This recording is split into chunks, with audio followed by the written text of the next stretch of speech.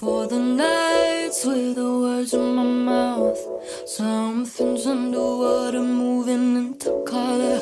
Oh.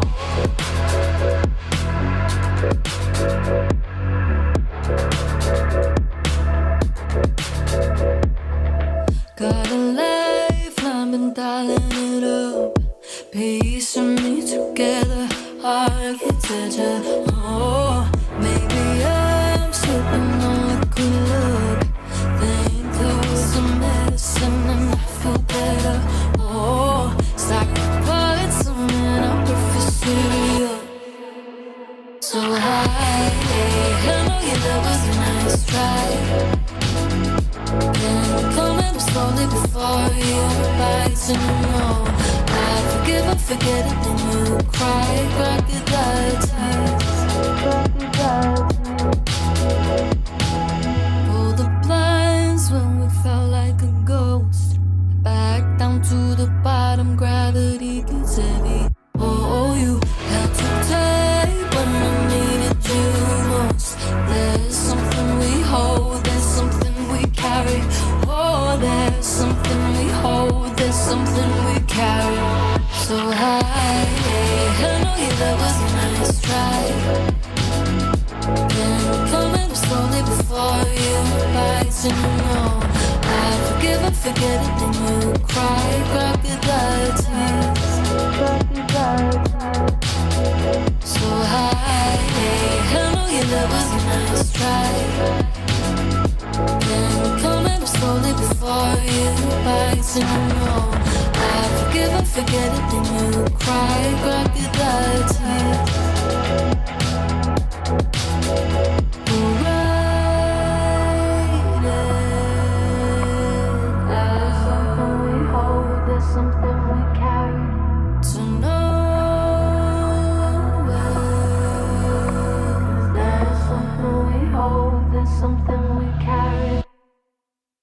So high, I know your love was a nice try. Been coming slowly before you bites and you know I forgive and forget it, then you cry. Crocodile tears. So high, I know your love was a nice try. Been coming slowly before you bites and you know I forgive and forget it, then you cry. Crocodile tears.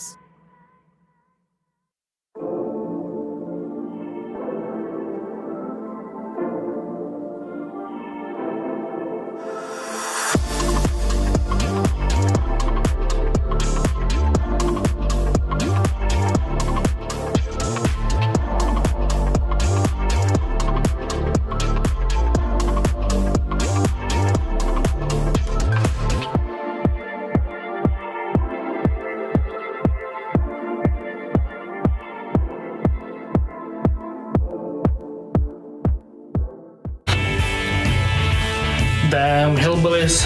I'm disappointed in the asshole. Can't believe they do that to you, man. That's fucked up. It's all unprofessional. Magic said Kerrigan body shame. Australian Counter-Strike now is probably at the point of where American Counter-Strike was in late 1.6. You know what? Our Inferno is so clean. This shit is fucking beautiful, but it's also dangerous. You sick bastard. They just finished checking PC. Hello? We'll give you the world.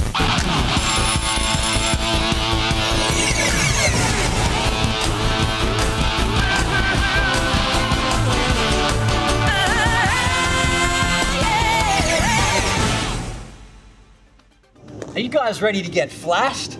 Let's go. Flashing. Flashing. All right, all together now. Flashing. Anti-flash. Flashing. Anti-flash. Flashing. Anti-flash. Good as energy. Flashing. Anti-flash. Flashing. Anti-flash. Yeah! How was that? How low can you go? Time to teabag. Let's do it.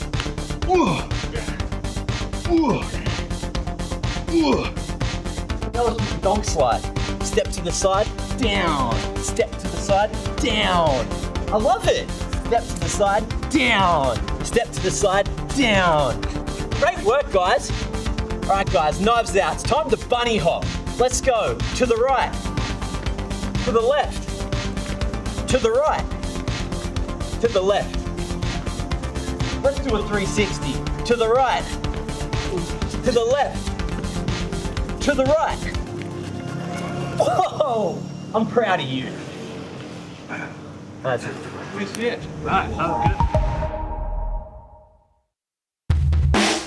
Real Game Podcast, check it out. The Jason Raw Game Experience. Counter-Strike by day, Jason Real Game Podcast by night. All right, welcome to the studio. This is a little bit of a different episode this week. We have a guest, and it's going to be a highly controversial topic. So, welcome to the studio. If you could just introduce yourself for the audience. Yeah. Thank you for having me. My name's Morpheus. I'm coming from the League crew. We're the leading hack v hack platform currently in Counter-Strike. We're creating, developing cheats, and making sure that the future of Premier and matchmaking in general is under our control. Yeah, and we've obviously we've changed your voice and hidden your face for this. Just, I mean, it takes a lot of courage to kind of step out of the wheelhouse and come in and do something like this, and just kind of, stand up as the piece of shit you are to the world as a cheater. Listen, let me tell you, this is the concept we're building towards, my utopia of the future. I envision the Premier platform to be a perfect HVH community, meaning every game you play, you'll have competitive hackers on either side, building to a tournament in the future where we could actually have a LAN which is built around the philosophy of HVH, hack v hack, Counter-Strike tournaments. Now, you might not think that's possible, but it's the dumbest fucking thing I've ever heard. We've got an army of cheaters ready to take part in this, and people just think, oh, they're all using cheats, there's no gameplay, there's no tactics there. You would be wrong. There are plenty of tactics. It's all about the grenade placements, which cheats to use, which weapon to pick up, which synergy is going to bring you the win each and every time. Yeah, but if you can just shoot someone through a wall with a revolver, with a scout, like where's the skill? Where's the competition? How do you out-hack another hacker? Whoever can develop and creates the best cheats. That's what you're not seeing here. It's a whole different skill set, a different discipline, understanding which cheat you have, how you can get the edge over other cheaters, and who can deploy the most damage each and every time. It's all about coordination, setup as well, and we want to create a league where people feel comfortable cheating and showing off their hard work. And you feel you're okay with all of this? Like you're okay? I'm totally fine with this. Like we don't go near. Like, don't get me wrong, we don't go near the professional scene. We're not interested in your Faceit. We're not interested in your LAN tournaments. We're creating our own ecosystem. We want to create a hack v hack community. That's the big objective here. And the only way we're going to get people on board is by showing them in Premier how accessible it is to join our community. And let me tell you, as soon as you play against a cheater, that little voice in the back of your head telling you, oh, what if I just got cheats? Just in case. If someone cheats against me, I'll just have them ready to fight back. And that's how it starts. That's how the seed is planted, and we keep bringing on new members every single day. I don't roll like that. I've never experienced anything. I think this is all crazy. You work with your teammates. That's how you play the game of Counter-Strike. You play against actual honest competition. I think this way is... Think you're ever going to get bored of this? Think you're ever just going to turn away from it and just look at it one day and just be like, you know what? I'm done cheating. Unfortunately for you, this is just the beginning of our assault on Counter-Strike. Me getting on this platform today is significant. And Counter-Strike, you can do everything you want, everything in your power to try and shut us down. We keep coming back like cockroaches. Every single time you update VAC, we will find a bypass. We will find a way to deploy the spin bot. Counter-Strike by day, Jason Real Game Podcast by night. Make it quick. Oh, I will. I mean, Western Wolves are all former CSS players, just like the five of us. Hello, I'm Henry D. Greer, survivalist, award-winning botanist, and classically trained swordsman. Oh, you sick, twisted bastard! I hope they lock you up! Oh, God! I don't care about this fake flag. Oh, he's Japanese, is he? Japanese with 20 ping. Do free now. Takes one, takes two, takes the third, do free! All right, still the lobby here, but I'm here with Fallen. Now, Fallen has seen more Counter-Strike than you could ever hope to in your life. Isn't that right, Fallen? That's actually true. And so, under these circumstances, this is what we've got to look forward to. We got Group C, we got Group D. If you don't mind, let's go through Group C and what you think, who's coming out on top on either side. Maybe give me an explanation on a few of them. Mouse and Rooster. Hard to think Mouse is going to lose here. Big favorites. One of the best teams in the world right now. It got to be Mouse. Circle the winners, please. Winners? Yeah, winners circled. Okay, that would make sense. Checks out. Rooster. Yeah, easy. guess, but you never know, right? True. There's a chance. Imperial versus Big. Gotta go from Brazilian fellas here, because otherwise it's gonna look bad. Because otherwise, but Big has a good chance though. It's gonna be a good game. Complex versus M80. Oh, that's the A class. M80 has been doing some good damage against all the American teams. I can see on some qualification tournaments and stuff. But I still think Call is favorite here. With Elige over there running the show. Can you talk about that a little bit? Elige, if he's hitting hard, he's hitting hard. And now we have Astralis versus Fnatic. Blame F Fnatic, huh? Oh, this one is spicy. That's great. I think Astralis is a little bit favorite, but Blame F, maybe he's gonna come with the law of the X, you know? Yeah. You know? Yeah. You know what I'm talking about, right? I know what you mean. Exactly. So the law of the X. Okay. Go this one. Fnatic over Astralis. Hold on, we got your own group over here now. So you've got, obviously, you know, this one, we're not gonna make you call right here on the spot, but let's start. These are the opening matches. So what do you got? Who do you got? Well, same as Malls, right? They're just bigger favorites here than this team, so Vitality should be winning. Liquid versus ENCE. Liquid's been in good form. I like the way they have been structuring the new team. ENCE now has a new coach though, new blood. You never know how Mastermind Glaive is gonna show up with his new fellas, with the new coach, but I still think Liquid's favorite. Let me pause you right there. These guys, tell me about their story, where they're at right now versus perhaps, you know, before.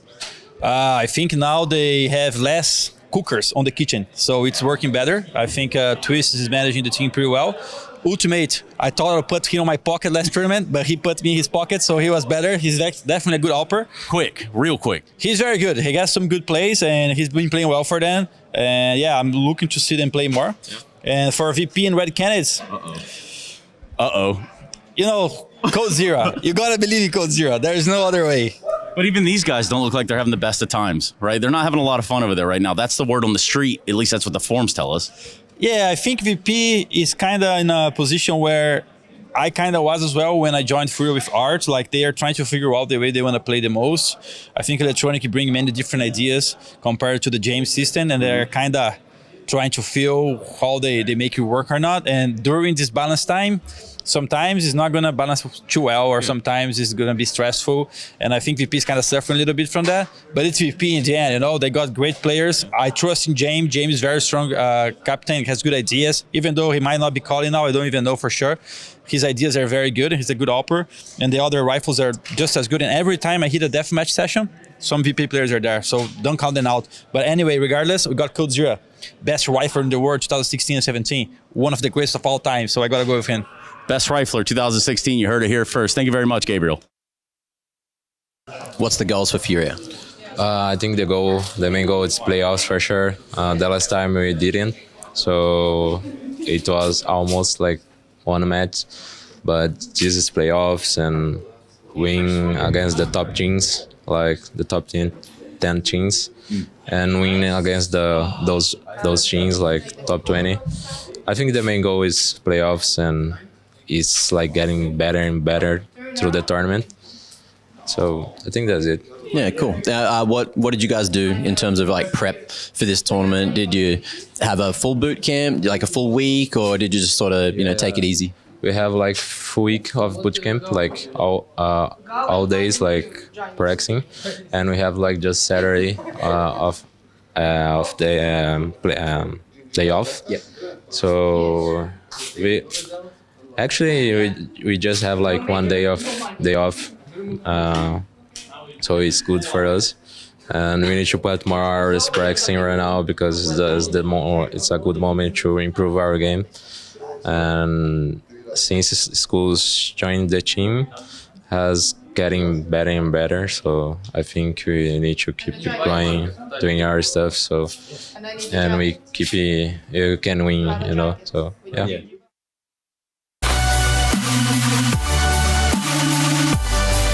The egg roll next to it, filled with minced duck and mozzarella, to me was the single best item at this restaurant.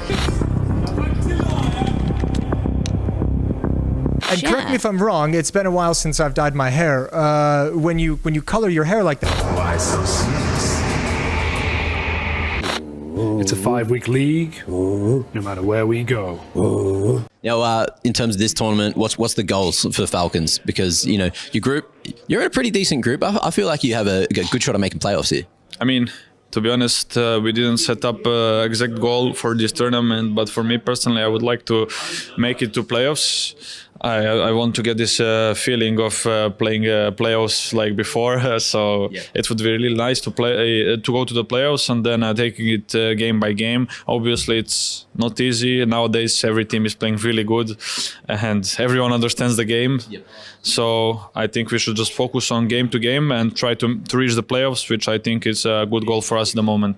Now, in terms of today, you've got this, you've got SSD set up. What else do you have to do? What's the main things? I mean, usually yesterday was the travel day, and today is like kind of, we call it a media day, where we go breakfast in the morning, and then we go to the media where we have to do the photos and then some hero shots, some small videos, and then obviously after it we have to do some interviews, like individual or group interviews, and also we have to do some social media things. So it's a lot of small things, but it's not much, but it's like small things. And then after it, we just gonna do an SSD setup, which is gonna take like 30 minutes. It's a short one. I mean, depends how fast the players are, but I think we're kind of used to it. We played many tournaments long, and it's just gonna be 20 minutes. And after it, we have free time, but we're gonna use it to practice a few maps. So we're gonna be ready for Furia. Now, in terms of the CS, leading into this comp, what kind of extra prep did you get going on the backside? Did you have to do too much, or are you just doing the same old thing and letting them do the counter-striking? I think we are heading in the right direction. Obviously, we would like it to go a little bit faster. We can play sometimes really good. I think that also shows our last couple of games. We've won 4, 5, 6 games in a row, I think, while we were in Serbia, and then we all of a sudden lost 4 games. So it's kind of how it is with Falcons right now, and I think the average line is progressing in the right direction, and obviously this is a good test for us to see where we are now. But the big goal is for later to qualify for the Shanghai Major. Is Sampai's here? I noticed I haven't seen him. Is he not flown in yet? Or what's going on? He is here. He arrived yesterday just like anyone else. I think he's just doing makeup right now. Okay, right. I might have to go catch him as well. He's been, at Cologne he had a pretty good performance. He had up and down performance, but on the highs it was, as you said, pretty bloody good, wasn't it? Yeah, and I think that's you kind of characterize our team right now, that whenever we are hitting our shots and the communications in a flow, then we are playing some really decent CS, but unfortunately sometimes we just drop off, and when we drop off, the bottom level of our team right now is where we have to put our focus, and that is where we have to improve, because we need to be able to not have everyone hitting on all cylinders in order for us to win games, because that is simply impossible. So we need to create that more consistency. I guess that's the word I'm looking for. In terms of the mental, who do you think is the, in the server? Obviously, you have to chime in with a timeout to maybe pull them back sometimes, but who do you think is the most mature that would be like, come on, guys, let's just bring it back and be able to, bring the mood back up out of everyone? I think it's tough to say someone specifically. I think it takes turn. When you're having a good game, it's obviously easier for the players to get the rest going, but you can definitely sometimes see that you have a few players who have tried a lot in Counter-Strike, and they have a lot of experience, especially when it's tough. They still try to get the job done. But overall, I think we have a very experienced team, also showcased on our average age of the team. But for me, that is definitely not in where we are lacking the issues. I think everyone is very mature, very hardworking, looking into where we can improve as a team, and I think that's the most important thing. Yeah. Madden said that you guys hadn't discussed goals for Pro League, but in terms of on the spot right now, what would you say the goal is? Like the main goal, is it playoffs? Is it just take it one game at a time? What do you think it is? I mean, I think it is to hit playoffs, but again, for me, it's about the progress, to see that we are still improving. But I will be satisfied with the playoffs, because you also have to have a realistic approach to how we've been performing throughout the year. If we just say that, okay, now we want to hit semifinals, I think we can very easily be disappointed. So it's a tough field nowadays with CS, and it's more mental than ever. And if you're not coming based off any success event that we haven't had throughout the year. It's a grind, and we have to also accept that things are not going as fast as we wanted it to. So to set too high expectations and too high goals for us is what, as I said, you will be easily disappointed. My father? Yes. Your father. Why do I give a fuck? Why do I fucking care what my oppa's going to do at the start of it? Why did they get that much? Why are you all fucking yelling at me, blood? Why can't I fake a fucking accent if he fakes one every day? Because people don't want to hear an Australian accent, you Scorpions that'll sting ya, dingoes that'll stalk ya. And also, why were you not suspicious immediately? I was talking to Bro. He's obviously been here for... When did he get picked up? It was like January, February? After the major in April. Okay, so around then. Yeah, after the RMR. Okay, and he's been integrated really well. He's played some insane rounds for you guys. What's it like playing with Tim? Of course, he came from like a mixed European English-speaking team, but coming into a Danish-speaking team. Do you think that that's affected him in a positive way? Yeah, I'd say so, for sure. I think that CS has played a little bit different in mixed European teams. Mm-hmm. What you usually see is way more individual decisions, and I think that it always takes time to readjust to a new team and a new play style. But he fits well, I would say. I think he's really good, and like his aim also bails him out a lot of times when he's in tough positions. He's a really good aimer, and yeah.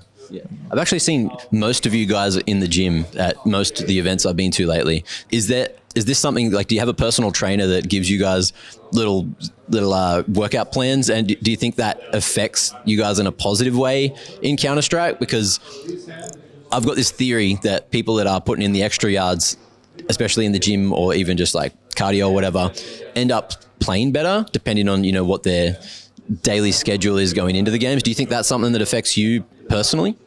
I mean, yeah, for sure.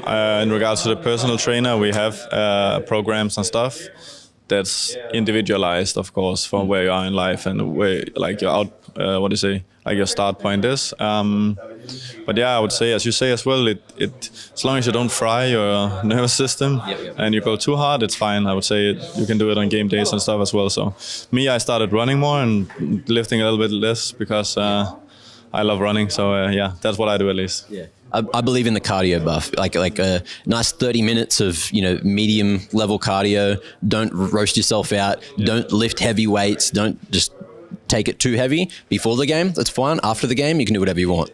But do you think that sounds good? Of course. I think the most important thing after the game is just to realize that we play CS. There's a lot of stress involved, but you don't really get a way of getting it out of the body. So you have to get that adrenaline out some way. And I think it's different for a lot of people what they want to do. Some people just want to relax, go to the sauna, stuff like that. But some people involve jaming into the whole system too. That's just one of those things, man. Yeah, I can't comment on that now. No. What do you think about him? Do you think he's a hectic jamer, or do you think he's more of a gymmer? Jamer or gymmer? Man, of course I'm going to say gym, but yeah. Who knows? We'll leave that as another mystery. Thank you. Thanks, Devas. No worries.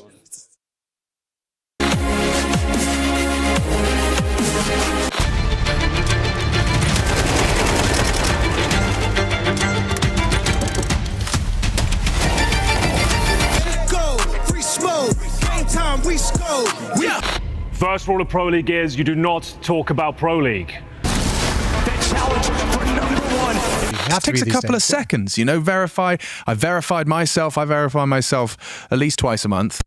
ESL Pro League Season 20 is brought to you in part by Intel, Acer Predator, DHL, Kadia,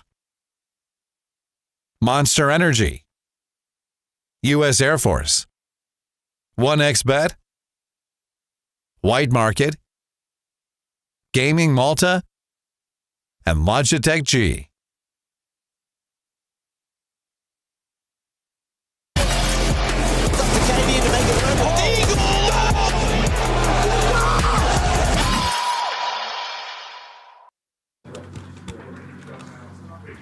Previously on ESL Pro League.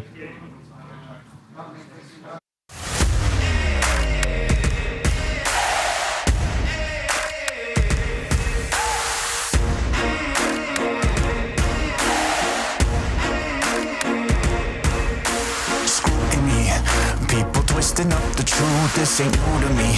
Since the age of 22, I've been using it like it's fuel to level up, like it's champagne in my cup, like there's nothing interrupting my pursuit of dreams. There's a vision in my mind, it's consuming me. Take my confidence combined with opportunity, mix it up with unity, soon to be the greatest of my generation, Operation Victory. Fight or fly, we will stay, through the perils we dare not to stray.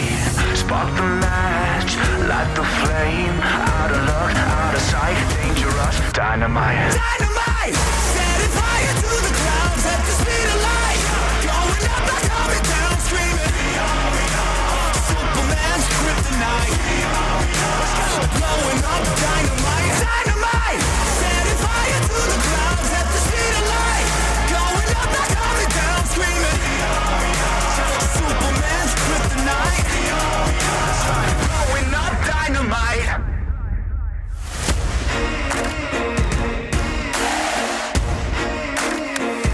Check it. Troubled days, lonely nights, lot of tears, lot of fights. Big dreams met with bigger lies. It ain't what it seems from the outside. On my downfall they pray. Will I surrender or will I betray? Given the trauma that lives in my brain, or use it to fuel up the fire in my veins. I never complain, I boss up and do it. If there's a battle, I fight my way through it. If the wind blows, I thank God that he blew it. Cause what is a blessing depends how you view it. The fruits of my labor are in abundance. Indispensable, I'm not redundant. Incomprehensible the way I've done it. When the struggle pushes me, I'll shove it. I'll rise above it. Fight or fly, we will stay, through the perils we dare not to stray. Spark the match, light the flame, out of luck, out of sight, dangerous, dynamite. Dynamite! Setting fire to the clouds at the speed of light. Going up, not coming down, screaming. Superman's kryptonite. Blowing up, dynamite. Dynamite!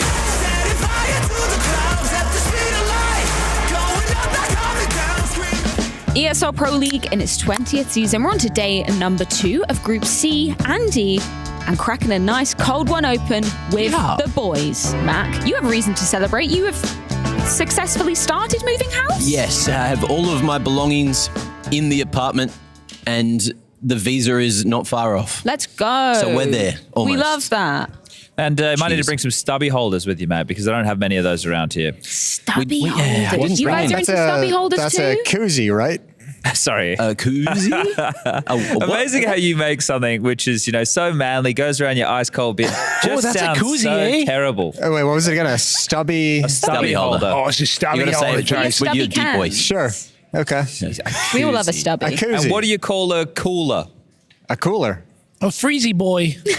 No, that's the most Britishified. That is the most Britishified statement. I made that one up. Don't worry, Jason. We don't use stubby holders. I don't know what a stubby holder is. Yeah. It's a koozie. Oh, of course. That clears it up. I was introduced to this because I'm with a Canadian, so that is very important in their culture, is to keep their beer nice and cold. But we just drink the beer too damn fast, don't we, Hugo? Right, we just chug it. We get it down us, we don't need it to be keeping We cold. sink a pint before it gets warm. You drink warm beer. You also we bloody drink love cider. a warm beer. That's We the do stubby like all- holder. Yeah, I've never You seen just that. have a stab No, at everyone they're that drinks super cider. unnecessary. No, I don't Yes. think that exists. Also, what? You're drinking out of a bottle of beer. I have a pint glass, me. Or I a- sink it. Or a tin can. A tin can. Well, no, budgets A tinny? are really struggling right now. Well, sorry. Hey, nothing wrong with a tinny. They taste different out of different vessels. Okay, I understand. Viewer mail. Whoa. Thank God. What's that? It's viewer mail. Oh, yeah. I hope Saving the they're asking about koozies. I don't think they would have started yet, Jason, but maybe, whoa, okay, Jesus, that looks intense. That's a freeze frame right there. That's a real conversation going down. What emotion would you describe that look as, Chad? Excitement to talk to Donk. Okay. Is that actually a freeze frame or have they edited No, that? that's a freeze frame. Oh, my God. Well, we do so many things. We're on camera all the time, Oh my they're God, gonna find Doc, a you bad play on frame. 4x3 stretch? Oh, that's Me crazy. too. I've never done that. It's so pixelated and I can't believe you actually frag like that. Wow, Jason. Do you think is Chad, that what I sound like? I really That's a little like bit what that you sound like. I image. feel like- You don't look like you. You kind of look like a cursed, like Darren Brown. Like, Okay. yeah. Let me catch the bullet. Okay. Isn't that what he does do that He does in catch one of them. bullets, yeah. That's great. Well, It's a good look, Chad. thanks. I'll try and do that more. Like, exciting. Needs more cowbell. More cowbell. What's cowbell? Another song with Mac from Your, but with cowbell. Oh, the Do we have one? throat singing. I don't know if we have a cowbell. We do have, Hugo, you don't like loud noises, so we have this thing. Yeah, I won't do that. I'm just kind of triggered because enough people have put that in my ear. No one should gone, put it close to your ear. Yeah, it's yeah. like really. Yeah, no one should. Anyone who did that, man. Yeah, like, Harry, I'm bloody watching you over there. They should feel ashamed. Probably leaves half-eaten Pringle cans around. Right, hang on. We can't start this. I swear to God. Viewer, man. Hey, EPL team, hope all is well with the team in Malta. As Fnatic have slipped down to the Tier 2 in recent times, what do you guys suggest the black and orange do the hop? Wait, what? Do to hop back up to Tier 1 competition and start brawling with the big boys in CS2. Well, beating Astralis was a great start. Yeah. It was a nice first step, wasn't it? Yeah, so they are doing what is necessary. I think Pro League is a good tournament format for them to play lots of matches. And then if they do make it all the way through to the playoffs, which 16 out of the 32 teams who are here in total have an opportunity to do so, which is pretty good odds, I'd say. 50%.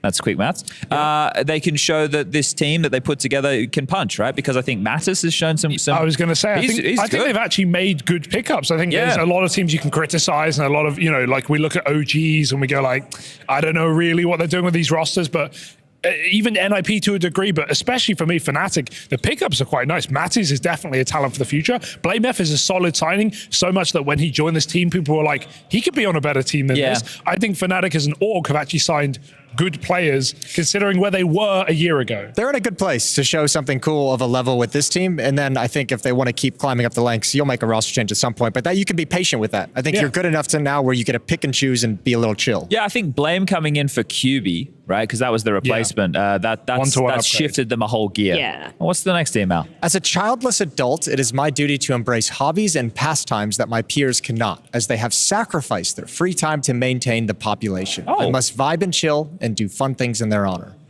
Okay. Is the question, what fun things do I do?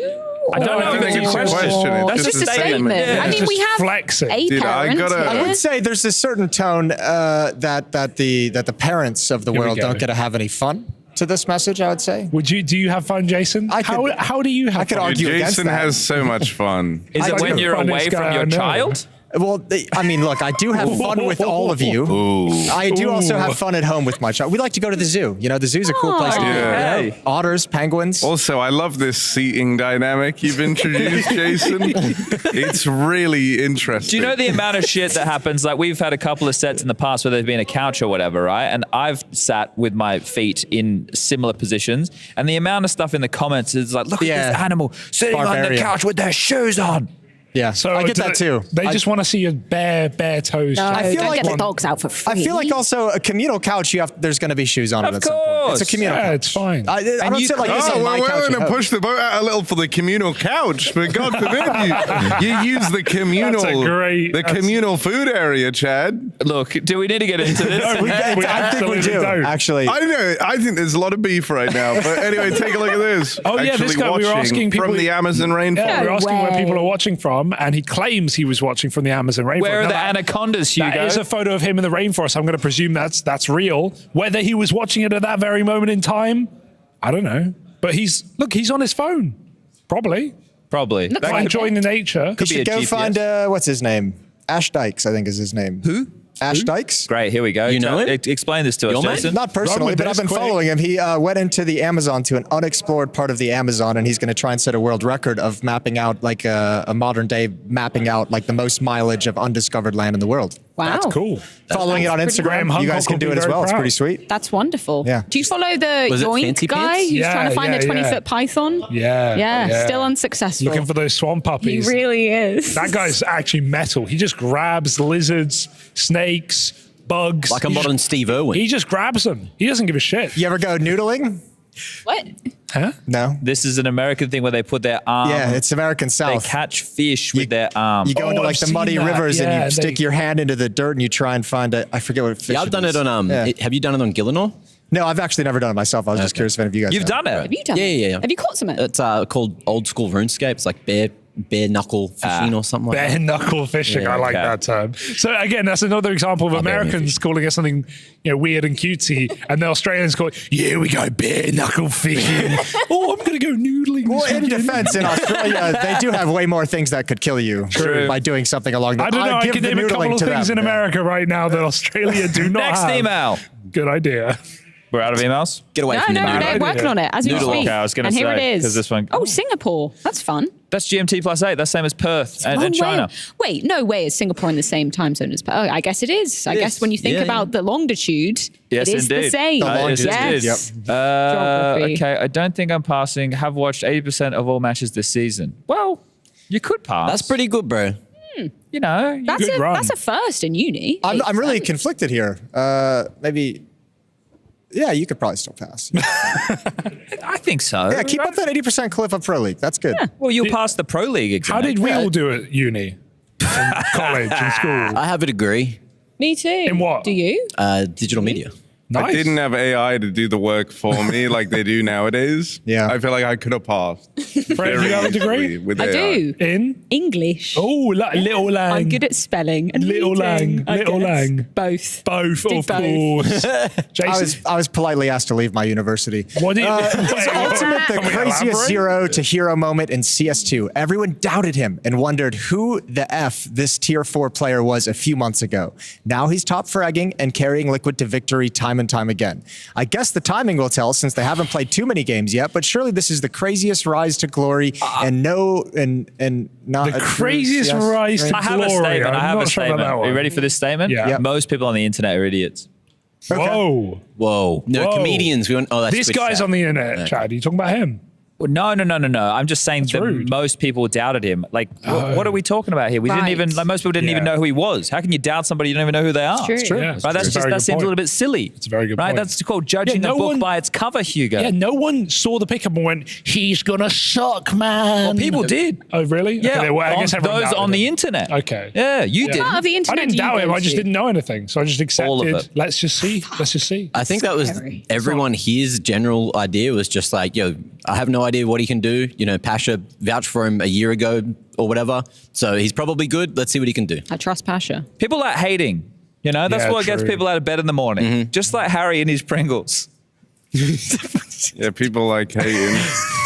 Can we just People get the, like well, this hating, tension, don't this they? Pringle tension is palpable. Can we just maybe get it out of the way? Yeah, let's Look, just. look, I think we need I'd some like to therapy. think not we that dealt deep. with it. It's really not that deep. It doesn't feel dealt with. Maybe for the I film, don't we know, might it need a whole feels pretty 60 dealt with, minutes. doesn't it? The way that it's been referenced a handful of times already. A handful, just like the amount you left. Huh? Exactly. Could have Just finished like the the Pringles. amount. What's an appropriate amount of Pringles to take before you put the cap back on?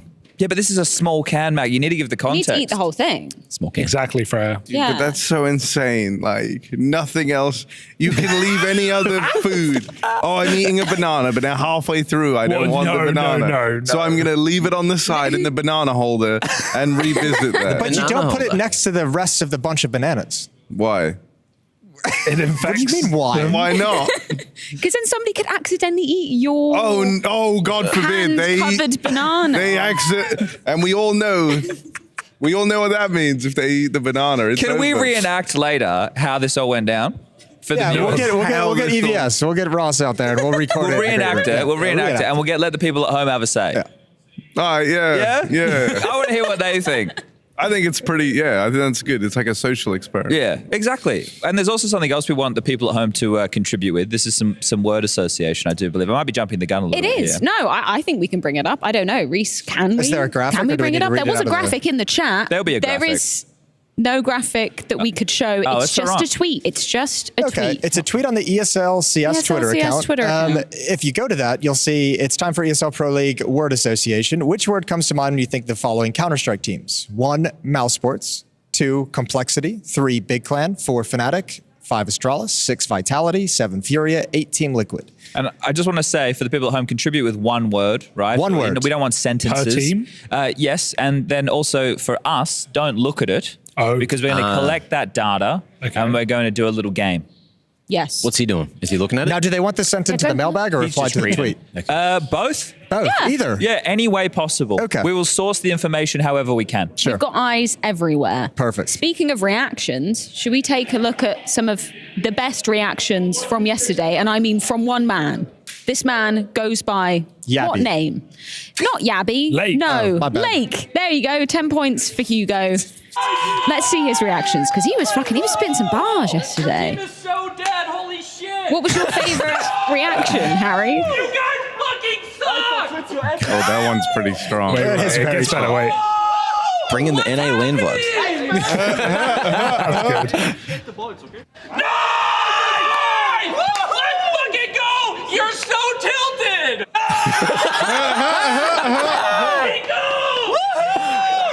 Horrible! Look at me, Ricky! Look at me! That's the best. Yeah. That has That one to is be the the best, best. yeah. You're horrible. Look at me, Harry. Look at me. That's the best. That's Harry. I feel like you've got a grudge right now, man. No, what? Do you want to yell at me as if you're Lake No, and no, I'll no. be Ricky? You're so tilted. I know don't what? need to yell at Yeah, it. go. I got a couple of Pringles back in the group. Let me tell But you. that right there, the look at me, it reminds me of Semphis. I've told this story a bunch of times, but Go on. you know, Tell it as again. Adam from DreamHack reminded us, 80% of our viewers are new every time. You remember that line? I do remember that line. What a line that was. It was a good line. It was a powerful line. That's Stuck how we with could us all these rehash years later. doing the same Yep. thing every segment. Anyway, kill me. Let's keep moving. This Semphis bit was really good. So this was against Clan Mystic. Oh. And so back in the gymnasium in Katowice, you've been there? You've been there. Yeah, you know yeah, what yeah, that gym's yeah. like? It was square. So they would configure the tables in like a square. So they would be like one row, one row, one row, one row. And so you'd be playing the team directly across from you, right? So, well, not always. But anyway, in this match, Clan Mystic was playing against Semphis' crew, which was Complexity at the time. Correct. And as Semphis' banter, he's yelling at GMX. He's like, GMX, look me in the eyes, GMX. And just talking shit like that. It was so good. And this is when it was big boy Semphis. Like, Yeah, you know, not Rip Semphis. Not Rip Actual Semphis. big boy. It was some of the best smack talk I've ever witnessed live. Yeah, I mean, the fear about that specific smack talk, Jason, is that Complexity don't have anyone on that team who can say it back. No one who can respond. No one can respond. No, they got no one. Have you ever seen Grim yell at anyone? I haven't. No, Halzerk's the only one on that team who can do it. But he only rages at himself. Yeah, no, exactly. no one else. It's no outward energy from that team. Lake doesn't speak Norwegian, Halzerk. It's not going to work. No. Who was the best shit talker back in your day? Hostile was good. Okay. He was an old West Coaster. Okay. But everyone talked shit back in our day to some extent. Like literally everyone. You had to. Because every tournament was so close. Like we'd be playing like these two couches would be basically two setups. We'd be playing in like, you know, freaking Best Buy storage rooms. Do people remember the Shaguar one? Shaguar, the Sweets? What Up Now, Sweets? What Up Now, Sweets? Yeah, there's a little fun tidbit with that as well. That was the pilot episode they recorded for the CGS, and it was in 1.6 before they ruined it and made it Source. Yeah, and they asked him to spice it up as well because it's American television. Yeah. Taz is a notoriously good shit talker. Is he? From back in his day. Yeah. Okay. Taz is notorious for it. What was in your heyday, Chad? Who was the best smack talker then? In Australian land, Counter-Strike was very similar to what Jason was talking about. But locally, I guess in Perth, there was a guy called SAS Trooper. Danny was his name, and he was pretty good at it. He was so loud all the time. They even fooled a team that they were playing against that they were saving, and he was arguing with a teammate who kept fighting, but it was him who kept fighting. So his teammate was in the back of the side, like goblining for a defuse. Yeah. And he's like, Troy, stop fighting. We need to save that AK. Just yelling at him. So they all start hunting. And this guy's in the back of the side, defuses the bomb, wins the round. It was the best thing I've ever seen. That's actually beautiful. Yeah. That's magical. Like LAN back in the day, you probably had a few of these. Yeah. There was one of them, I was sitting behind in a LAN cafe watching, and there was a competition was on, and this guy came in. His alias was Knuckles. This will be funny in a second. And the guy who I was sitting behind watching was Sephiroth, and like this guy comes in and starts yelling at him. He stands up, he punches the guy, he falls back on me. Next minute, they're out on West Coast Highway. You've been there in Scarborough, fighting on the road in Scarborough, just throwing punches.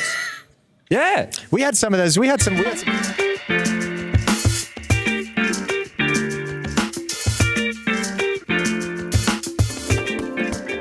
Hi, it's Bob with Faceit. Did you know you can customize your live stream experience on Faceit Watch? Yup, that's right. With the POV selector, you can choose up to 4 different perspectives, from the broadcast feed to your favorite player's view. So if you miss a kill, it's on you. No more T-Tours and chat. But wait, there's more. We've got a you watch, you win situation in here. Watch ESL Pro League while having the chance to get skins and Faceit points. Woo, look at this one. Change the channel and control how you watch.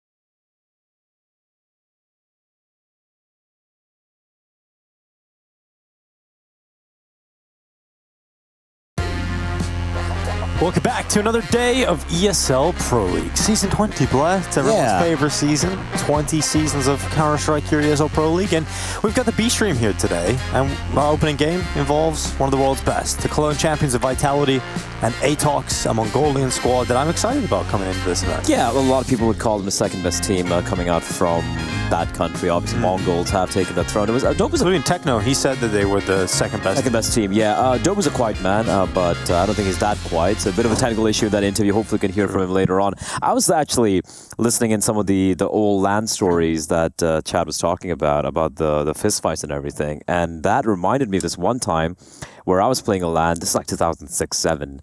And I was just trash talking. I was just like hurling abuses. What were you saying? Oh, I am not going to repeat some of the things I would say. I'll get cancelled in a heartbeat. Fair enough. And then this guy, he just gets up. Because he couldn't trash talk as good as I could. Comes up to me. We won the game, by the way. Comes up to me and just freaking punches me. Wow. And then that devolved into a fight right there. And somehow we got back on and finished the game, and we won. Oh yeah! So that's my LAN story. When I did an Irish LAN back in the day, there was another situation where someone drove away to get Subway for all of the teammates, and he came back and he didn't get a sandwich for one of his teammates, and they started fighting each other, rolling around on the floor over a sandwich in front of the caster setup. And I was commentating. Counter-Strike players are animals. Yeah, I was commentating another game. I was like, oh, now we're seeing some players. There's a bit of a scuffle going on in front of the caster setup. So you did your first MMA cast right there. It seemed to be an issue here. One of the players has not been given a sandwich, and he is now laying into him ground and pound. And that was kind of how it went down. But they were friends right after. So yeah, a little bit of fisting makes people friends. Yeah, it's always the way to go, really. It breaks barriers, and it's a great breaks a lot of barriers. Icebreaker. Anyway, we have got the chat today again. Ladies and gentlemen, you guys have been tuning in every single day, and we have created a bit of a rapport with everybody, I think. There's some names we're getting used to here in the chat, and I'm looking forward to that. So we'll continue to take questions and talk to you guys in the chat throughout today, especially throughout this first game, which is Vitality versus Atox. Now, Vitality sporting their new jersey, the polo in full effect. Looking forward to seeing how they're going to be on the server, though, because this Vitality coming out of Cologne, will they be able to hit the ground running again coming in? I'm sorry, I just have to... Is it a question? No, not even a question. Just watching no says, guys, can Falcons win today? Falcons is the first. I haven't heard that before. You haven't seen that before? No, I haven't. You haven't spent time in the Twitch chat, man. Yeah, I usually don't, but I do believe we have something that production's it's so up beautiful today. It's one of the most beautiful things in Counter-Strike. Let's take a look at Apex's reactions, because that's got to be one of the best things we've got. Every game I see him, I wouldn't expect them to. That's really cool. Dude, this tongue. He's doing a tongue movement. Bro, that's yeah. Dinko, man, that takes some coordination. That's pretty impressive. He's got a tongue down. He's got his fingers down. Yeah. It's amazing. This is one of my favorite things about Apex. It's just like seeing the reaction cams. I've always asked for like a string of cams that we can just take a look at, so we just keep going through them, because there's just so many you could look back on over the seasons, over the years. Yeah. And I think for Apex, it's just, he's a beautiful character in our world of Counter-Strike that we've got, Blair. He is. I think we have more coming up from Apex. And it's like every tournament. Look at the face! Oh, putain! It's always the best to commentate. It's so good. It's so good. I mean, he has even better ones, I'm sure, that haven't even been caught on camera. There is one legendary one. At Cologne, I was saying we should have a dedicated camera team just on Apex, because I would pay for so that. much content. Like Faceit watch, but only for Apex's face. We have another one coming up. Yeah. I think I'm actually looking forward to this one through, because Oh, but bro, whenever I have a place, that's crazy. I just love how his teammates are sitting around him, just like, hey, Apex up. It is so funny that he's the IGL, right? Yeah, he's yeah. the IGL. He's the most animated lunatic on that team. It's so good. I love Apex. I think my favorite. Yeah, I think we have another one. Okay, the production's just going. Keep him rolling. Keep him rolling. We're just gonna see how this one is. Oh, legendary. Didn't even get to hear what he said, but you can just tell. A lot of French words, I'll tell you that. What do you reckon emotions he was feeling here, Blah? If you could describe some of the emotions on display based on the body language. Just looking at that face, he's got that stank face, but not a good stank face. He's got the frustration. Yeah. What? He's happy now. What's the little tongue like? I haven't seen this. I haven't seen this. Looks like this. he's just seen a demon or something. It's very. How can a man's face change so much in a span of a couple of seconds? Tongue usage. It's amazing. Yeah, putain. That's the one word I heard him say. I think Sigma. Sick one. It's so good. It's this is so good. And he's sitting beside Flames, who is also a big character. You know, I think Flames is a hilarious guy. Yeah, Flames is hilarious as well, but he looks completely stoic beside Apex, who was who mainly wears his heart on his sleeve and started the game. I think we have one more as well to take a look at. It's just a lot of tongue. Oh yeah. He's a very passionate guy with his tongue. Very talented, I'm sure. He might be the best tonguer in the world. Yeah. At least in Counter-Strike, that's for he's sure. definitely the best. He's got the best tongue in Counter-Strike. Yeah. That's what we'll say about Apex. Great tongue action right there. Well, he'll use it to call some strats around Atox today, Blah. 100%. I'm sure he's got some semblance of a plan to handle the Mongolians. All right, let's reel in it, guys. Apex always makes my day. Tongue in cheek. A little tongue-in-cheek action there. That's going to be taking place. There he is. Right now, of course, and there he is. What are your thoughts on the jersey? I like it. I don't like how he's done his top button, though. Yeah, come on. It looks like his first day of school. Come on, Apex, open it. It feels so suffocating, right? It looks like on their first day at school. It looks like a 1940s cricket team. I love it. Like they're all going to stand together. A 1940s cricket team. Smile. Yeah, that's amazing. I mean, they do have a Mezzi, so he'd be like, all right, lads, let's show you how to play cricket. He's probably play cricket, yeah. 100% Mezzi seems like someone who's played cricket. The Cologne champions, right? Best team in the world, some people might argue, although if you ask JL, he'd be like, no, we're number one. Zywoo's going to be playing. I got him in my fantasy today here. Flames, Spinks as well. I think they peaked in Cologne. I think it was a big win for Mr. Apex and Zywoo as well. And they're going to be starting their run here against what should be on paper easy opposition. What are you smirking at? Are you looking at the chat? I'm just looking at I'm looking at the chat, seeing their reaction to the jersey. Listen, Laszlo Tabor, I'm not trying to bait you guys at all. You guys do what you have to, say what you guys have to. Yeah, do what you want. But obviously, Vitality coming off the back of a Cologne championship. What an emotional time that was for Apex in particular, who was in pursuit of the Cologne trophy for so many years of his career. Finally was able to make that walk to the front of the stage and lift that coveted championship. And I think when you look at Apex, that is one of the world's best beer glasses. Champagne glasses. Yeah, sure, true. Man, I wish we had that clip for those of you who missed out. Dude, Zywoo looks like his IQ has increased by like 50% by wearing that shirt. Zywoo. And the glasses, the haircut. Dude, I'm worried for the world of Counter-Strike now. Zywoo is leveled up. He's about to discover gravity version 2. Like this guy is about to defy logic and physics. I can guarantee that. He looks like the guy from Attack on Titan. I forgot his name. Sure, some of you guys will probably let me know in the chat. There's a character in Attack on Titan. It's an anime. No, he's Zeke. He looks like Zeke from Attack on Titan. Well, and that's scary, by the way. Inferno up first here. Nuke is a second map play, and if we need it, Mirage. I don't think the maps really matter. We've only really spoken about Vitality, so let's give some time. Well, that's a nice look. Flames. Nice. What's that Mickey Mouse? Yeah, I like the headset on the head. That's good. But let's talk about Atox a little bit. I mean, we're pretty familiar with these players, right? Yeah, we've seen them over the years, especially you, right? You've seen these players around a decent amount, but yeah, you'll be familiar with the likes of Annihilation, who actually had his time in some when he was with the IHC. Annihilation was an IHC, the ex-Mongols team. He got removed and we picked up 9-10. We were like, oh, Annihilation's one of the best operator in the country, and then Mara's like, oh, hold up, I found someone else. Yes. Yeah, they've been around for a while. Cabal, he's a veteran. He's been around for a very long time. And right we're now. Dobu too. The young veteran, like to call him. He started very young in his career. And Miku, or Meek, some people might call him. I call him Miku and Yami. They've been. These are no names, Dinko, but it just feels like they are the. They might be the second best team in Mongolia, but I just feel like they just don't have the experience overall. They have boot camped in Europe quite a bit though, so it's not like they're strangers to playing internationally at least. Yeah, definitely not. And let's get into it. Vitality versus Atox. I think it's fair to set up the expectations that Vitality should be winning this series very comfortably this morning. Although we did say that yesterday with the Rooster game versus Mao's, and it ended up being a 3-map series. The Rooster actually should have won it, but I definitely have no doubt in Vitality.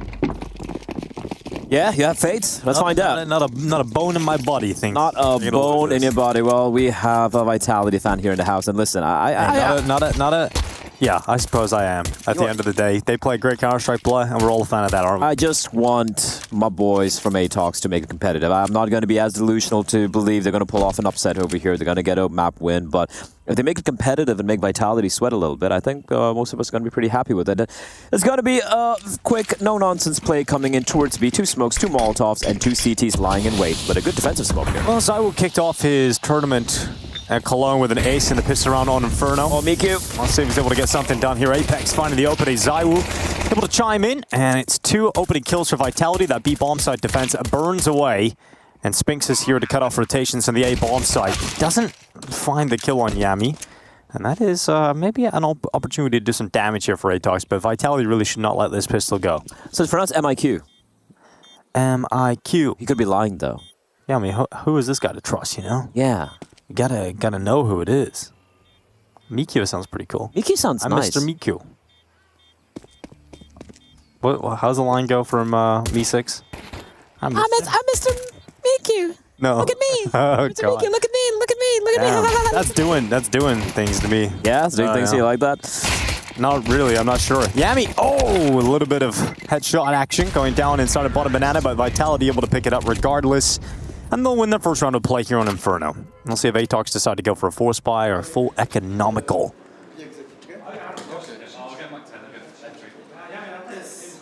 I like the Zywoo look. It's real good, isn't it? Yeah, leveled up. He has become death. He looks like an anime boss, you know, when he pushes the glasses up. Yeah. It's like the character from the dad from Neon Genesis Evangelion. You have no idea what any of these references. I find it funny. I just let you go ham on it though. It's great. I love the fact you could be so passionate without me being able to understand what I was talking about. It's great. But eventually I will play, you know? Eventually I'll learn all about it. Annihilation, the Deagle god. Oh, Spinks. Nice shot. Annihilation, unfortunately annihilated. If he had a Deagle, Dinko, he would have landed. Oh my god, that is tactical bombardment. That's the only M4 they had. At least it's been knocked back because of the utility. But if you're MIQ, you're wondering, oh, what? I didn't even see anyone, Dinko. He said he's from Mongolia, Blind. Now I trust him. MIQ. All right. It's going to be Spinks with a headshot back onto Dobu. It's going to be a double mag 7. You're not going to do a double mag 7 retake. It is. It's going to happen. It's going to be the first ever on Inferno. Double mag 7 retake with no kit, 1 smoke against 5. Obviously not going to be happening. But Caballas is going to wait inside the church and hope this mag 7 can get one on the way out. But it'll be a lovely 2-0 start for Vitality. What do we got in the chat today?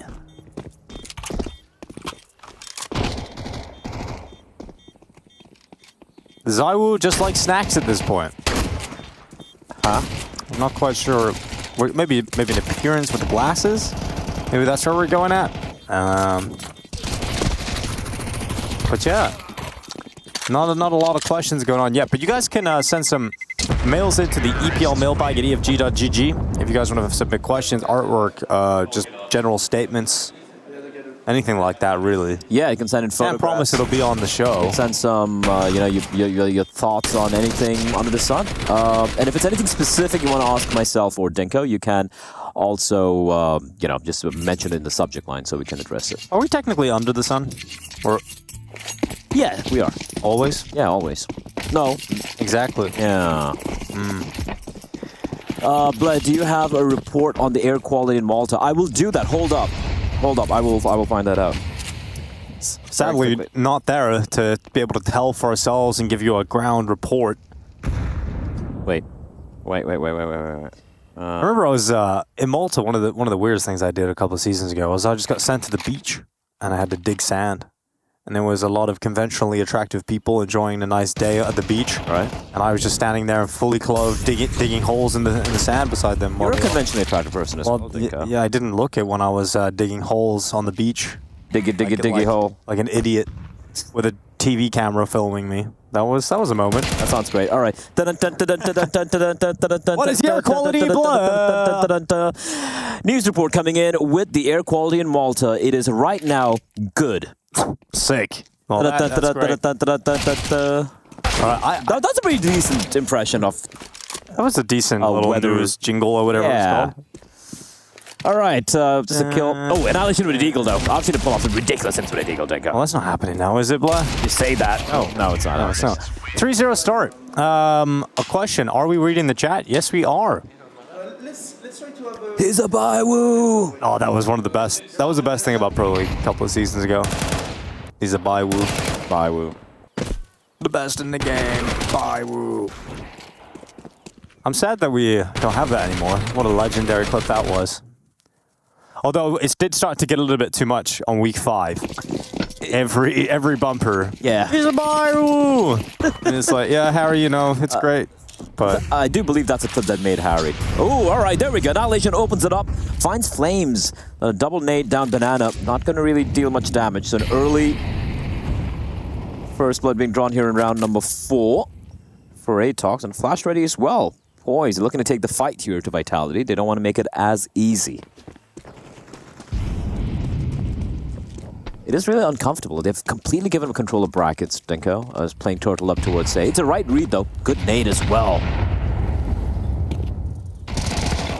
Ooh, Annihilation's AWP has found further impact, and Atox looking like they're going to grab their first round here on Inferno. Sphinx on. What's a realistic scoreline in your head, Blay? You know, if you're Atox coming into today, what would you be happy with? 13-5. 13-5? Oh, no, happy with? Yeah. A win?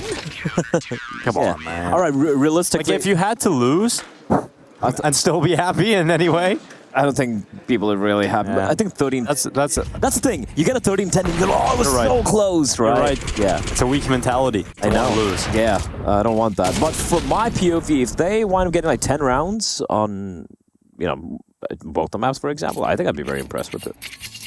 Mongolians always have cool jerseys, dude. Look, did you see the Mongolian Olympic athlete, the dress they had? No. Dude, it was sick. It's probably the best of the entire event. You guys should check it out, the Mongolian Olympic official. Damn, that is sick. That looks so badass, dude. That is awesome. I want one. Annihilation. Okay, Annihilation. Okay. Yep, that's a shutdown and a half. Vitality trying to just brute force their way rather through top middle and end up just getting stopped by one man in his M4. Annihilation not stopping, gets a 3K. Dobu comes in to close out the round, and that was a flawless round victory. And these are clean rounds coming in from Atox. Yeah, not a single player died. I think the last 2 rounds, they lost 1 player. That's about it. Clean defense, and then we're good money here for Vitality. Annihilation showing he's not just capable with AWP. I mean, I think the great thing about Annihilation is we always knew he had the firepower. He's always a very capable player, but consistent. He was just maybe a little too aggressive at times. Maybe he didn't make the best decisions. And inconsistent, absolutely, right? He would have some maps where he's a beast, and in the same series, go into map 2 and just be a shadow of his former self. Although ZywOo is straight away back into the fight. He goes into top middle, Flames with him, and I love that Vitality just went for the same call. This time it's going to work. Yeah, but Apex, all right, ZywOo, activate. Go, just shoot them. But Annihilation coming right back in. Same result again. What? Annihilation is unplayable at the moment. Atox have got themselves back into a position of power. A 3 versus 2. Apex is stuck in middle with a P250, which leaves ZywOo on his own to impact the outcome of this round. And he goes into the fight. Apex can peek in mid. And he gets involved in that fight. He's going to keep them pinned. He gets a rifle into his hands, but he can't make anything happen with it. So it's on to ZywOo. His first real clutch here at Pro League. He's in the pit. Utility going in, heating things up, making him uncomfortable, forcing him into the mini pit, and they go into the double peek, but ZywOo hits that headshot. All about time for Dobu. He gets back to it with plenty, with the kid on his back. And Annihilation stepping up again to get a squad back into the round, and Dobu on 2 HP is able to close the clutch against ZywOo. ZywOo, more like, holy hell, Annihilation has come to kick ass today. Dude, I can't believe he gets a 3rd kill out of that. First 2? Okay, understandable. All right. Nice quick lineup, but this one, man. Instant snap-on. How inaccurate is Mezzi in that situation? I don't know, you tell me.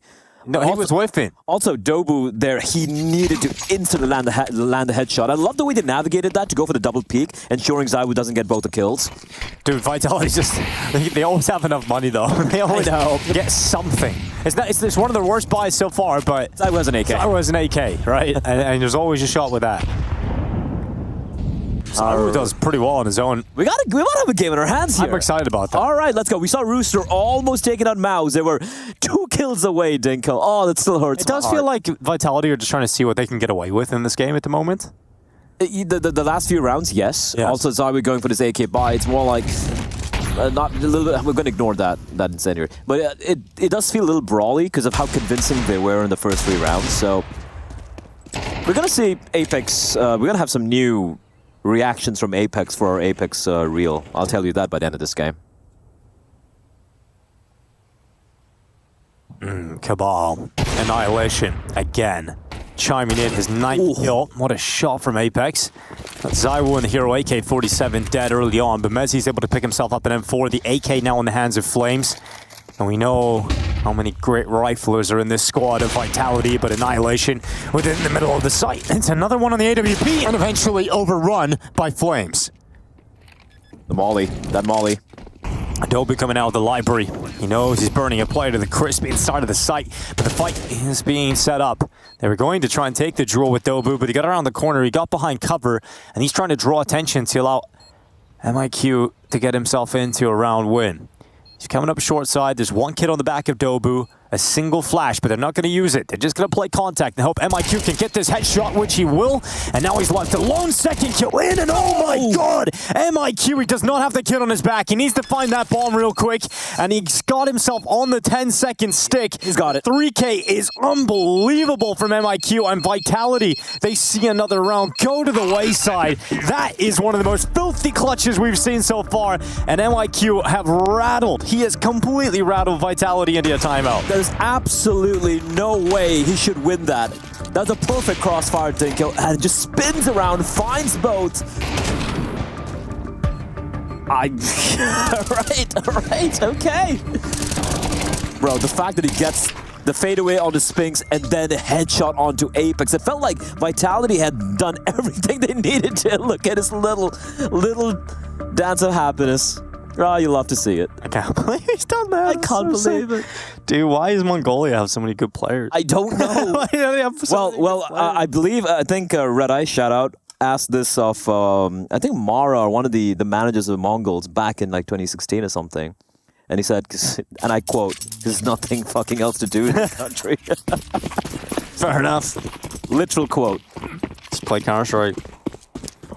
And throat sing. Yo, Annihilation. You could try and cast with that. Go on. Give us an Annihilation play-by-play. Or Zawu and Banana. Zawu coming in today. Banana duel, but not quite able to find anyone. And Zawu falling back into the side. Yeah, that's not bad. That's pretty good. That's kind of hard, actually. You guys can't see it, but he's got a lot of hand movements as well. Blood's a passionate kind of guy, and it's a physical performance rather than just the audio. And I will tell you, you're missing out on 50% of that. Dobu, he's got himself a great headshot. Mezzi swept aside, and Zawu able to swipe right back in. That's what's there. Ooh, Annihilation can't stick around at CT. He's going to drop all the way back, leaving MIQ to stay in spawn. Now Annihilation's going back perhaps to pick up further utility. And a grenade bombarding MIQ out of the back of that coffin. He's down so low in health. We're under a minute left in the round. And Vitality have plenty of time just to settle into this. They don't have any concrete plans, but they have some plans. Concept of some plans. They have a concept. Dude, that was an incredible debate night. It's been a great news day. I'll tell you that. Bro, stop. Just watching the reaction of chat to your throat singing. It's pretty bad. My sister is scared now. And my job is done. Oh, Apex. It's contact play out. I'm not sure why MIQ is. This might be a save. Yeah, this looked a little strange from Atox. No real reaction. MIQ by himself. Also very low in health, playing in a very uncomfortable spot too. Yeah, and Vitality rested back. It's pretty back and forth. It's not as easy as it could have been.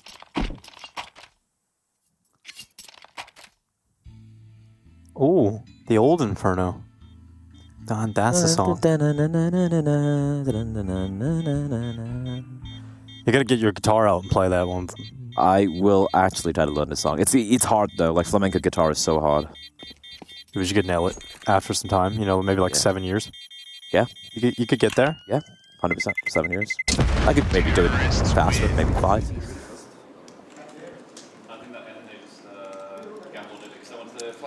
Yeah, this B-side hold has... I mean, this was great, right? The double completed whiffs on the second one, but it's just been kind of weird from Atox. Yesterday we had in chat, we were asking, like, give us some great nicknames, you know, when we have Defecto or a Comedian, you know, we asked for some great nicknames. A pretty good one thrown into the chat here. MIQ stands for minimum IQ. that could be pretty good. It could also be maximum IQ. Yeah, that's when he right. performed. Like, the clutch he had, that's a max IQ right there, yeah. If he messes up, then it's minimum IQ. Oh, what? Okay, that's nice. Bro. Nice little boost up. Annihilation just swiping Apex out of play. I thought he'd get, you know, I thought he wouldn't get a timing right because Apex might get a kill while it was mounting his teammate there, Dinko, but a flick and a half, and Yami and MIQ find a couple apiece. Messi does reply back, but this is now a 4 versus 2. Well, it's only Dobu on the site. Dobu. Smoke fades away. Connects the kill on towards Messi, leaving Spinks alone in a 1v4. So much time left in the round, and not a lot that Spinks can really hope to do here. We need to be a combination of absolute brilliance of Spinks and mistakes from Atox, and they won't let that happen. So Atox are into the lead here on Inferno. Yeah, just looking to take the fight. It does feel very... What is that shot even? It does feel very puggy this game so far. This round in particular, you can see fights being taken on like different places. 1v1 duels being given towards Atox. And of course, Atox coming out on top, but it just feels very... Oh, I love it. I love it. I hope Atox win a few more rounds, just so we can see Apex mauled. It's brilliant. Mongolian blood is strong blood. That's what they say. Mongolian blood is stronger than other blood. It is scientifically a fact. That nade. Yummy. Oh, that's not a great... Yeah, Vitality win it out. It's a good workout. No problems. Yami on the balcony. Oh, Annihilation! Aggression! And again, comes away the life of Apex. Yami's got to deal with a flying player off the balcony, and Zywoo able to get a double kill, but he's now traded out. It's on Spinks and Messi to do some work, and Spinks will certainly start that. So a headshot locked in. Dobu's already at second middle. He can get into the apartments quite quickly, whereas MIQ, yet to be seen whether it's maximum or minimum in this round. He's looking to try and help his teammate out. He'll blast that smoke open. Doesn't see anybody, and it's unable to make the most of it. So Dobu coming out through the apartments.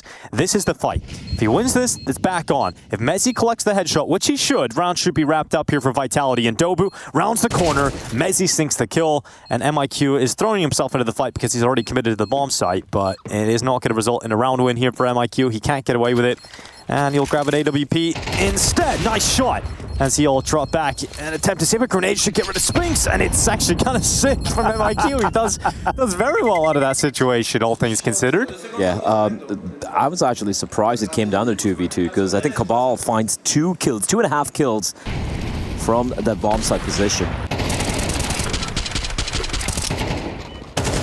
It's a bit... I wouldn't use the word sloppy. I'd say it's a bit puggy. It's a bit wild. It's a bit simple, but my oh my, it is exciting. Like, not even just running mid with the AWP, plucking Apex. And Vitality, they win the round. What are they doing to Apex? What? What are they doing to Apex again? I don't know. Yeah. Did I say something? Ooh. Annihilation losing half his health. MIQ down to 35 HP. And we know Zywoo can be a problem in Banana. He can be a real issue to deal with. There's only a few rounds left of this half. And Zywoo sure has been the leading figure for Vitality, as he so often is at 10-7, but...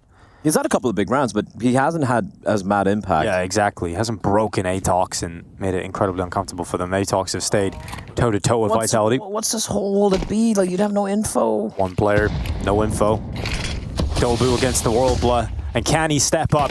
Can he stand against the onslaught of Vitality players? And he'll get 2. That's not bad. That's not bad, Blood. That's not bad at all, but the Sphinx... Oh, he's ready. He actually hits it.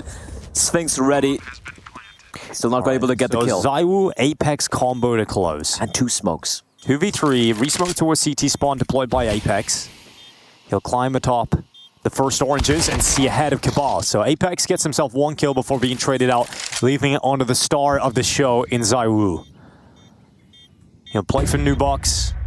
Both remaining Atox players coming in from Ruin. Zywoo not aware of that, but soon we'll hear the steps. And how does he decide to play this? Zywoo hides. They check the new box. They think it's clear. Now he peeks. Headshot instantly hides behind the new box. Time is ticking. Time is gone. And Zywoo knows he's won this round alone as he hides at the new box. A pacifist approach until it's time to strike with a headshot to deny the defuse and Vitality back into the lead. That is perfection from Zywoo. I really like how both of them played that. Apex going for the info play. The fact he actually gets a kill is a bonus right there, right? But he finds that he gets a kill, he knows another play coming in towards CT, and Zywoo just plays the bomb. This is what I love to see when player plays the bomb, play the time, ensure you win the round, don't give them the fight. And another Zywoo impact moment right there. Some high AQI moment, Tinko. AQ rather, air quality. Yeah, that was a strategy. It took me a while to get what you were talking about, but I've got it now. It's good. Thanks, man. It's pretty good. Tactical timeout. That means it's a chat timeout. What's happening, chat? I'm not going to time out anyone. I'm kidding. Just how do you not check the whole? How do you not check the whole site? Because they didn't have time, guys. The time was. Yes, if they out. had time, they would have checked the whole site. Yeah, but they didn't. They had to make the call. They had to smoke as well. But perfect timing coming in from the Woo. Okay, there's a long message here, but I think it has potential to be good. So I'm gonna read it and make sure it's fine. Is it a copy pasta? Okay. Zywoo became what everyone feared. His eyelids disappeared. His head was swelling and his ears started bleeding. Are you okay, Matthew? Asks Apex. I've never been better, Dan. I see it all now. They're not going A or B. They're going home. It's pretty good. It's good fan fiction. You could add maybe a little bit of erotica in there, maybe. It's a copy pasta. This is like. You say that I don't. I know it's a copy pasta. But I've read this like months ago. I know. It's not even new. I don't read the chat on normal events. This is my first time interacting. It's great. Now I'm going to interact all the time. I wanted to interact with a chat like your XQC. Well, what's your national insurance number? Asks the tipster. Brave of you to assume I have insurance. Or nationality. Or nationality. He's a nomad. See what you've done? See what you've done in the chat? Are you enjoying? Are you enjoying what's happening in the chat right now? I am. It's beautiful. If you ruined it, we're having great conversations talking about good stuff, and now it's just copy pasta after copy pasta. Good job. You're all a big fan of pasta, aren't we? At the end of the day, what's your favorite pasta? Penne pasta. Penne is great. Penne is amazing. I do like some. Rigatoni is also pretty good. I like aliolio. Nice, thick, old rigatoni. Surely they don't win this, right? They are running out of time. No. Atox have a chance to try and stop this final B attack in the Max 7. Chimes away at the first annihilation again, and okay, there is a way they win it right at the end with the weakest of guns. This is 6. No way. Atox have a tied scoreline versus Vitality.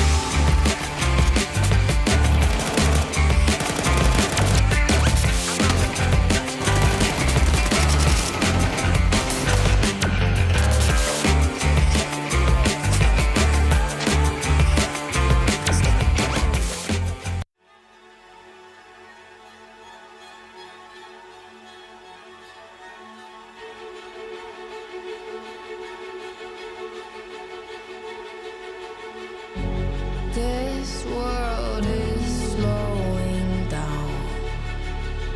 How can I fight it? How can I listen when there's no sound? Oh, the wolves are out. Yes, the wolves are out.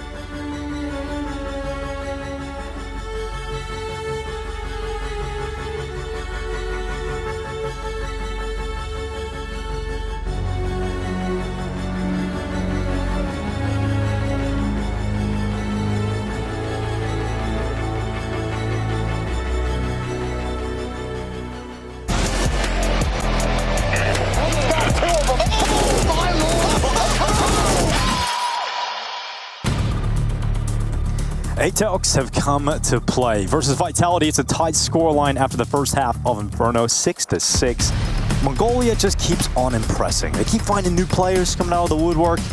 And it's damn nice to see him this close against Vitality at the moment. Annihilation isn't exactly a fresh face, Dinko. We've seen him in the past. Yeah, he's not. But I mean, the other play, you know, I'm talking Yami, I'm talking MIQ. We know the rest of the squad very well. Yami for a while. I don't know what you're talking about. I'm talking about the rest of the world. You know what I want to talk about, Dinko? I want to talk about Annihilation. He had 150 ADR in that first half, and he is looking lethal here. Bit of aggressive stance from Vitality. And they notice no one towards Banana. Oh, quick rotation, though. Are y'all going to give up? No, surely not. All right, yeah. Apps pop. Ooh, steps being heard. Spinks. Oh, Spink! Oh, that is so sick on the double. Mezzi's there to help him out. Apex, the only player to die for Vitality, and it's a quick, convincing piss-around victory for Vitality. Did they just pluck him up from the air? Yeah, maybe. Mezzi, yeah. I mean, I seen a funny comment. It kind of buckled me, bro. It was like, RPK kicked for this. Pretty good. Shout RPK. I miss him. Yeah. Latong.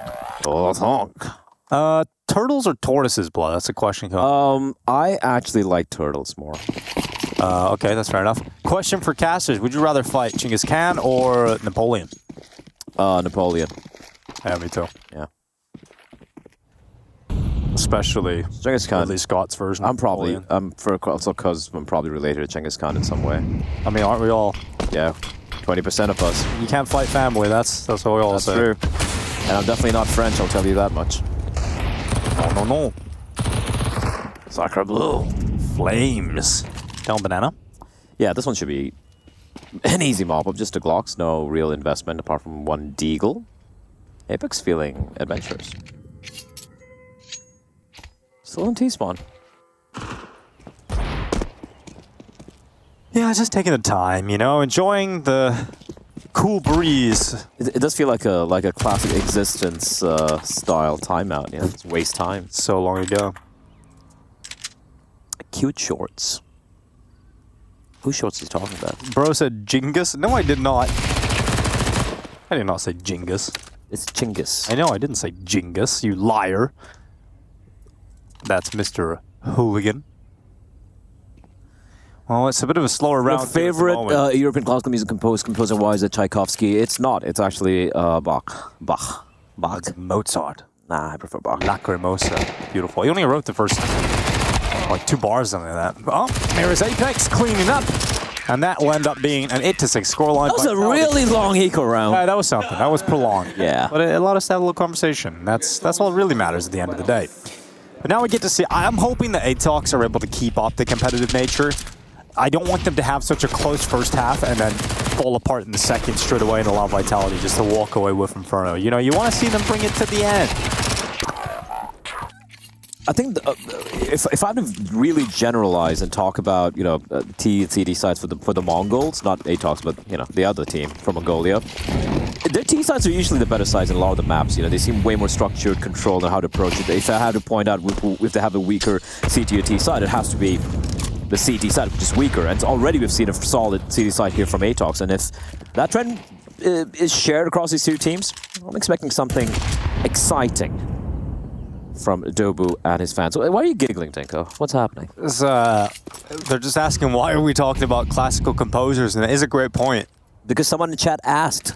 Yep, exactly. Can you read? JS Bach is a fraud. He didn't even use cannons or nothing. That is true. He didn't use cannons. Bach's my favorite pirate. That's not very metal. No, he's a composer. No, I know. Okay, all right.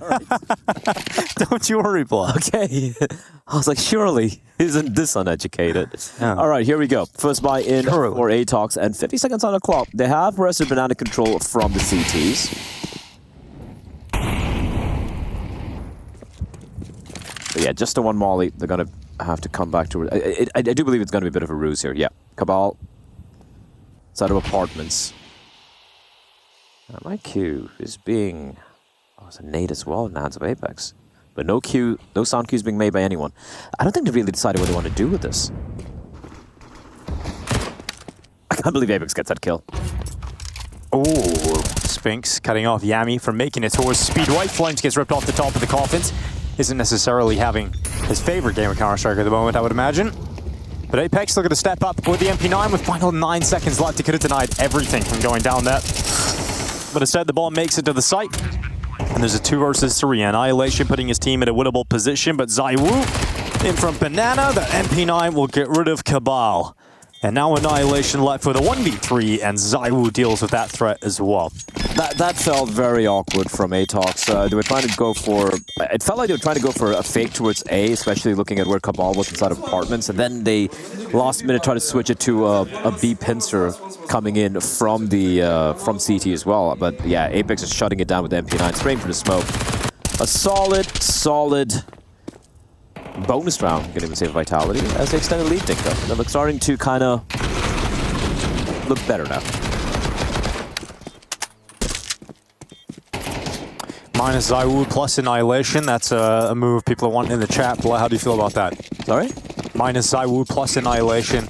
A suggested roster move here from the chat. I think it's perfectly understandable. Yeah. Look who has got more kills and who has more ADR. Yeah, Annihilation or ZywOo. Exactly. Who's on a better team? It's making sense. Exactly. It all makes sense. Yeah, and Annihilation, he is the Mongolian star, but Ukraine, he would be the simple. Beautiful words, Thank as you. usual, Blatt. Mick on 43 HP here, otherwise known as MIQ. Ready to go out through Banana. Atox staying committed towards the B bomb site. Every single player about to charge their way through this. Now they've got a decent amount of utility, so they can full B execute. They also have a second wave of utility if they want to toss the CT smoke and not go with it the first time, but they are certainly going to be going with it the first time. Charging it towards Flames off the top of the coffins. Again, nothing. Dude, Flames is having a rough time. Yeah, and usually at Cologne, he was looking fantastic on the B bomb site. Retake attempt. They get a kill early here. Definitely possible. A lot of utility, Dinko. 3 incendiaries. Annihilation with an M4A4. ZywOo charging him. Metzi in behind him. I was going to check this. Yep. And nope. That's why it's always plus Annihilation. And here he goes again into towards the second kill, but he's unable to sink it. Metzi getting him back into this fight, and Spinks had to trade it out, but it's a 1v1 now for Spinks. So much utility, such little time, and he's got to move swiftly with his response. He's got to clear so many positions here, and time is ticking too far. Gone, and Cabal with Deagle body shots closes out the 7th, and that's a round that Vitality would love to get back. Yeah, you saw who won the deal with Annihilation and ZywOo. Exactly. That's up. Here's a joke for you, Dinko. Bruce Willis, Sylvester Stallone, and Arnold Schwarzenegger were all hired to do movies about the big 3 classical music composers. The director gave them the choice on who they wanted to play. Bruce shrugs and says, I guess I'll be Beethoven. Stallone thinks for a minute and says, I'll be Mozart then. Then Arnie looks at them and says, I'll be back. That's pretty good. The classic. That is good. I knew there would be a way for you to turn Terminator into this conversation. There always is a way, isn't there? It's always a way. All right. Now, it was a bit of a bonus round there for Vitality, so they have funds to work with. AWP in the hands of ZywOo.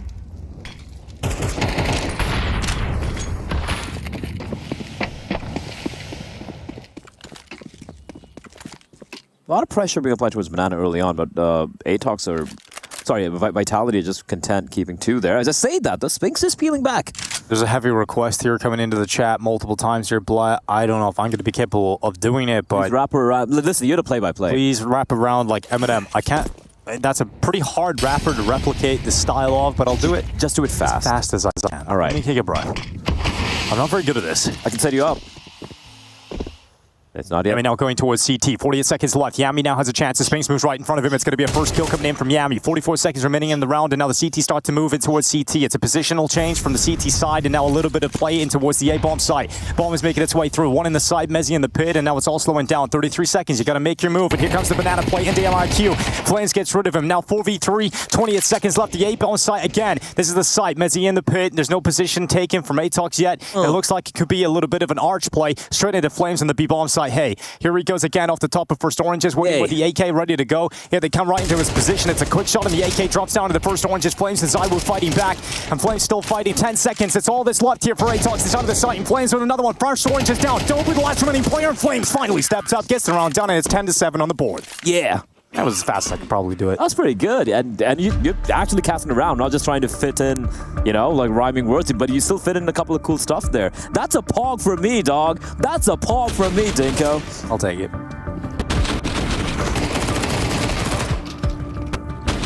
Pogs in the chat as well. And now I'm going to sip a little Monster to get that energy. Oh. Yeah, he fell off the end. Yeah, I did, really. You're right. That was... Just like Eminem did. That's not bad. That's not bad. That's not bad. But he's back, What's his new song? I don't know. What's his new song called? I keep listening to it, actually. I actually don't know. I think the last one I remember was Rap God, but that's like 10 years ago or something. That's the last one you remember? Yeah. I remember he's gone. Houdini. All right. It's pretty good. It's kind of like his older stuff. Caster's locked in for the first time since Abbas. That was it. Listen, if that's what you think about us being locked in, I'm sorry, we can't do that every round. That is insane. I might just keel over and die, lack of oxygen. Nice. And towards the bedroom. Some say this is where he does his best work. I'm basing his tongue movements. How do you agree? You're on a roll, dog. Nate, down in Civil Woods, the underpass, MIQ getting blasted away. Oh, as he saw the player. Next caster's turn. No way, no way. I could try, actually, but I wouldn't be as good. Maybe it's a little abrasive to do two of those, Yeah. Maybe we could try later. I could try later on.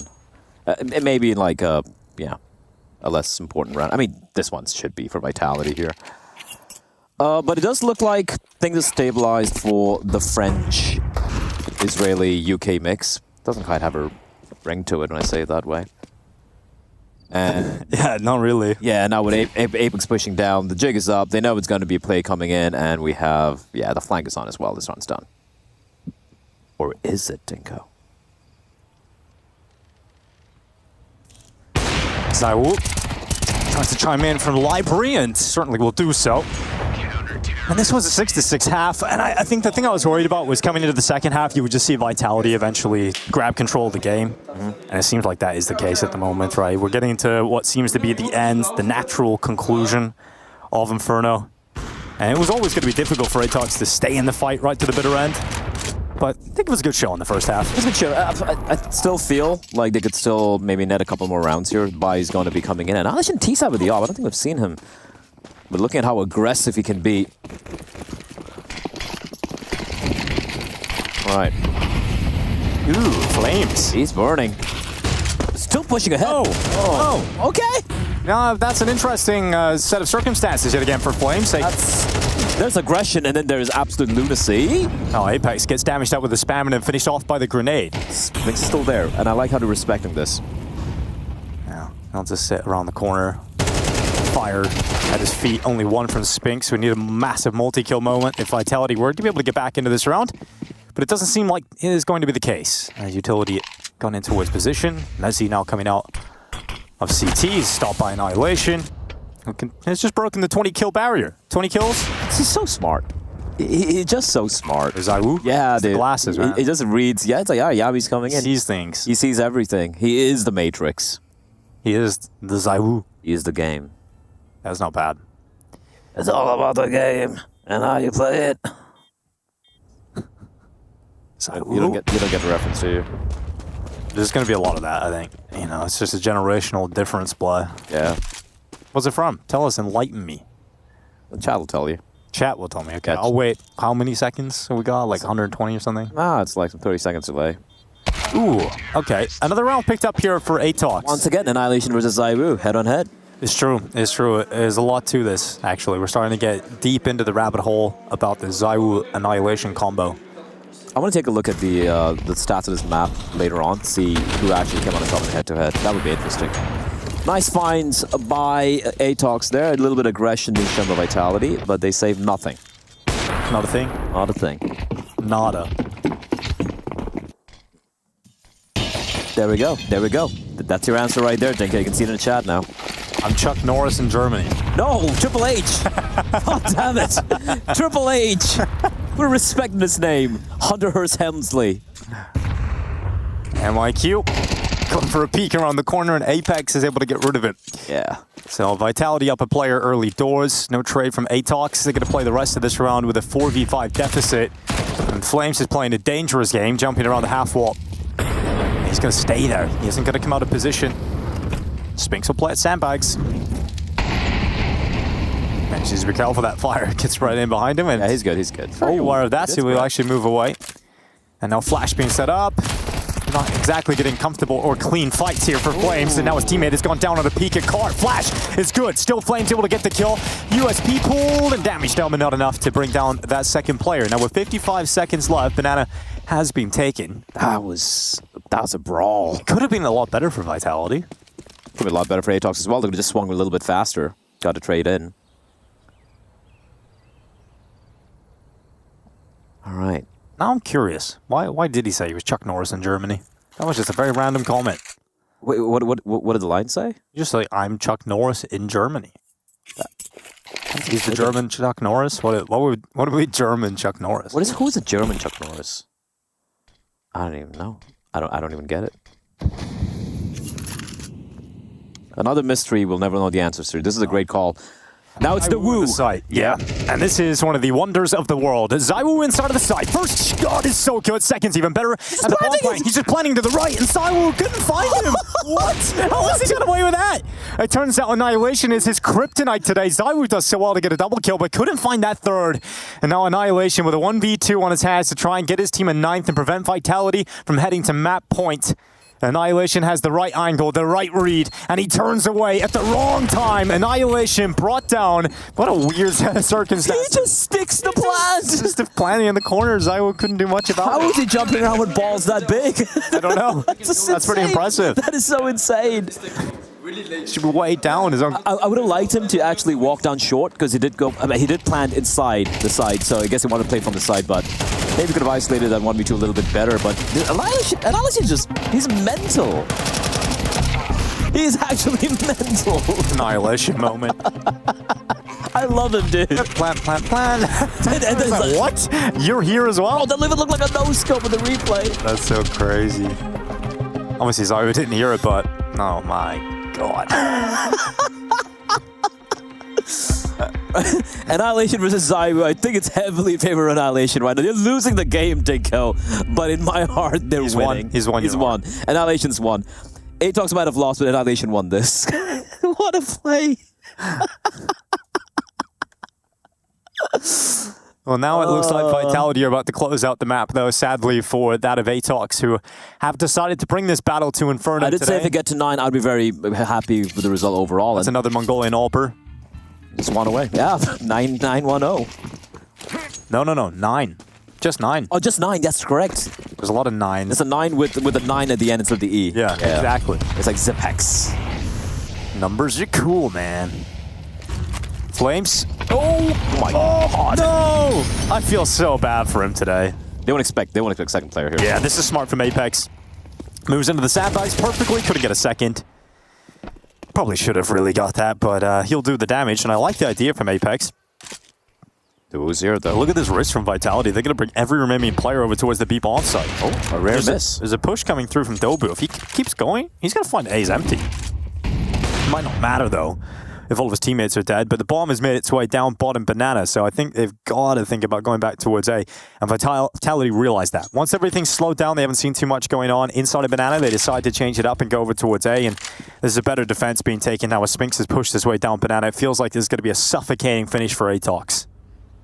They don't realize they've lost Banana so quickly as well. That's actually such a brazen call from Vitality, and I love it. All 3 players towards B, get the kill, aggress out Banana, and then immediately pivot back towards A. So the jig is up. And the triangle of doom, Dinko, it is closing in. Yeah, the Deathly Hollows of Apex making their way in towards the site, and it's just Annihilation and Dobu left to try and close this one out. Molotov damaging Annihilation. Okay, what a spin. Bro. That is so sick from Annihilation.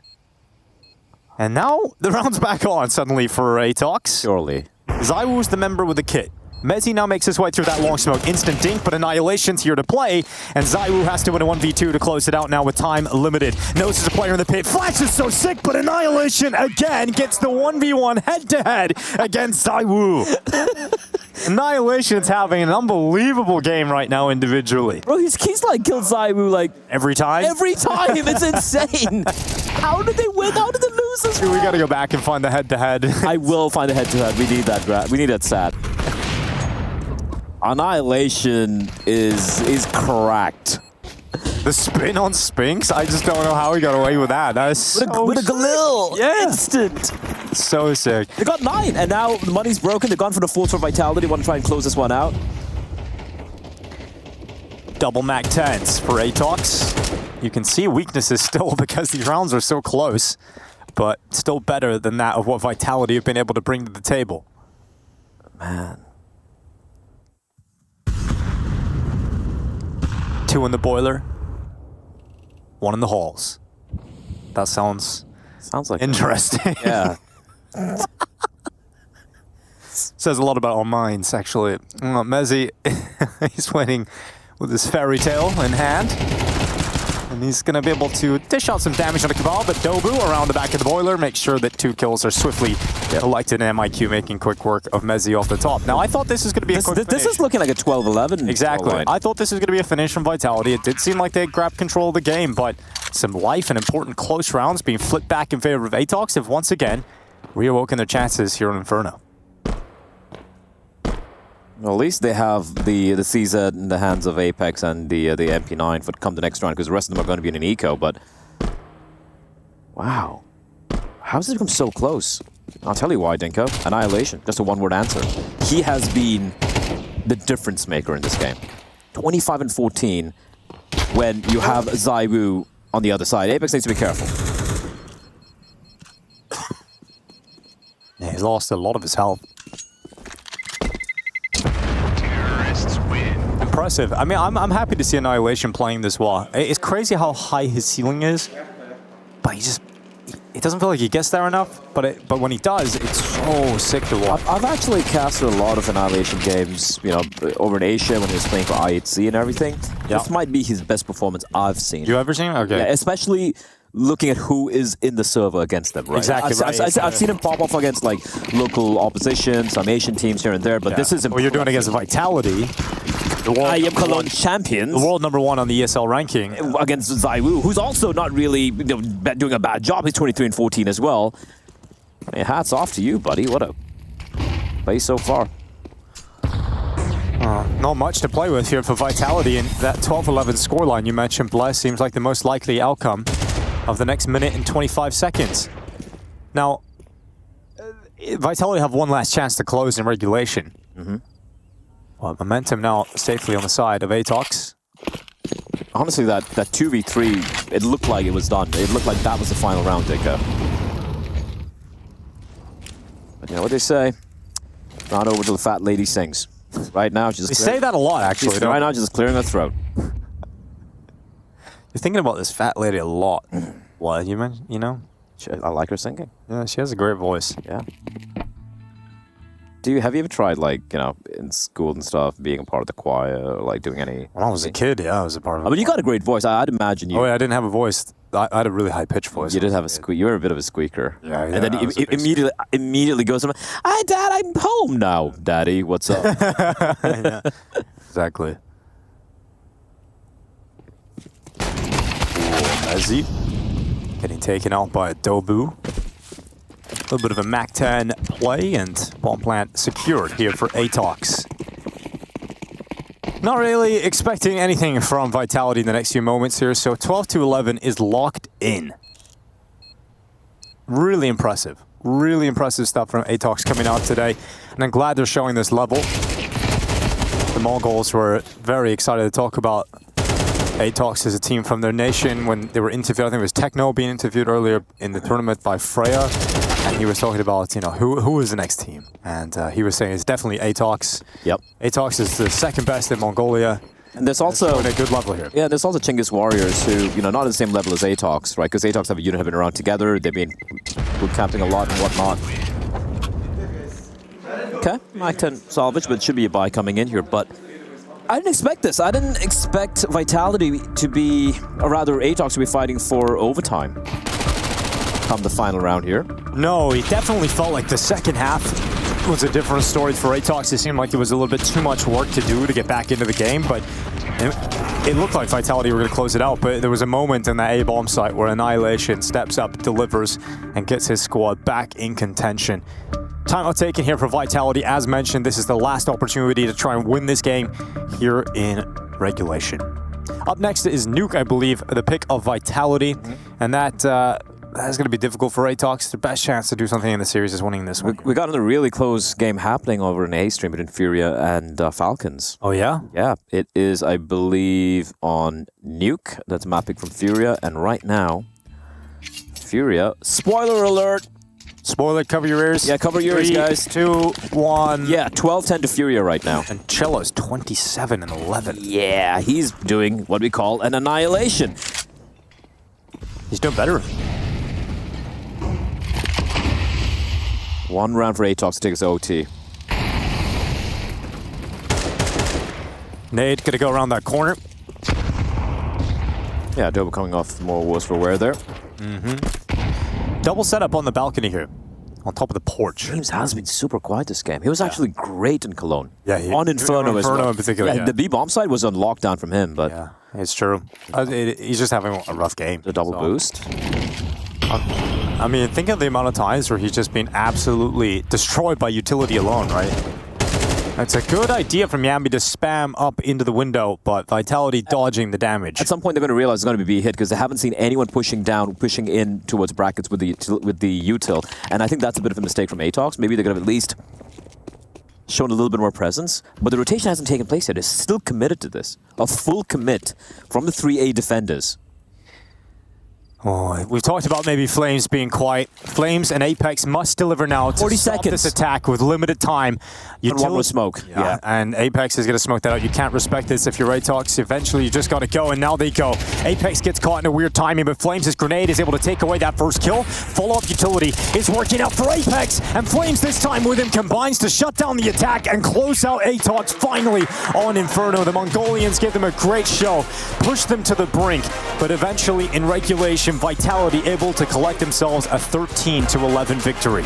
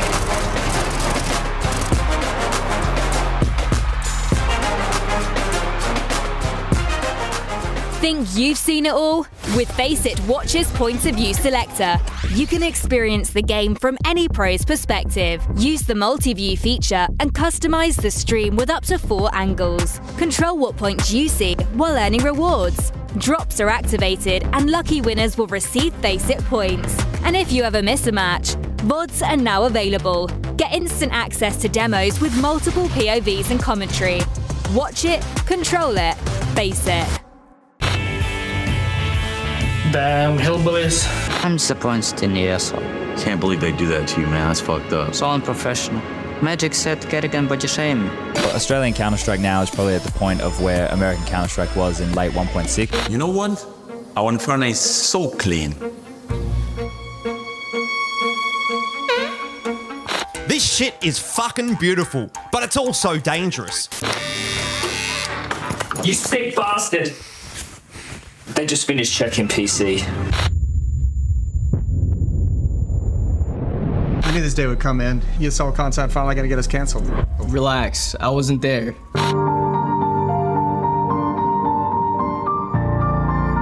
And like those video games, they just consume your life. Anyway, let's go get some hopper. Alex, you feeling unwell right now? Yo, guys, no, it's fine. You go on without me for the hopper, yeah? Naphtali and Jekis, I think JKS is higher. As a stand-in, he won like some tournaments, so I guess he's higher. JKS and Snacks. Snacks also won a lot, so I believe it's Snacks. Okay, Snacks and Exile. Exile is lower, because Nafani was lower than JKS and JKS was lower, so I think Shroud is lower. I'm not sure like he won that much, but he's pretty good player. Amazing. Okay, Shroud versus Searson. It's gonna be, I think, close one, but I think Shroud is a bit higher. Yeah. I'm not sure. I remember any tournament Searson won. Next, I think Nexa definitely higher. Okay, Nexa versus Dexter. Lower. Dexter is lower, I think. I also don't remember the Dexter winning some tournament. Impact. I think Impact is much higher, because lately he won so many tournaments, like 2 weeks ESL Pro League, I believe. Yeah. Nerds. It's gonna be a tough one. I think Nerds is a bit lower. Yeah. Siren. He played Spirit before. Think lower. Skulls. Oh, it's gonna be tough one. I think Skulls is higher. I'm not sure he played like many Brazilian teams before, and maybe he won some online tournaments or something. It's also a tough one. I think Kixon is higher. Okay, I think it's pretty good. Yeah. Kill, it's all onto Alexi. Pity. He's got 19 bullets every head. They accuse me of being a mapist, but I am nothing of the sort. I believe that all maps are equal. Biga building Searson setup just outside. Such a pleasant young man. Look at him. Let's ride! Friendly banter. Rob's good, be good. Rob's good, be good. Who are you? I work in community feedback. Good luck with that. What did you just say? What is wrong with you? You Warpers, you think Emmanuel Macron's gonna waltz in here and pick you up on Esports 1? Surrounded by the members, he's got the first, look at the second, misses the shot! Oh my word! My pick'ems. My diamond coin. Eclipsing all who came before him. To the world of Counter-Strike, he is the meat. You twisted fuck. Vitality really good at not being upset at some of these early games at Pro League. What's the key? Well, it's all about the... What is it about, William? Tell them. I just talked to him. It's up to you now. Yeah, but I want to hear it from my players, because I'm the main character of the skit. What's it all about? Winning. Winning? Yeah. You heard the Englishman. It's all about winning, energy. Nah, it's just... To be honest, in those games, I feel like we struggled a bit because we didn't come to the opponent so prepared, because we felt like they were a bit off. But some of those games, all you need to do is just play to your level and try to push the energy. Treat it like a game against FaZe, and then you're gonna be very dominant against them. But again, nowadays in CS2, every team, tier 2, tier 3, they're so competitive, the skill is so high that even in those games you need to have like a little fear and a little respect to the other team. You cannot just run around and expect to win. And some of those games you just start out really with like structure and together as a team, and then you see that the flow, like players have the flow, and then you just let them play their game, and we crush those teams sometimes. But again, like we do struggle some of those games. Who's missing the most nades now? Well, to be fair, Dan is missing a lot of nades lately. What? Apex? Yeah, I got out mid on Mirage, and no smoke connector, no smoke top middle, no smoke window. My bad. 3 smokes, mate. No, but to be honest, in our team, if someone misses a lot of utility, we just don't give him the utility. He just has the responsibility to throw it away. Do you think you have players then who do it on purpose, so they don't have to throw nades? I think we have some players that just don't have it with utility. They just not forget, but it's just, like you were a player once, the feeling of some utility, like smoke, you click S a bit, you go back, and some of the people just, they just lack that, and it's very annoying to go out somewhere and to meet a smoke.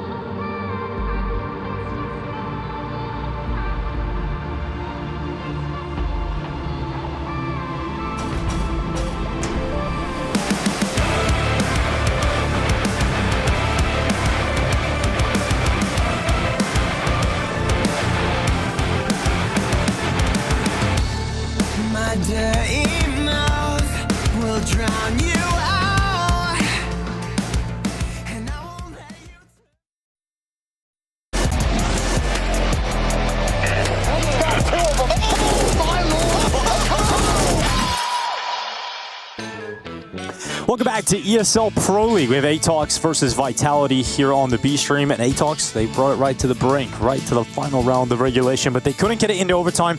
They couldn't get the win versus Vitality, and now we move into nuke play. Yeah, I'm impressed with the Mongolians, though. Gotta say, they always impress.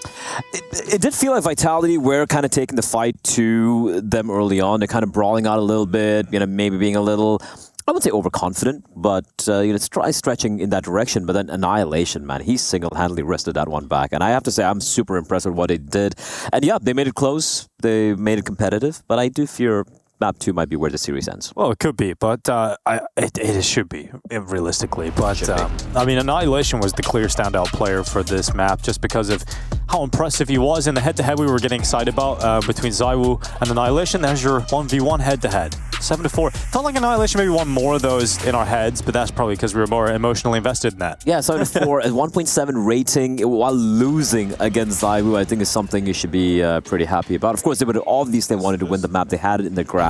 But that final hit towards the B-bomb side, I think they need to be a little bit more aggressive, I felt. And many of the rounds they won were them being aggressive, taking the fight to Vitality. And unfortunately, in the end, they kind of ran out of fuel here.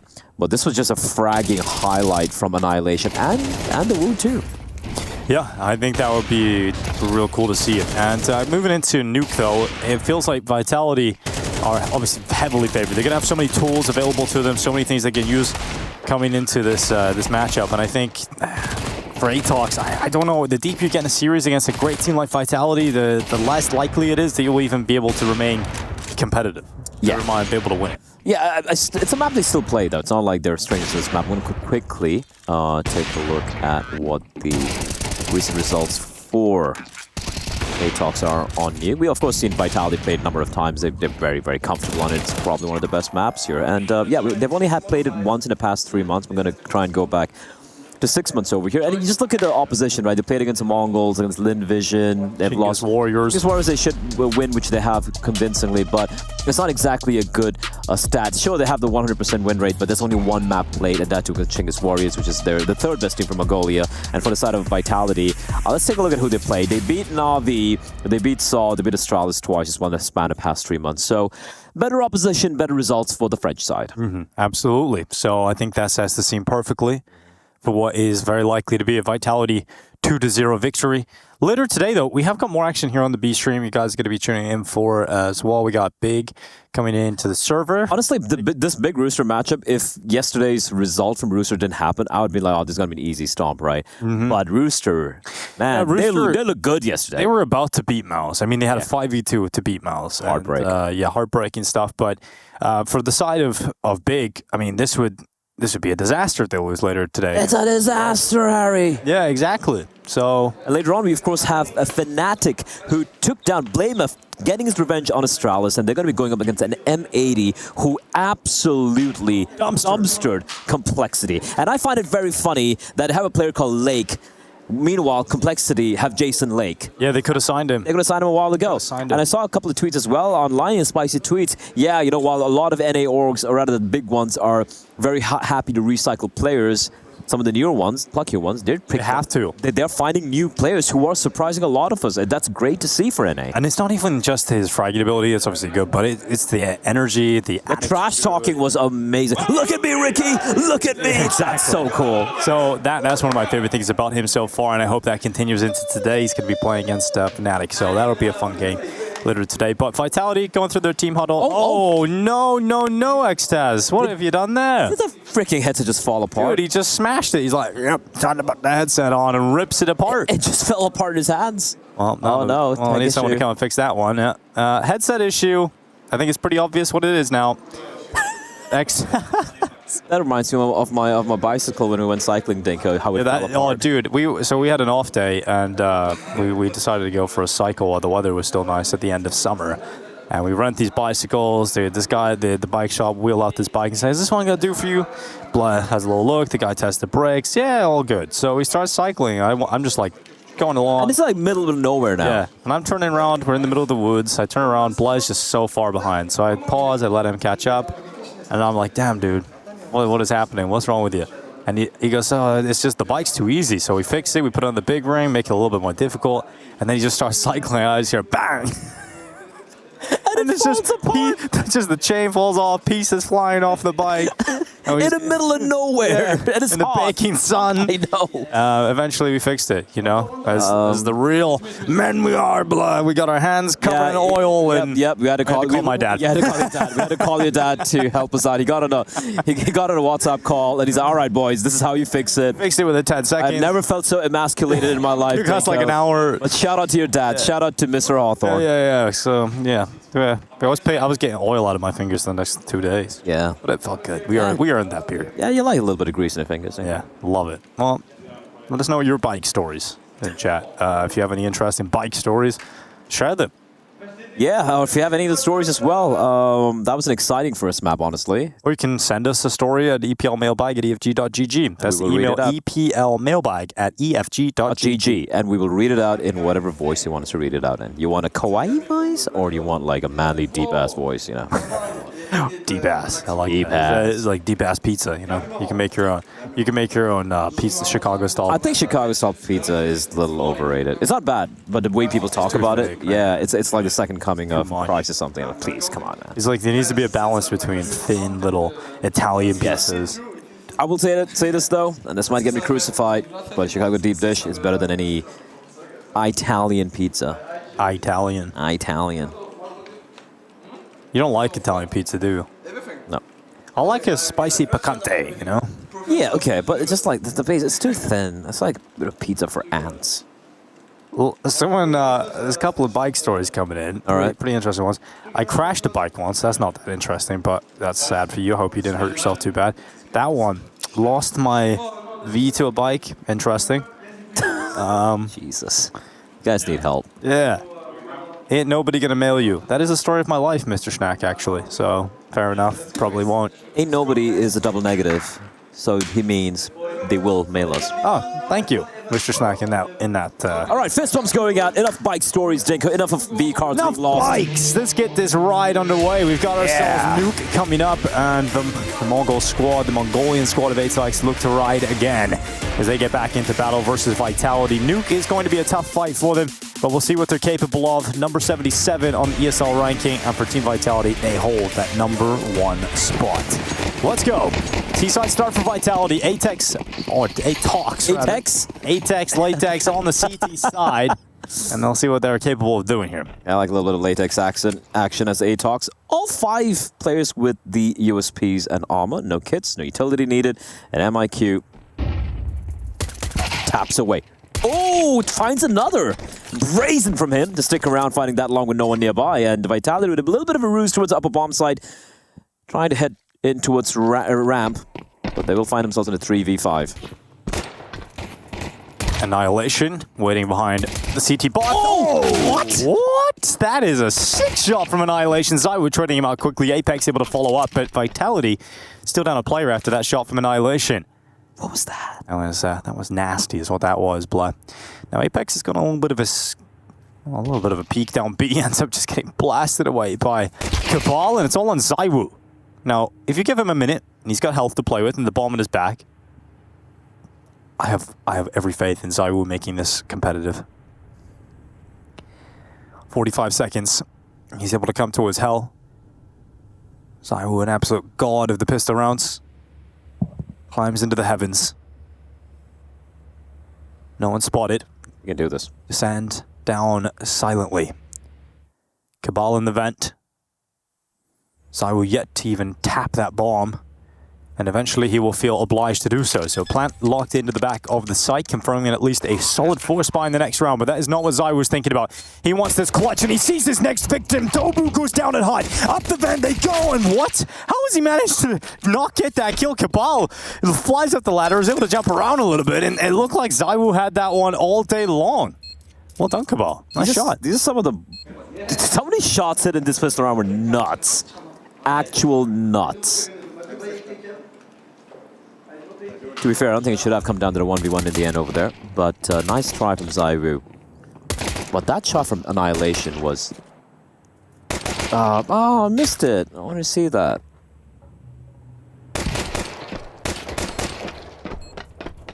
Yeah, but Atox finally win a pistol, Dinka. They lost both the pistols on Inferno, if memory serves me right.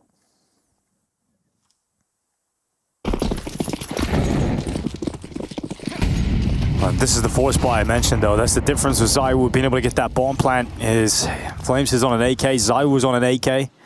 But will it matter? Because Cabal is the first up, and ZywOo's going to see him poke it around that corner. Annihilation. Red gets annihilated by the Deagle, and Flames is right back.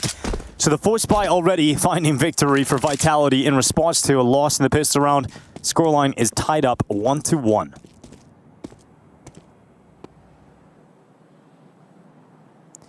Flames with a nice shot. Yami take it away. And MIQ at the back of the garage. Nothing he can do or say that will change the outcome of this round regardless. Dropping bars there, Dinko, as the kids call it. Was I? Yeah. Damn, didn't mean to. Or as anyone else would say, nice rhymes. Thank you. MIQ dead at the hands of the Flames. So 1-1. Tied scoreline. Double eco territory here for the CT side of Atox. So they're going to invest again. They're going to throw everything they've got. 5-7 CZs. What do you think of the CZ, Blah? You a big fan of that? I used to be a long time ago, but... Well, back when it was good? Yeah. But back when it was OP? Yeah, now you got to like assemble it like an IKEA table. That's true. It takes so long. Dude, that's one of the worst things in life, having to build IKEA furniture. I actually enjoy it. I think it's a bonding experience sometimes. With yourself? Yeah. Bonding experience with yourself. I like bonding with myself. That's fair. Yeah. I remember, I think... Yeah, I had a lot of IKEA furniture. It's pretty decent. The tables aren't that great, though. Nope, they're not. They fall apart. Well, it depends. Easily. There's some decent ones, but gotta go in the higher price range, you know? Yeah. Got a little tech issue, which is why we're talking about the mundane realities of IKEA furniture. But it looks like ZywOo's it's not solved. Man, that new haircut, it's doing things for him.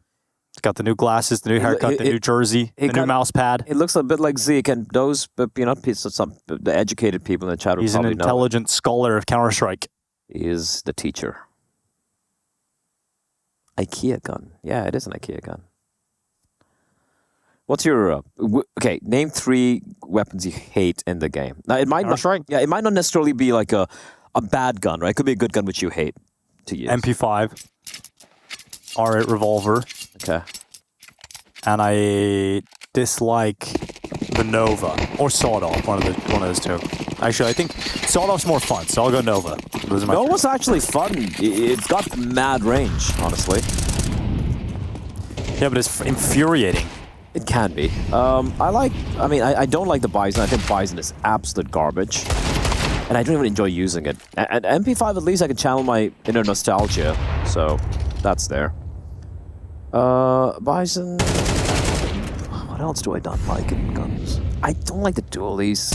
Dude, the dualies are sick. It just doesn't work. So is the Deagle of Annihilation. It's got another headshot here. And it's traded by ZywOo. He's had enough. Spanks in the vent. Do you remember when Annihilation we used to play for IHC and he would miss the simplest op shots and hit every Deagle shot? It was the Mongolian Draken. Oh! Ooh, a little expensive. But Bai's going to be coming in. Who goes to IKEA to eat, asks the skeptical NPC. Yeah, who the hell goes? Me. Why do you go to IKEA to eat? It's good food. I like meatballs. I like gravy. I think IKEA meatballs are extremely overrated. Well, they're not real food, probably. It's made from sawdust. But they kind of taste pretty decent, I think. I think over the years, you have started to, have better taste. So the fact that you like IKEA food is a little disappointing for me. You know, you have to have balance in life. A balanced diet? Just absolute shit. Well, Mike 7 here for Yami and USPs. One little Deagle for MIQ. Yami really likes that Max 7. He does. Big fan of it. Respect it. I love the trap that they've got laid here. This could be actually very deadly for Vitality. Oh, no! The Mike 7 is shooting blanks. Oh, no. Okay, that could have been something. Ends up being nothing in the end, but... So bad. That's sad. Mike 7. If a Nova would have got that kill at that range. I actually agree with you. Yeah. That is so unlucky. So unlucky. And he dies while jumping as well. Oh, lordy.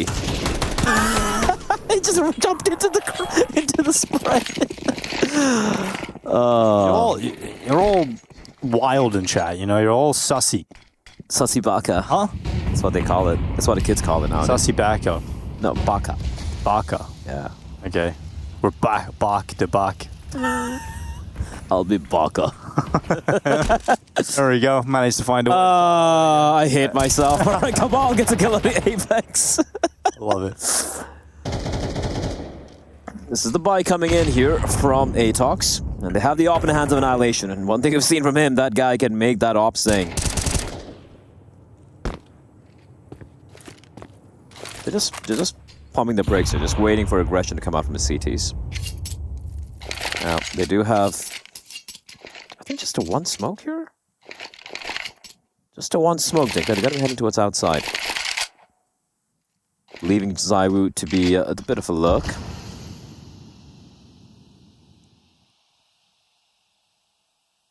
This could still go the way of Vitality. Oh, never mind. I think they're gonna be. Are they gonna go for a upper froth from Mini? There's no utility. I mean, they have the smoke. They're not even using it. Just contact play out. It's so quiet. 35 seconds. Cabal. Oh, gets that first, sprays them down and nearly gets a triple out of it, but just damage done to Flames instead. Jig is up. The jig is up. ZywOo is down, and Flames now left in Pound Town. He gets down by Annihilation. That is huge in the AWP coming in at Heaven. That was a big save, though. Flames doing what he could. He's having a much better time here on Nuke than he had on Inferno, that's for sure. That's for sure. Yeah, Vitality just trying to brawl their way in, but a nice spray there from Cabal, almost getting the final kill as well. Okay, I'm gonna confess. I don't know what IAL means in chat. Is it like let us know. I think that's the anime emoji, and you need to have the plugin for it in chat. I thought you should know this better, Nico. I'm the boomer here. You watch anime? I don't. Are you assuming that anime is for kids? Sphinx has dropped down fast. This is a push that Annihilation's hope is going to be very successful. He's got his teammate in front of it with the rifle. They go to the lobby. ZywOo defends off that first player, and usually you got to be ready for more. And ZywOo absolutely is. He's locked in. And Annihilation's holding, not taking a step too far into the open. And Vitality just take a moment to breathe. Cabal not doing the same. He walks into the open. Spinks will cut him down, and now with a smoke up and a missed shot, the round is done. Vitality collect 4 rounds on the T side already. Might even try to hunt him down here. They're not helping Blood, they're just spamming it. It means cutie, apparently. Oh, cutie. Oh. It's for weird people, says Doom. Well. I want to leave now. Can I leave, please? I've had enough. No, you gotta. I go cast with Darth Mike and Exner later instead. You can lock in here. Just leave you here on your own.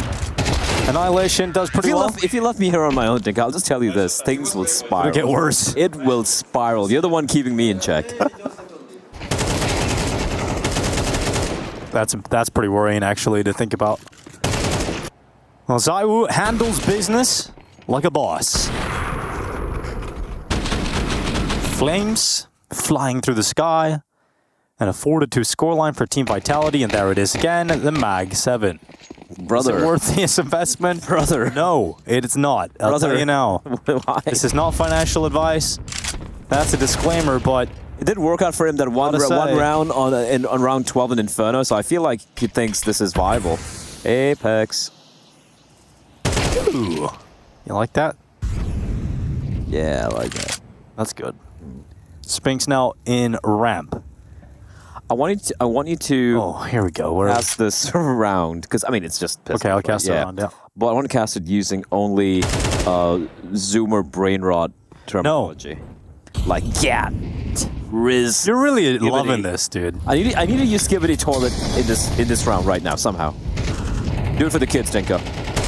All right. It's gonna end quick. Sigma play from Apex. Rots the brain of his opponent, leaving Annihilation and Cabal all on their own. This round has gone down the proverbial Skibidi Toilet, boy. All right, well done. Well done. That was not well done. Do not applaud that. No. Do not give that any. You actually did it. That's actually well done.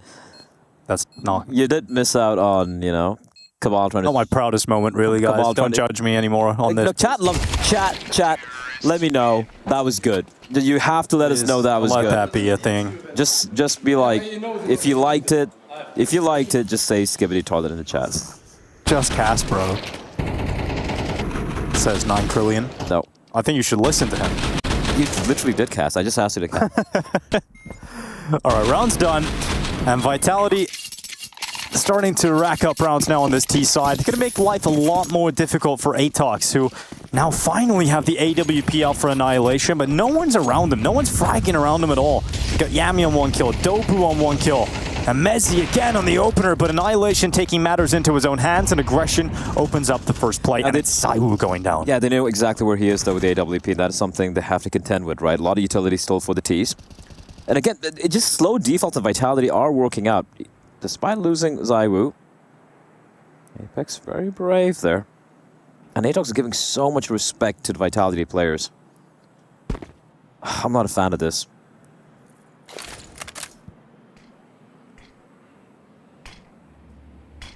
Flames coming in from main, and Cabal's out to the right side. It's going to be a lovely headshot. Cabal going down. 4v3 for Vitality, and just over a minute left. Annihilation making his way in towards Hunt, and okay, this Opera takes everything into his own hands and makes the most of the situation here for Atox. But the bomb? What about it, Blah? It needs to be picked up at some point. To be collected, right? And it has to be Mezzi to do it. Well, that's Annihilation.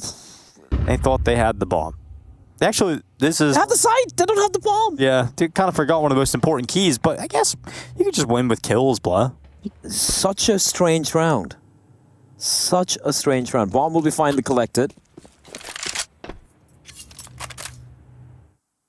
What even is going on? What?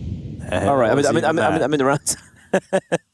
Round's done though, but still, what a strange round. Also, Atox are playing so tucked in. Apex, you've seen him, bro. Yeah, he got it. They're playing so passive. Like Annihilation, where he gets a kill outside, and then we have all the players on the upper bomb side. We have one player towards ramp. You have no eyes outside. You have no one in garage. You have no one in secret. And you really got to play that passively, give all the space in the world for Vitality to work with. But you can see in a way that 3v3 kind of fell apart. They were so isolated, and everyone's just individually going in, trying to get back some information. And just an awkward defense coming in from Atox. And yes, Vitality is playing a solid game so far on this map, but you can clearly see Atox, a lot of holes in his defense. Nice Swiss cheese.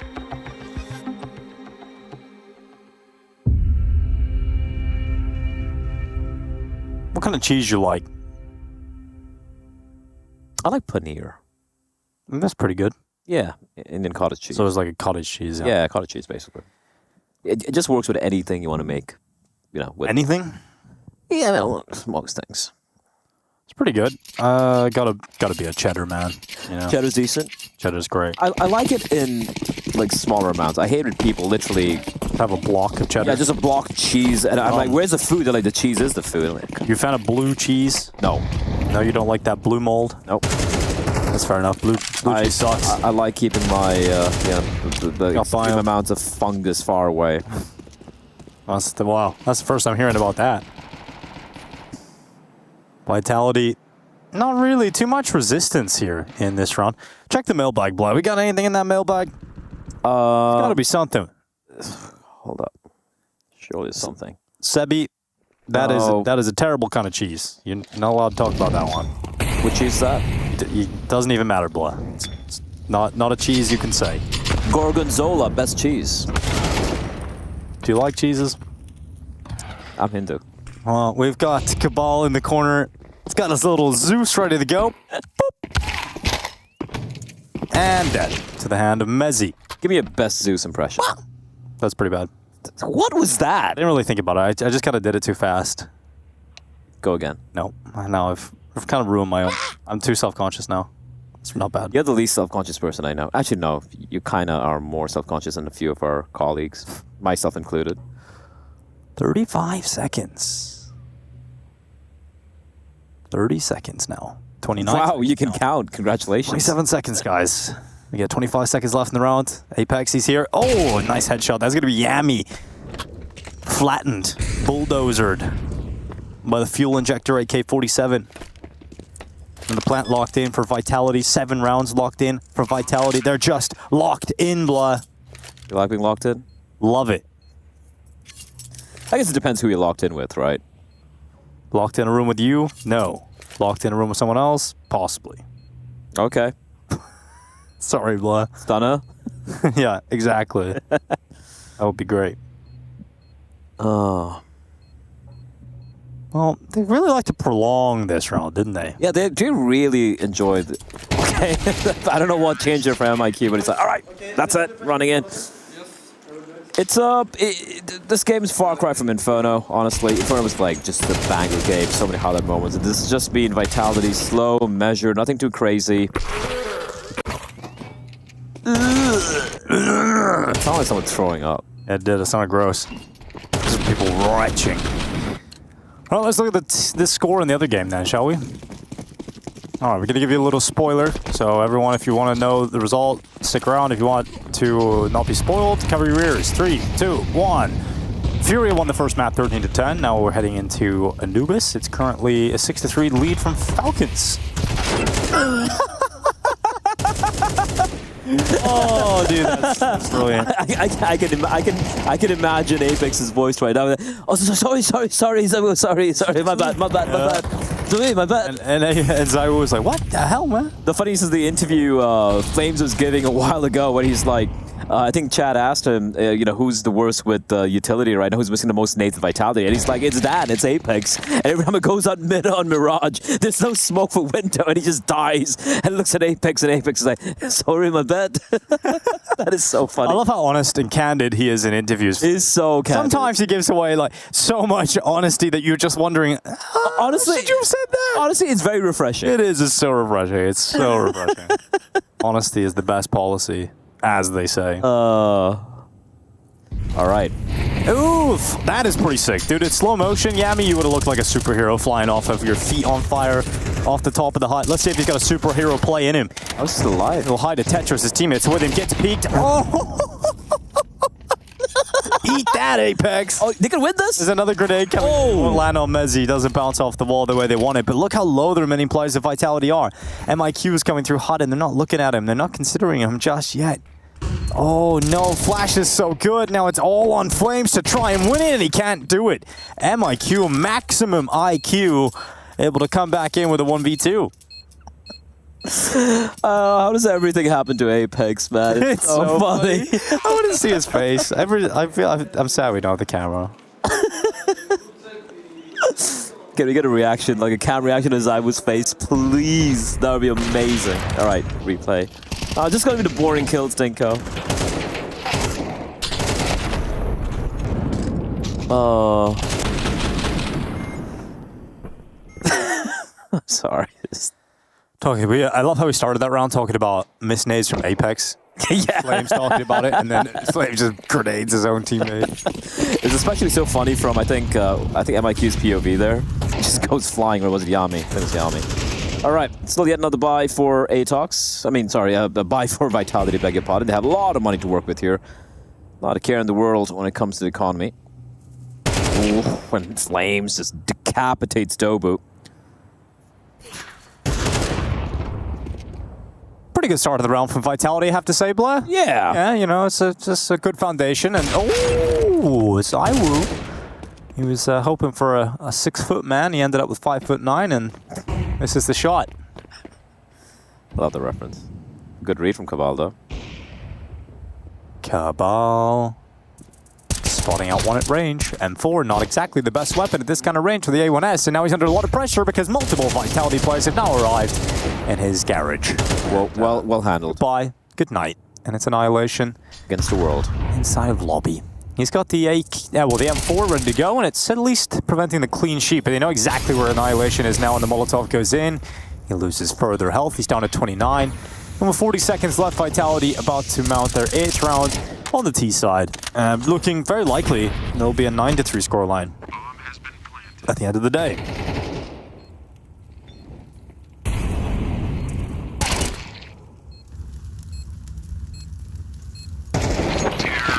Anything interesting in the subreddit today, Blah?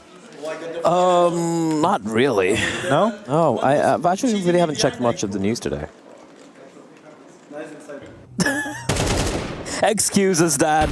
More excuses.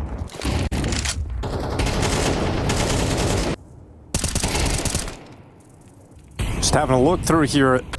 Not much, really. Just a Hunter interview. Next, it doesn't want to IGL, never wanted. You know, just just kind of looking back on the past, so that's pretty good. And obviously, Lake has become a fan favorite. I was looking at the production, very kind enough to share some of the in-game chat happening, and there was a moment where Flames types into all chat, he's a puta. Come to Cabal, and he's like, you scared the fuck out of me. Cabal's like, meant to do that. Yeah, meant to. What a Chad.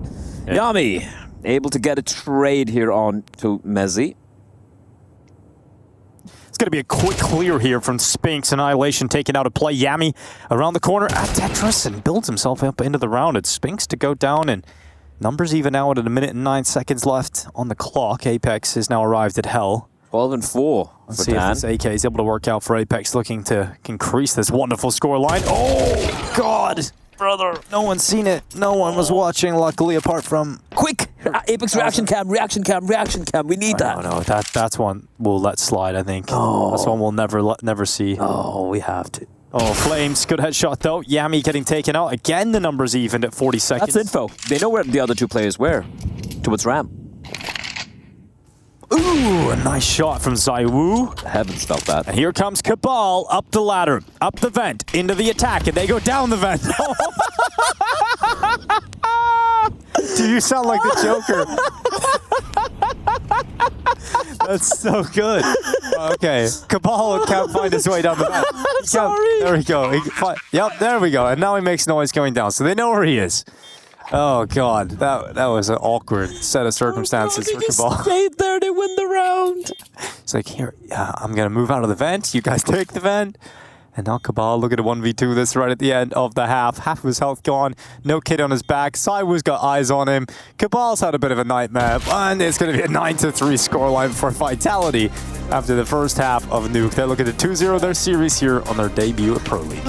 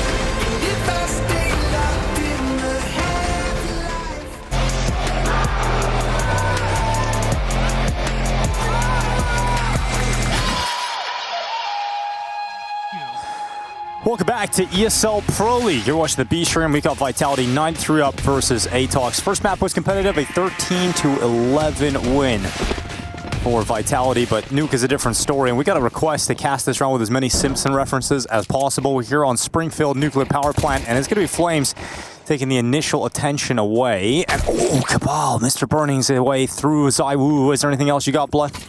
Well, I'm sorry, I can't do it. It's such a weird request. Out of the blue. Well, Spinks and Messi trying to come in from heaven. MIQ looking up above, and okay, 6 shots. And it's now Apex left in a 1v2 coming back in with that USP. Now, he has no kit, he has no utility, and he's given a chance here on Dobu, but he just needs to hide. Dobu just needs to waste time, and his peek straight away denied by Apex, who has a 1v1. And he goes to the back of the bomb site. If he just sticks it, that would be huge. Oh, MIQ in full panic mode now. He's gone the long way, though.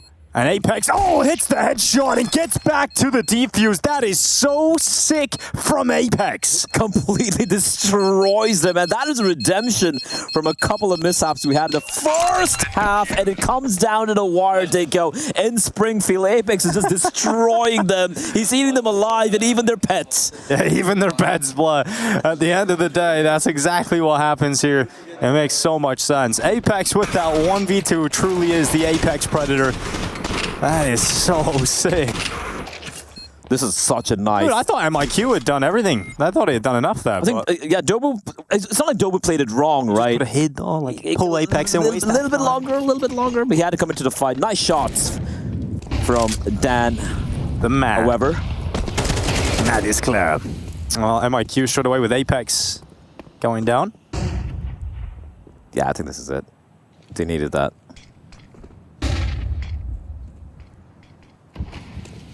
That's a good start here from MIQ.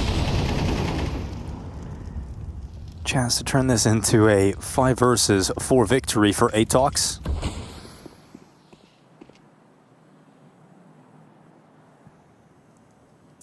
That's a nice shot from Spinks, just waiting. Patiently, passively. Aggression comes to him. Spinks with a follow-up kill. Oh my god, Annihilation. I remember Annihilation, Deagle, I'll tell you that much. You never forget it. You never forget one. Oh god, that's gonna hurt in the morning. Ooh. How's this one turned around? I'm not sure Messi spotted him across though. And the bomb is yet to be retrieved here. And at what point did he start to get a little adventurous is a question.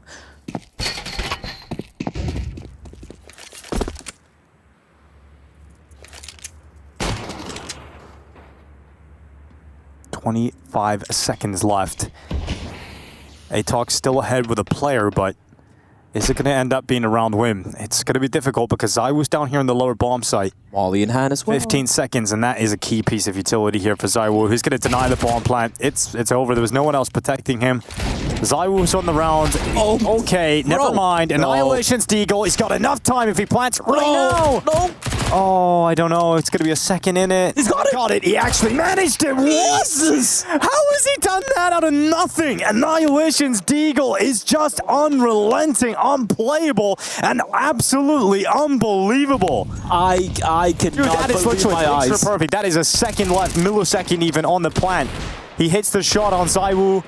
And that is one of the most filthy Deagle rounds we will see here at ESL Pro League. Dude, Zywoo can't do anything to him. Like, literally. He just runs down through the flames, deletes Zywoo. There was no time. I thought it was completely over. It was 100% over. What was that? They could shoot hard, man. Oh, that is so sick. That is so filthy. I can't believe it. Brother, what are you made of? Well, that's throwing Vitality a little curveball to deal with, hasn't it? Well, that's a lot of rounds to work with. You're going for a force bite. It is good that Annihilation continuing to pop off here because Dobu's having a nightmare of a map here. Just the 1 kill for him. Jesus.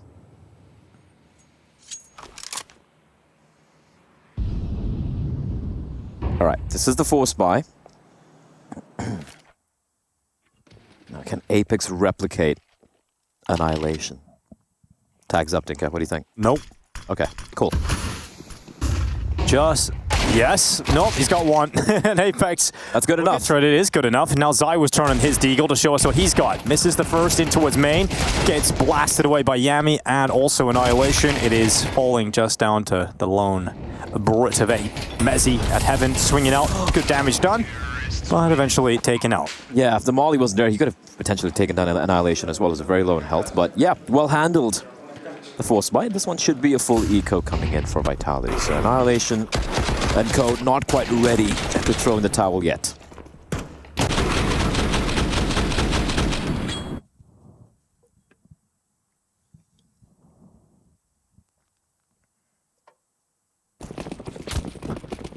Apex cam in full effect. Love it. I mean, this is going to be shredded. This is going to be a 6th round for Atox, who, once again, being carried by Annihilation.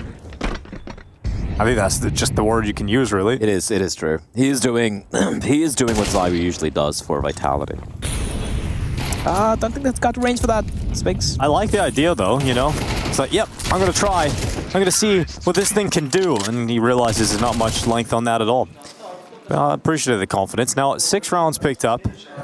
Expected result there in that round. But we're going to get the money back for Vitality. Going to get the money back in the bank. And that is what is going to be Atox's absolute nightmare situation. Dealing with Vitality back to weapons. That's where it gets difficult again. Up next, if we do go to map 3 somehow, Bly, we got Mirage. Or Meraki. And a good start here for the side of Atox as Apex is taken out by Cabal. It's fast. Mezzi, well, he's put under a little bit of pressure, but Spinks doesn't have to fall off the hut. There was a bit of sanctuary. And okay, Spinks, that is miraculous. Finally taken out by the MAC-10. Now, Duopu and Annihilation left fighting their way through the upper side, and they are stopped, halted in their tracks by Vitality, who now go to 11. That's a hell of a play from Spinks atop the hut. I guess they were expecting the Molotov to spread enough that he wouldn't be on top. But such quick target selection coming out from the Israeli. The third kill especially instantly snaps on. Headshots galore. I mean, I guess they were coming out thinking the Molly had cleared hut, but he just found one little spot where it hadn't spread to, and it allowed him to stay up there. And in all the chaos and all the other angles you have to consider, Spinks is able to capitalize on the confusion, the distraction of the Atox players. And now this is the last legs that the Mongolians stand on. If they fall here in this round, Vitality will surely close out Nuke in the next few moments.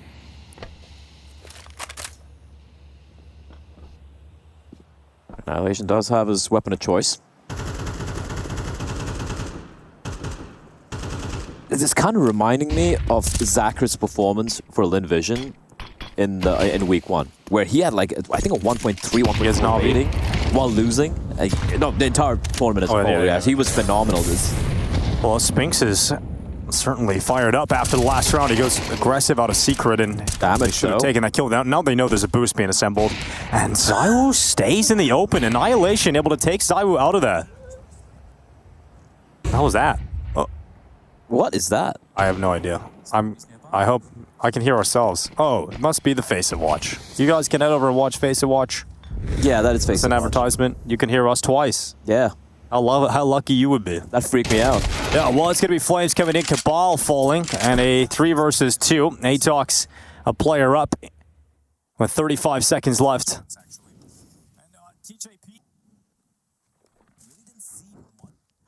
All right. I don't know if you guys can hear this. I don't know if you guys can hear it, but if you can. Things are getting out of control here. Yeah, enjoy that. Yeah. 19 seconds. All right, that's sorted out. We'll compose ourselves now, Blah. You fixed it. You're a tech genius. Oh, they're walking in. They're walking to the trap.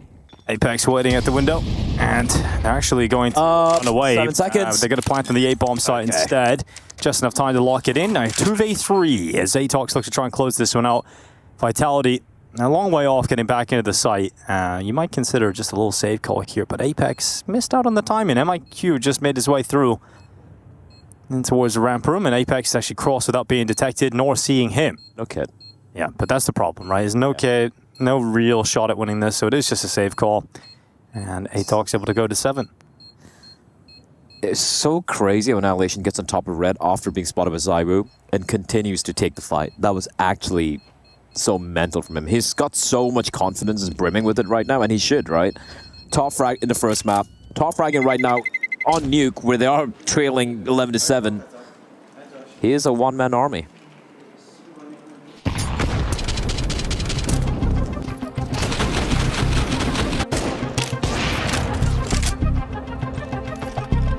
Like, he actually sticks around. He looks for that fight.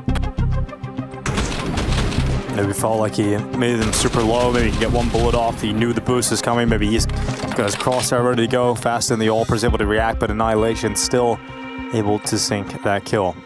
Xstyle's giving the high fives out, the fist bombs, deploying them, and getting ready for Vitality to go back into battle to try and close out Nuke and this series. And ZywOo using his new mouse pad. No air purifier though. I'm sad that that was a joke. Yeah, I thought it was real. I would have 100% bought it. Purify your air, blood. You think it would improve your Counter-Strike ability if you were breathing good air? Generally, yeah. Yeah, processes. I think it just. I think you just be a healthier human being overall, which is not a bad thing. What do you think of this this situation for Vitality money-wise, blood? Look at that. You got an AK for Flames, M4 for Apex. It's a half buy. It's a half buy. They save a couple of guns, stink out. Half buy for the rest of them. They're keeping the money even, and they will have a buy come the next round if they still wind up losing this. Timing. Grenade. Bang. On towards Yami. It's perfectly placed, in fact. Just under half of his health gone.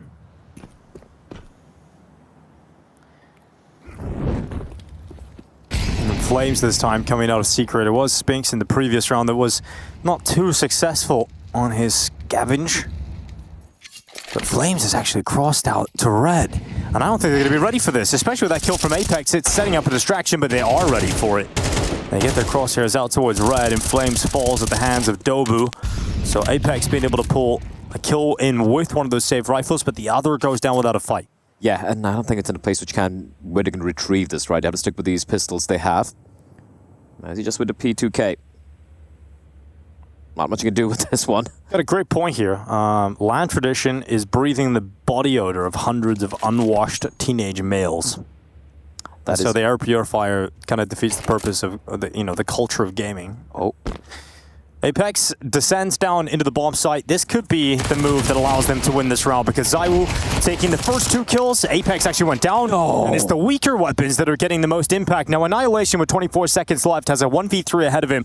AWP unable to connect on that first. They know exactly where he is and bullets will pepper him down. ZywOo the man to close it. And 12-7. Atox, that had to be your opportunity. Unable to take it, and now map and series point for Vitality. That was so awkward from Atox. It's like everyone grouping up and walking out from Squeaky. And, I mean, initial fights were fine. I shot the Jobu there. But this is so awkward, man. You have some utility, just smoke it off. While walking into a crossfire. And I was making fun of P2K. It even gets a kill. That's ugly. And I think that's the bells tolling for Atox in this series, Nico. They put up a fight. It was solid, but Nuke feels like a dunzo. Annihilation losing half of his health in the first seconds of the round. Now ZywOo under pressure at ramp. Seen across. And we know he's been forced into a diamond multiple times. And whip behind the box. Apex, a wild maneuver, but one that has worked out for a kill. ZywOo unable to land the follow-up shot, and he re-peeks into the open with nades in his hands, but they're not ready for Flames, and oh, not exactly.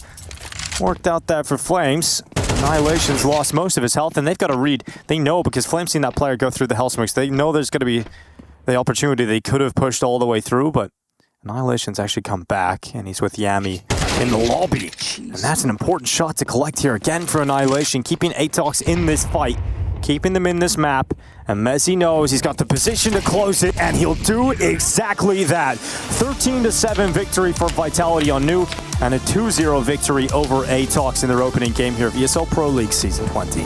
Yeah, looking way more cleaner here on this second map, but I do have to say, for the side of Atox, I feel that CD side could have been much better. They clearly don't seem to have the reps they would have liked on Nuke. Vitality were clearly the better team, but Inferno's going to sting a little bit, right? Coming down to 13-11, not able to take it OT, but this is what we kind of all expected. In all honesty, I think they put up a very commendable effort. Even though ZywOo should be the man of the match, right? He was top-fragging both, for his team in both the games. I have to give a shout out to my boy Annihilation. He was lights out for his brothers. Yeah, he was incredible today, especially against the caliber of opponents like Vitality. getting those numbers is not easy.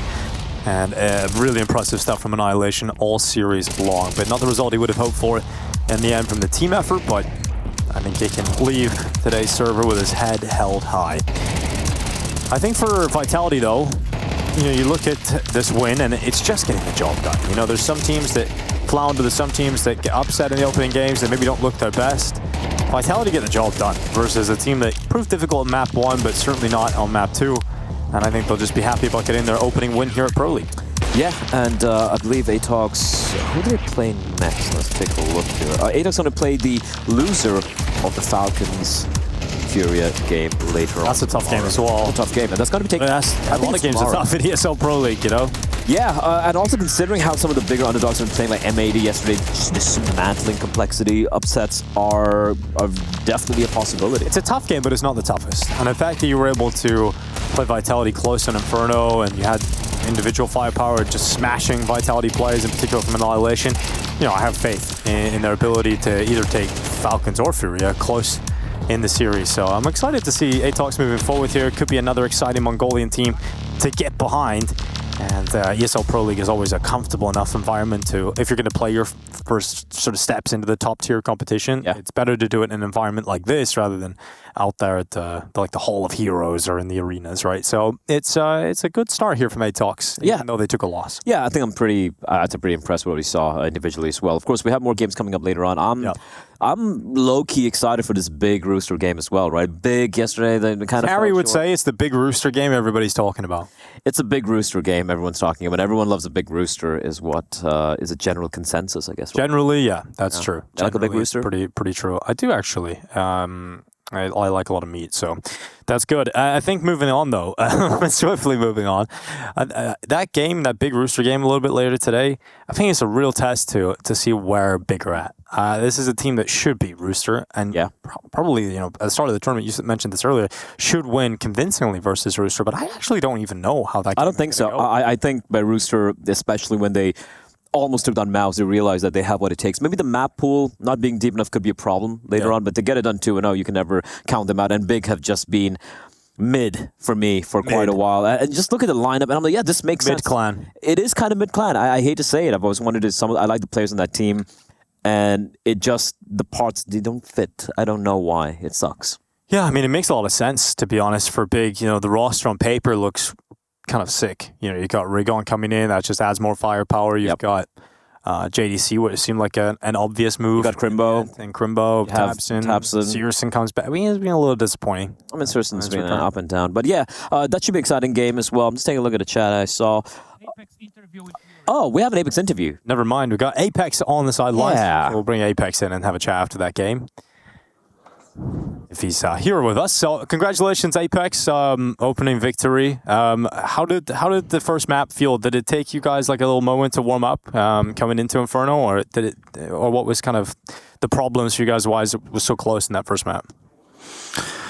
Well, we could see that on the other games, the big favorite had some struggle. We saw Mars yesterday. We saw FaZe the first day. On the first group, sorry. So we were like a bit aware of that, but it's always really hard to jump from a Cologne final to EPL with a 3 weeks break. That was pretty rough for us in that sense, but yeah, we tried to stay composed. We didn't play that good, but I would say that was enough. Yeah. I have a question for you, Apex, Dan. Firstly, congratulations. We saw Flames give an interview to Sponge earlier, where he was like, he was asked who misses the most smokes and nades in the team, and he said it's you. And he said he goes out Mirage mid, and there's no smoke in window, and he dies. And it's like, thanks, Dan. What do you have to say about this? That's a fucking lie. That's a fucking lie. You tell him that. You tell him that, Dan. Yeah, I will fuck him up. I'm not gonna lie. That later. All I seen was he grenaded you in the game, actually. That's crazy. This guy, I do all the support I can for this guy, and now he says that to me. Okay, no worries. It's gonna stay here. Yeah. He's not in front of me yet, but when he will be, I'm gonna get mad. How was the time after Cologne for you? Obviously, a massive accomplishment individually for you, but also for the team. So how does it feel when you build up so much pressure to win a trophy like that, and then you have some time off? You're coming into ESL Pro League, which is maybe obviously a less pressured environment. How does it feel mentally coming into this event in terms of the intensity? Well, for myself, it's never easy. When you get older and older, like what makes you happy is playing the big tournaments. Try to win them. Of course, winning Pro League is nice, but it's not the best thing ever, to be honest. So it just and it's studio most likely. So if we went to Rio first, it would have been even more like, would be even better. Because yeah, you have crowd and you can play in front of a lot of people, etc. Even though it's less prestigious than Cologne. So for me, it's been pretty rough. Also, even though for the world team to practice as well as we could, we had really good practice before Cologne and EWC, etc. We gave a lot, and I think it's normal to have like some not motivation issue, but it's not about that. But just when the tournament gets more prestigious, more you're gonna play, more you're gonna play better practice, etc. It's just a human thing. So for us, it's just going to go ahead. You got the championship event under your belt with Cologne, right? And so now you're looking at the Intel Grand Slam. Obviously, you can get another notch here at ESL Pro League. How is that playing in your head in terms of motivation for the future of your squad? Is the next thing to chase down? Yeah, actually, that's what I told my teammate when we came back from Cologne. I just told them, guys, now we have this extra motivation about the Intel Grand Slam. Even though it's pretty far, we need to win 3 more. But it's still it can still be in our heads in 2 kind of tournaments when we have this lack of motivation a bit and we need to perform. So I just told them, let's keep it on the close to our head, on the side. Even though it's not now, but we won one of the 2 most important to do it. So let's try at least to get Rio or EPL. So that's a bit what's going on in our heads. Perfect. Thanks so much, Dan, for your time. Congratulations on the win again in your opening here at Pro League, and we'll let you go. See you, Dan. Thank you. See you guys. Lovely guy, man. Yeah, always great. And we got the US Air Force aim high as well. Player of the match is going to be Zai Wu. No surprises there. 44-28. Very impressive performance to Zai Wu today. And you heard from Apex himself, you know, he said, we're not playing our best Counter-Strike today, but it was enough. It was enough to get the job done. And sometimes, Dinka, that's all you need to do. You just have to be good enough. And Zai Wu was absolutely good enough. And I wouldn't say it was like the difference maker. I think he was on Inferno for sure, right? Because Annihilation just running amok. But overall, yeah, deserved win. And if he wasn't there, I guess it would have to be Annihilation. But they obviously didn't win the game. I'm more worried about Flames right now. I wonder what Apex is doing to him. Saw how good he got to be with his fingers. You've done it. You've done this. I got to call him out. Listen, I got to call him out. The Flames, he talks a lot of smack sometimes, and he's probably hoping Apex never going to hear it. And listen, man, I like drama. You're the little snitch. I'm not a snitch. He said it on camera. Snitched him up. I'm just letting him know. Yeah, well, good work. And Apex is like, after all I'm done for that little rat. After all I've done for him, that's how he treats me. Yeah, it was great though. I mean, it is cool to think about the Intel Grand Slam being chased down by Vitality and wanting to win here in Pro League. And that was something. It can be very difficult for teams, as you were saying, you know, when you win a big trophy, to find the motivation again, realign the vision. And I guess that is the next thing in front of them to chase is the Grand Slam. Yeah, and it's always trying to find that, you know, that motivation where, like, even if you look at someone like FaZe, for example, right, they needed to kind of find an extra step, so to speak. So that's a perfect example, actually. I'm happy Vitality found it. Of course, we still have more games remaining here today, Denko. Yeah, we do. We've got that big Rooster game, and that is coming up next. We're going to go to a break, and when we come back, big Rooster will be getting underway.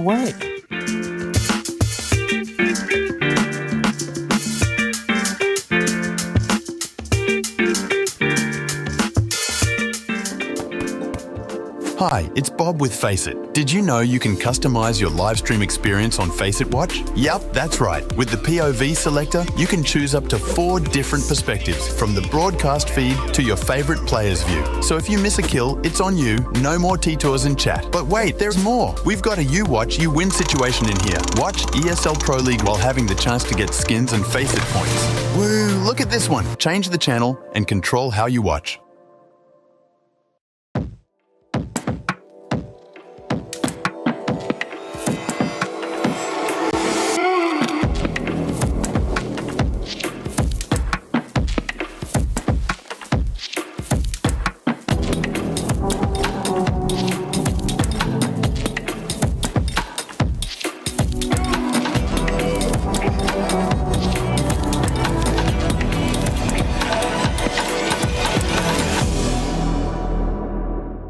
Have you looked at all at who you're playing to begin with, or you leave that for your captain and stuff? What are your thoughts?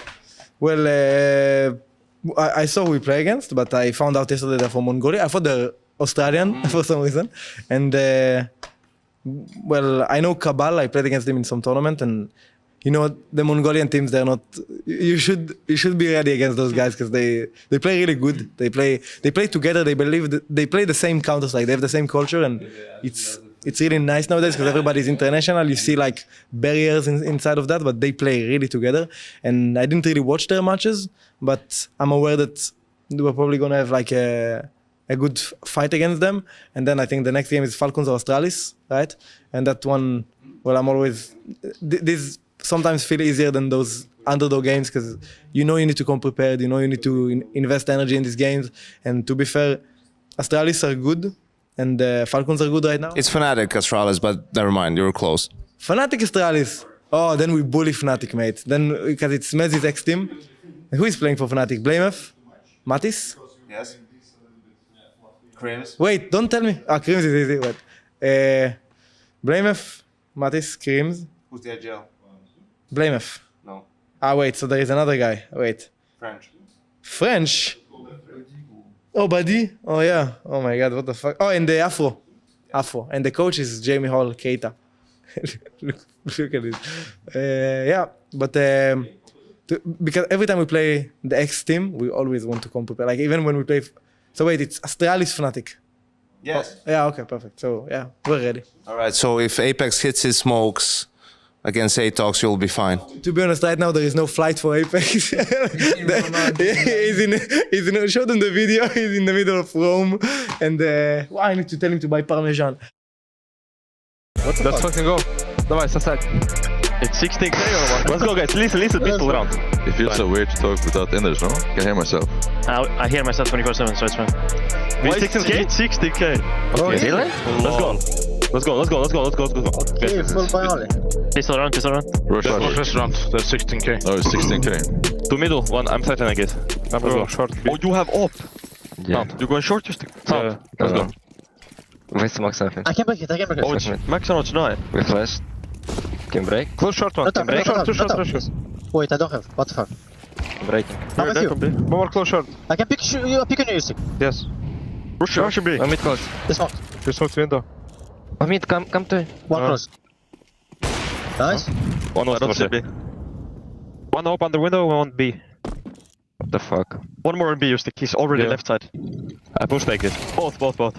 Yes, we have two ops for it. Planting one guy. Over him. Careful jumping on top, you stick. He might be here already. I'm behind that one, guys. Planting on. Not GG. Close that. Planting last. Don't side. Yes, I'm behind. Sorry. I'm behind that one. He's on the smokes. I'm holding. He's close to. He's under me. He doesn't suck me. I'm holding. Wait. Oh, that's a knife, Igor. Side. Nice! I took second up. Let's fucking go! Woo! Can somebody flash from here to left when I call? Yep. No. This is mid. Flashing? I'm blind. They're pushing mid. Get the AP close. One right side. Close first long. He's dead. One more mid. One more. Vale. Dead middle. Last. I'm picking below. Nice! Lol, I have no idea where they can be. Yeah. What about smoke and run through it, no? Let's go. Smoke him off, fucking go through it. I'm flash mid. I smoke. You have double push, Alexi? I smoke. Just go short. Go short. I'm coming from here. I'm also coming short. Flash mid. We extinguish. It's there. They're close to short. Flash in the smoke. Peeking. There's not anymore. They adapted. There. Get short. Two guys in B. Look, it's close. Ow. Sound. Can I jump up here? Last W. Bro. Where am I? Behind you. No, Robert! Go. Just last position. Who wants boost here? Yes, me. Flat. High window, you said? No, from here. I need to be. No, I cannot. Close here one. Close to me. Oh my god. Pushing me 3 guys! I'm not there. I will Leave it. Demolish us. They're through, but I'm breaking this. They're coming through. Breaking. Wait, inside Hold already. the bomb. Dead. Breaking again. I'm flashing out smoke. Behind the smoke, one more. He's just stabbing. 2 guys. Nice try, guys. Nice try. What the fuck? No, I'm already here. No, you cannot jump, brother. He made that for you, behind. One more. In smoke. Low HP. Nice! Fucking let's go. Bro, we need two guys there to boost. They're fucking rushing everyone, guys. I'm taking XM now. Okay. Please split rush. Okay. Let's go. I'll molot the window on the run, okay? Okay.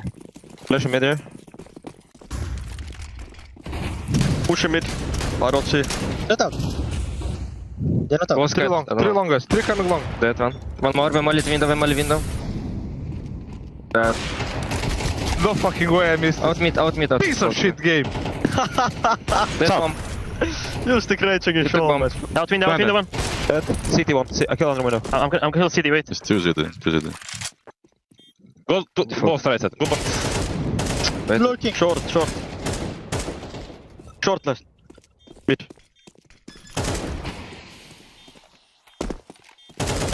Nice. Let's go. Nice lurk, Brookie. Oh my god, they're broke, no? So hard. I push him it. You push mid? Igor, they're gonna bow slash 5 times. I know. No one should hold mid. Care mid. I will flash. Flashing over. Not behind him. One more take, guys. It's take. One more. For sure, boys. Push on. Okay. Throwing all nades as well. Throw everything, guys. Doing something as well. Boost up. Careful, flank. Upline. Apply the shit. Okay, flash for you, Lexi. Where is my flash left? Can you flash in the... Flashing the smoke, yes. Dead one. Nice. Can boost me here, guys? Yes. One holding. Where? Boost me here. One more behind. Behind, yeah. So in the smoke. I'm holding the side smoke. I'm boosted. They're boosting left side. Behind. Smoke fading, sir. I'm picking slow. One behind. We have kit? We don't have kit. Dead. Close right. There's a smoke behind, guys. The left side close. Use to go here. Oh, I mean, not use to. No, we don't have kit, guys. Guys. Close. Oh my god. Oh shit. My man has been fucking officialing on this map. Inhuman reactions. I know the English there, bro. Inhuman reactions. Drop on over.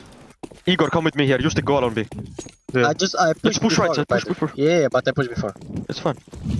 Break in the mid smoke? Oh no, fuck it. They're going B, you stick. Mid pushing.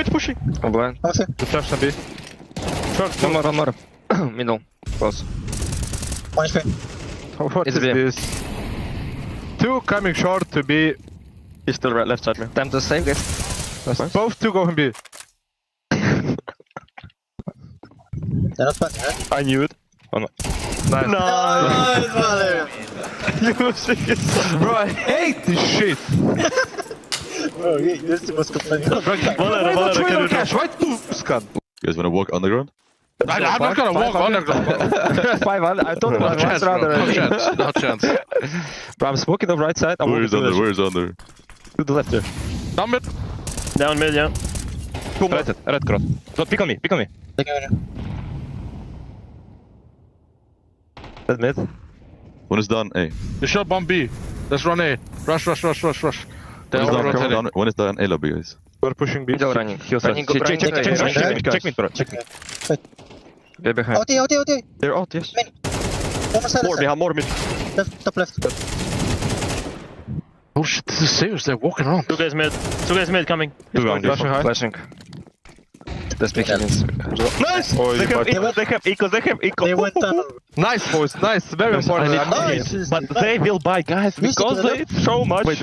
I need wait, it's all strong. XM, Igor. Drop him. Wait, then I'm smoking right side. We go through it, okay? Smoking right, flashing banana.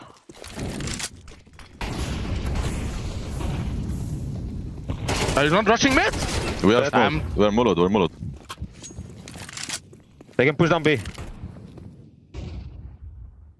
Robin is going. Come in, one side. Push him side. Do it side. I can't behind. CT. What? They're fucking underground. Nice, outside B. Banana. Coming banana. Nice. I plan B. This is fucking nice. You guys are playing good right now. Baby, I don't understand this. Bomb. One is middle. Please, bro. Chill.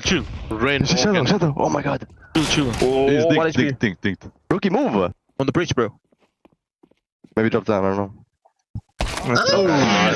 Easy. Hobby. AVP. Avupka. Take Avupka. Bro, where the fuck am I playing? Somewhere. Freedom.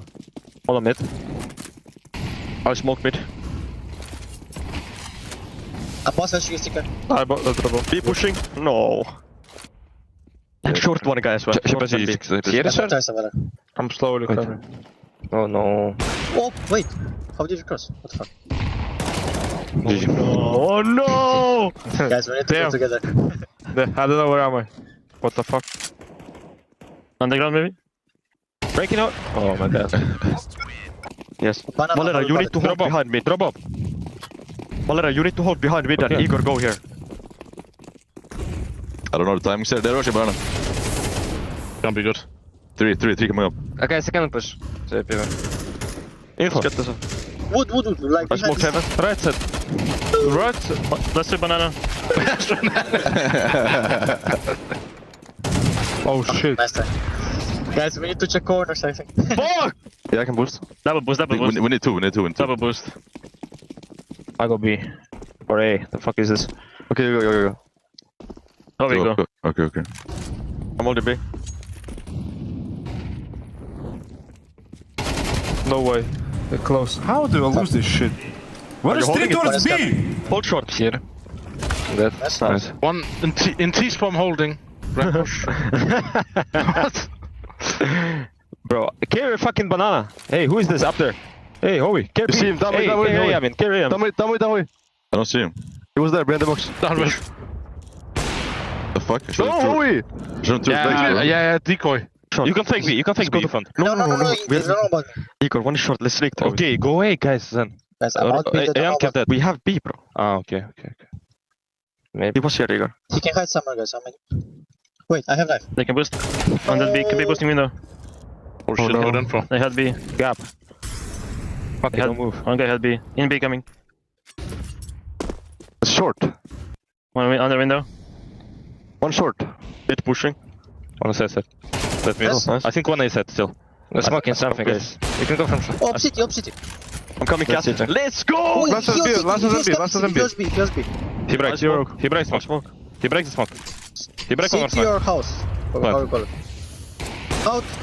No, pushing you. Smoke, push you. Живи, Игорь. Живи. Я сейчас Wait, I don't know. Valera, I break. No, man. No need. He's jumping in smoke, close to smoke. Right side. I'm playing duelist, brother. You hit him. Chill, bro. Chill. Okay, I'll take him. I'm playing imba. Nice. I'll take the off. What is banana? Yeah, I'm trying, Right bro. side. Right side. I hold it, Igor. Wait, but I will go slow. I'm breaking mid smoke. I break. No, why you flash? Wait, pushing long. My god, bro. Nice you stick. One banana, guys. I think one banana pushing. You stick. There is for sure one more. He's baiting for one guy. Nice, one is dead. One is 1 HP. What the fuck? You're sitting below that, That's bro. so serious, bro. Blood is on the ground. That's nice. He's gonna be there. Yes, but together. Other far away. For valuable. Игорь, middle, иди. I'm on inside. Он слева будет. Wait, I'm breaking this. Kick behind smoke. What up, Igor? What? Heaven. And one rotating. I don't know where is Heaven. We're pushing you, Howie. He's pushing. He's in city here. Right side. Тащи Юсик. Наверх, знаешь? No. No fucking way. Братан, это опыт, ты как думал? Bro, all these no-lifers played fucking two-scan for their whole lives. Yo, you need to kill big guy, bro. He's pushing down. Блять, я вправду могут убить, братан. Похуй. Flashing B, maybe? I don't trust that. I am burning. In the smoke. Open HP. There is smoke. Заебись. Get. Блять, side hiding. One was pushing mid one. One was short. One more is smoke. Keep Right, box. Nice. 1A, 1B. One more right side. Let's be. Up, city low HP. Nice. I took off. Easy for dance. What is his position from Kerrigan, bro? He knew all Igor, the boxes. Of course, bro. He played this map in 1.6. CSGO. Like, I'm going banana inside. And pick where? Banana on me. Like, you can hide, I'm gonna pick. Like, stay here. Sound, close mid. What is this smoke? Short. They went silent short. Silent walk short. Somebody have short? Yeah. What is short? A? B? Do you have short? Edward spot. Let's go hide B. Yeah, they can be walking. I'm hiding on top of this. I have same Engler, in front of the box. In front of the box of you. Green. Should be behind the box, man. Just I'm gonna flash mid. But I'll call it. Can you throw flash banana or nade banana? I pick Yes, flashing. Dodge. Shit. Fuck is this? 3B guys, what the fuck? Let's react. What's happening? Push Edward. Running away. Going up mid. I have HE still. Flashing in front of me, Brocky. Oh, double. Two. Oh my god, dude. Dubbel burger. Breaking. Double burger. One flank. Is it up? Nice one more city. I'm coming to you. Dude. A side should be clear. Yes, it's clear. Two there. You can almost smoke. I smoke city. I can boost you. And drop him bomb instead. Wait. Fucking bug. Go again. Nice. Go again. No? I play it. On the side. I'm going to smoke. Pull it off. Rolling. You can't go anywhere anymore. Sound, please. Sound. I'll pick on that. What? Rolling left side. One thing on the right. Go on. Close.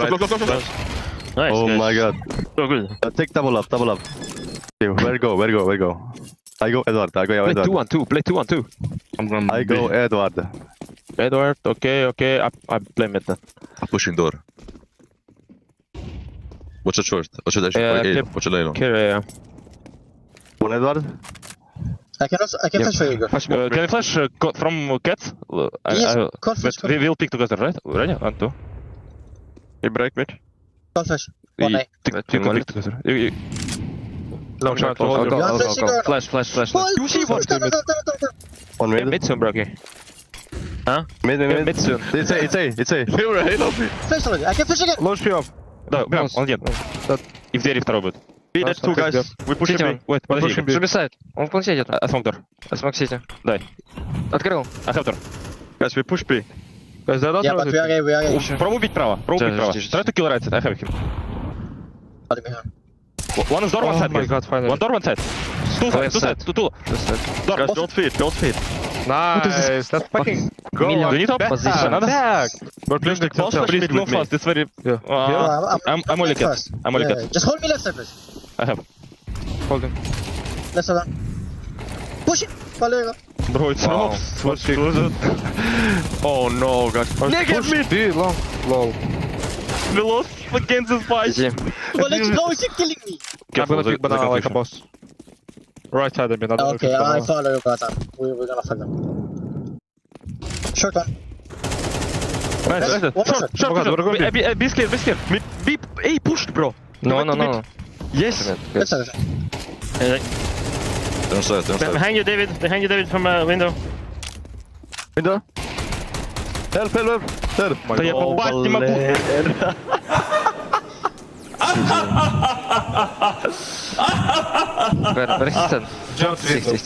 Bro, it's clutch. Fucking shit, блядь. Walking through banana. I wanna kill. Yeah. Давай, Игорек, тащи нахуй. Найс. Красный чешевой, фрозен. Ай-яй-яй. What the fuck? Just imagine, man. Just imagine.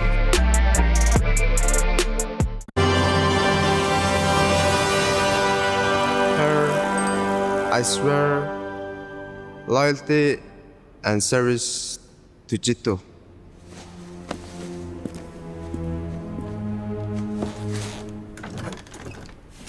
I do not think we should so lightly abandon our defenses that others have long held intact.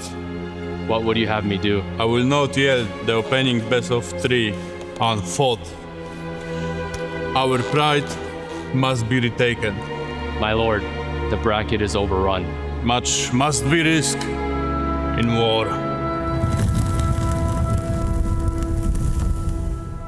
Is there a captain here who has a strats to face spirit?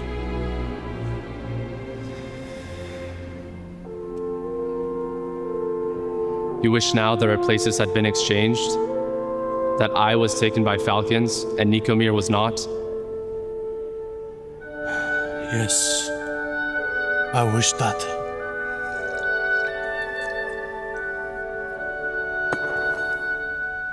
Since you are robbed of Nikomir, I will do what I can in his stead. if I should return, think better of me.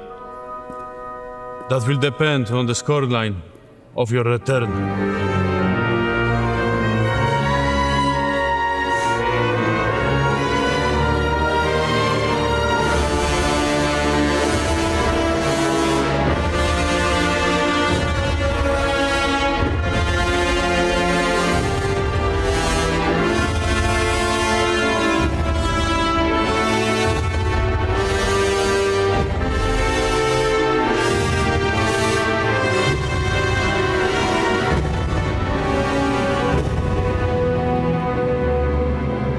Can you sing Master Mongol? Well, yes, in my own language. But we have no songs for great long hauls and ill times. And why should your song be unfit for my halls? Boom, sing me a song.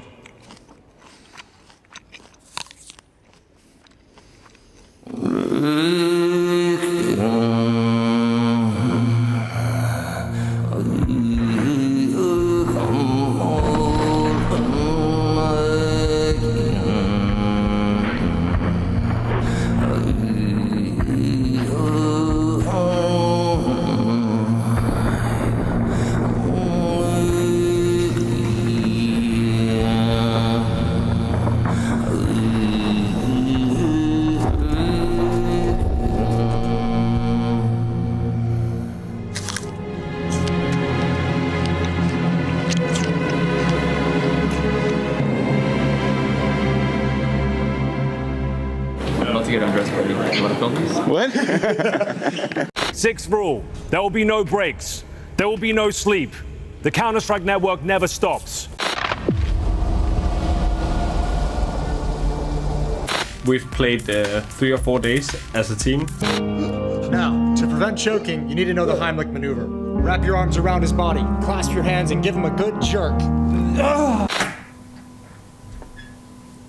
Okay.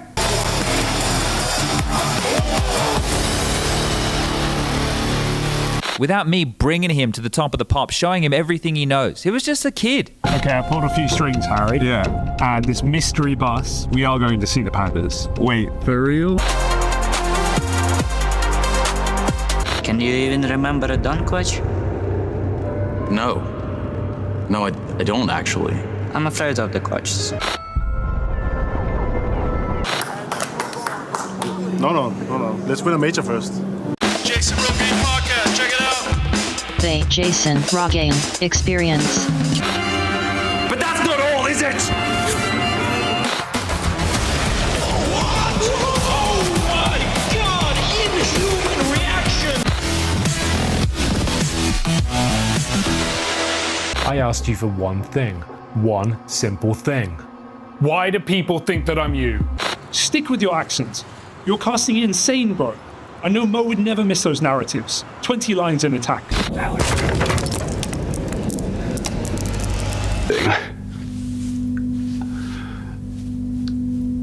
Played a lot with ESC Gaming, so I think our chances are pretty big, and everyone knows that Russian guys are better than Poland.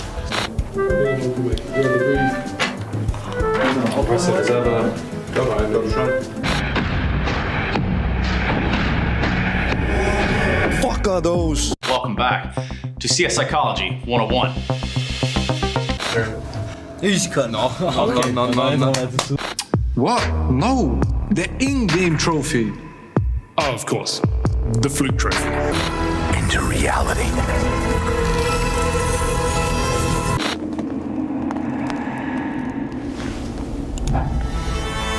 Sprayed. Stop!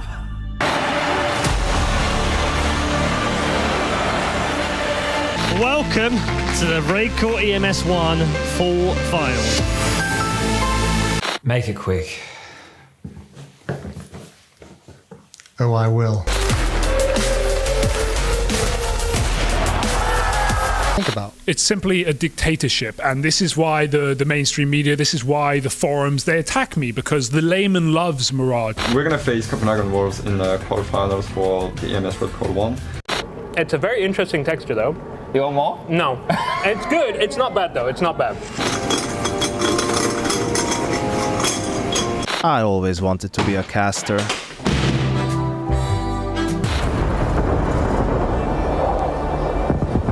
We lost our luggage, our Air Berlin did, once again, like last time we were here in Germany. Which led us to you, my old friend. Oh, don't worry, Dad, it's getting old, it's getting old. And we're supposed to allow that. We're supposed to believe that this is the one true green map, the original green map.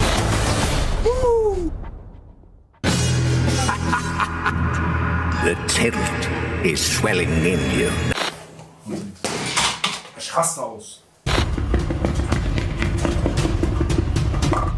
I just start yelling at them, just the way my brother used to do to me. Do you use Just it for for fun. angles, or Just I was for going to say, fun. I feel like it's for fun. Yeah, just being a showman. No, like just. You're showing off a bit. Yeah.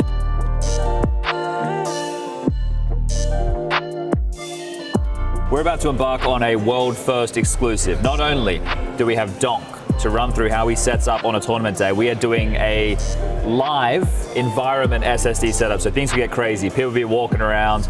It's gonna get nuts. But Donk, everybody at home, they look at you playing Counter-Strike, they go, how the hell does this kid do it? So let's investigate how you set up, from how you sit to where your desk is to how we plug everything in.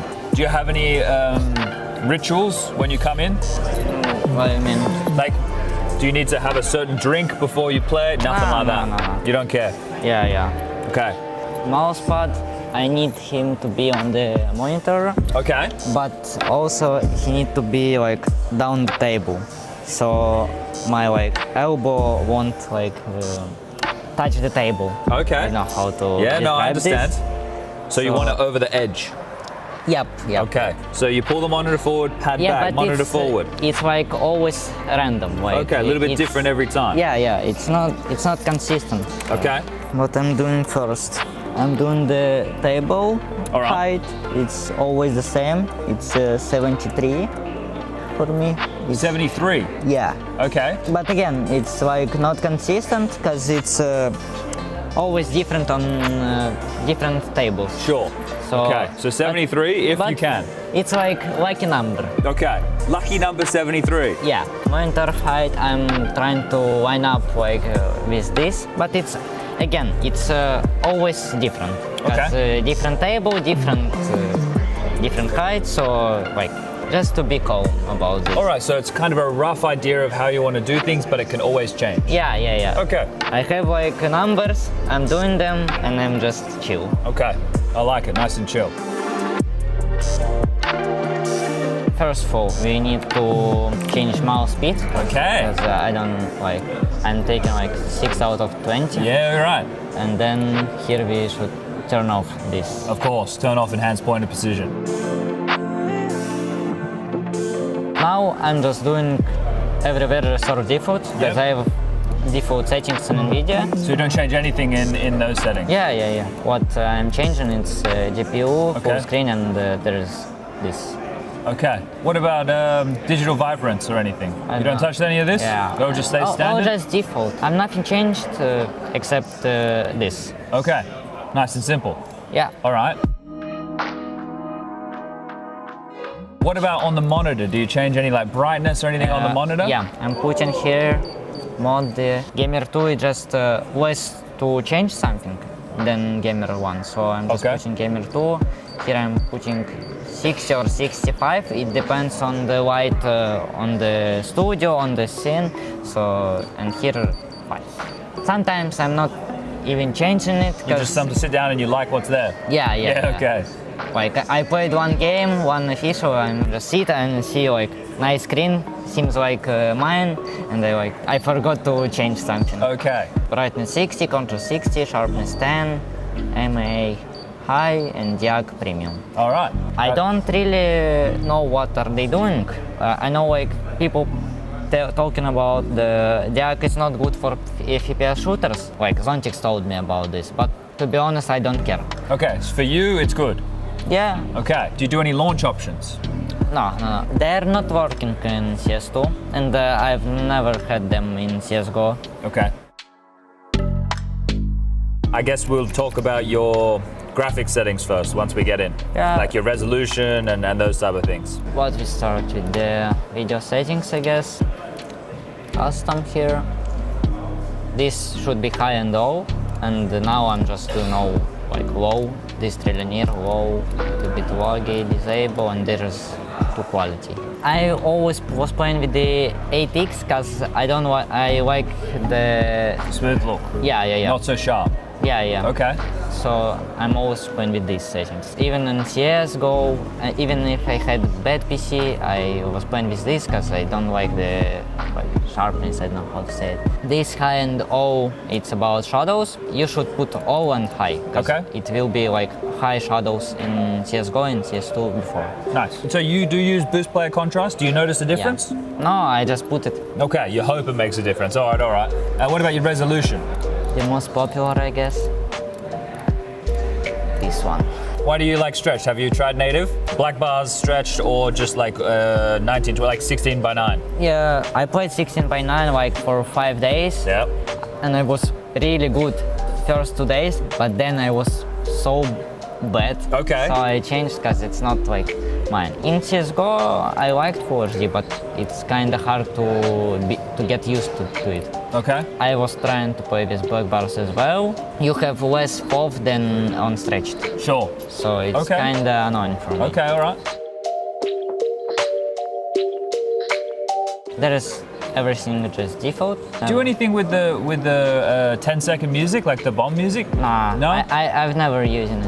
Okay, so you know with your internal timer. Yeah, they changed the 10-second sound for bomb. And like you don't need it anymore. Yeah. So okay. There's a bunch of different settings here, right? With the EQ, you just keep it all default. Yeah. I don't know what is this. All right, fair enough. That's cool. Nice and simple. I have foot scale in 1. Okay. Foot color. Where is this? 11. Display without sound. This disable for sure. I need to debounce zoom 0, I guess. Pause. If you have true, you should press right click for scope. Okay. Every time. You cannot hold right. Okay, yeah. So it's kind of annoying for me. The crosshair. I can play with this. You don't care about the crosshair? No, to be honest, I care a lot. Okay. I'm always trying to find something new that's gonna help me feel myself better. Okay.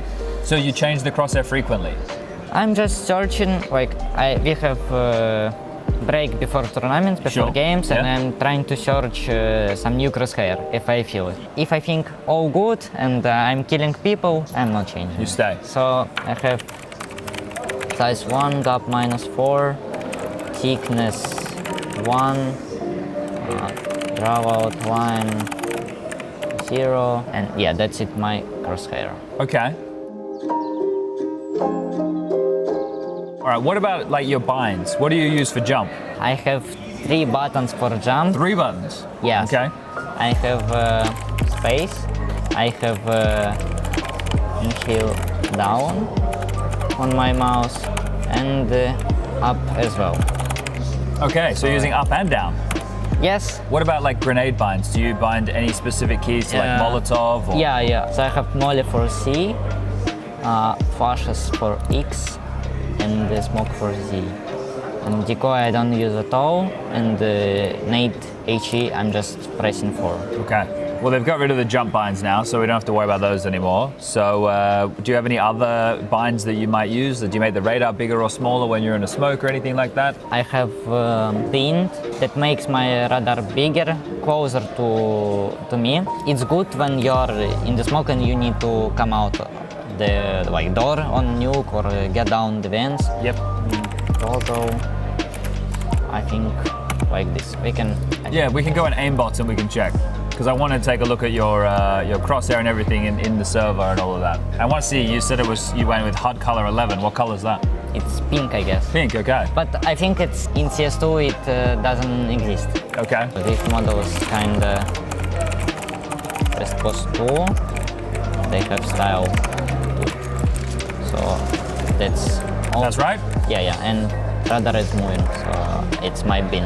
Yeah, okay, nice. We can see that's working. You did that off the top of your head. I mad respect for that. One more, I think, unique bint, it's about switch hands, that I have like 2 buttons for it, like H and also I'm always binding it on F2. In CSGO I had like L right hand 0 and 1 for this button. Okay. Do you use Just it for fun. angles or? Just I was gonna for say. fun. I feel like it's for fun. Yeah, just being a showman. No, like just. Okay. It's cool to like. You're showing off a bit. Yeah, it's cool to take your knife. Sure. No, I see what you're saying. Okay. What mouse sensitivity are you using? So sensitivity 1.25. And what DPI? 800. 800 DPI 1.25. Okay, nice. Do you use the binds on your mouse for anything? No, I have like only this one. Only ping. Yeah. Pretty simple. I have default settings.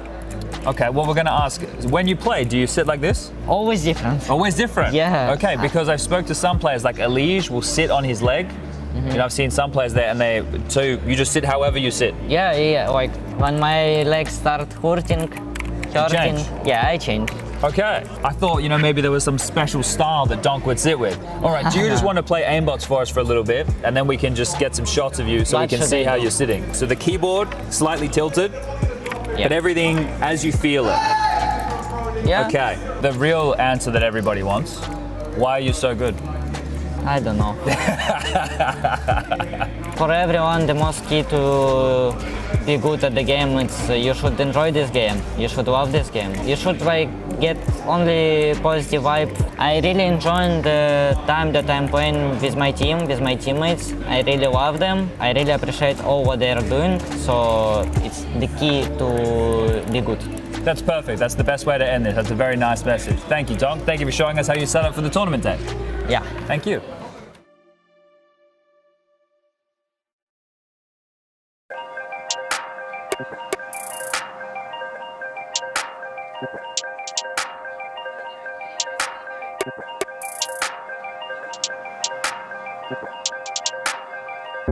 If all they've been saying is true, there's a war before your eyes. Tell me, can you see right through? Right through, right through. Down through the wires and the pipeline. We go disconnecting from the city and the skyline.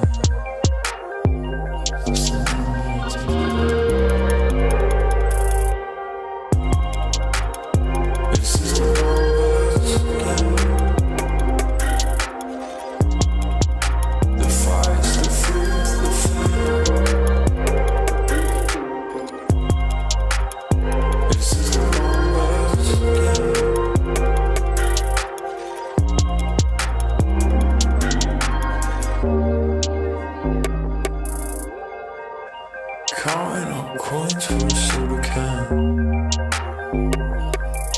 and there's nothing going on, no game plan, no plans. So I'm jumping out the fire, back into the frying pan. I'm trying to disconnect from the stats and the spray tan.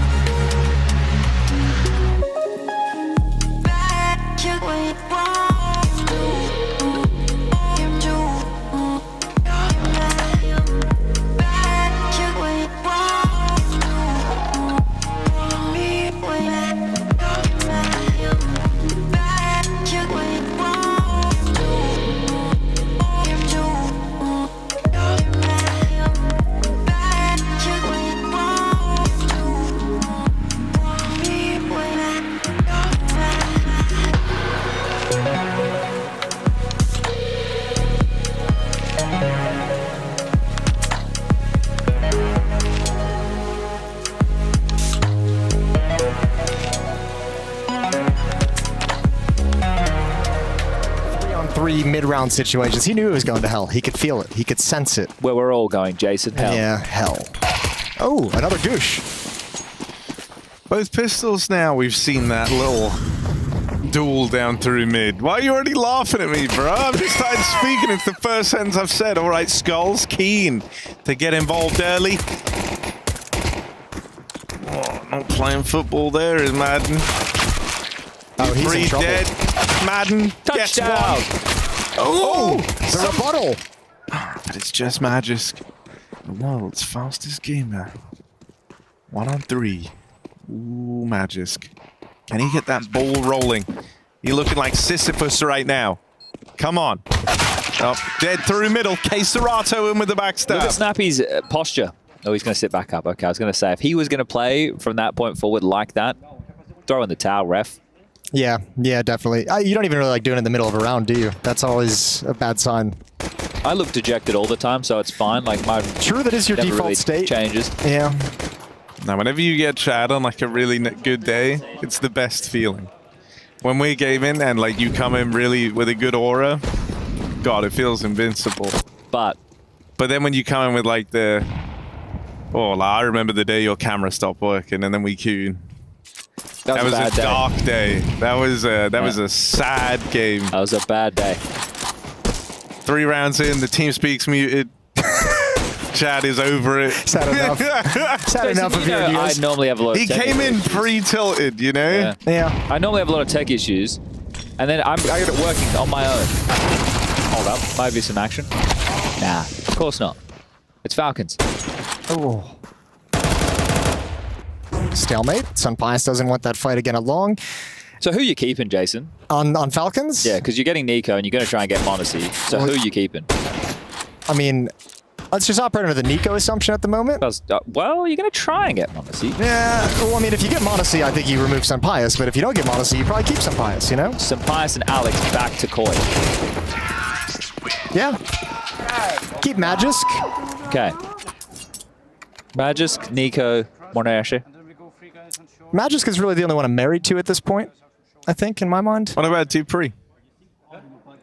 I like Dupree. He could be a solid player, but I think, you know, you can look elsewhere. You can investigate. Can you guys stop looking at me like you just keep throwing buses at me over and over, just like you're handing out the rope, like just like in my inch by inch? The way I look at it, who better to finally get Nico his major than the man with the most majors? Than the man with the most majors. And that would be Zonic. And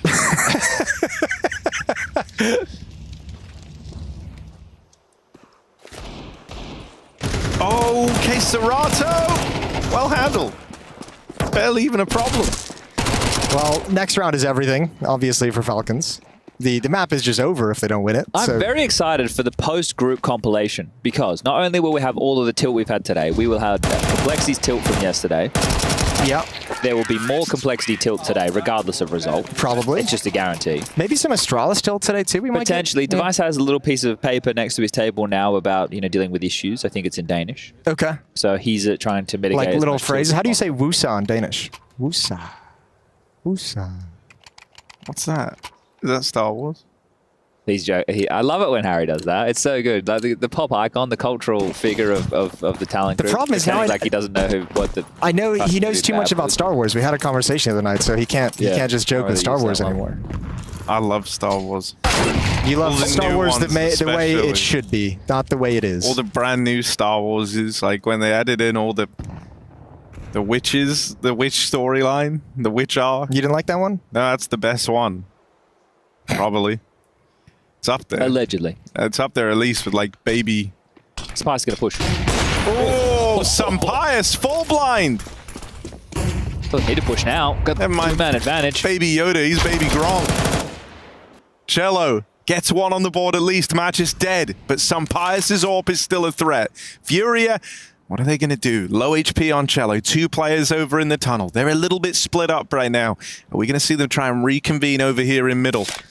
I think they're going to try and hit like a... I would think that you would send Yuri back towards middle to join up with Cello and go out mid, have the bomb in the AWP and upper tunnels, which you can bail out if need be. Well, you could have a third option. What's that? Save?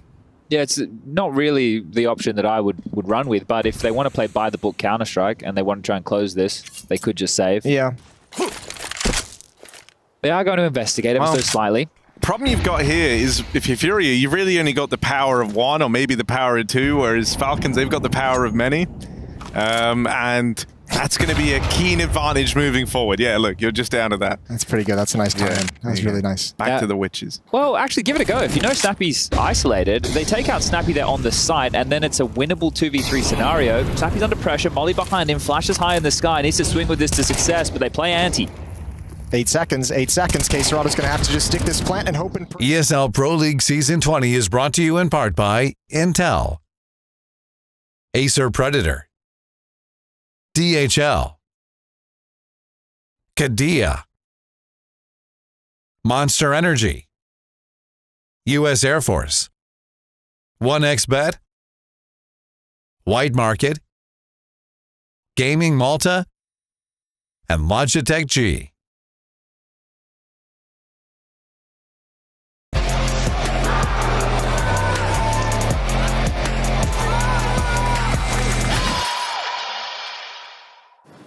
Mac here with the Kadia B-Stream check-in. So first game today is done and dusted. Vitality and Atox was a close one on Inferno. Atox managed to push them all the way to the end of regulation, but then on map 2, it was more Vitality-sided. So the Mongolians are going to be going down to that mid-bracket, but we've got another game here, of course. We've got Big taking on Rooster, both losing yesterday, both currently in the mid-bracket. Losers going all the way to the lower bracket for their last chance, and the winner will be moving on in the mid-bracket. Now, the video has been done. We've got a little taste of it is Mirage, it is a Nuke, and then it's going to be Dust 2. So it's going to be an interesting map pool. Both these teams looking for the dub. Rooster, of course, yesterday pushing Meows, and then Big, they don't want to be going to that last chance bracket. So we'll see what happens, and that's it for the Kadia B-Stream update.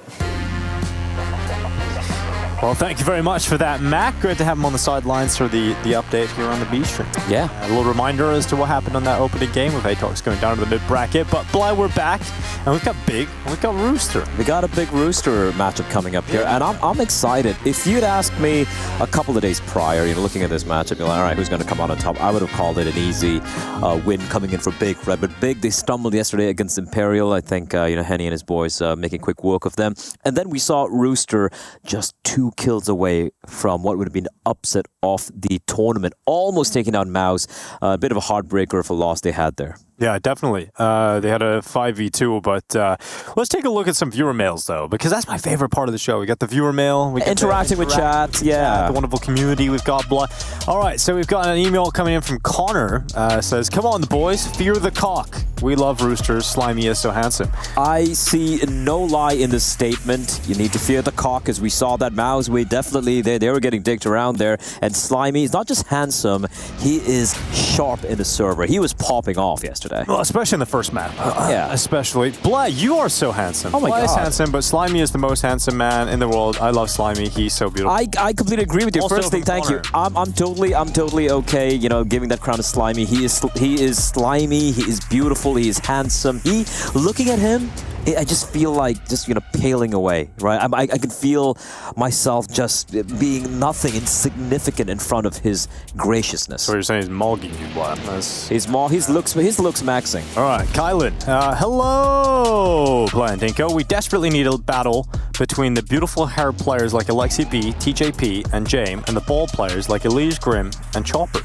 I would love to see that. There was once upon a time, back in the days of CSGO, a long time ago, there was a theory, the good hair ratio theory. I don't know if you remember that. No. No? It's about, they did the math. Reddit did the math. I would love to see it. Elige swears by the ball look, though. But I just want to say, you look at Elige, you look at Grim, and you see the performance yesterday.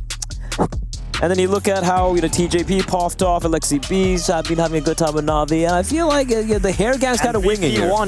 And VP won, so hair gang seems to be winning right now. But it is a cool theory. Yeah, thank you for your mail. We've got Deepak. Yeah, you like that name, Bly? Can Bly cast around in Hindi? I would love to, but I don't want to bring the hate of an entire country on me. It would be atrocious. Well, Deepak's gonna hate you. It's Deepak. Yeah, he's gonna hate you. It's Deepak. Yeah. Not Deepak. Deepak? Yeah. Like Deepak. Yeah. It's not a deep pack. Deep pack, man. Or Mohan going to Sammy. Yeah. Well, that's. Thank you very much for the Shout out video. Launders. That was great. Yeah. That was fantastic. I loved it. That's what you love to see. Yeah. Well, you know what I love to see? Yeah. Faceit Watch. Faceit One of Watch. my favorite things. What do you do on Faceit Watch? You're wondering what it might be. Well, we'll get into it in a little bit. But we've got Rooster versus Big, and I think for the Rooster squad, I think yesterday's result was probably one of the best performances we've ever seen from them. TJP just set up such a magnificent creature. Yeah. Anyway, we've got Faceit Watch right here. Exciting. And I think I want to take a look at specifically... Why are you doing this to them? Because it's... You know there's some Rooster fans in the chat, right? Yeah, it's important that we remember stuff that happens, Blatt, right? Okay, so we've got Faceit Watch here. So you go over to Faceit, click the Watch tab at the top. You can go back and find clips. And we've got ourselves a very important round from yesterday. Now, we've selected the POVs of Shui. We've selected the POVs of, most importantly, Xerxin. And we've got Yimpat. We can change them, but we've also got the mini-map here. So, Blatt, you can talk us through it. I'll hit the play button. I'll make it full screen so you guys can see a little bit better as well. And let's go through this. Yeah, this is a round. It looked like, they'd done enough. They're going to take a look at... So set the context. It was 15-14. Rooster were about to win the series 2-0 versus Mals and pull off one of the greatest upsets. Yeah. And then Exertion goes Super Saiyan. We can see Rooster, one thing I really liked from watching them on his T side was just how good they were toying with the rotations for Mouse, right? And Mouse were forced to give it respect. And Rooster... can you fast forward a bit here? Maybe. Of course you can. You don't really Faceit have Watch. to. Yeah, exactly. Show that. Got that feature. There we go. There we go. Fast forward. Grouping up here. Opening kill being found by Chelios. And you see, they haven't budgeted. They're still so paranoid. It could be a late hit towards B because they've done that quite a bit. A lot of conditioning happening. Opening kills go their way, Rooster. And now... We're at a 5v3 at this point, right? Look at the T's. Look, they're all gathered up here on the ramp, and look at the CTs set up. It feels like your eyes have to be set on Exertion. So look at his POV up at the top right here. This is the most important piece. Setting up a flash for Torji. So what goes wrong for Rooster here, Blatt? So you get them into a 5 versus 2. The spacing. 5v2. The spacing was completely off. You can see how far everyone is, and they tried to go for the trade, but he has so much time to reset his crosshair, to reset his spray. You can just play it up. Do you think they were just charging in, trying to get the job done, or? Yeah, I wouldn't really say it's... One. They had... One. Yeah, just one by one by one. And I think there's a key detail here. We can actually rewind it again, which is kind of cool. You can go back 10 seconds, but watch Yimpat. So his position at Heaven in the bottom right, you can see he actually distracts the other players coming up, so they can't actually trade down Exertion, in particular on this kill. So you see Exertion's POV, he's looking here, but that player is distracted because Yimpat was recently spotted at Heaven, which allows Exertion that kill. And you can go back and find these details and see how it all went wrong. Yimpat getting this kill as well through the smoke. Exactly. It's like everything that could possibly go wrong for the side of Rooster did, and this was a heartbreak round. I can't watch it again, thank you. Well, Chelios 1v2, obviously unable to win it, and then we can fast forward as to what happened. And there we go. Look at that. Yeah. They didn't want a single round after that. Yeah, heartbreak.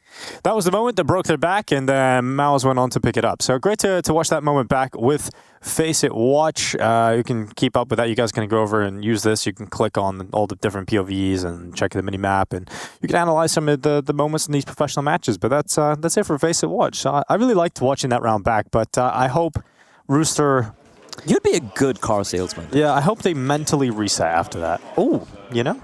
They would have. They would have. TJP looks in good spirits. And yeah, we were touching on Slimy just being absolutely... Bro, I didn't know the Hemsworth brothers had another one, you know?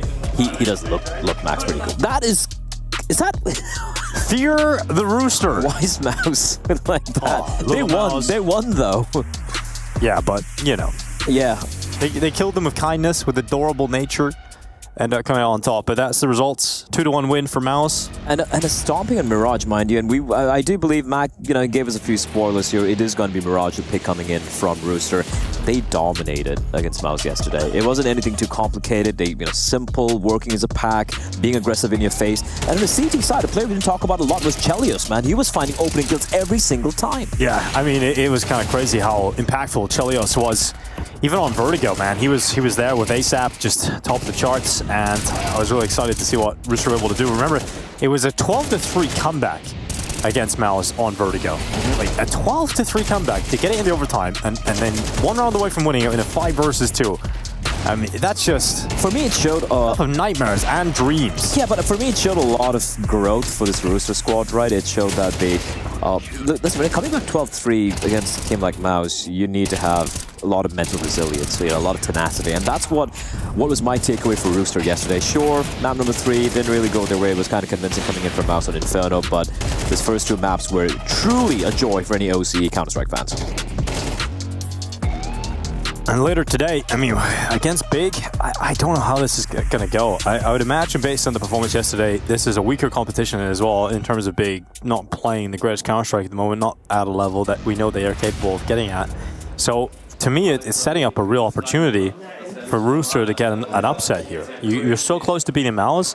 Big is down. It would be disingenuous of me to say, like, you know, Rooster coming in as equal to favorites. No, they're definitely not. Absolutely not, right? But there is a chance, Dinko. They looked really good yesterday, and if Big continue this streak of rough form, I could see the Aussies pulling this one off. Or was yesterday just a fluke? Time will tell. Yeah, well, we'll have to wait and see. Mirage up first. I mean, beating Mao's on Mirage immediately gives you so much respect. You know, you have to give them so much respect on the Mirage in particular. But getting in later into the series, you got Nuke and Dust 2 as the two follow-up maps after Mirage. I think the best shot here for Rooster, obviously, to win the first map of play. If they don't win Mirage, the series is incredibly difficult. But let's get into it. Big versus Rooster. You're at ESL Pro League. It's a big Rooster game, Dinko. It is the big Rooster game. We're all excited for that big old Rooster. A Mirage to kick things off. Rooster off the back of a fresh win on Mirage versus Malice yesterday. Looking to see if they can replicate that result. And in particular, Slimy was the Mirage standout for me. We're going to keep track of his individual performance, see if he can replicate some of that success. He was fantastic, for sure. And they're wasting no time here. It's going to be a bit of a lull while wait for the players coming in from underpass. And an A pinch on the cards. Now, the big players are playing from the side, though. So the utility not really going to block them out. They're going to take these duels. JDC lies in wait, smokes will bloom, and Regon to open things up. He's taking the fight to Rooster, and one by one, they are getting assassinated by the USPs. Only Chelios remains, and he will fall as well. Barely a scratch taken by Big. They've come to play. Yeah, that's a big statement. And the pistol, isn't it? Regon with the triple kill. Domination. Rooster unable to fight back, and immediately we're seeing rifles be picked up here for the side of Big. Regon with some real nice shots. I feel like it's taken a while for Regon to kind of show what he's capable of coming into this big team, because you go back to what he used to do with the One Flutter boys, right? Bad News Eagles back then. He was definitely a high fragger. So the first initial games he had with Big, it was a little rough, but it's good to see he's starting to slowly find his form here. It is going to be a full eco, of course, for Rooster. Just the Glocks abound. And just, reminding our viewers as well, this is a bit of an interactive session we have going here. You know, we're very happy to chat with you guys. You can drop a mail to the mailbag so we can read it out for you if you want us to. That is at mailbag. EPL mailbag. Dude, it's been a week, blood. I don't know how I keep fucking this up. It's EPL mailbag at efg.gg. It's okay. I called them Roster yesterday. You did. You've been calling it Roster. You made me call them Roster. Yeah, it's true. All right, Crimbo, money for days. Money for days. Making that bank. Daddy's little trust fund gun right there. Yeah, Crimbo loving it. I did see it on his Instagram. Crimbo a few weeks ago posted a picture of him and Tabson rolling around Germany in Tabson's car. Did look like a father-son trip. Kind of beautiful. No one from Big has died yet, so that's good. 2 round. Yeah, heading into the 3rd round. Just against the Glocks. Surely they're going to get it. I mean, yeah, sure, but quit money.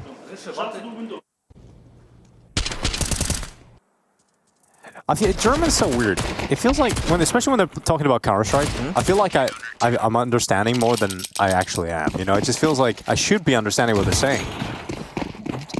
German's a language. Every time I've been to Frankfurt, which I travel quite often, I hear a lot of people speaking German. It's like I almost get what they're trying to say, but yet I'm probably completely wrong what they're saying. Right? It's a very literal language. Well, a good start. Regon again, finding an opening kill against Rooster. No one from Big going down yet. What's your favorite German word? Gesundheit, is that the word for like when? Yeah, but I think that's transitioned to English as well, right? Because it's pretty common. I like that one. Or Krankenwagen. Krankenwagen, that's my favorite German word. Yeah, really? Yeah, because if Big continue to play the way they played the first couple of rounds, Rooster might need a Krankenwagen. Oh, Searsing falling, the first victim of Big. You can see it. Oh. Bomb yet to be picked up here. A minute on the clock. Smoke's going to buy a bit of time for Tabson as he recomposes himself. The smoke coming in for jungle. Tabson tucked on in. They do have a couple of mollies here, so Tabson could one and done spot towards Sandwich.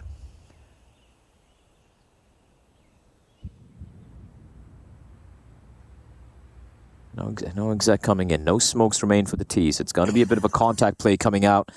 JDC waiting on top of cons, and Tapson's going to be the first point of contact here for the Germans.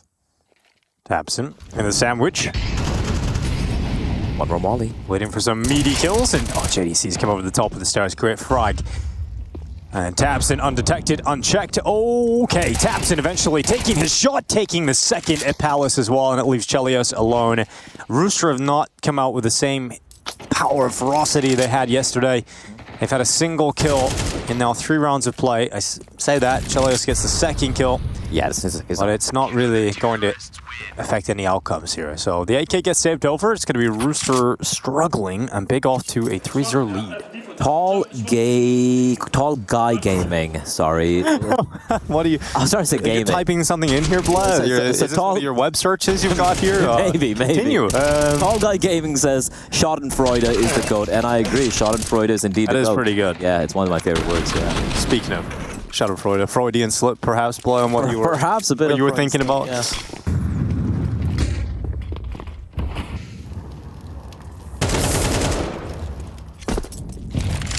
Well, just a safe rifle for Rooster, and yeah, it's been a very quiet start here for the other boys, as opposed to yesterday.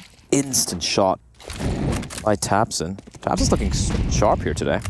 One of the great never mind. Nope, not enjoying that one, Tapson, I'm sure. But 4v4 off the back of that, and a little bit of space towards the B bomb site was taken by TJP, but he didn't work with it. And Crimbo comes back to make sure that he hasn't continued his push into the apartments. Look at JDC though, through the underpass. Brave. Ooh, up into Slimy, one shot. Oh, gets a gun out.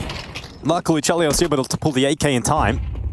And JDC will fall to his hand. Now Crimbo at the bench. Good clean kill.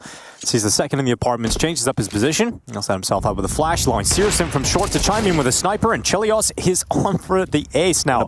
A 3K picked up, has to ace it to win it. Where's the bomb? Is it in apps? It's, it looks like it's... I think it's dropped down. Dropped at the window, yeah. So if it's on the ground, then Chelios has a shot at this. But if it's in the... I don't see it. Oh, no. And look at the flank as well from Regon. Okay, now it's so difficult for Chelios. He has to jump up on the van. He sees one player in the apartments, and if Chelios can get that, it would have set him up with an opportunity. But Searson from short side sends that shot down, and it is 4-0 start here from Big. Yeah, a little bit more expensive, a little bit of overextension coming from a couple of the players. Hi casters, Vegemite. That comes from Plixie. What's the message? You just said hi casters, Vegemite. I've never had Vegemite. You've never had Vegemite? Yeah. I think I have. I think it's kind of like marmalade, I think. Okay, that's not bad. I like marmalade. Okay. I don't like Vegemite. I'm actually... Oh, all right. I don't come from a land down under, Blah, he said. All right, here we go. Second buy on the board here for almost at roster again for Rooster. God damn it, Blah. God damn it, Dinko. Tapson. Fix yourself. I've tried many a time. That's not something that's really worked out for me, I'll tell you that. You'll eventually get it, you know, it'll work out eventually. AK in the left hand of TJP. A very impressive performance in TJP yesterday. Slow start at the moment from Rooster. Contact play down round. Are they going to push any further? Because that could be a free kill for Danger. No, they're just going to stick around top of ramp. Oh, look at the rotation, Dinko. Look at this. 4 players on the day bomb site. Oh, JDC waiting. Smoke starting to be a problem here for the side of Big because it's... Oh, no! They've thrown a smoke right at his groin. They would expect 2 more players. And now Crimbo from default, second kill coming in. He's under a little bit of pressure, but Rigon's here to alleviate that pressure like a good teammate that he is. Nice shot from Rigon coming out of Sandwich. Now Danger left alone, and Rigon sends him to hell. 5-0 start here for Big. And 3 players yet to get off the mark here for Rooster. That's just a perfect read there. There's a bit of a copy pasta here, Blah. I want to get your opinion on it. Sudan Blawahengbam is a Counter-Strike caster from India. He's known for installing the Vertigo toilets and overpass bathrooms. In 2023, he signed a sanitation contract with Valve. That is correct. That's pretty impressive, Blah. I didn't know that about you, that you were a talented plumber. I mean, Sponge is a plumber, so can I. Yeah, you can do it. Yeah. Is that Dinko? Yes. Geron Imochk. Is that Geron Imochk? Yes. That sounds Polish. Maybe it is. Maybe it's Geronimo in Polish. Geronimo. That's pretty cool. What does that even mean? I just know you jump into something going, Geronimo! Geronimo was a name of a Native American chief, if I'm not mistaken, back in the US in the 1800s, if I'm not mistaken. Yeah. Now, why we yell Geronimo while doing something crazy, I don't know, but I know it's based on him. Well, you're a fountain of knowledge. What do the casters have for breakfast? Mexican burritos. Mexican burritos. Actually, that's cereal, but I had burritos. So good. Taps in on the bench at bottom middle. It's going to be JDC with the opening kill of the round, and we're not really expecting Rooster to be able to do too much in this round. They're saving their money over for the next. Expectations will be set on having a good purchase into the next round, but look at the gap they found out of a ramp here, Blah. You know, Rooster have got some decent space. The problem is they don't have the bomb, so yeah, they've left the bomb in T-spawn. So they're never getting a bomb plant. They're not going to get around here, and it's nice and clean in the end again from Big, losing just one player. This is kind of what I expected Mouse to do to Rooster. Yeah, and it does worry me because, you know, the one thing going for Rooster yesterday was they got off to a really good start, right? They were really building with the momentum. They had the vibes were looking good, and they were really applying pressure. This is just... Sure, there was that 1-1v2, a couple of 2v2s, but apart from that, it's been very, very clean from Roland International Gaming. Smile to bound for Kakafu at the back over there. Shout out Kakafu. Kakafu! Don't. Ooh, that's going to be Searson cracking things open early on. It's Chelios who is going to be a little bit frustrated about, you know, waiting so long to finally get a gun back in his hands, Blood. It's ripped out of his grip within the first few seconds. The AWPer, we know how impactful he's been. We know he's the only player doing anything right now. And he's dead. He's dead, Blood. It's got to be someone else. It's got to be the likes of TJP. It's got to be ASAP, Slimy, Danger. But they're not doing anything right now, Blood, but that's going to change. As finally, they've got some mid-control to work with. Smoke out towards the window. Over a minute left to play with. And to be fair, Big are actually giving them the space to work with at the moment. But this push, this decides everything. Can Danger take out Rigon? And yes, he will just about. Rigon actually landed that dink, which is very impressive. That's information gleaned, though. And now, the timing. Oh, that's a shot from ASAP. Yeah, that's great. Now, Searson committed in the ramp. They know they've got that info, but here comes JDC. It's short so quickly. They weren't ready for that peak to come in again. And Tabson using the distraction of the short player in the connector to eradicate one, and he eventually gets a kill before going down to ASAP. But the damage has already been done to the remaining players of Rooster, and the last remaining player is Danger, and they know where he is. He's climbing his way out of the ramp. Mounts Tetris, dives down into the sandwich, and with 20 seconds left is trying to get himself into this 1v2, and JDC will collect the 7th round in a row. That looks so uncomfortable. I can't believe Tabson gets to kill onto the player from jungle. He should have been dead to rights, and there was a real window of opportunity there for Rooster, but close but no cigar, Dinko, as you like to say. 7-0. It's a bit of a slow start. I think maybe that's an understatement here from Rooster. Slimy is going to be a little bit frustrated because yesterday had just a wonder game on Mirage. He's had a bit of a nightmare start here in comparison to that. They're going to be gathering up outside of the B apartments, or as Henry G calls them, the Bartments. Blah, how do you feel about that? Not one of the better ones. Not one of the better ones. No. Well, Crimbo certainly is one of the better ones on Big, and he's got his M4 ready to go. Could construct himself a masterpiece here. Oh my. Little skin joke for you. He's using a masterpiece play. Just threw that one in there. JDC, double kill. Yeah, you know you ruined it when I explained it, right? Yeah, but you didn't get it, so yeah, I had to explain it for you. It's actually one way, the nicer M4A ones. We don't get good M4A4 skins, apart from the Howl. Yeah, but the Howl's the best. But name me like 2 other better. Desolate. No, nothing better than the Howl. But I like the one with the Spaceman on the side. Spaceman with Desolate the skull. Space. Yes, that's actually pretty good. I like that. It is pretty cool. So much damage. Yeah. JDC, another one chimed in, and JDC is just fragging. John DeCastro, international man of mystery, as we like to call him. If he was given a code number by the MI5 or MI6, which one do you think it'd be? What is he now?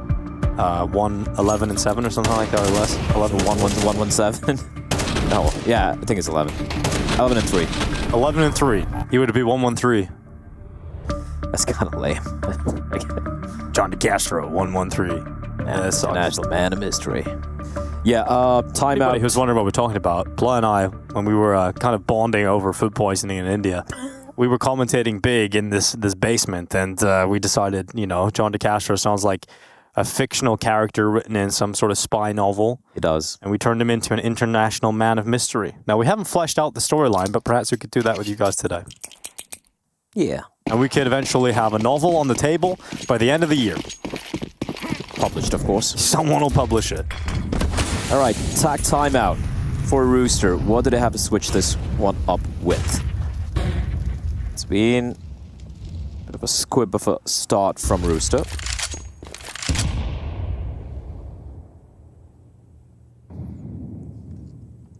Roosters do their best work in the morning, though.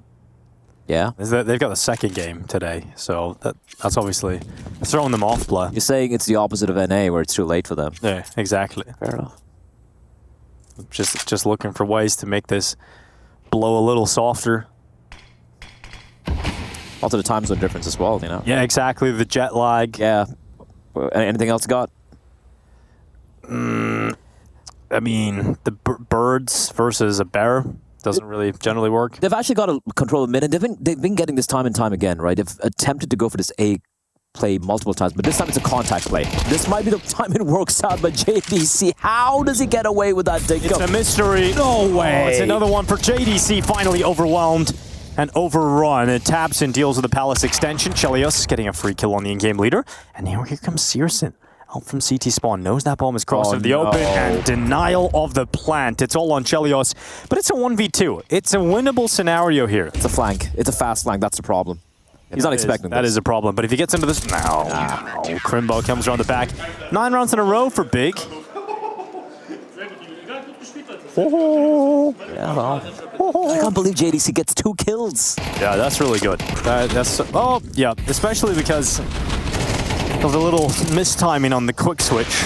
And also, Slimy thought he'd fallen all the way back in the jungle, not expecting him to be tucked in. And what was looking like I did like the adaptation there. You know, they went for the contact plays a little bit quicker, caught them off guard. But he can't take down International Man of Mystery that easy. 13-4 for him, 12-4 for Tapson, 9-0 for Berlin International Gaming. Berlin International Gaming. All right. Waterfall out. Whew. Snappy shot by Recon. Needs to be careful, but backups arrived. And all right, couple of kills. Up to no good. Chelio started making trouble in the neighborhood. P250 in hand, another kill. Nope, not happening. JDC gets rid of him. 10-0. But it's not a big double figures, and I mean, if you're a Rooster, you're just in your own head now, aren't you?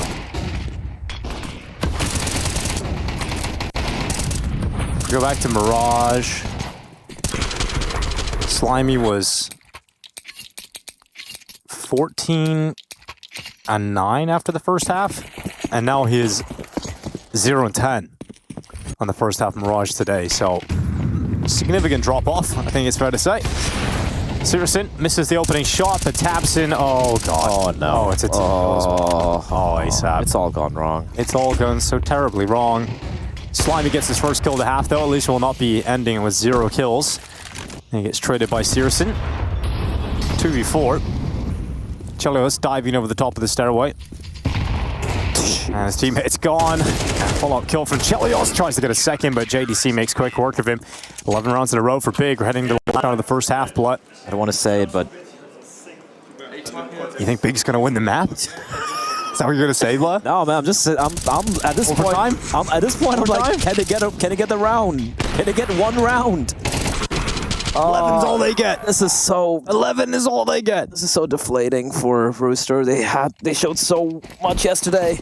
And yes, sure, we saw Mouse players being kind of asleep on map number 1. I mean, but it's so impressive still as Mouse. Yeah, but this is like a beating, a beatdown, Dinko. Yeah, but it keeps getting worse. Another shot from Searson out middle. Oh, Searson's got another one. Same position. That smoke is actually not helping Rooster whatsoever. Yeah. Oh, brother. Just ASAP. They did bring it back from 12-3 yesterday. So yeah, there we go. There we go. That's a kill. That's it. First step in the right direction. This is the round. Dingo taps it now. This is their first one. Taps and burning into the open. Chelios sits him on his ass. A 3v3. Yeah, off the back of the Chelios step up here. JDC coming back into the jungle. Oh, he can't win it this time. And finally, Rooster have themselves in a post plant with numbers favoring them. They've got to close this one out. 11 is all they get, you said, Dingo. This could be the round here. That's exactly what I said, Blay. You're right. Danger up on top of triple. Damage being done to Crimbo. Finished off by Chelios that has a hero round here at the end of the half. 3 kills picked up. Searson in a 1v3 with an AWP in a retake scenario. He can't stop ASAP, and Rooster get 1 round off the back of the They get 1. 11-1 scoreline. Big in full control.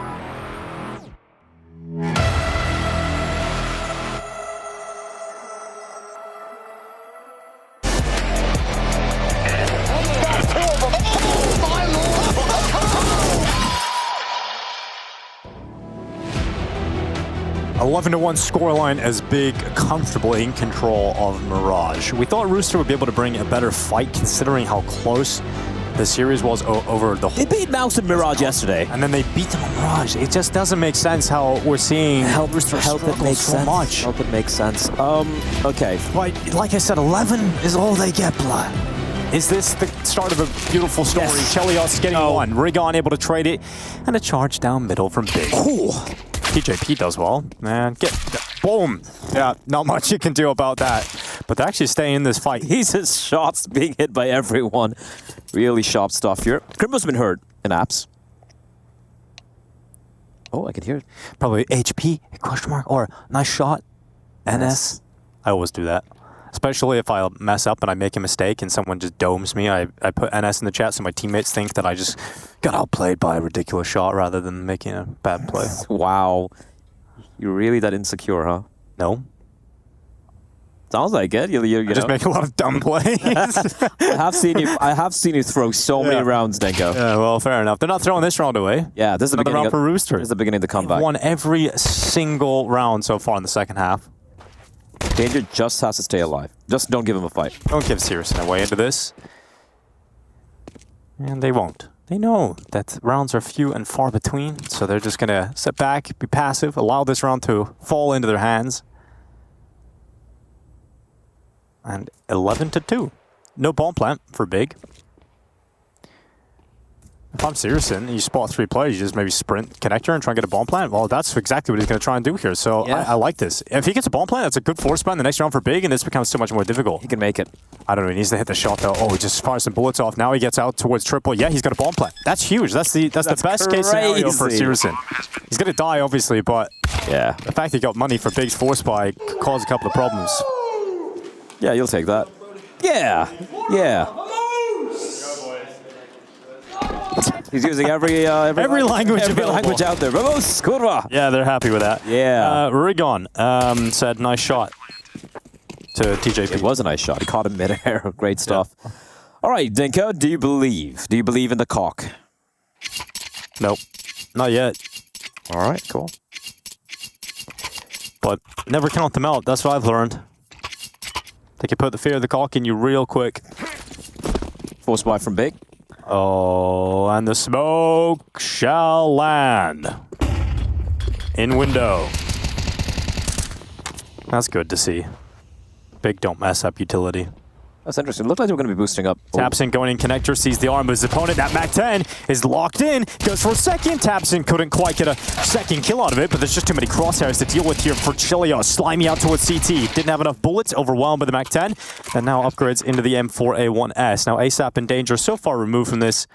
The CT fight is everything, and Danger actually wins it against JDC, so it opens up an opportunity yet again to perhaps get themselves into this round victory for Rooster. Flash is being set up, and fortunately for Big, they weren't in the open, exposed to it. There should be a kit somewhere as well. Got a smokes, so that's certainly helpful. I mean, the kill from ASAP is locked this round back on, and now Searson left in a 1v1. MAC-10 close on triple, and utility goes in. Searson with a MAC-10 makes bank and makes it a round victory for Big. They're up to 12 rounds on the board. Map point on Mirage. That could be the Stone Cold Stunner, Dinko. That could be the end. But that's Searson wins this round, right? Closes it. But the reason he's able to do so is because he gets the bomb plant in the pistol round, and then they're able to force buy. Yep. That's the little detail from Searson. So you're saying Searson is the MVP. Searson is the MVP. He is the MVP. He's my MVP. Yeah, frustration there. Well, fist bump still coming in, of course, but they go to battle with what they've got, and it's not a lot. It's not a lot. And it's stones and it's broken bones here. Tapsin making his way out mid. MAC-10 ready to rampage again. I said Big don't miss smokes, Blair. They missed a smoke. Yeah. God damn it. God damn it, Big. This was going to be so good for Big. Oh, this is over. They had to ruin it all with a smoke miss. It's okay. Just slimy. Oh no, that kill sums it up. 13-2 victory for Big. Very comfortable first map here on Mirage. Rooster were hoping to replicate success that they had versus Malice yesterday, but it's not to be.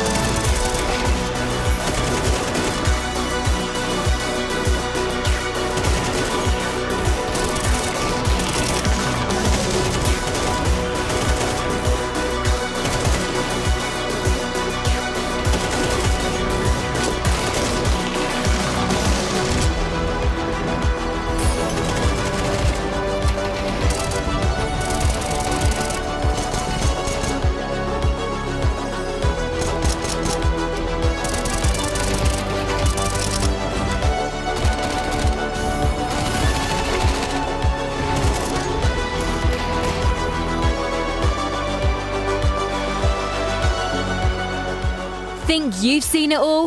With Faceit Watcher's Point of View Selector, you can experience the game from any pro's perspective. Use the multi-view feature and customize the stream with up to 4 angles. Control what points you see while earning rewards. Drops are activated and lucky winners will receive Faceit points. And if you ever miss a match, VODs are now available. Get instant access to demos with multiple POVs and commentary.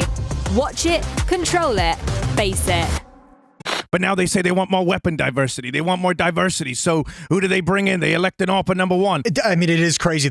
Hello, I'm Henry D. Greer, survivalist, award-winning botanist, and classically trained swordsman. We try to smile, we try to make them happy. That's our job as well. It's midday. We've got a couple hours of grinding before the Danish 14-year-old aimers get out of school, and I'm too old for that shit.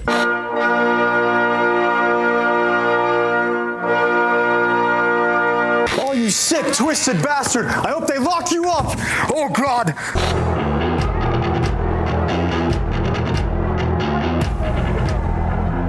Forget about Ime. Just pronounce it as Im, because I am Im. IG Ellen, do you enjoy it? Do you prefer when Chell was doing it? Personal preference, not effectiveness. I started picking it up a little bit more towards the end. Even with Corey, like I was kind of second going a lot of the time anyway. It kind of suits me. Like I get a lot more freedom myself. You can't get in trouble with your own calling. I can just run in, die, and then there's no issues.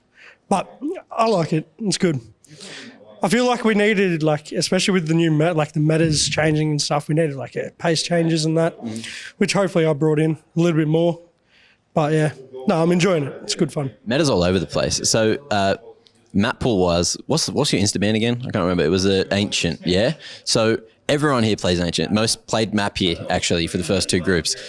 Do you think that is going to work in your favor or against you guys? Because you got a bit of a different map pool to a lot of the teams here. Yeah, I mean, not playing Ancient's obviously an advantage because everyone's been picking it, everyone's been playing it, everyone's well conditioned on it. But I mean, our map pool still, even though we play the 6, it's still lacking, I'd say, a fair bit, which will prove costly. I think a lot of teams, you only have to look at how we've been playing. If they pick these specific maps, I think it'll be tough. But, I think we have it in us to, at least pull a victory off here and there. Maybe a series, hopefully, but yeah, it'll be interesting. Hello. We'll give you the world.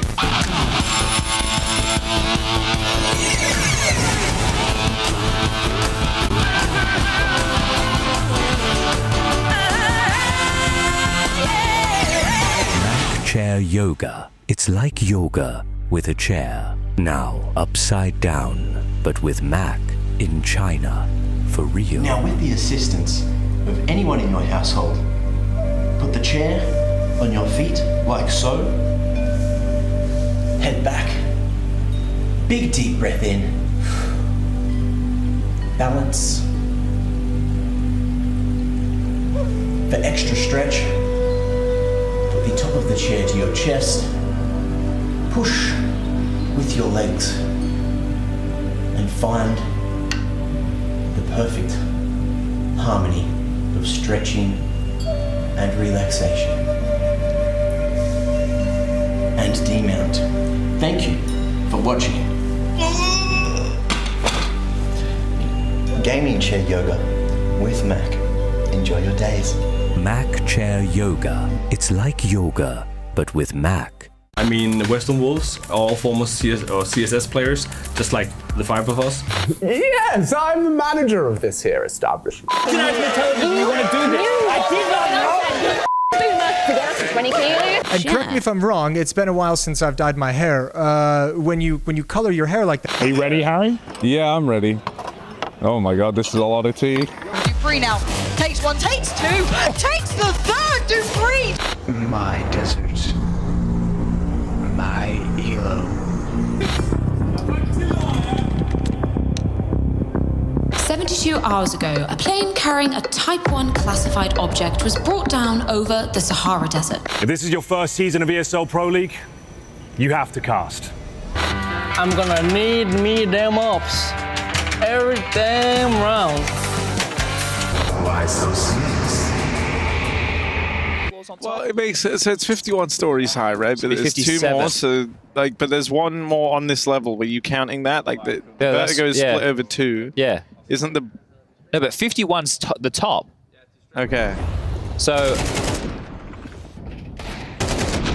Yeah.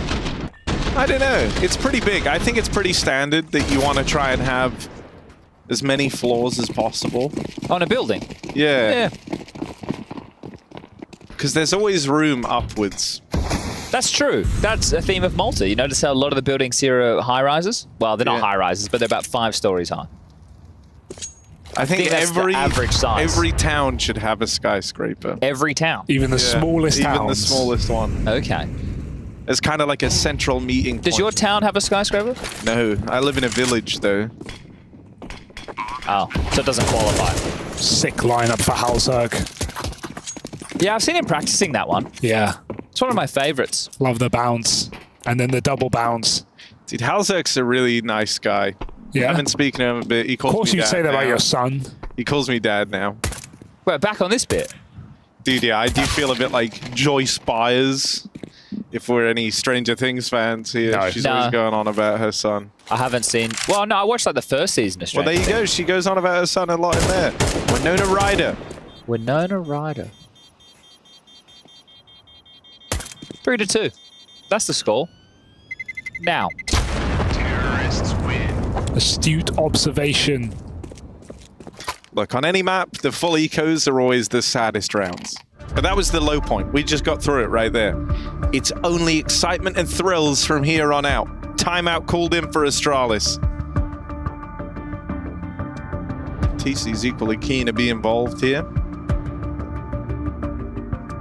I really enjoyed having him on the desk last season. Look, I think there's 2 things that TC's great at.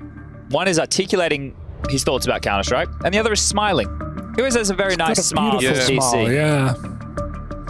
Yeah, look at that. Beaming, white teeth. Loving it. Right now, going all to plan for complexity. I love his eyebrows, bro. Oh, They're yeah? so expressive. What about the fact he's a doctor? And the fact he's a doctor. We quizzed him on that last time round. He was a Jeep. Hi, it's Bob with Faceit. Did you know you can customize your live stream experience on Faceit Watch? Yep, that's right. With the POV selector, you can choose up to 4 different perspectives, from the broadcast feed to your favorite player's view. So if you miss a kill, it's on you. No more T-Tours and chat. But wait, there's more. We've got a You Watch, You Win situation in here. Watch ESL Pro League while having the chance to get skins and Faceit points. Woo, look at this one. Change the channel and control how you watch.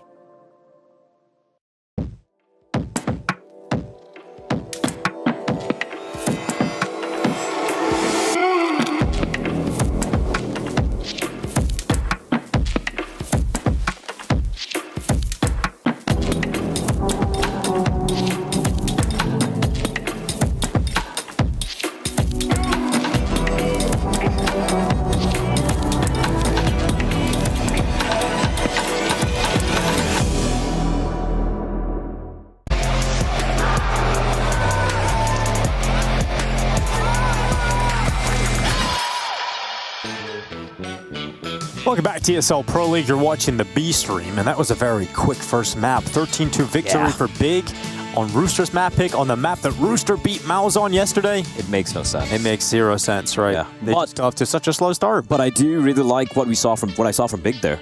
You know, from the get-go, we saw the pistol run, clean round, everyone popping off. They put in the... I think the pistol round was like the tone setter. Yes, for it kind of the was. rest of the map. And everyone is so sharp. I'm looking at Taps, I'm looking at Regon, Searson as well, some massive impact. And yeah, Rooster, just 2 rounds being found in the map pick.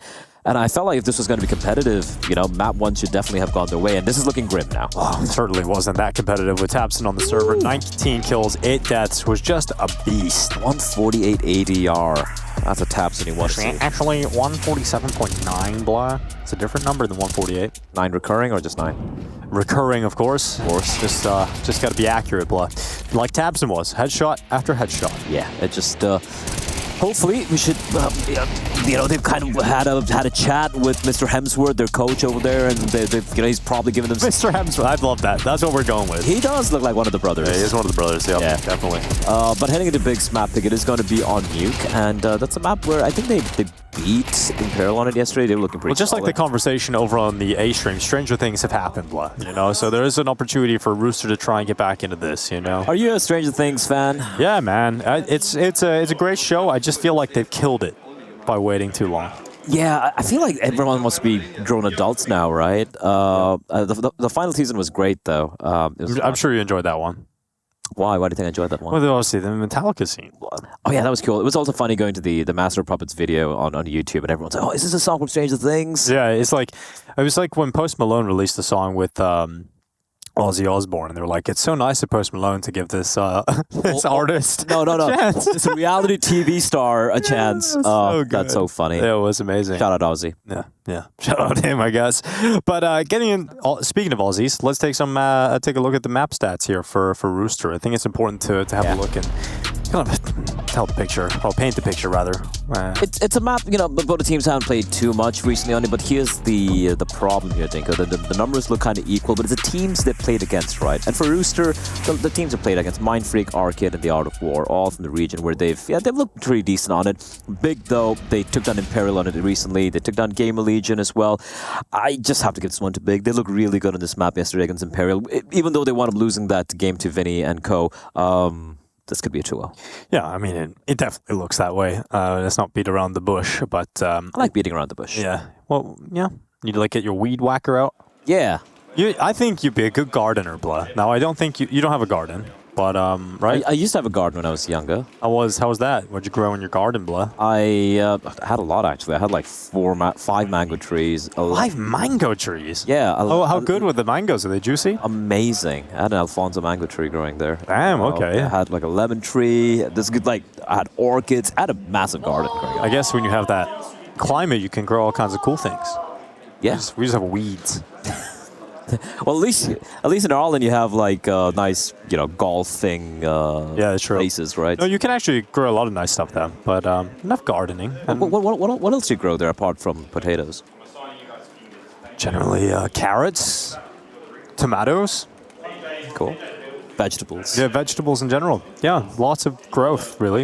And I saw a lot of growth from Sirson here. He was looking sharp with finally, the AW. Yeah, he was looking fantastic. Now, we have got a rapport going on with the Twitch chat, I think, Bly. It's fair to say. Do we? I don't know. It feels a little... Not today, mate. Little love and hate. But, yeah, love and hate. But if you guys have any questions you want to send into the show, you guys can put them in the chat, or you can send them into EPL mailbag at efg.gg.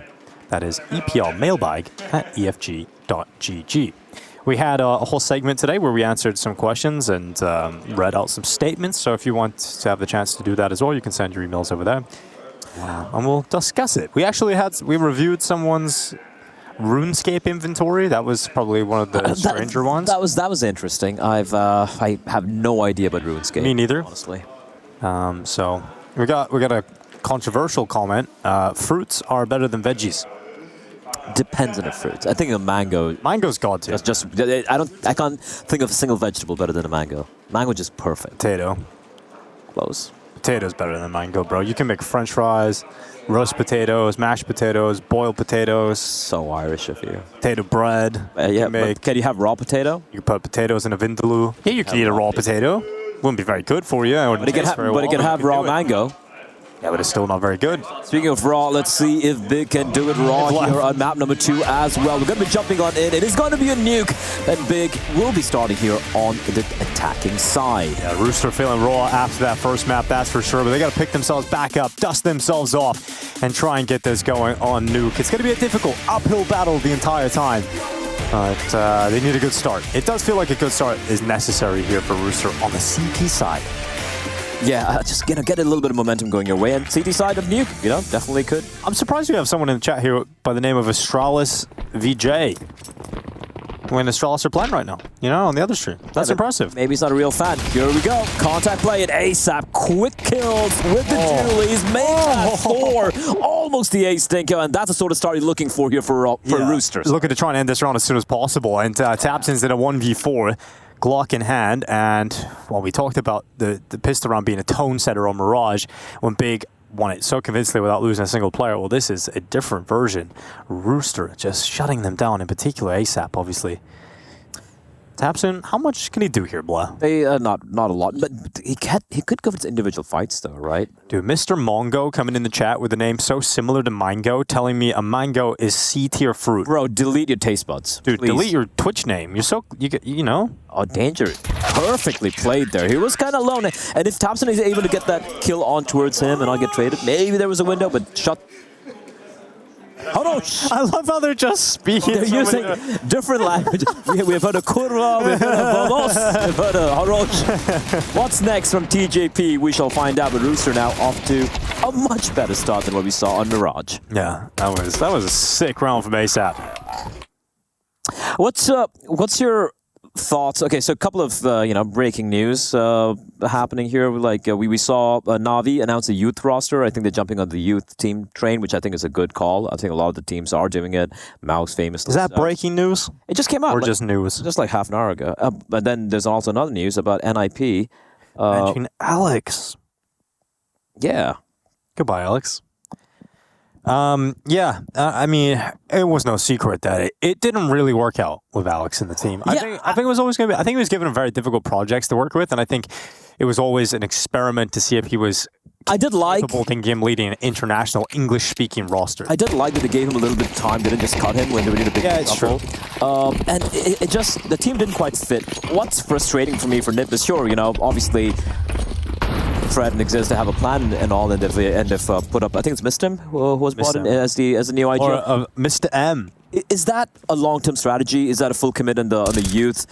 It's a lot of like, I'm okay with a change. It's just like, at what point, how much more patience can you have as being a NIP fan, right? It's just a rough time. But anyway, they're not here right now. It is Rooster versus Big here, and it's just going to be a deagle for Mr. Rigon. We have a Gecko coming in saying the caster is right though. Potato clears mango just from a versatility point. Yeah, I agree with myself. He is correct, I won't lie, but the fact that I can... Imagine you're stuck in a forest and you just find potatoes and you have nothing, no fire, no nothing, and then you find a mango. You can just eat the mango raw. Boom. Checkmate. Also, you get a vitamin C as well. Dude, if you're disagreeing with Samwise Gamgee, I don't know what to tell you. You can boil him, mash him, and stick him in his shoe. Yeah, I can't argue with Samwise Gamgee. I'm sorry. Yeah, so I apologize. End that conversation. You can't ruin it. Sam is the GOAT. All right, 2-0 start here for Rooster. Do we believe now, Blah? Not yet, but certainly feeling pretty early to start believing. Yeah, definitely a better start. Now Big will get the money in. They'll get the rifles out. I'm excited for it. Let's see what Big have got. It means a 13-8 win over Imperial. Just yesterday on Nuke. Despite losing the series, they were still able to show a great Nuke game. Crimbo smoke is blown open. And a great opener from Chelios. So Crimbo goes down first. 5v4 established for Rooster early doors. And they're going to start crossing with multiple players beyond the smokes and down into a secret, but another one. This time from ASAP. ASAP was a player to watch yesterday. And it's good to see him off to a great start here in Nuke. 10-1 combined between him and Chelios.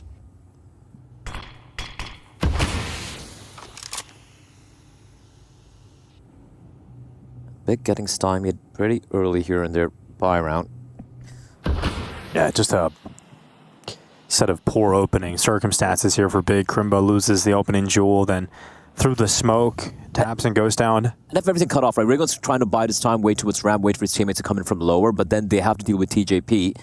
And look at the setup here. 5v3 allows them to have multiple players on various entry points. Oh, no!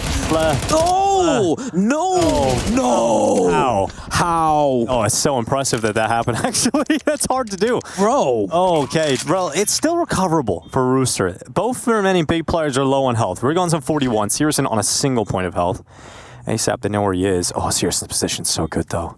Oh, it's so good. How? Oh, Chelios, I can't win it. I don't know how they lost that round, but how do they lose the fight in ramp? Don't ask me. Don't ask me. I refuse to break that one down. Oh, that's so awkward. Slimy just didn't find himself in a position. It was perfect. It was perfect. It was a perfect setup. That's actually hard to lose, to be honest. It's so like, come on, dude. I mean, great from Regon. But listen, taking nothing away from Regon and Serson the way they touch this one out, but brother. Brother. Look at his laugh. He's like, how have I got away with that? Oh my god, I can't believe that is a tilter. I can't believe that happened. Oh, I mean, if you can't convert a 5 versus 3 where you have that kind of setup in the ramp as well, oh, what can you win at the end of the day? Big giving one over. Rooster Which was worse, the 2v5 yesterday or that 3v5? That was worse. This is actually worse. That was definitely worse. Rooster threw it, Big caught it. But, and now smoke's coming in towards Hell. That's from Big. JDC diving down with it. He's got so much space to work with here. And ASAP, he was aware of this possibility, so he went all the way back towards CT. Able to take that headshot, and JDC and Slimy's helping out from Heaven. Now, there is a chance they can just bounce back immediately. And it looks like they're going to do so. So 2 openings again. Another 5v3. This one they're not going to let go. ASAP. Yeah. And ASAP's just fragging out. 9-2. What a start from ASAP.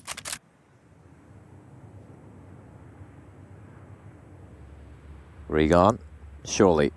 Oh, unlucky. No, this surely not again. Nah. Regan's not going to unravel it again. No way. Oh, TJP's got this. There we go. MP9 sinks the kill. Crimbo 0-3, marching his way around outside, gets himself into the garage, and a headshot from TJP to lock in a 3-1 scoreline. Big unable to capitalize on the opportunity that was presented to them from their previous round victory. So they're back down to half-buy territory, and ASAP fragging out at the moment. And we're talking about the money, and you're right. They do have shit money. That is the technical terminology for it. Yeah, that's exactly what you call it.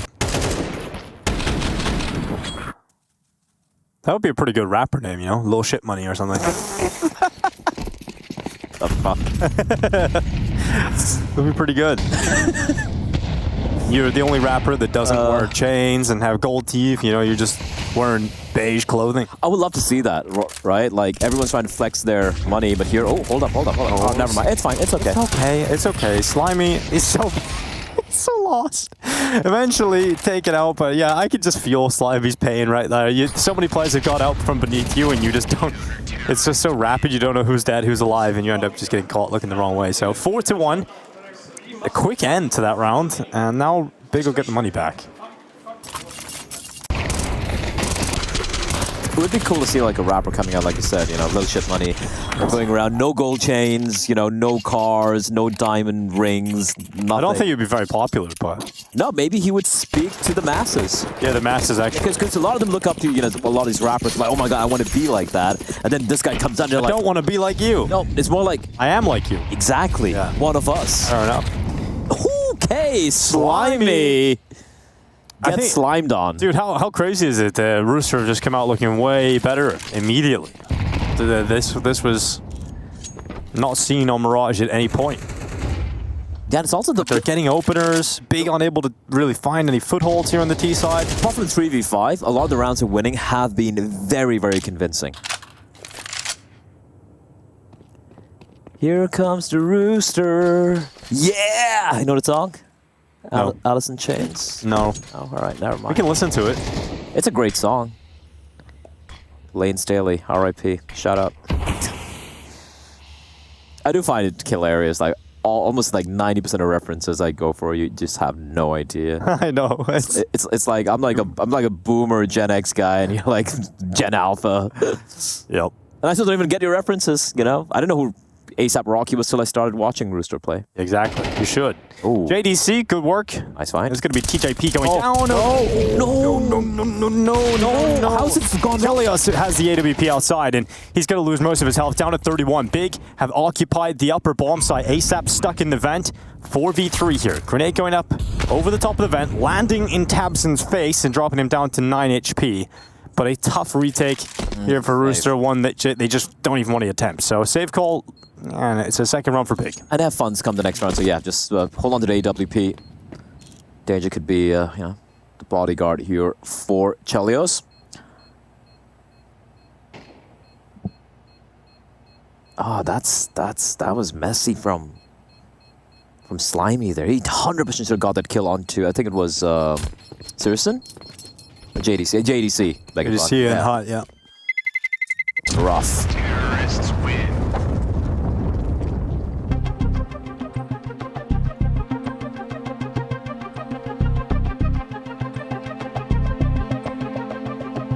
Devilboy3892 says, dude really never heard Rooster by Alice in Chains, living under a rock. I agree with you, Devilboy. You tell him. Yes, under my rock. It's nice and comfy under my rock. Yeah, sure.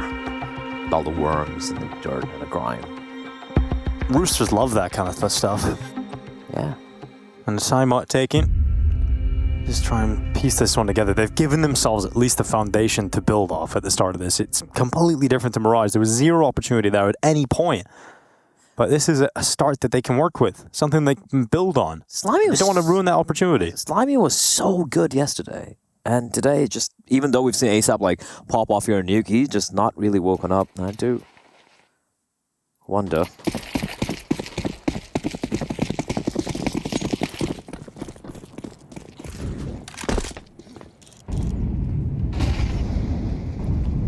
Outside is Chelios. Looking to scar over his lands with his AWP. The eye of Chelios is always watching. And big attempt to cross over the top of red, and it's perfect. Searson boosted atop his teammate's head. Advantage collective for Big. And they shall cross into the lower bomb site. In fact, they won't. In fact, they cancel that idea. Tabs in with a bomb, clearing out garage. Rigon's pushed into door, or rather he's got pushed from door. ASAP's doing everything by himself. ASAP's had a great game so far, 10-2 now. He's keeping his team in these fights. Ooh, Crimbo, instant dink, not happy with that. He's about to be pushed as well. ASAP's on the hunt behind him. It's so much information. Yeah, even if he doesn't get the kill, it's info, right? It's so much. But this play from Tapson here, this could throw a spanner in the works. Here comes ASAP, up through secret stairs, and ASAP taking that headshot on Crimbo. Searson falling down, and this is a great recovery from Rooster into the round. Diving down though, big shot from Tabson, but he takes so much damage. Left on 2 HP as they commit into B. And TJP from the vent has now arrived to the party. They may allow the bomb plant to come in, but dealing with the post plant should be relatively comfortable for Rooster. Let's see how JDC lines this up. Distraction is perfect, but he's all alone, and JDC does not care. John DeCastro with all 3 kills right at the end to secure a 3rd round for Big. International Man of Mystery strikes again. It is huge from JDC, and the great distraction. I mean, taps and sells his life, opens those double doors, and those doors swinging open. It's such a hard situation which you're able to kind of navigate around. They threw in the Molotov for double doors, so he could plan for double doors, right? And as you pointed out, perfect timing of the distraction. Taps and he was slow, and John DeCastro just popping M heads. That's a big round to win for Big. That's a huge round to win for Big. A massive round. A humongous round. Gargantuan round. It is a large round for Big. It is a not small round for Big. It is above average. All right.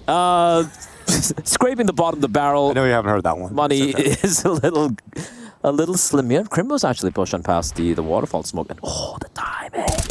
No. Oh, okay, cool. ASAP, he's a god. A god at the moment.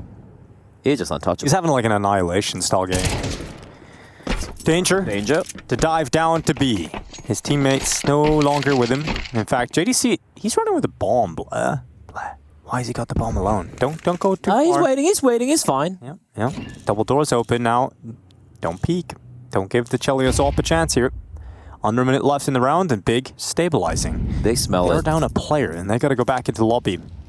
The thing is, the upper lobby hold from Rooster, it's so turtled up, right? They have no control. They're wary of someone coming in from Squeak, from main, and the op pick from Searson finds ASAP. 2nd kill won't be found. TJP with the reply, but now he knows danger's close. Lucky jump as well, and just one defender now. Slimy with the 5-7. Backup is arriving, however, but JDC gets the kill. You'll clear it out. Slimy can't do much of that 5-7 now with 25 seconds left. The bomb is going to go down. Rigon catches a perfect timing. Danger in transition with nades in his hands busy. And now he is dead, and Tabs will close it out. So 4-4, all tied up. Ja. Das ist gut. Is that your German accent? Assist. Assist wrong.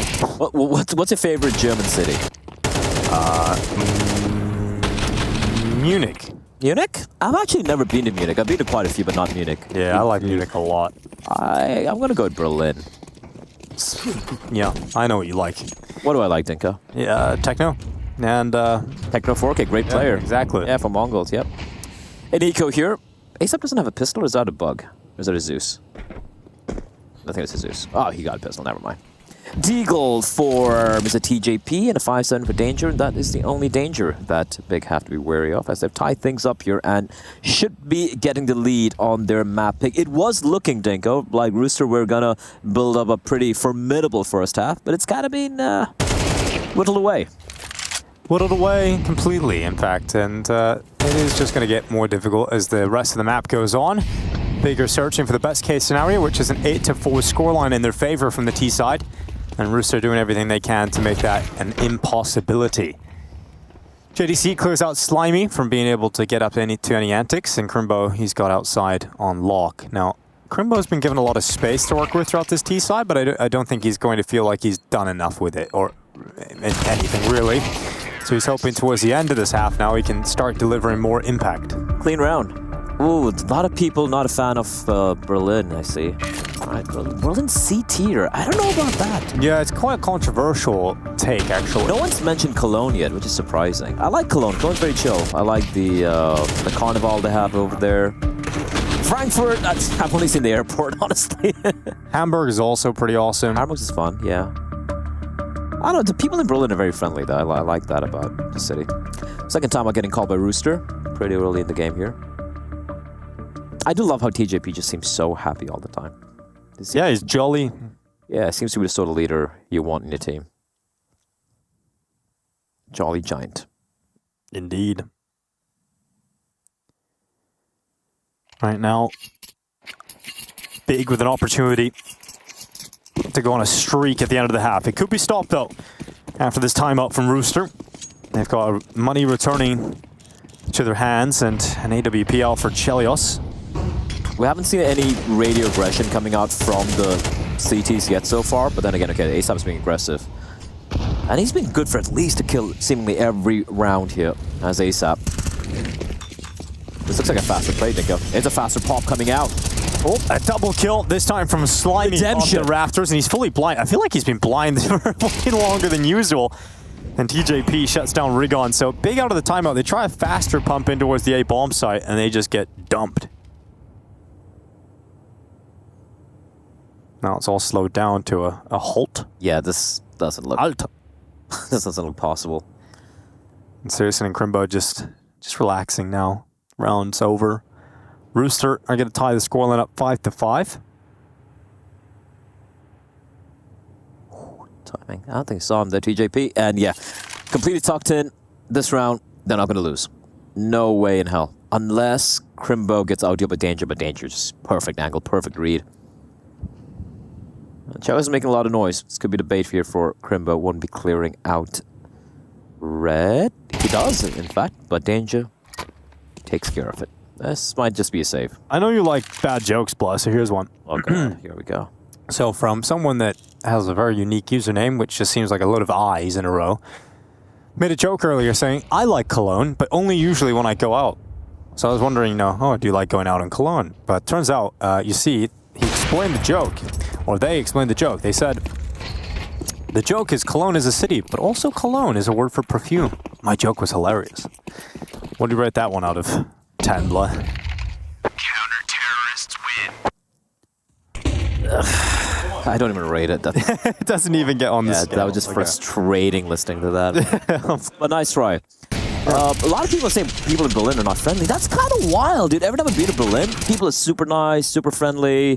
There may be some other reasons for that, Blah. What? Because I'm nice? Yeah. Maybe. Maybe they've taken something. It's amazing, let's go. 5-5, round 11 underway. And, what are you implying here, Dinko? Nothing. And, the ops out for both squads. Searson still got Haze, and we're still waiting to see it really do too much here on Nuke. Smoke goes down into his main. Slimy, wow. 1 HP. That could have been a disastrous start for Slimy. Just got nuked into oblivion. perfect counter utility, and he's so lucky to be alive, but Chelios. Susan was holding the angle then, but Chelios is so very quick. Finds the first now. Now ASAP tucked in right behind of Red. They're going to reboost the player up into the rafters here on the ASAP. Committed towards Red. Not only is he here, but he's got Chelios trying to take out Crimbo, who's distracted by the AWP. And I think ASAP should have decent positioning here to deal with Crimbo, who just isn't aware that the aggression was there. And now Slimy, 1 HP again from the rafters, dealt with this time. ASAP doing a lot, but TJP tries to get a double kill, couldn't quite muster it, and now a 2v3 for Big to try and recover. Bomb not planted yet, but eventually will be done at the back of the bomb site. Taps and punches those digits through. Molotov goes out to Heaven once more. And they have some time with the smokes up to get into powerful post-plant positions. Now Chelios is about to flash his teammate in.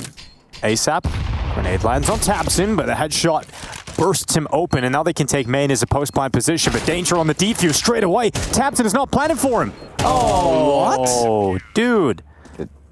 Danger, I love that. I love that he just sticks it. Because you know both players are now not where the ball was planted for. I mean, you can just get on the defuse. Interesting post-plants there from Big. Maybe not expecting two players to be coming in from Heaven.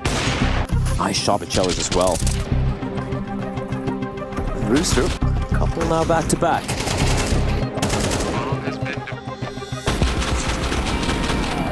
I like that copy pass. That's a funny one. Which one? About Greg. Hello, this is Greg from Springfield City. I am a building contractor at Cedar Creek Nuclear Plant, and for the last 10 years, people keep coming here, shooting guns and exploding bombs. My finances are in shambles, and I am broke. 2 of my workers even died a few weeks ago. Please help me. Okay, that's a decent one, Blitz. And I like the creativity of the story. We've also heard one from Inferno as well. Yeah, we did. We had that one earlier. Yeah, okay, that was a bit of a brain fart from Big Death. That's one way of putting it. Yeah. How do you say brain fart in German? Someone help us. Brain farten. Brain farten. Or it'll be something like idiot. Maybe it doesn't exist. Well, last round of this half, Big. 5 rounds T-side, it's workable. It's already pretty decent. But 6 rounds, now that would be lovely.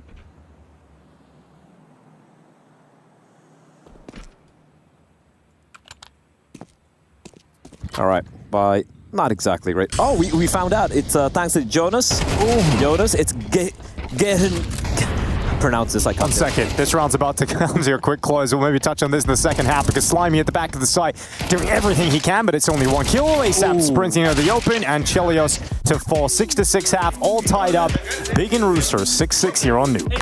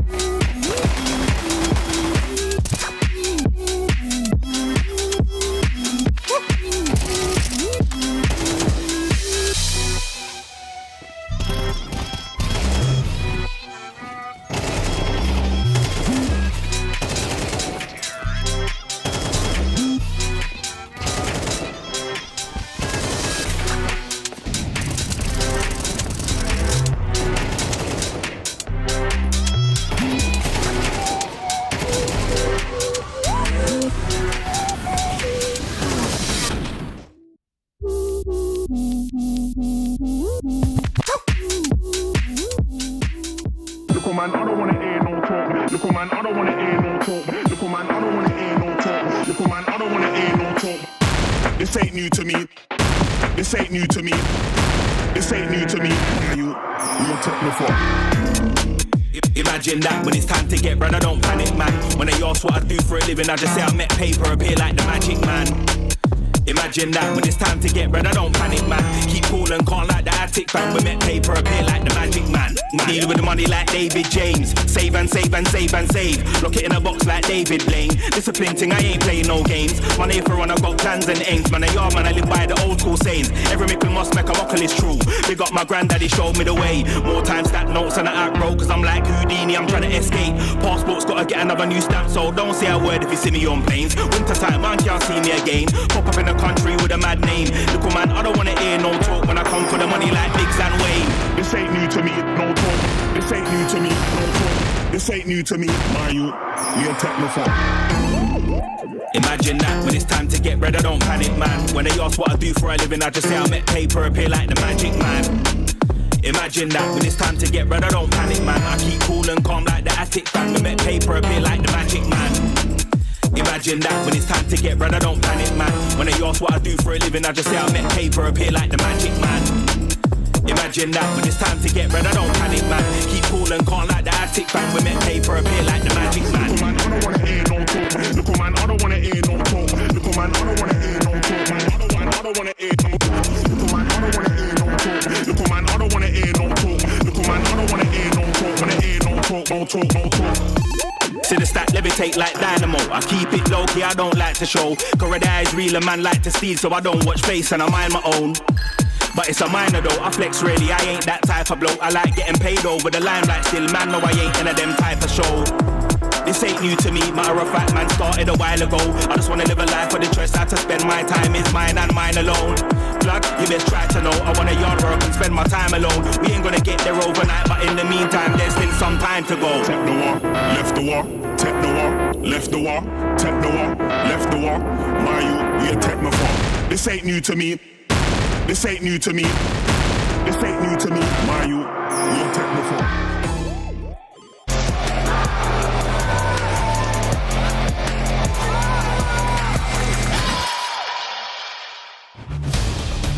You're watching ESL Pro League, you're watching the B stream in its 20th season. And we've got Rooster versus Big, and it's all tied up here on Nuke, but I think there is some context needed. Big did it on the T side, right? They've got 6 rounds coming out on the T side of Nuke, and that is a lot to work with, especially if you can win a pistol round. And I do wonder, depending on how close this game gets and how it plays out at the end, the 3v5 loss they had earlier, a couple of iffy moments. You saw Slimy as well, who was such a safe pair of hands yesterday. Kind of dropped the ball a couple of times here in the first half. But 6 rounds in the CD side, still not too shabby at all. Much better showing as opposed to what we saw on Mirage earlier. So here we go. What could be potentially the final half here of this game? Or could it be the beginning of Rooster bringing it back? Well, that would be quite the story. It really would be. And we know Rooster have a comeback in them. We've seen it yesterday. A little bit of a quicker play into the upper bomb side. Very common pistol round these days on Nuke. And Big have put no one here. No one's home. No one's home, Dinko. And that Molotov has gone a little too far down the hole. Danger, still, he'll deal with it with bullets. It's Rigon to fall down first, and first blood drawn for Rooster. A pistol round is of paramount importance for Rooster's chances of getting a good T-side start here. Seriously, it's a long wrap. It's a long time to take here for Big, and they have no kit on any of the players. They have to hit headshots, and you've got to go quickly now. You've got to go on this. Tabson gets a follow-up headshot, but time is still certainly a problem. They're diving in. They're getting all the headshots, though. They're getting every single kill, and Rooster can't fight back. And it is so ridiculous that Big, such limited time, with no kit, they just perfectly land every shot required. Oh, seriously, landing the tap onto its squeak was insane. That's huge. I can't believe that. That's so heartbreaking. How do you win that round so convincingly? Like, not a single kill came back. What a retake. Yeah, that's it. That was it. That was all that Rooster were able to do. It was a 4v5. Post plan. With no utility used at all. Bro, every shot was a one-tap. Boom! That is one of the cleanest pistol rounds from Searson. That was so sick. Dude, he's got the AWP out already. He's got the AWP out with Kevlar. Oh my god. Okay. Oh, Rooster, it could be a rough day in the office here. I'm actually gobsmacked. Like, that is such a clean retake. How did Rooster not get a single kill? A single point of damage being dealt? A shot, and now they're like, oh god, he bought an AWP in the second round. I can literally say, can't believe he has an AWP. He's got an AWP. Tabson, he's got garage covered, so they can't cross into main. The only thing they can really do is try and get down secret for a bomb plant that way. But expected to come to a quick close here in favor of Big. Searson shooting gallery outside. Tabson's there with him. They have got one player down secret, but the bomb did not make it. The bomb pinned behind the red box. It's just a matter of time before the scoreline reads 8-6.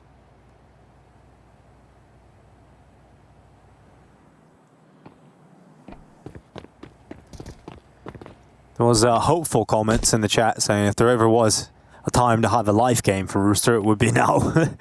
Would be at this point. Yeah, I mean, they did almost have it in Vertigo, right? So Well, ASAP. Nice shot.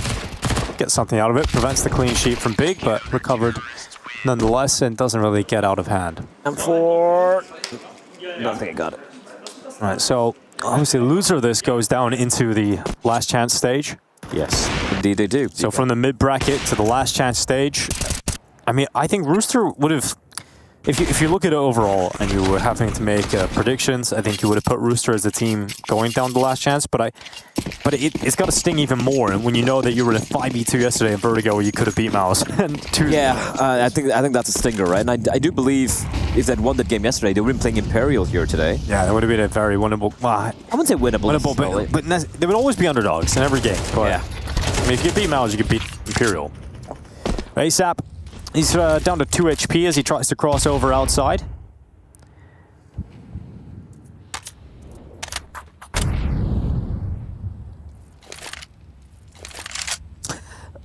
Teacup Strems asks, was there ever a tier 1 German player? Now, it depends on if you're talking about CSGO or like Counter-Strike overall. Who would you say in CSGO? I think Tapson was tier 1 for a while, for a bit. You're not saying...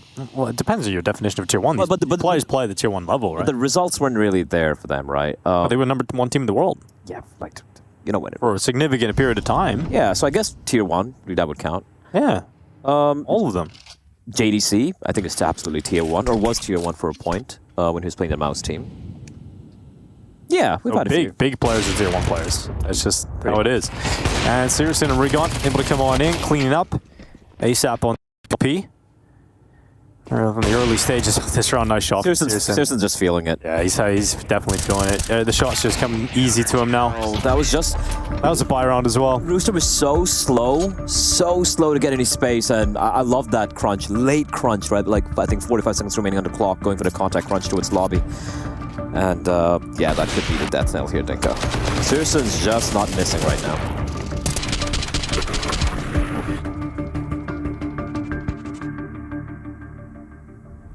I was thinking about the COVID years and, you know, the rankings that time. I don't really count them, rate them. Oh, you got to. It's years of Counter-Strike history. Yeah, but it's online, you know. And it's the Counter-Strike we had. I'll tell you who was a tier 1 player without any doubt there for me. Dude, these got bigger. I just want to make clear. Big are definitely tier 1 players. Like the whole team is just tier 1 players. So yeah, I agree. But you mean? I guess what he means. I'm top tier, as in like elite level players. Like and champion caliber. Searson was incredible. Like he was top 10 player in the world, right? During COVID, yeah. Yes. Yeah. You know who was an absolute legend in German Counter-Strike? 6. No one remembers him. Rest in peace. Legend. Tech9's crossing over, taps and getting him behind, trying to stop him from getting down to his secret. A little unlucky. Yeah, a little unlucky not to get the kills, but fortunate enough to stay alive, and he'll get back to safety with damage done and information collected.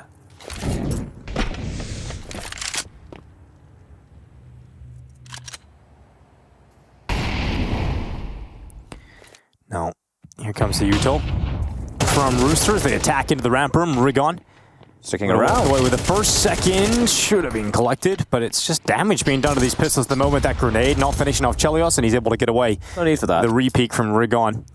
JDC's coming to clean up, though. He's coming to clean up this mess in the ramp room, and it's a good kill on Chelios. Danger jumping up and doing a little bit of extra damage to that Tech9. All 3 remaining players are heavily damaged. And Krivlo dealing with the threat of ASAP. JDC spotting out his next victim is Danger gone, and TJP alone in the garage. So it's about to be 10 rounds for Big. I think chat makes a good point as well. You know, Goppy absolutely was a star player. Romanar was a star player back in the day as well of the old Mouse Sports lineup, which is also German org for a lot of people who don't know.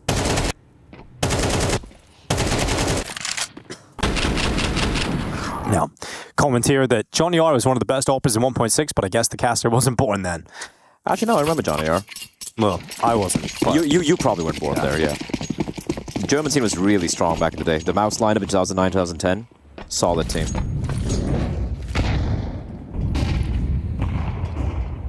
Searson certainly feeling it now. Here's another buy for Rooster, and one that is going to be unraveled initially by Tapson, but Danger. He knew there was a second player on the other side of that smoke. Searson had been firing shots off, so he just spams through the smoke and gets the second kill, and that opens up so much space now, especially with a player down the vent. Rooster have a lot of space to work with on B. TJP's got another kill. Oh my god, he should have had it. Oh, blah. I kind of cursed him. It's okay, but JDC, oh, if he finds this pick, but he doesn't. Chelios comes out on top. No, Slimy and Chelios, though, able to work themselves into a powerful position, really one that Crimbo won't be able to change the outcome of. So 10-7, Rooster with another T round. One round at a time, Dinko. As the saying goes. They've just pumped the brakes here. All right, nope, I'm out of there. I'm out of there, but then he gets wallbanged. I like that patient play coming in from Rooster. It's only 3 rounds, the difference, Dinko. It's very much doable.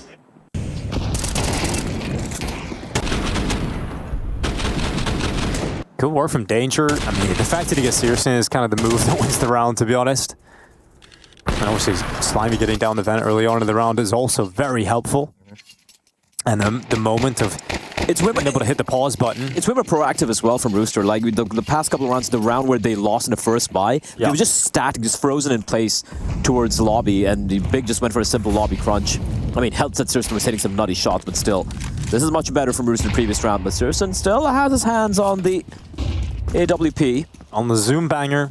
The Arctic Warfare Magnum bullet straight into the skull of Chelios. Yep, that's a great start to the round here for Big, and it could get even better as Tapson waiting down at Secret. Only managing 1 kill, couldn't quite get the multi-kill. And Danger is having a couple of back-to-back rounds now where he is looking sharp. 4v3, Big still hold the player advantage with 1:15 seconds left. But let's see what Rooster are capable of in the mid-round when given a pretty difficult set of circumstances. Yeah. All on TJP here. Call for his team. The only problem here for the T's, I mean, the 2 players are close by. We have TJP working in tandem alongside Slimy over here. It's sorry, Danger rather. It's all about how Slimy's going to activate. Is he going to be, you know, the late flank coming in from lobby? But Crimbo's pushing so very deep. So when he makes the play here, timing is everything. Timing works out for him. Finds the first. That's an important kill. 35 seconds left in this round. JDC waiting in the vent. He's got a couple of players now at Secret. JDC is the player that could win this round right now for Big, and the Shadow, he is so primed and ready, and he has got to realize the second player is likely close, but JDC goes out for the repeak. Perfection from JDC, and he'll turn around for the third. It's the cherry on top, and 11 rounds for Big, and they get closer and closer to a 2-0 victory and sending Rooster down to the last chance. Yeah, he has no trouble there handling things. Basically needing no help. A 3K from the vents. John De Castro. I'm glad JDC found a home in Big, right? Once he got removed by Mouse, right? it wasn't like he was a problem. Maybe they just didn't fit in right? They wanted to make a change. And then Impact comes in to replace him, and it's like, wow, okay, understandable. And I gotta say, Impact is, you know, a fantastic pickup from Mouse, a fantastic upgrade coming in. But he was a player I saw a lot of promise in, so I'm glad he found a home here. Fast play coming in towards the upper side. Regon will fall. Yeah, good opener from ASAP. Actually, damaged onto Crimbo as well. JDC, though, he's confident, he's feeling it, sends the flash through main. Hasn't exactly been able to maneuver himself into a comfort spot yet, but that smoke will fade away. And now playing at the vent, he's just clearing out towards close Squeaky in this post plant, and once he does so, he can free up his teammate to come into the lobby. And Big are very composed in these scenarios, even when they're down a player, and JDC should peek first. This will take away the threat of the player up on top. As Danger going down, it'll free up the space for Searson to move in, and now Big, with even numbers, are going for this retake. They'll clear out close Tetris. It's going to be JDC to fall. Crimbo and Tapson trying to get their way back into this, but Slimy doing so much good work out from CT Vent, and Searson just not landing the wall bang until now, and there's not enough time to go for it, so he's lost this round. He will concede.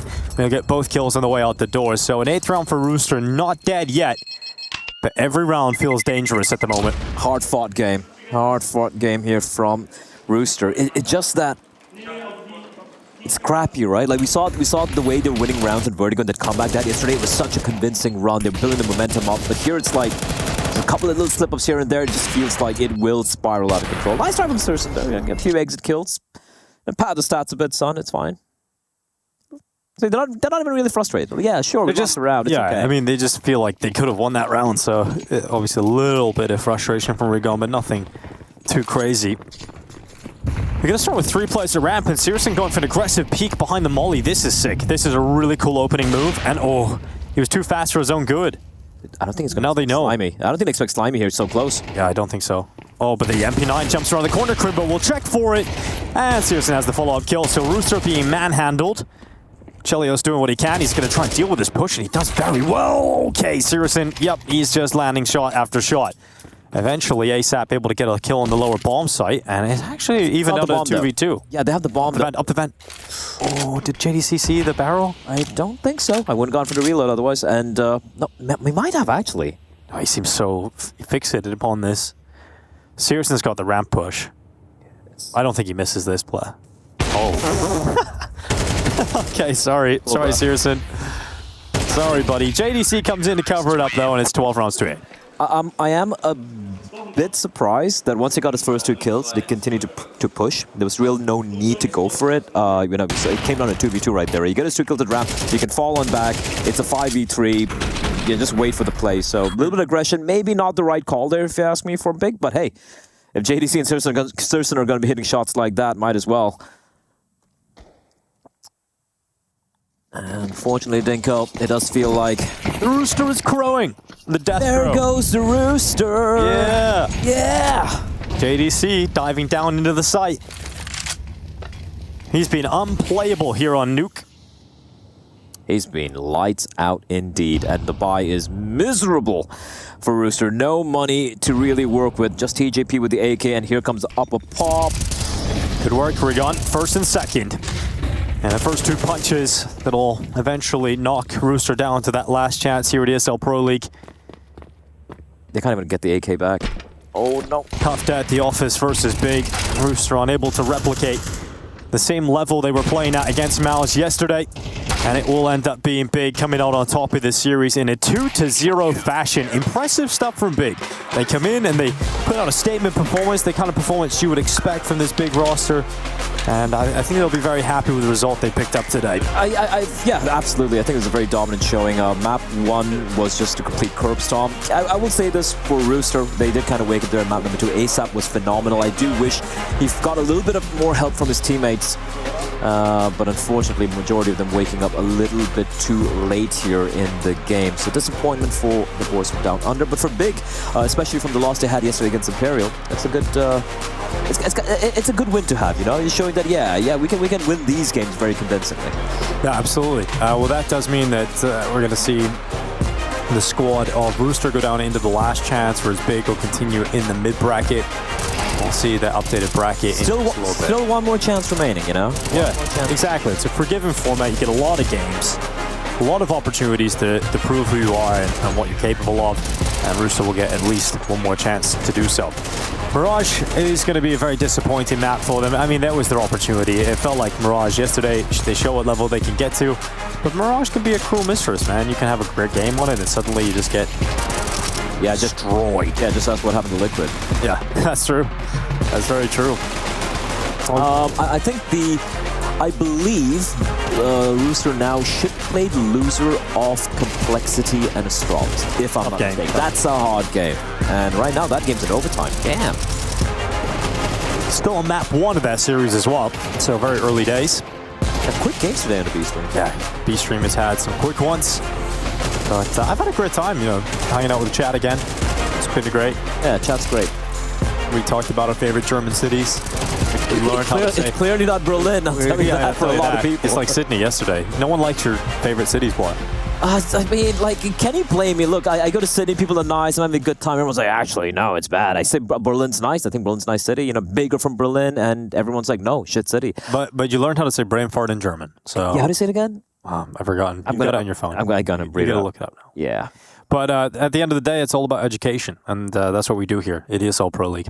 I think for the future of the Rooster squad, though, it does seem like there's just a bit of inconsistency with the fragging output. You know, Slimy can be the star player of Map 1 yesterday versus Malice, then suddenly he has a nightmare game, and I just don't see who... I think Chelios is the most consistent player. He is, right? He might not be the top fragger, but he seems to always have consistent output. Yeah. Almost every map I've seen so far. Look, I feel... Despite the losses we've seen from Rooster, this is the best-looking Rooster I've seen playing internationally in quite a while, right? Yeah. But I do believe we have the U.S. Air Force Aim High Player of the Match, and it is, drum roll please, Dinko. Jay JDC. He was so impressive. I mean, why wouldn't it be him? You know, second map was a little bit more difficult, and that's where he found the most impact. And I like that watch. Yeah, that's nice. JDC looking fly and suiting the gold as he is the US Air Force aim high player of the match. Just so many sick moments from JDC throughout this game, and on Nuke especially, the difference maker towards the end. He just too many multi-kills for the side of Rooster to handle. Yeah, absolutely. It just popped off there, and I wouldn't necessarily say he was a pure difference maker because I think everyone, we saw Citizen, for example, looking good, but really helps to see when JDC is looking good on the server. And a bit of a confidence injection as well for Big, right? Obviously for them, it would be making it to the playoffs. I think that is absolutely going to be an imperative for Big to achieve here in EPL. Yeah, absolutely. And I'm interested to see what sort of expectations Big have of themselves coming into this event. I think they're a squad that maybe have had some negative results and headlines around them recently, but they're just building with what seems like a very organic squad. But we've got JDC on the line. I'm very excited to talk to him because, dude, you were playing incredible today. It just feels like you're getting more and more comfortable in the squad over time. Is that true? You're feeling like you're fitting into the squad right now? Yeah, first of all, hello guys. I think it's been yeah, be good. polite, Dinko. And, hello. no, he said hello, I didn't. But I think I've been making myself a bit more comfortable, and I'm growing into certain roles that I have to learn.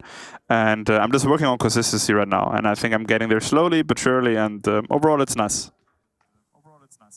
My question is, like, first again, congratulations, right? This Rooster team yesterday, they were like just one round away from taking down your old team, Mouse, right? It would have been a massive upset. So coming into today's matchup, any particular like prep you guys did, or were you guys just sticking to your game plan? Because that looked like just a stomp, especially on Mirage, which was their map pick. Well, I think what we are kind of finding us right now, and we don't really know yet what is perfect for us. I think today we really focused on emphasizing what our strengths are, what we should focus on, what a CD side on Mirage has to look like, and the things we need to fix in order to be competitive. Because yesterday we got kind of smoked on Mirage, if we are real, and I think I give props to the team there, especially Tabson and Kakafu, who did the work on Mirage, and the whole team. But overall, I think we just need to find our strength, and if we have that, then just focus on it in every game. And we were also just talking about right now about, you know, the expectations for Big, and I said, you know, obviously making playoffs run has to be you know, a must for you guys. Would you agree with that? Is that like something going deeper? I know, you know, you want to say like, of course, winning the entire thing, but, you know, realistically, do you have any particular expectations as a team for EPL Season 20?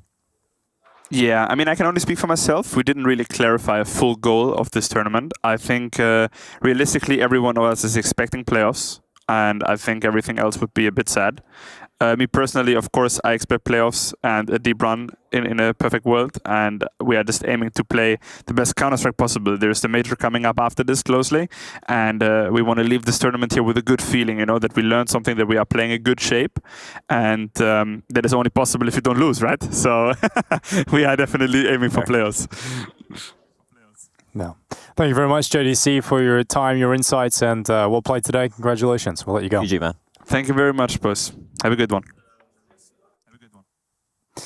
I mean, JDC, just a stand-up guy. Just a stand-up He's a great guy. Yeah, he's a fun guy to talk to. Yeah, he really is. But, you know, Big, I think it's really important what he said there. The fact that, you know, you want to leave this tournament just feeling positive. Like, you're making steps in the right direction. Yeah.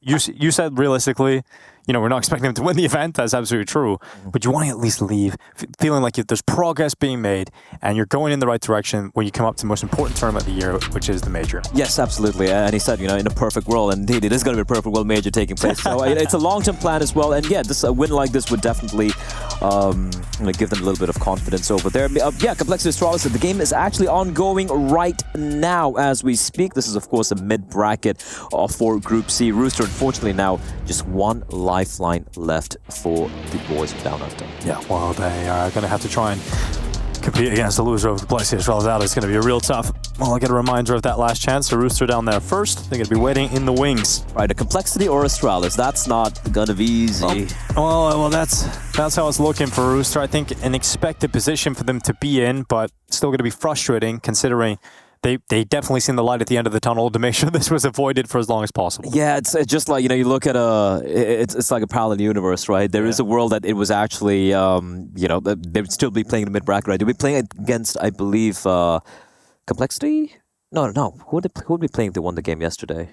They were playing Imperial. Imperial, right? And which is later on. So that's the way cricket crumbles, right? This game is all about the inches and the minutiae, and unfortunate, but hopefully they're not quite done yet. Hopefully they at least manage to get a win, perhaps. Well, we're not quite done overall with the day, but you and I are certainly done. Are we? We've got Darth Mike and Exner coming up next, and they've got the third PO3 of the day here. You got that monster blood. Well, we're going to enjoy a sip of that nice cold monster to round out the day for us, but you guys have plenty of Counter-Strike action coming your way after the break.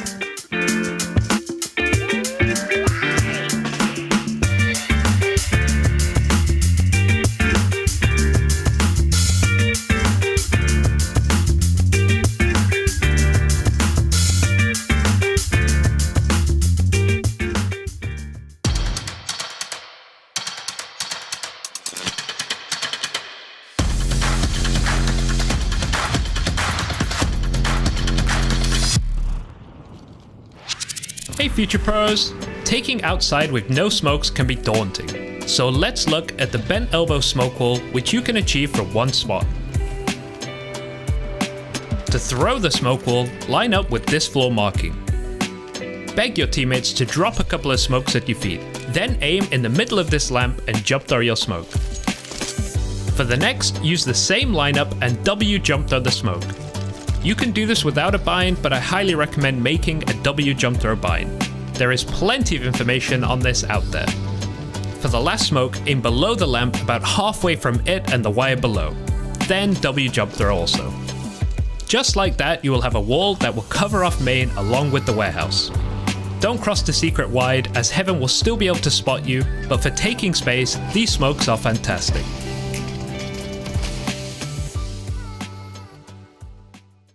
How are you feeling in the team now after a couple of months getting to play? This is your second LAN, right? It was EWC and now this? Yeah, the second. So, I mean, it's been going pretty well, honestly. Getting integrated in the team, kind of developing how I want to play in their system and learning how they want to play also in their system. Do you feel like NA players are getting a bad rap because people are talking about, oh, there's a lack of talent and who could this team get and that team get, and then here you come in, hit the ground running? I mean, NA does kind of get a bad rap, but I mean, there are like truths in the criticisms. Like, there's not a lot of young guys out there really anymore. There's only like a few. So, I mean, NA is kind of coming back up, getting on its feet from where it was, from what it was in Valorant, and it's just trying to be better. Don't worry, we'll edit that out. You'll be fine. Do you think the bigger problem is a lack of skill or a lack of professionalism with some of the younger players in NA? Okay, I think it's both. I think that even in like pugs, you can just tell like people in EU almost like want it more. Like that was kind of a difficulty that I had playing going to Europe. Even like pugging, it's just like it feels like every game in Europe's almost like a mini match, but in NA it just feels like it's just like a bunch of trolling and like nobody really cares. So I think it's definitely a bit of both. What's been your main focus for yourself when it comes to, you know, playing a tournament like this or tournament like EWC, going up against some of these better teams that hail from Europe?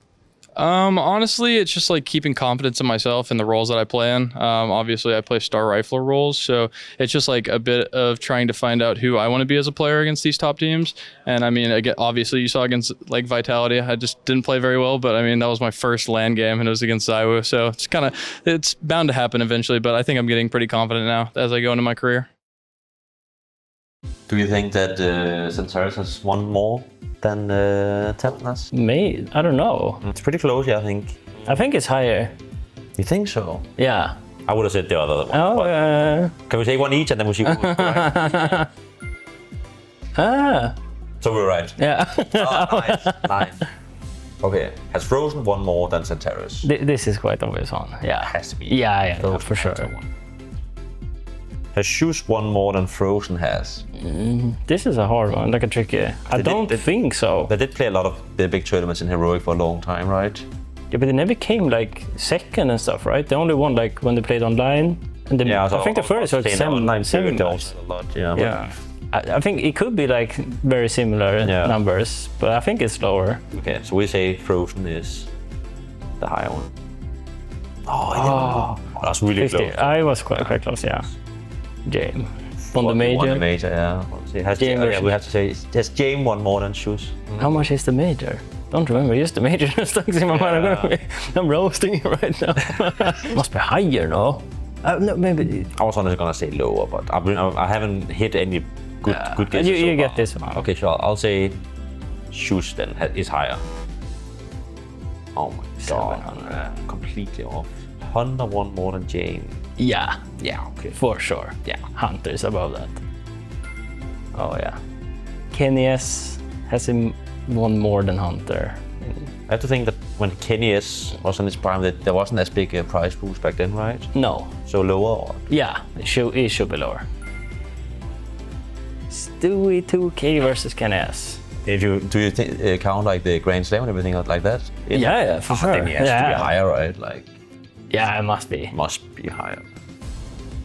It's gonna be easy one. She versus Stewie lower. Lower. Nothing versus Must Shiro. be lower, right? Yeah. This is just lower. Yeah. Since he's like active now, I would wanna say higher. Since nothing hasn't played for many years. Let's go.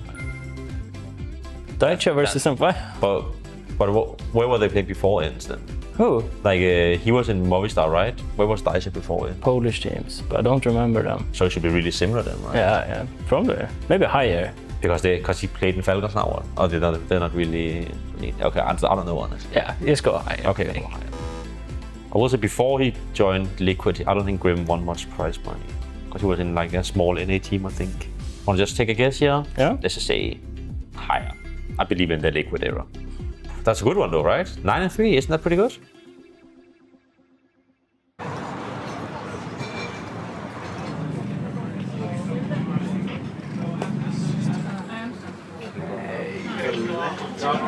My whole life, it has been my dream to organize something on a boat. And well, as luck would have it, the ESL company card, it is allowed to cover team building expenses. So, Boat Party 23! 23, Boat Party! Hey, hey, hey, hey!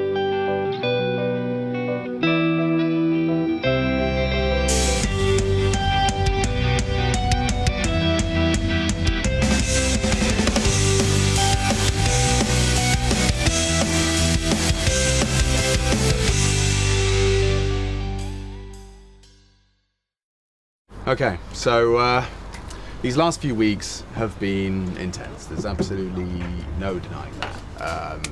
We've had new hires flying in and out, and I wanted to give us some time to celebrate ourselves, you know, with each other. Just amen to that. I mean, Trace. Trace. You loyal little sunflower supreme. You wonderful, honest, loyal hound. The office dog. Dog. You've earned this. And you, Henry. Yes, sir. You, always hungry, always working, you know, just like a hungry little working shrew. You'll nibble, you'll gnaw, and rat your way to the top in a way I find admirable. You have no idea how much that means to me, sir. Thank you so much. And you? I do not recognize this man. Now, I don't know this man. Okay. Stranger danger. Okay, now, stranger danger. Okay. We talked about this. You said I was in charge. Okay, now calm down, Henry. Calm down. He must be one of ours. Okay? I don't think so. I don't trust this guy. Calm now, boy. Speak. Who be ye? I know when it's my moment to shine. Hey guys, hey, yar. It's nice to finally get a chance to talk to you. I've been here for a few days now. Yeah, bullshit. I know he hasn't been here for a few. Few equals two. I've been here every single day this week, and for the last couple of days, no one that looks like this guy with his cool haircut has been in our office. I know you haven't, because every time I've tried speaking or interacting nothing. with anyone, I get stared at and it's weird, so I've just been walking away. But now we're here together as a team. Together, we're here, and it's great. It's great.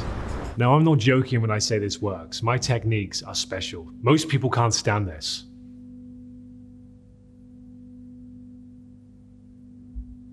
You feel that? You're very uncomfortable right now, aren't you? I told you it works. Well, we kind of stopped team introductions since most people here barely last a few days. Okay, well, I'm gonna make sure that my name is one worth remembering. It's easy to pronounce again, Connor, and so, just, you know, I'm gonna stick around. I'm a little while. No. I think you two will only last a few days. Shall we go take a look around? No. Should we get off the boat and take a look around? No. Because first, everyone on board has to drink one whole beer. Aye, Captain. That's what I'm saying. He's a jolly good fellow. He's a jolly good fellow. For he's a jolly good fellow. One we can deny. Now, I will say this. I will have 3 at the very most. I need to make sure my hand-eye coordination is in check. My ocular security system is switched on. If it's not, who knows what could happen. Everyone at this gathering could be vulnerable. I'll take. You can absolutely have one. Here you go. No problem. There you go. Is it Connor? Connor. Connor, It nice to meet you. Good luck. Same. You're gonna need it. Same. Don't worry. There's more than enough to go around. In fact, actually, you could almost say we have unlimited beers. Really? I mean, well, how did you manage that? Well, it's not actually unlimited beers. Well, nothing can be actually unlimited. Yeah, well, exactly. Like logic dictates there's always a finite amount of beers available.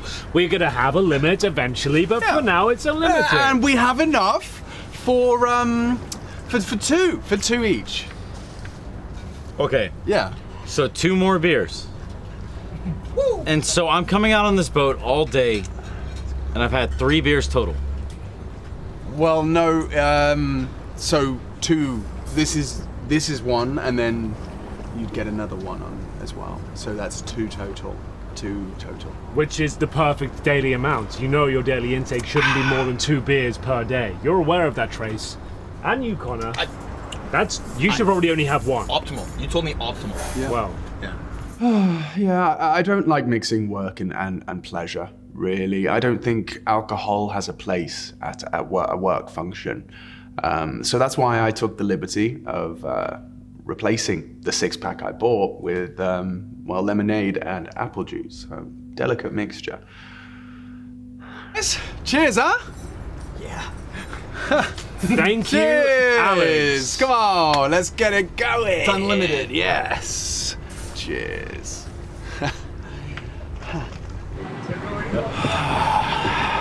There's nothing quite like the open road. You're right.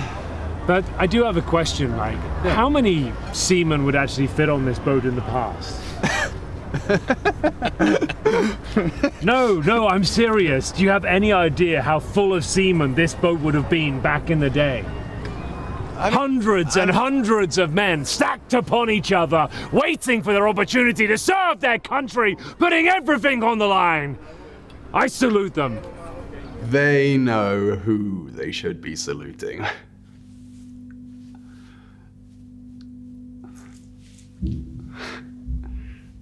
Yeah, no, just gonna make a call. Yeah, my phone's ringing. Hang on a second. Yeah, it's Yanko. Yeah, no, I'm just gonna take this. Yeah, all right. No, I'll be back. I'll be back in a second. Let's put this on speaker. You're speaking to your favorite EPL Malta branch. How can we help you? Alex, what the fuck are you playing at? I want to charge here to the company card for 5,000 euros. I've been trying to ring the main office all day. Where are you? Hey, Yanko, listen. 1 second. I've got you on speakerphone here. Hey, Yanko. Yeah, Connor. the EPL budget, it allows for funds to be allocated towards retreats, for team bonding and stuff like that, right? No, not correct, Alex. Pre-authorization, sure, maybe, sometimes, but not just out of the blue. Where the fuck are you?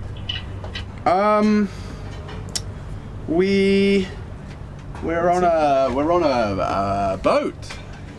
You spent 5,000 euros on a boat for you and your useless fucking employees? 5,000. Let's go. Yes. 5,000. Look. Woo. Hey, look. Now is kind of a bad time. Maybe we can talk about this later or something. I've never seen such an incompetent fucking piece of shit in my life. You are the most obnoxious idiot that I've ever met. Okay. Look. Right now, I'm trying to enjoy a nice boat ride with my friends. Yes. And employees. Okay, the boat is booked. And we're on it right now. I'm gonna hang up and I'm gonna enjoy myself. And we can talk about this on Monday. Till then, don't call me. Don't call us, Yanko. Goodbye. Don't call us. Woo! Let's go. Yeah. When I grow up, I want to be like Alex.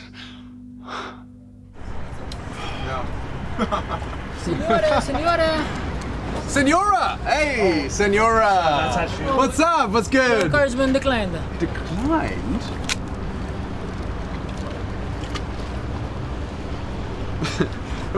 Hey, so everything's fine. I'm just gonna sort this out. Thank you, though. Thank you. It's okay.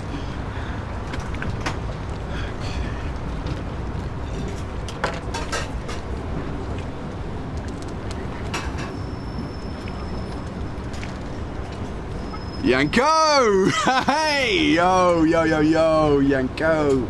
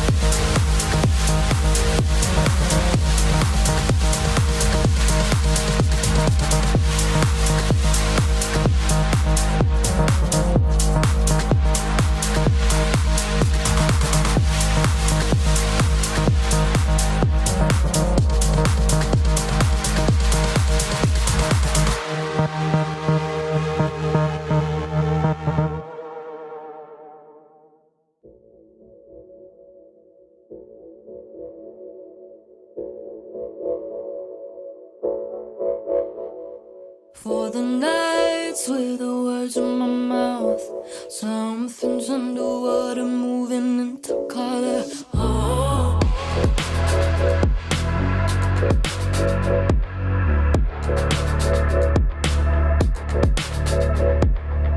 Got a lifeline, been dialing it up, piecing me together, architecture. Oh, maybe I'm slipping on liquid love. Bro, I hate Inferno. Can I be honest? I don't like this map anymore. It's good. I mean, this round is also really good against pistols because people like to open 3B to try to do something on banana when they don't have too much utility. So just going together with the long smokes, it's pretty straightforward call, and Astralis likes to do these freeze time calls early on. But I just, I realized, obviously, don't want to be too facetious, Alex, but Josh definitely a veteran of the NA scene, the future in-game leader of Complexity next year, probably. That's right. Leak, really maybe. stirring the pot right now. Maybe, probably, definitely. Really Who knows? Have you been keeping warm in the server still? You still on that Faceit grind, keeping your eye in? From time to time, I'm hopping in as soon as I'm not doing an event. But the thing with me is I cannot stand non-team oriented CS. You're so used to it that you've grown accustomed to it. Yeah, when people just don't communicate or just refuse to participate, that's when it really gets on my nerves. And when they suck. Oh, yeah. Oof. Yeah, they die in the first 5 seconds to a Molotov. Hey, to be fair, he was going for a nice little jump spot. Yeah. It was a good counter. Astralis had a good plan for that. Oh my god. Deal with potential aggression. Farm up with some Mac 10s. Yeah. Have a really strong economy going into this 4th round. Nothing feels quite as good as a little Mac 10 farm. Yeah, I think something that I like to do as in the second round. So you win Pistol ST and the strat that they called, I like to on some maps where it works to do that as well. And then in some gun round down the road, you use the same smokes, right? But you do something else because you've put it in their heads. Condition. Right? Oh, they did this. Might be something similar. Especially if they lost to it the first time, they're going to be extra kind of reactive. Like maybe you do it and you do apps pop with those two smokes. Yeah, right. So the setup just is not complementary to the assault. This is brutal for Grim. This is horrible for Grim. Nade, flame, and he's actually sticking around in an aggressive stance. This could surely go wrong. Yeah, caught with a nade in his hands. And this bonus round of sorts, Mac 10s, P250, it's still competitive. This is not the situation Complexity want to be in here. They had a full investment going into here, op included, and they used all of their nades to try to take banana control, and they went 1 for 1. That's not good enough, and that one kill wasn't even at banana. It was over towards hulls or mid or something. Yeah, good stuff from Floppy to even find the refrag to make it still a 4v4 situation. Yeah, we got caught. There's a boiler and a hull setup with the op at the end of hulls. Stralis only has 1 smoke left, so Halzerk will probably have a good situation here. Does he know about the left? Had no idea. Stair has a free headshot onto the AWPer. Empty-handed is Halzerk. JT and Elish tested on the B site. Delivers a nice one. And another. JT combines. That is clean in the defensive B. A triple from JT. It was a good defensive hold, the gamble stack towards that B site. Once you go down a player, you can't hold 2 on A, 2 on B. You'll lose every time. So you have to pick one of the sites. And because that kill came on early at Grim on that B site, and that whole space was all taken, then Astralis needs to make noise if they want to go back to that A site. They stack that B site up, pray, and it works. First round on the board, going to need that, especially considering they did take Vertigo. This is Astralis' pick and their highest win rate at the moment, taking down some competitive adversaries so far, just losing to Virtus Pro, the only team they've lost out to so far. Oh, Halzerk just mistimed that, falls away from the angle as he spots 2 peeking through second mid. And the tug of war begins, that is Inferno. Only noobs don't like this map. Yeah, that makes sense. That checks out. I agree. It's not fun to pug, that's what I'll say. Yeah, but like, most of the maps aren't fun to pug. I don't know, an Anubis, an Ancient, I can pug those up fine. Oh, yeah. It's because you have more set things for those maps. Like, you know all the nades, you and your little nerds, Harry and Hugo. And we know the You just nades. don't want to do it for Mirage. Like, Mirage wouldn't be so terrible if you approached it the same way. I have a window smoke. That's all I have. Nice. Thanks. think I got smoke kitchen window, actually. Device. Oh, into the thigh. It's going to surely be traded. Yep, nice work onto Broche. Stare with the bomb, doesn't want to get a little too overzealous. Elige opting for the orb. This could come back to haunt him or result in a comfortable collection. Bomb down, round looking imminently complexities. A lot of indecision from Astralis here. They went for that opening pick, but only connecting with the leg on Halzerk, it was just very slow to develop the rest of the round. It seems like everyone trickled in one by one, and now down on this 2 versus 4. No real options, out of time, no real nades. Gonna save that off going into that next round and giving Complexity a second. The mid rounds are just kind of poor, to be honest. I mean, you look even the last round, it's a 4v4. You don't have a ton of utility and you just go for a B hit when there's still plenty of time left on the clock. I think maybe drain the clock a little bit more. Even after that kill they got on Halzerk, you can slow it down because the op is there, right? Like, see if they are going for a stack here as well. Once Device dies, it's not really coordinated what happens from that point on. Sure, they want to get the kill on Halzerk because he's lagged, but he's not the only player on the server. Josh, did you see the patch notes? Our chickens sit down now. That's like the biggest patch we've had in recent history. Did you see that was a good patch. That's pretty huge. Meanwhile, honestly, game-changing. Yeah. So just the big ones over here in Counter-Strike. Pages upon pages of notes. JT's forced forward on that, but it's fine. They will maintain top banana control.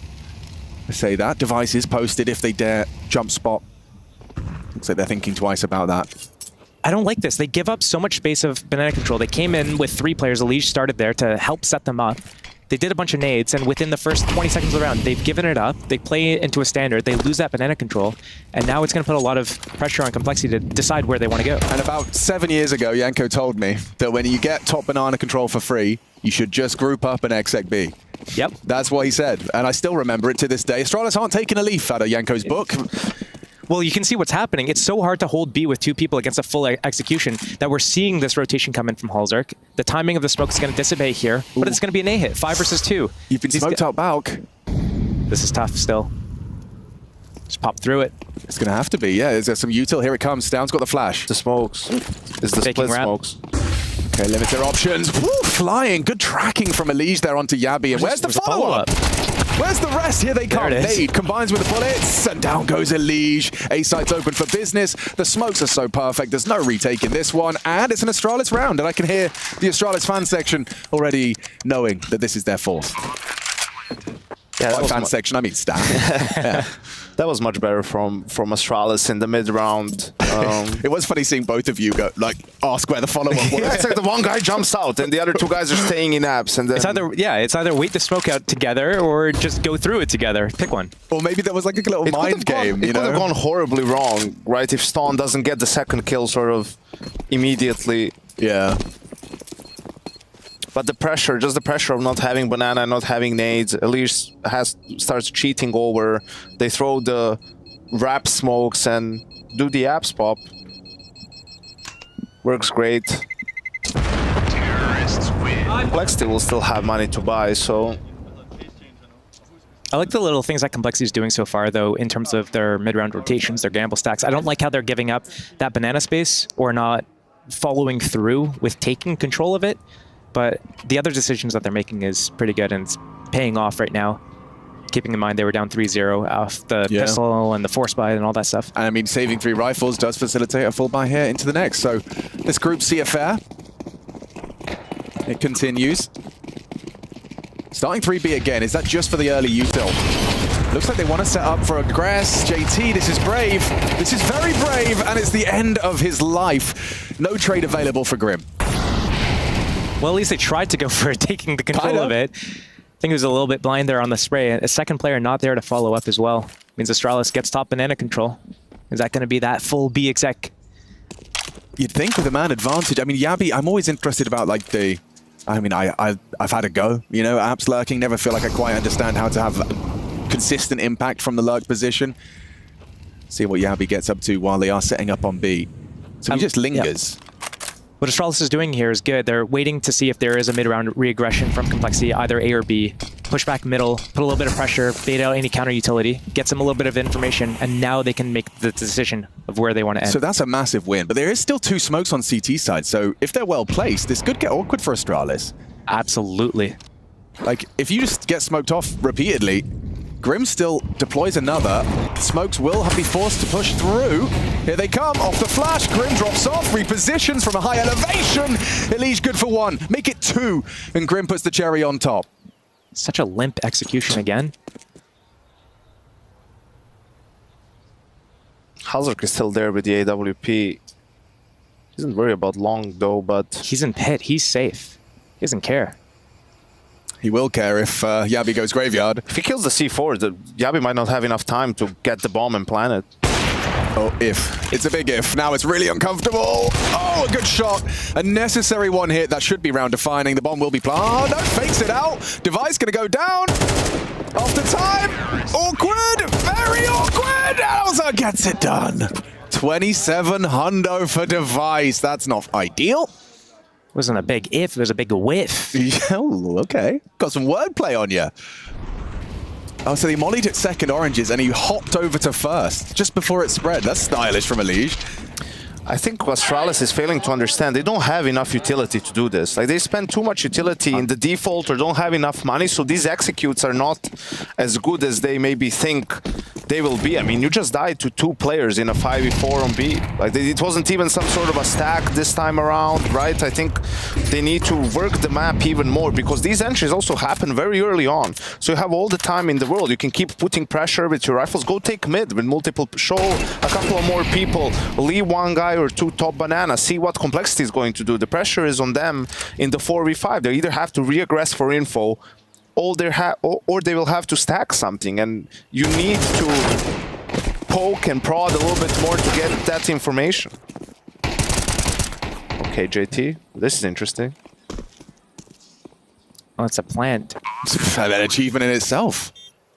Can't be anything more though, really. I mean, oh, the CT smoke actually makes it quite uncomfortable. A recovered AK now could do some damage. Especially if Stair had done some bit more with the Deeg. Yes, down, unfortunately. No Kev. And I was gonna say no hope, but he gets a 2-man spray down. Complexity capitulate. Oh no! Daylight robbery! A 5th round stolen away. Complexity completely fumble and sent back to the graveyard. Look at their money. Yanko, what's the weather looking like for the Complexity camp? Bloody hell. Another rainy day, Alex. Oh, mate. What was the buy there? What was Floppy doing? Was he quick switching? No I think he maybe idea. pulled out an 8 and someone said let's peek, and he didn't switch out to his rifle. Like, it seemed like he was, because he couldn't trade the kill. I think that was reloading. Something about that. Oh, he thought he was reloading. Maybe someone did a fake reload or something, or... He had a sound cue he tried to make a decision off of. Doesn't work out for him. Well, that was a round. That was the kind of round that Astralis lost on Vertigo. That cost them. Yeah, what over was at it? 10-4. That was a big swing round, and Complexity came back to win in overtime. And absolutely. Perhaps this could be leading us down the path of a 3rd map. Nuka waits if Astralis can secure Inferno. This is their pick. Let's see if they can back it up with a strong T side. Already 5, probably feeling like it's going exactly to plan so far. And a 6th feeling like a guarantee. Just a Zeus. A singular Zeus. Oh yeah, chicken sit down and Zeus's recharge. How exciting. Recharge. How exciting. Still haven't seen like anyone use the recharge sound bait. I think that's the coolest thing that you could do with the new Zeus, is that you know how it makes a sound? Even when it's attached to you, it kind of makes a bloom bloom when it's fully charged. And you could like drop it in a corner and they would hear the bling bling but the timing on of the it corner would be impossible. I mean, it would You'd swing off of it? Yeah, exactly. How many is Yabi getting here? 3. Try wow, 3. Oh, good catch. Oh, Grim hit 2 shots there. Stair gets brought down to just 2 points of health. The AK is important for them. The buy in the next round won't be amazing, so for someone to, well, Elige basically to have it and be able to buy all nades is going to be great. He could even drop an MP9 for someone so that another player could buy all nades. Actually, he could even drop M4 to someone. I wonder at what point in the game Complexity is going to start putting a little bit more pressure on middle area, because Astralis is taking this banana control every round, and Complexity is trying to match it with 3 players a lot of the time, but we haven't seen anything with a person sneaking down middle or trying to connect down middle with the B push. We've seen that smoke setup. They have got the smoke that lands like mid, like the phase G2 smoke, right? They have that. You can molly behind it, but with the smaller spread of the molly, I guess it's harder to get everything that they want. Okay. But still, like, you can do something into alt middle or second middle, I guess you guys call it. Yeah. Or they just don't need to spend so many nades on B at the start. Just bait out some utility from Astralis and then retake it a little bit delayed. Yep. Because they've been losing those early fights or the early utility exchange, really. Hauser's going there now, so let's see. He has good spawn. This looks fast. Pressure onto Hauser. HG's barraging in and further progression on the Molotov, pre-aiming a potential jump spot, but nothing home. And it looks like Astralis completely vacate Banana. They've changed their plans. 2 of them heading back to T-spawn. I imagine there's some extra nades for them both. Or no, Stown's just escorting him, just making sure he's okay. There's too much to juggle in that spawn. There'd be a second player there, yeah. Astralis back to taking that middle control, but they have all of Banana. Again. So good. Complexity doing another gamble stack, this time on the A site. Praying that Astralis... They got shut down the last time they went B. Are they going to try this again? They'll push for info, though. They have to on A. Like, they won't... There's no way they just stand like this. Now that Grim's smoke is about to expire, yeah, you see them moving up, inching up. Oh, the timing. Come on, the timing! Brackets and saw nothing. Okay, he's going to get run down. He needs to hit the second shot here. Hauser gets everything. A late shot might work, especially in combination with the JT FAMAS. A multi-kill cooking for JT. Delivers it, serves it up. And wow, with the last bullet in the mag, finds another headshot, this time onto Device. The fundamentals from Astralis are not here, just simply put. The way that they're trickling out one by one falling, instead of all just moving together, swinging together, getting that first person going out wide, second person is going to go for the kills. They think it's just Halzerk there, but completely botched that opportunity. Another good mid-round decision from Complexity, though. They re-cleared. Once they saw that brackets was clear, they noted the time. 40 seconds left. Okay, if they're not here by now, surely it's going to be a B hit. Grim's there all alone. Let's get that rotation. We leave this player on the lane line, and in that moment is when Astralis does that hit. Like, I'm sure we're all victims of Counter-Strike timing, you know, like that's just part of the game. But it feels like for this game in particular, there's been moments, a couple of moments for Halzerk, which have been really, like, unfortunate / incredibly close. If he's on an angle for an extra second, he's probably got someone walking into his crosshairs. Timing is everything. 4 to 6. Let's see where we go next. A competitive half. I mean, what's par for the course, Yanko? For like a good CT half, is it already too far gone? I mean, if they get 6-6. 6-6 is good. All right. Whole setup, first time. That. Yeah, be tested, and just like that, 2 bodies from Astralis drop on either side. Stair goes down to a combination of nades. Don't spam it, you don't need this. Oh, he wasn't far off, you know, bro. Running away on 13 points of health, and likely is unlucky for him. Ahead of the smoke, though. A chance for Stown. A chance. Needs a flash. He's begging for one, but goes dry. And isolates the duel, but his back is turned, and there was no smoke there. Just hoping Elige had fallen off. And Elige definitely hasn't fallen off. Take a look at his scoreline, 11 to 6, doing everything he can for the boys. How often is it that teams in CS2 utilize pushing into spawn with a front sight smoke, or doing a front sight smoke to be able to get across to that pool line? It's not really that common anymore, right? No. Well, like the Fnatic smoke. Yeah, like the Fnatic smokes, for example. Yeah. Because with the way that people break those spawn smokes or play positioned in spawn with an HE ready to break it, you would expect more people would be ready to punish a player that's just sitting in spawn. You flash the sight, that will blind the spawn guy. You swing out with your back to sight so you don't get blind. You take that fight, you could wrap into church. Right. I feel like it could be really strong, but not enough teams play this map right now. A lot of teams ban it. Yeah, Na'Vi have a very strong Inferno. Virtus Pro at the start of the year were really good on it, but then I don't know what happened with that team. G2 seemed to like to go there every time. Yeah, that's true. G2 very comfortable on Inferno. Did they see what we did? I don't know what he's referring to. What did they do? What did they do? I didn't see it. Did who see what? Who did? It was Elige. Elige was asking, did they see what we did? I don't know what they did. What did Cole do last round? They did was that last round the hulls push? Yeah. With the setuping hulls. Okay. Yeah, they did. They had like a rifle watching that window, the op looking down the stairs, and then Elige was also ready to trade in boiler. Looks like they're doing something similar. Okay. Yeah. The answer should have been yes, they saw what we were doing. Job's a good one. Another opening. Back-to-back deaths for Yabi. Flop has killed him a couple of times.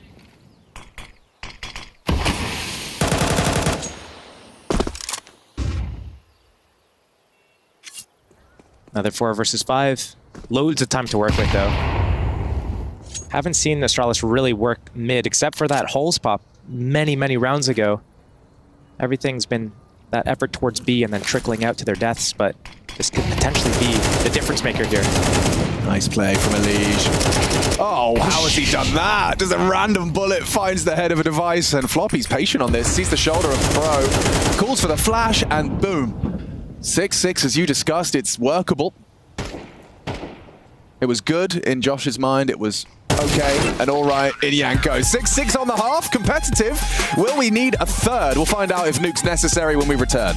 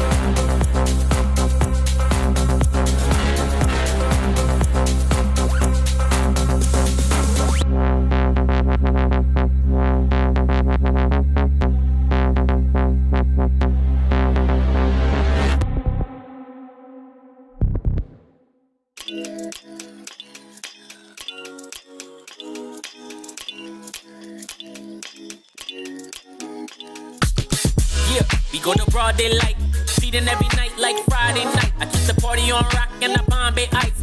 Gotta see stars like Broadway lights. I told a baby girl, you don't gotta kick it with the daydreamers. You can skip the line, I'm the gatekeeper. Plus I got the crowd going crazy, dance floor blazing up, going. When they see me show up, I be feeling glowed up. When they see me show up, I be feeling so. When they see me show up, I be feeling glowed up. When they see me show up, I be feeling so.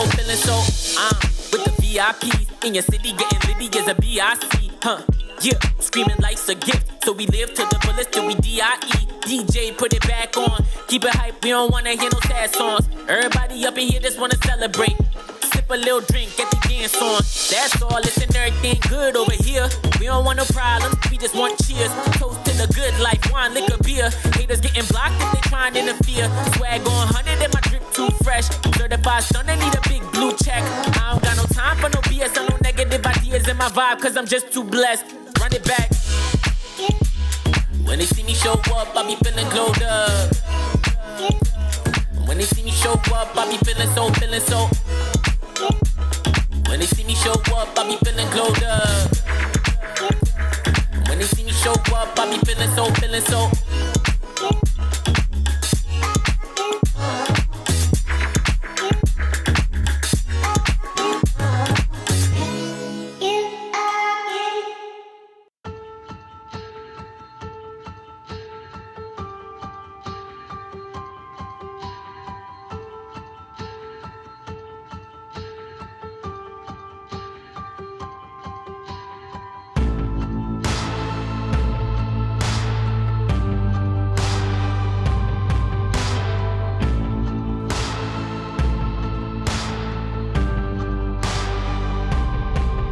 Once this bomb gets planted at C4, what are they going to do for this retake? They got the smoke and the flash. I was just told not to call it the spike. Yeah, so, I know you know, were, just yeah. making sure that I'm calling it by... Good catch, good catch.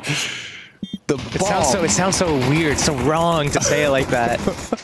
Yeah, because a spike makes so much more sense. As we've got Floppy and Grim holding down the 4. Floppy just going to keep dancing around Nubox. They've got so much control, all channeled out of Ruins. This is just a choke.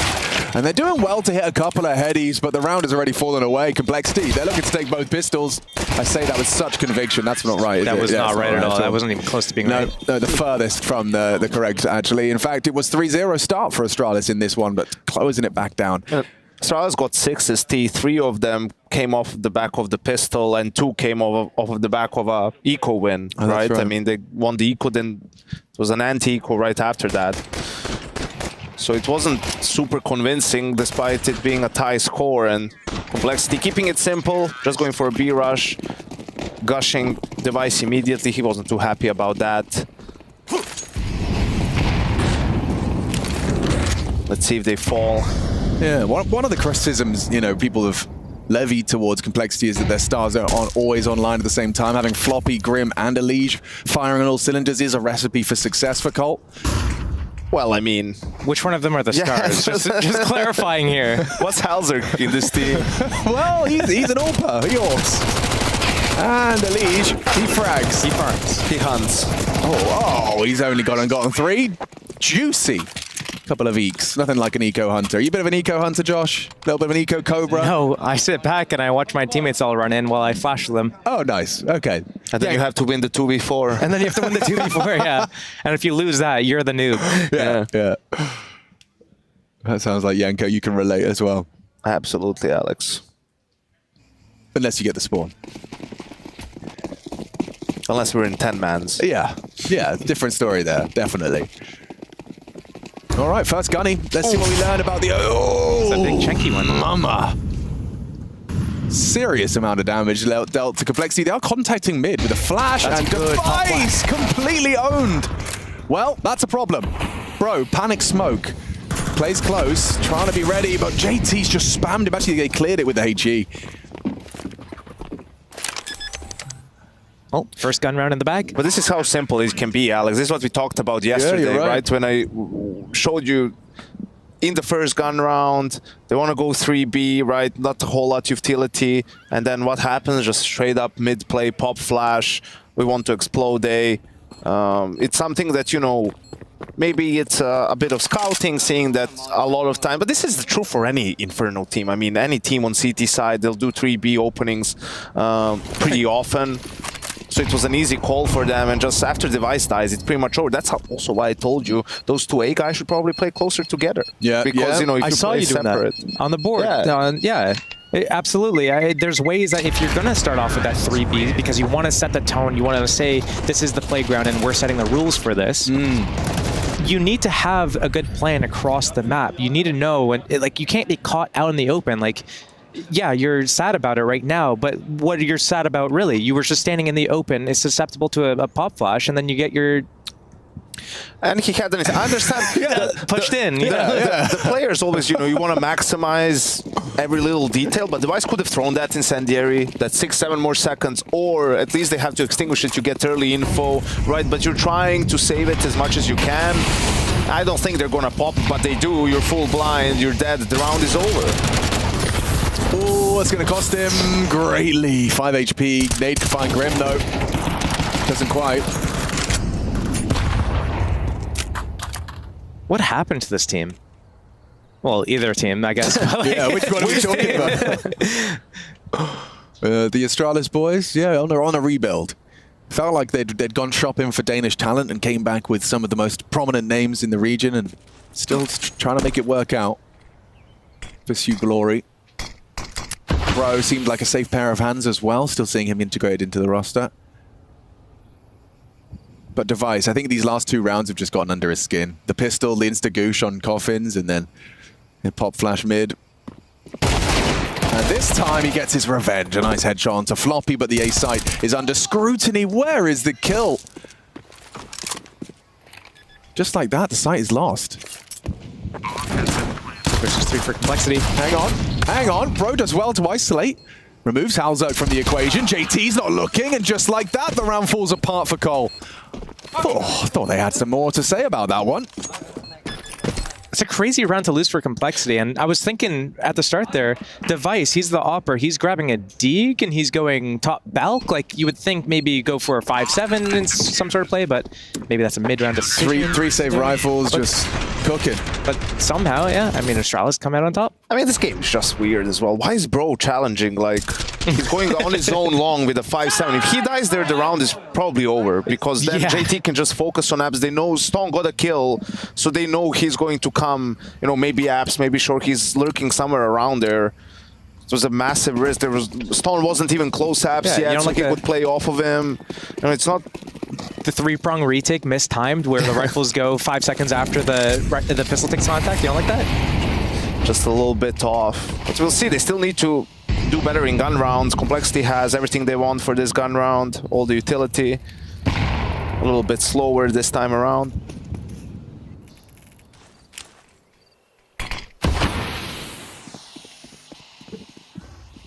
This is a nice call from Astralis. They don't, they're not gonna do the fast A 2 gun rounds in a row, so it's safer to stick around 3B, but okay, it's been 30-40 seconds now. Can't stay like that forever.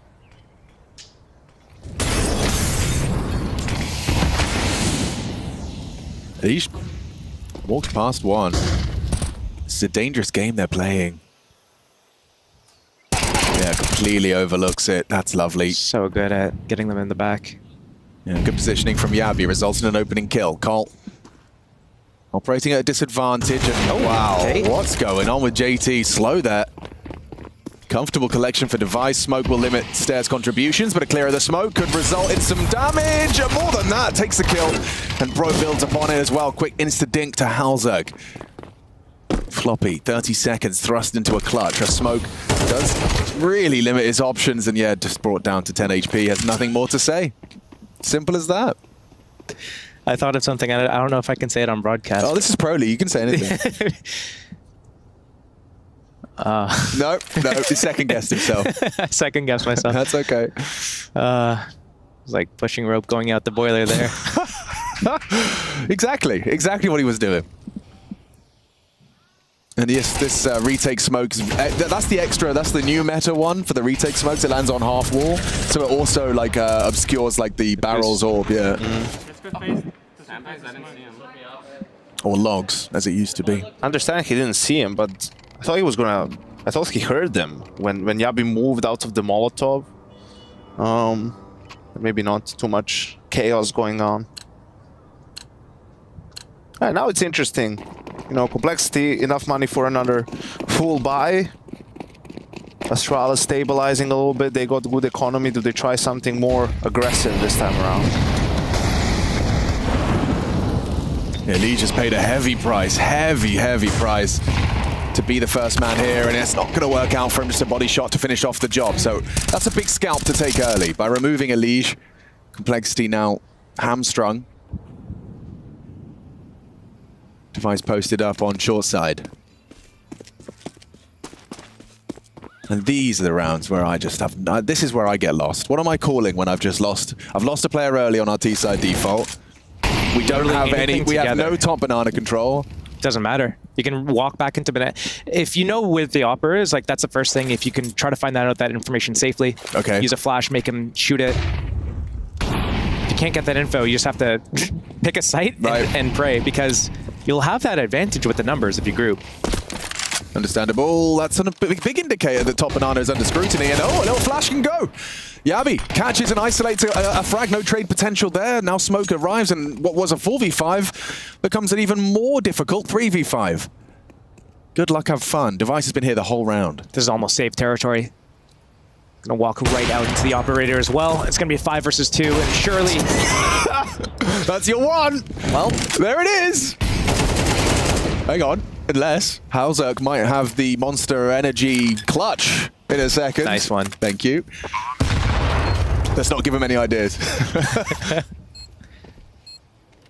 1 versus 3. It's somehow a doable situation if Astralis play it like they did that other round when they had the 5-7 the Deagle, but... This is impossible to lose. This is better grouping here. Surely a trade comes in. Oh, no, wasn't ready for good. all three of them. Good pacing on that. It was, yeah, you wait just long enough that he thinks that the next person's not coming from that lane angle. He checks arch, hauls wherever else, takes his crosshair away, then you go in for the trade. Make sure your other teammate's close to you as well. It was a good retake. You have to wonder, why is Complexity going for a round? 3 versus 5, that much time left in the round, and their money is just in shambles. They had like $500 on one of the guys. You gotta go and keep those rifles for a next round. Winning that 3-on-5 versus keeping those weapons, trying to go again in a 5-on-5 at a 9-9 scoreline is a way more doable deal than trying to brute force through that A site. I also... Okay. I mean, it's not... You know, it's still... I get it, it's 3v5, but if they can find, you know... If they were able to find an opening and do something... Problem is, if you save 3 guns, then 2 guys have money, you know, don't have guns, have money. 3 guys have guns, don't have money. And you sort of put your economy in a weird spot, and the buys as well. This way, at least, everyone's on the same page. You can half buy this round or... Okay, what about when JT gets sat down by an op? Yeah, at that point, with those 2 guns, can probably save. But in the end, he got, you know, there was 2 guys left alive and he planted the bomb, which wasn't a terrible situation. No, get some of these Galils now at the very least. Got some rifles to work with. I'm not really sure why they bought here, though.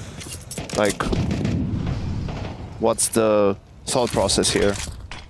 Well, maybe because if they lose this one and then they have Astralis has 11 and not 12, and if that's what you're looking at, but...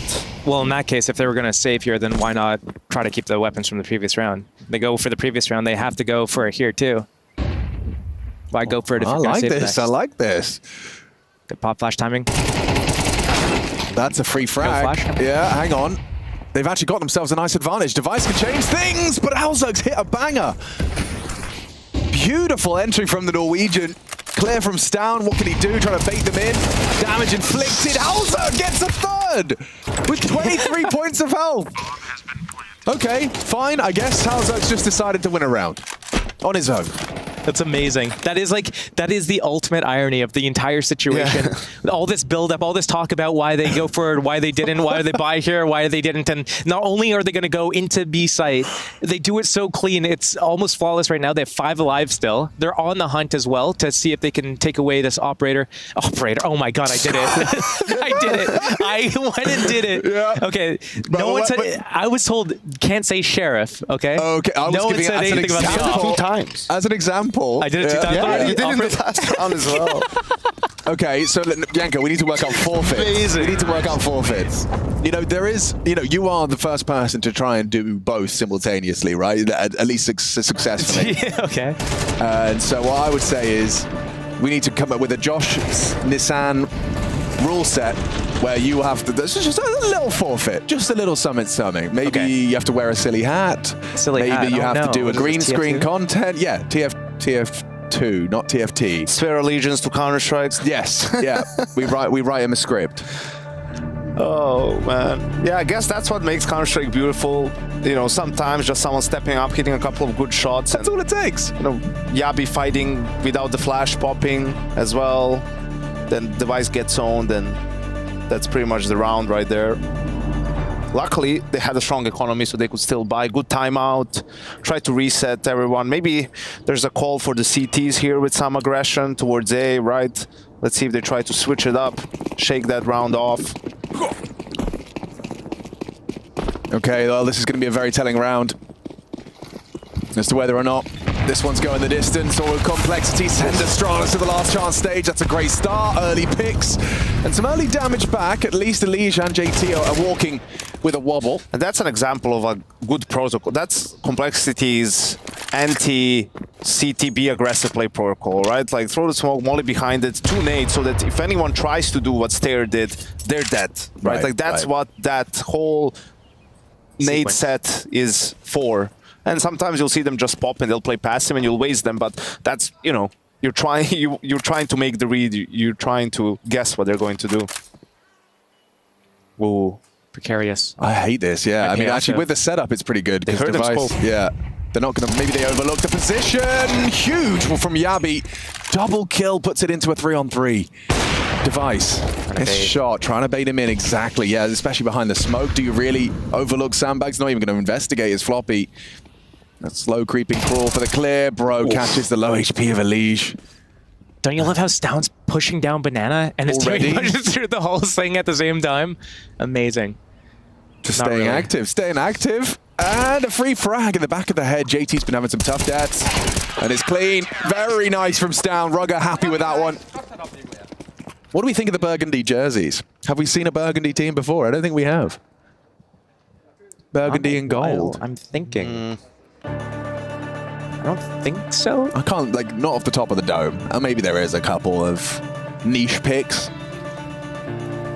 But I like it. I think the new Vitality jersey is pretty nice as well.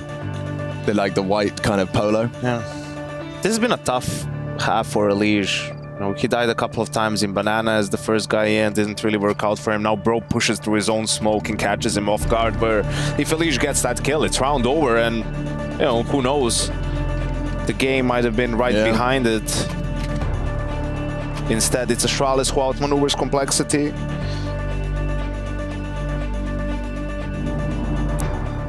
Really back and forth right now. Neither team able to take a really good, strong grip of the game. Let's see if Complexity goes back to some, you know, faster A play together. Because Astralis is just constantly putting focus on B, whether it's early or a little bit delayed. They've been opening up 3 BLI, It's right? strange that they don't expect that adjustment perhaps here after the timeout and still open 3B. It puts a lot of pressure onto Stound and Bro, but they are closer in proximity this time, Yanko. You'll be happy to hear. I say that as... And Bro should smoke apps. So, okay, he's playing in apps. Oh! Nice. Only good setup. You would have loved to. Would have loved the double. Elige down empty-handed, though. That's a big pick. Jabby's won their head-to-head duel. Oh, it really does hinge on whether or not...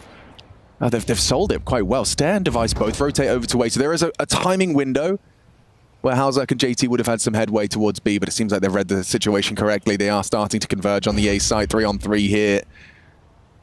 And Stair wants answers. He's actually going to go searching. He heard the smoke be thrown. Going forward. No way Halzak's ready for this. Oh, dear! Overlooked. Trigger discipline. This can go wrong. This can go south. And he takes the shot. Now they start to accelerate. Down alone on the side. Tracks the first. Can't hit it. Grim. That's nails it. That is so absurd. Oops.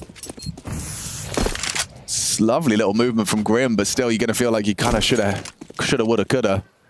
Had that one. And you know, you were talking about in the previous round, Storm pushing B while his teammate is pushing apps, and worked out last round here in a 4v3 again with more aggression, and it backfires. It begs the question, though, like you know that smoke comes from that second mid area. You know that it's going to arch. You know that he hasn't passed your screen. So yeah, maybe he runs down second mid, takes the tunnel access, but Apps? But apps is the play. Like, he could have sold that smoke and gone apps. Like, what? It's just everyone's rotating to different spots. Yeah, it's bizarre to see Astralis look so, what's the opposite of rigid? Kind of, yeah, loose. A little bit kind of uncoordinated as a unit. Complexity got the edge. You see some of those shades of heroic throughout the CT side, right? Just like constantly doing something, being proactive, mid-round, going for information. You know what, 1-for-1 trade, you feel like it's a win for you even on the CT side because of the information you get. But it's not working out quite as they would have liked. Oh. It's not the worst case for Stair. He still lives with 50 HP. Just wanted to ask you a little bit as the captain, how prepared do you feel coming into this tournament? As I first said, kind of really prepared since we had a long time to actually practice and get some reps in online and officials. So yeah, I'm pretty excited to play this tournament, to be honest. Like one of the first kind of bigger event with Blame F. So I'm looking forward to see how we can do here. Yeah, because, you know, scrims are all nice, but then officials are better, but you had to play a lot of them online. So do you think sometimes it helps to have these officials online compared to just having a lot of times to practice with no officials because you get things tested a bit better? Yeah, exactly. Like we suck in prac. So anyway, it's very good for us to have online officials. And yeah, we practice our maps, we try new stuff, and actually having only to do them in practice, like only do those reps against teams that also practice stuff and don't try to counter you. It's really bad, to be honest. How big of a difference is it having a guy like Blame on the team? Real big, Azim, like real big. Like he's talking a lot. He wants to do a lot of things. He take a big space in the team that we actually needed. So yeah, it's really nice to have him in the team.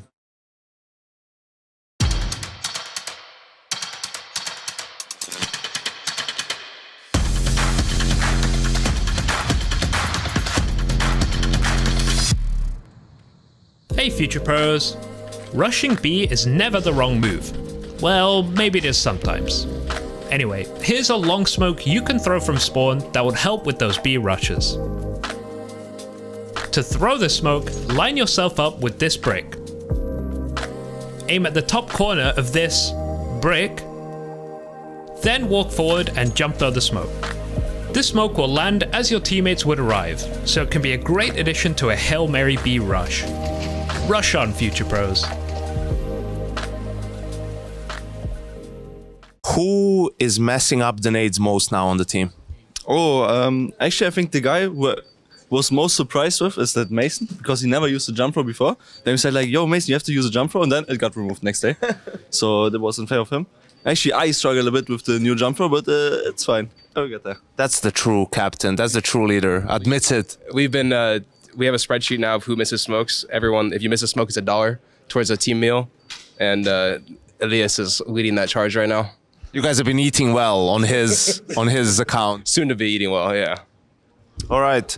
How has it been now with Lake being around for a little while, right? Integrating him into the lineup, all that stuff.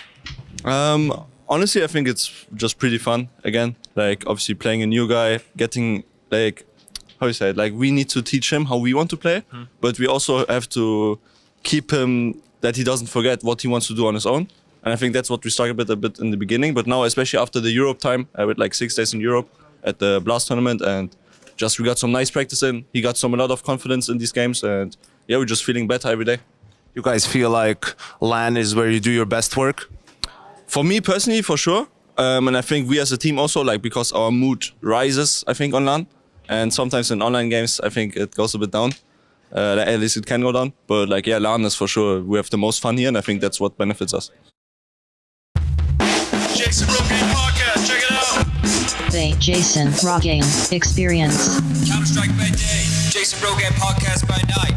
All right, well, I'm super pumped to have you guys in the studio today. I have to say, I mean, this is Sun Gods, triple platinum, your last album, absolutely incredible. I listen to you guys when I'm working out all the time. You just want to say, I appreciate the kind words, Jason. It's an honor for all of us to be here. We've been loving what you've been doing in the podcast space over the last decade, and for us to get an opportunity to feature on such a show with such a reach like this is an honor. We're all very thankful for being here. Thanks for the invite. Let me ask you one more, because this is the hardest line of the song. And when I get to this one in like a power set, in the basement gym, this one really makes me feel like I can lift a car. Got the short end of the dick, and you really delivered that line with some emotion. Music is nothing more than a way for us to convey how we feel about life, and we've all been there. We've all gotten the short end of the dick before. Right. Nobody wants that. Nobody wants that at all.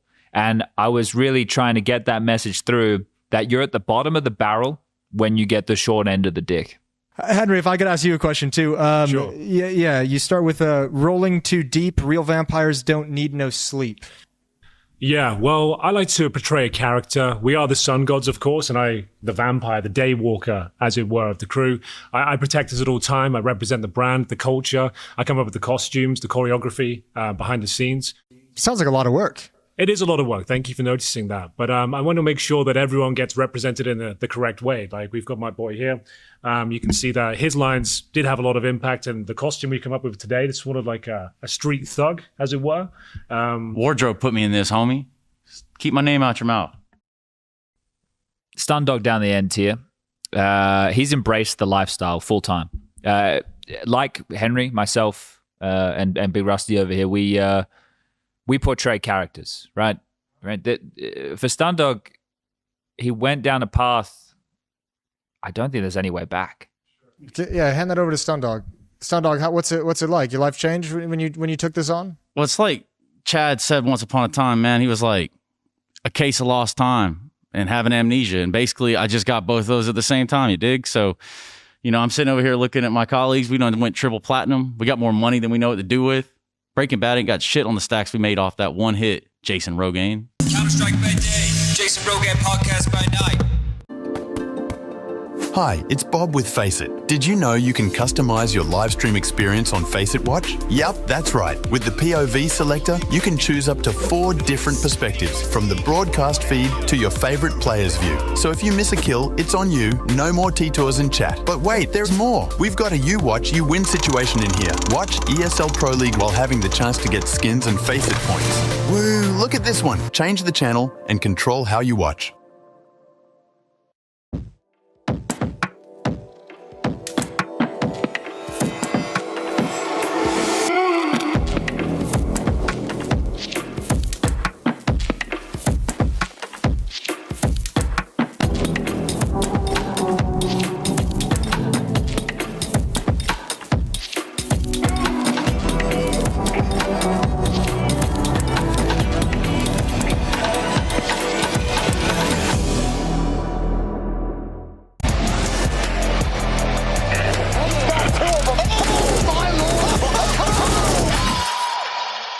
Long range, not even mid range. Let's go! Horrible! Ready. Look at me! I like that. I'm in. Leg fan. Newest leg fan. I'm in. The new king of North America. Bought in. Look at me, Ricky! Look at me! Look at me! What a villain! Wow, I love him! Long range, not even mid range.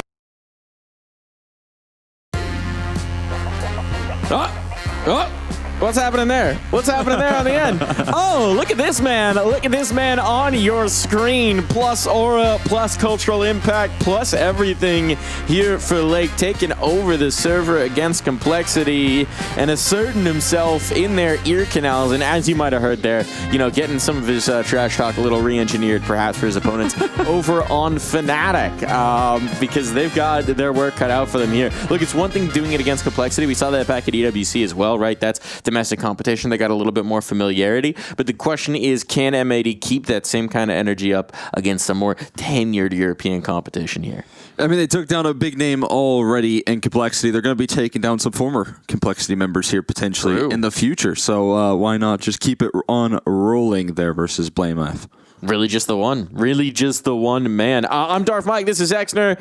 Obviously, we're no longer Dinko and Bleh, but we've gone through a little bit of a metamorphosis in the break, and now we're American. So, bringing you the action on this one. We'll keep the bias in check, but it is going to be fun to see if this Complexity roster, M80 roster, Complexity's on the other stream, can keep blooming, keep blossoming here.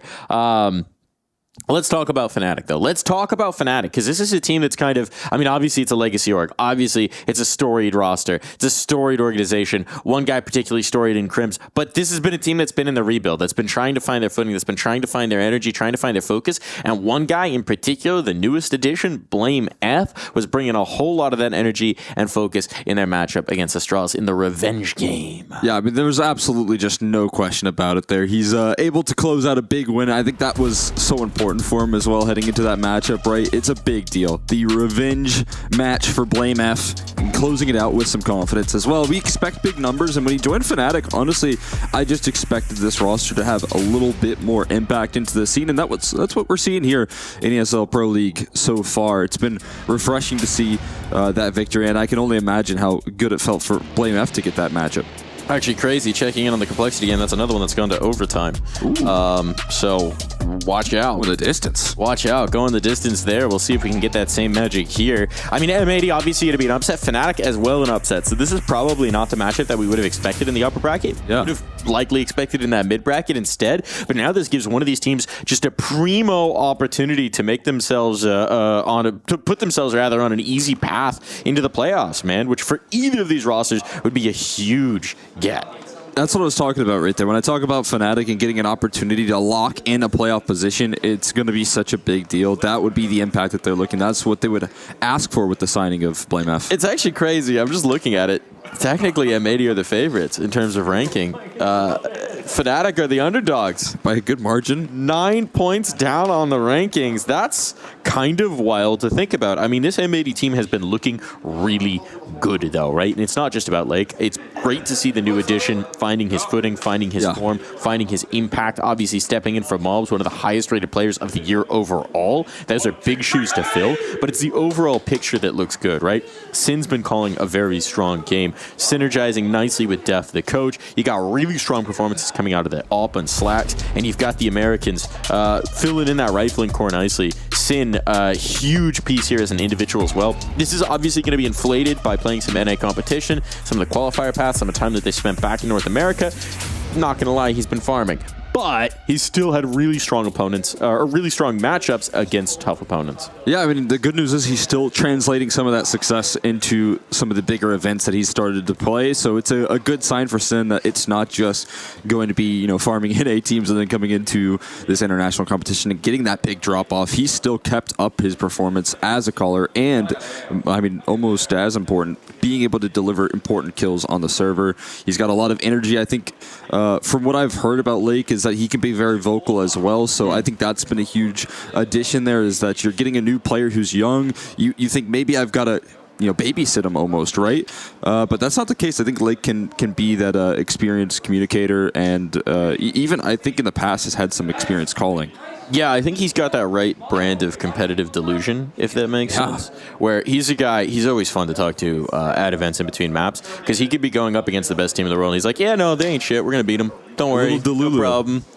It's right, though, right? Nerds, sometimes as a competitor, you got to have a little delulu. You can beat anyone, yeah. If you think you're going to lose a matchup, I guarantee you're going to lose a matchup. 100%. That's how Counter-Strike works. I'm going to have troubles with some of the best players in the world, and then that's going to be how you play in the server. There's no question about it.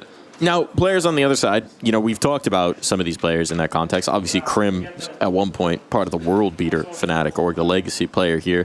But Blame F talked about as a top rifler in the world at one point in time. Bodies had those kind of nods before as the captain. But this is a team that's very much trying to put together those pieces and re-find a top-end competitive form. So a win here, putting themselves that much closer, that'd be huge, man. This would be maybe it's not the toughest opponent you could have come up against, but it'd be a huge scalp to take. We got the veto coming through here. Cole, what do you expect? Out of the gates, I'm seeing both of these teams float nuke, which is interesting. That wasn't exactly what I expected. I was wondering who was going to ban that out, but neither one of these teams willing to lean into a punish pick, and there it goes in the second phase, going to be knocked out. Anubis for M80. This is a map that, again, I think they've been so well defined on. That CT side aggression, the way that they've been able to to pick into this map consistently and have some of that success versus very good Anubis teams is super impressive. And I think that's what they've shown, at least regionally, is that their CT sides are so proactive. They're living. They're always aggressive, and that's a very difficult thing to do when you're picking into this map consistently. I'm extremely curious to see how BlameF is playing within this roster right now. Like, I think this one's going to be interesting. Obviously, in the Astralis game, he had perhaps a little bit more skin in the game, a little bit more urge to just dominate, shall we say. But you heard it from Body that he's having a huge impact in terms of what he's calling, right? He's previously has stepped into that IGL role before, so he's going to be one of those loud secondary voices within the team that helps Body with some of the calling. But frankly, he's a guy who's received a lot of criticism in the past, from myself as well, for, shall we say, being bait app, right? Playing a little selfishly, not necessarily impacting the round when it matters, keeping the statistics high. And I think that he's a guy who probably felt the sting of those kind of comments in previous rosters, probably felt the pain of being benched over that kind of a situation. And I'm curious to see how much he's redefined himself. I think this is going to be a good chance to get a temperature check on BlameF, because we know mechanically he could be one of the best in the world. Yeah, I mean, when you looked at the old Astralis roster and you saw how Astralis was playing out of the gates, when they made the roster change, when they had device calling, it was really promising. I think a lot of people built it up, but maybe more of a honeymoon period for them, and now they've sort of regressed a little bit. So it is interesting that he's able to come in refreshed. You know, taking down your former team in this event has to be such a liberating feeling for him, you know, showing there's a little bit of proof in what he can do, the power that he has in the server. Because sure, maybe he's a little bit baity, maybe some of those old teammates have made him feel like his playstyle isn't up to snuff, but I don't think that is at all the feeling in the camp of Fnatic. I think they would be happy to have him, considering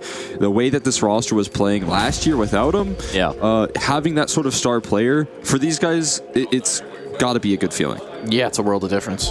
We'll see what kind of impact he can have. We're about to hop in the server here. Little chair adjustment there from Slacks.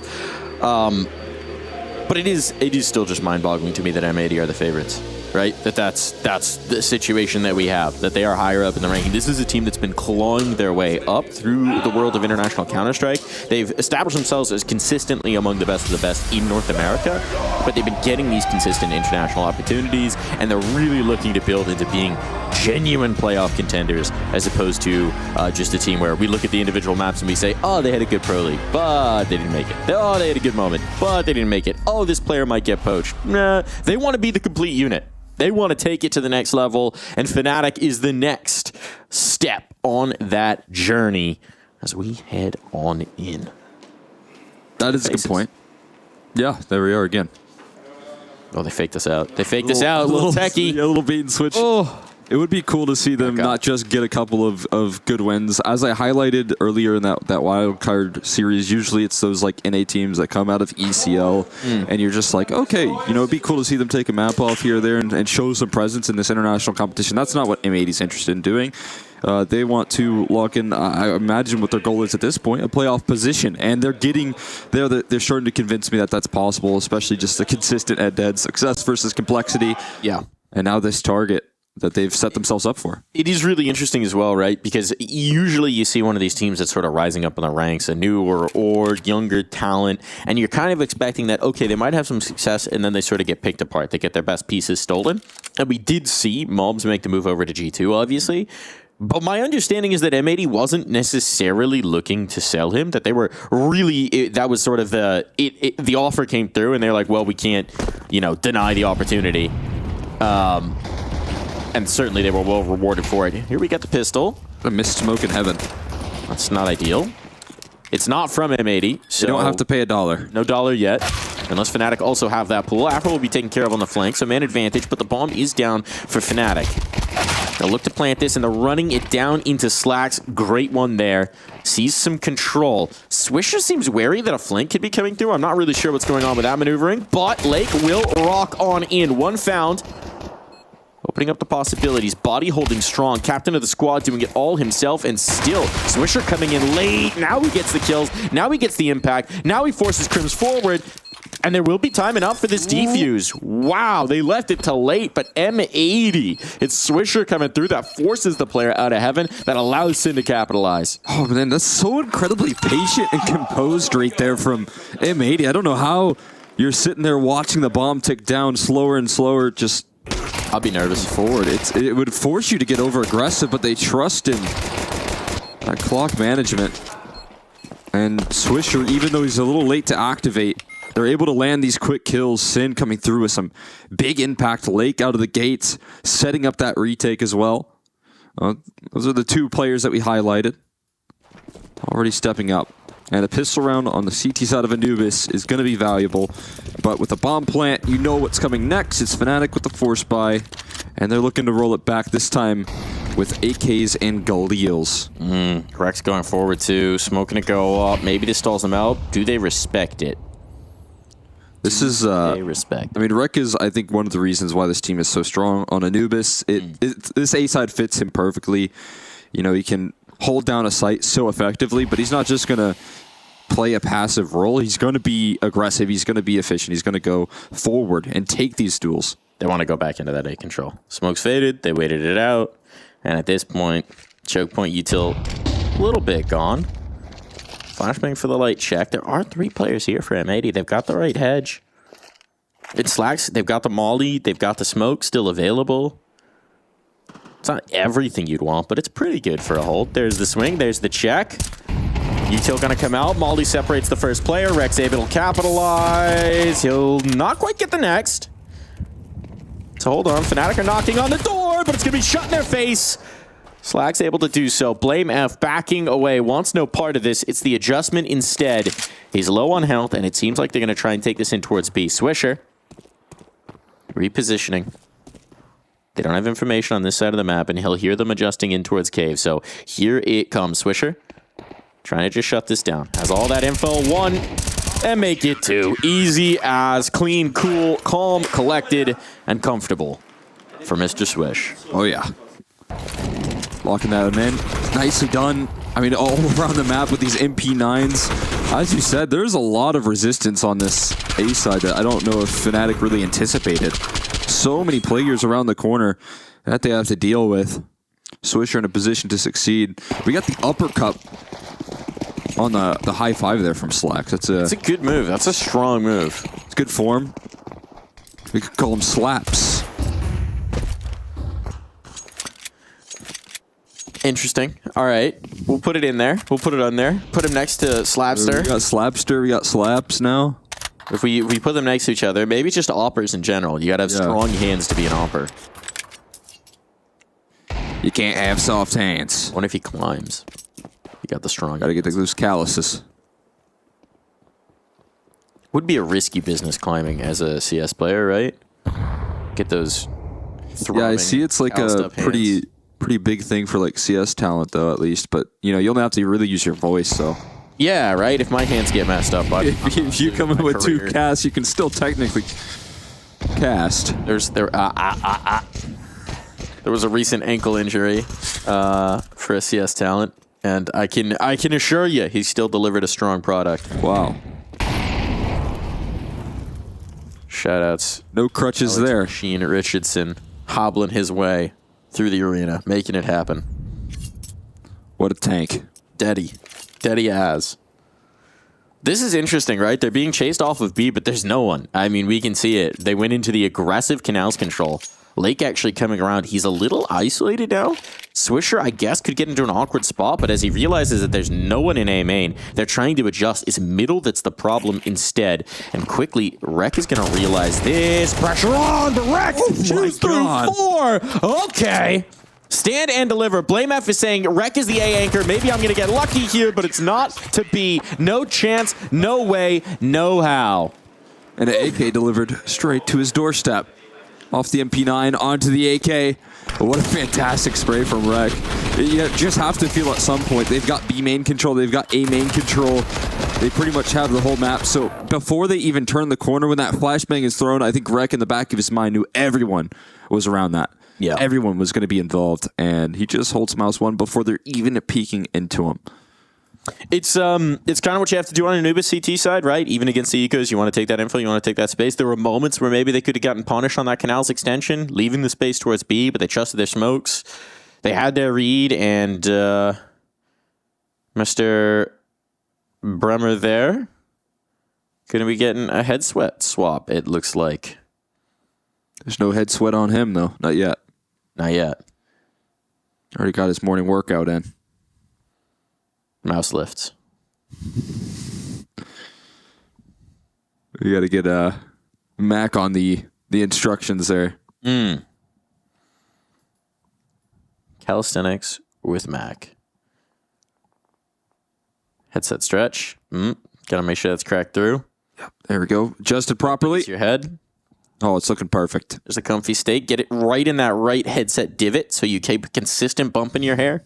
Yes, that is important. Very important. I'm bad at that. I'm a head fidgeter, hair fidgeter, headset fidgeter, so I wind up frequently with just calyx all over the place. On my commute over here, I've got to make sure that my headset that I'm wearing to listen to music on the train is in the same position as the headset I'm wearing right now. You got to prep yourself. Yes.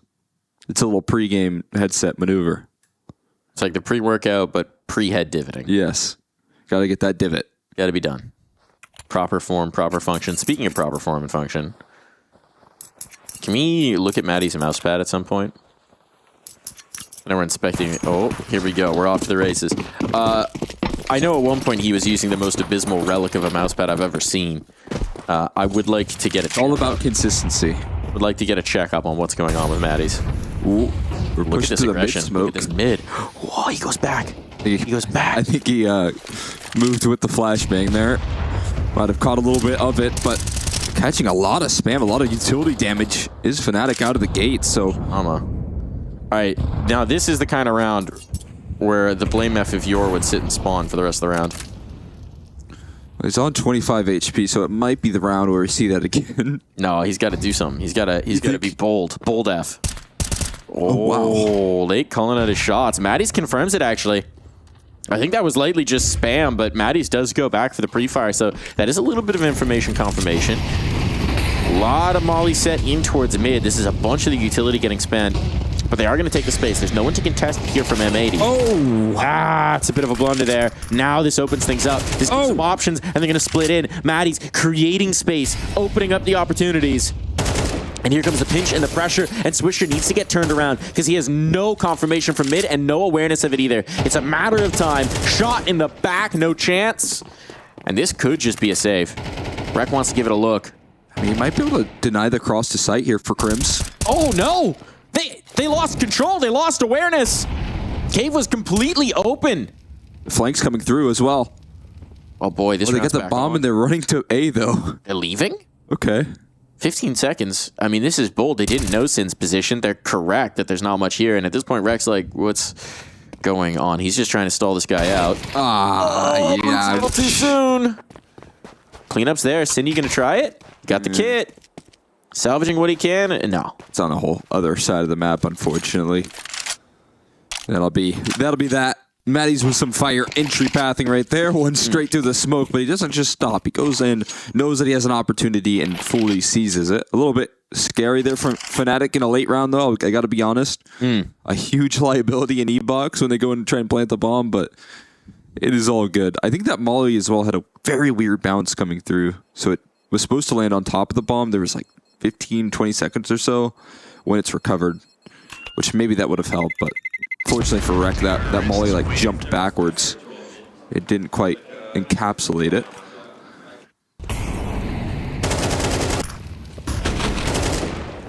Oh, I didn't realize the first one was just flying through smoke. Yeah. I thought there was a bit of a pop there that caught him off, but no, that's very fortunate for Maddie's.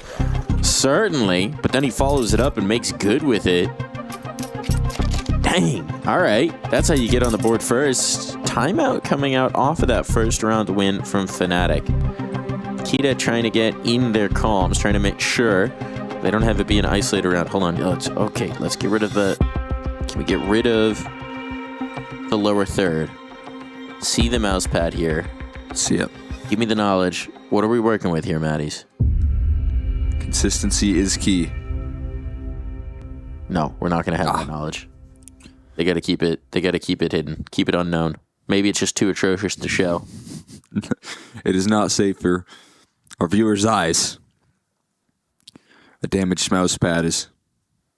Surely they've gotten him a new one. I mean, they have to have someone who's giving. I don't know if it was. I don't. Oh yeah, no, it's still atrocious. Still there. Oh, look at that disgusting thing. What are you doing? How? That mouse pad has. How is it still holding together? Lore. I mean, you travel with it. It's delammed. I don't know what he's. I don't know. Like, okay, I guess wear and tear, but what is he burning the edges? Oh boy, Swisher getting aggressive. Neither one's gonna get the kill, but it's damage on the body. Puts him on notice. Still, that was the aggressive maneuver from M80. They don't have a lot else. So it does seem like this one's gonna come into the straight up B hit. Yeah, Fnatic not wasting any time about it. Swisher back through. So much damage and no kills for Swish. This is getting real weird. Look at the health. Oh my god. Look at Maddie's got tagged up to. What? Not a single casualty for Fnatic by some way. I mean, they've got to have a good idea that this is the right? Body. Blow it out. CT mollies aren't real. CT mollies aren't real, Body says. Hurt you. If I don't believe in it, it won't believe in me. They're going to walk back into the op as well. If they go on towards the other side of the map, it's going to be the worst weapon for the job to deal with these low HP bars. So needs some support. Needs to get wrecked back around, but he's wary about mid. As he should be. Timely smoke. There's a deep smoke right there. They're not going to want to challenge that. Not with low HP. You don't know what's around the corner. So now coverage for middle. 30 seconds left. They're starting to realize where the play is leaning in. Once they get the vision on middle. Well, we've seen Fnatic go for these late rotations, though, right? M80 are fully gambling at this point. Do you still a molly for wreck? Does something squig them out? They've seen the op now. Is that enough? Molotov down. 15 seconds. They can go back to B. They're going to go back to B. Look at Body. He's taking this space. This is what they love to do. Is there enough time? There should be. 5, 4. Yeah. Got it. Down to the second. Talk about min-maxing this round, every possible moment of it, and now M80 are like, what the heck? There's so much unconfirmed damage as well. You don't even know how low they are. You don't even know if this is a retakeable situation, and it's not anymore because Crims has got you cut off. Another kill gets given back over. We get the AK for Wreck. It's a distraction for Lake, though. That will seal it. It'll give them opportunities to hold on to their weapon, and it's Afro and Body that have somehow lived all the way through this round.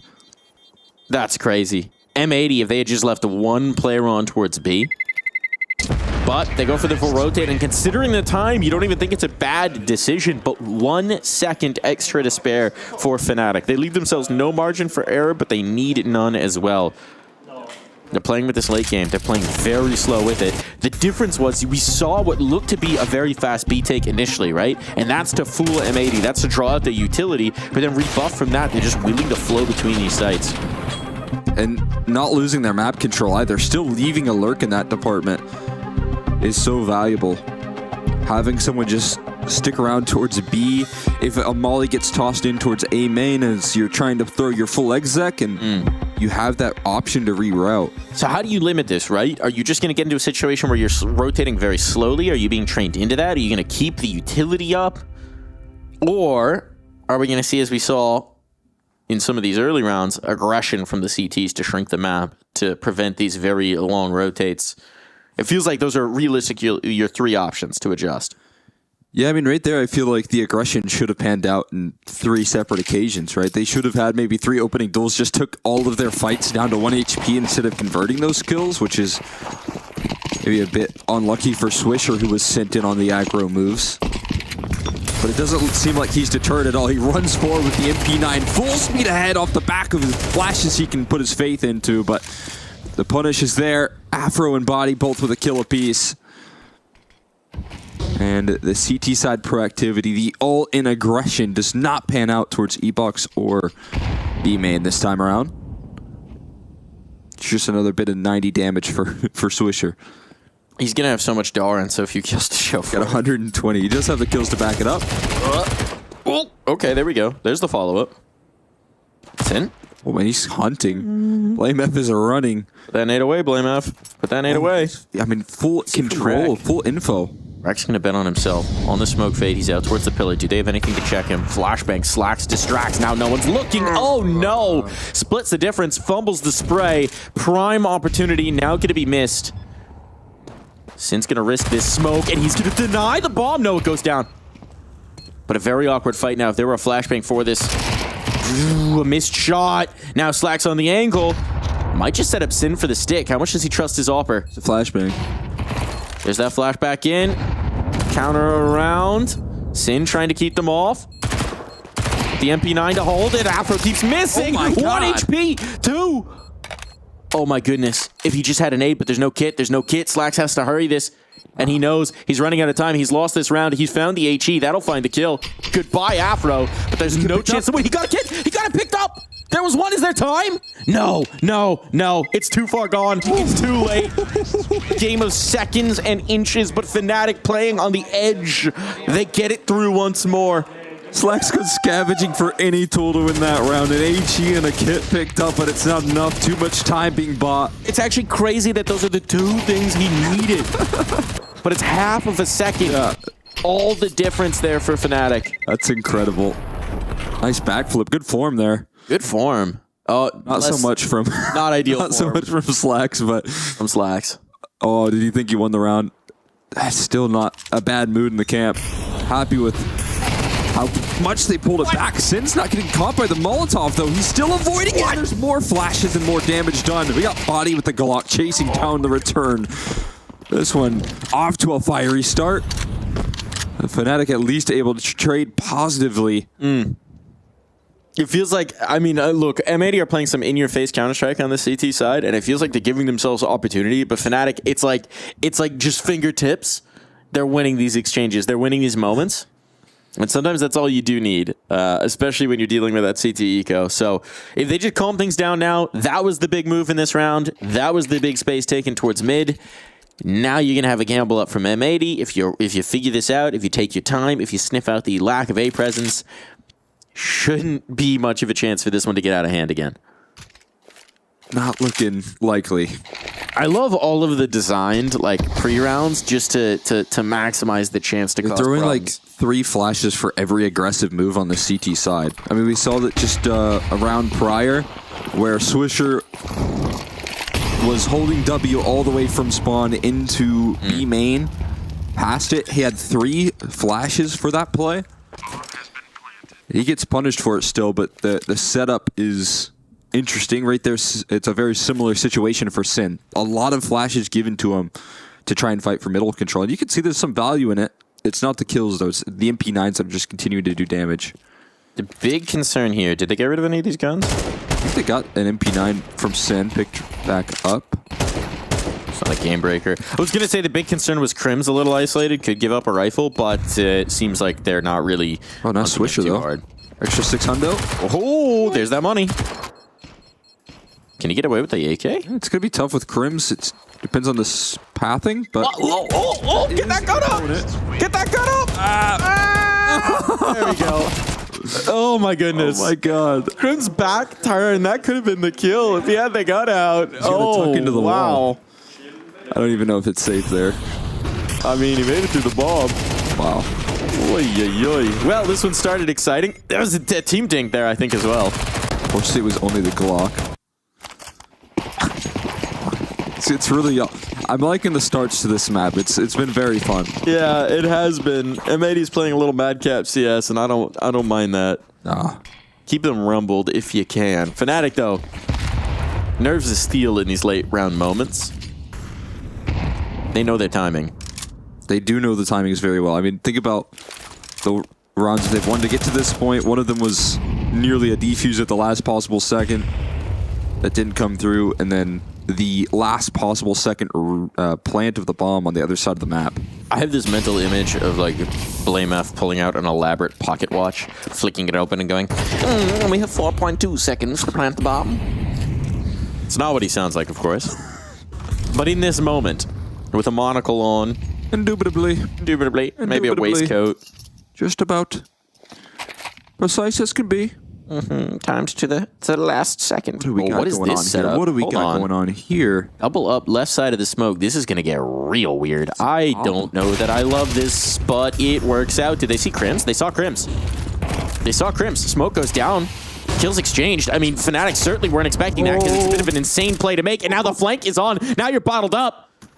BlameF's like, bro, I got so much space in towards B, and Crims is like, I don't know how you expect me to get over there, but okay. Lake, little lackadaisical. That should have been bang on. That should have been the end of the round. There's not a lot of time left. I think there's still not a chance for this round to go wrong. Unless. Ooh, unless. In Blef. Blef? Doesn't really work. Rek's not going to allow it to happen. Nice round out from the young gun. Makes it work. Another unorthodox setup. 2 players. They're waiting outside the smoke for it to fade away. And a third there. And the op? The op is there as well. The op is making one of these active plays. They're really breaking down everything you know about Counter-Strike here and just throwing it in the trash. And it's certainly fun. It's fun Counter-Strike.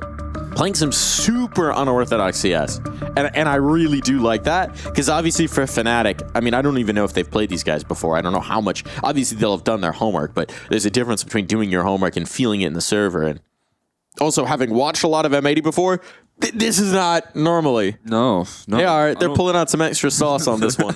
They're not doing this in North America. They're not playing that crazy. They're not getting this wild. They're not throwing these against fluffy aimers. No. Because you can't against Slump. I can't do it. Can't do it. They'll put you in a slump. Slump wouldn't let that slide. No. I like it, though. Yeah, I think Fnatic going to have a tough time adjusting to this. It's one of those things where maybe they can in the mid round. They just got to prepare for everything, I feel like. Any possibility. The thing as well about Anubis in particular is those CT rounds are so hard to get. Yeah. These individual gimmicks where maybe you wouldn't want to run it as a sustained defense, but if you can catch a round here or there with it, it's kind of enough. You're already in a 4-4. It's not a bad setup, right? Like, if you can get 1 or 2 more rounds here, that's tremendous for the CT side for M80. This is a T side that is financially on a breaking point. There's more of that wreck activity. You just walked that.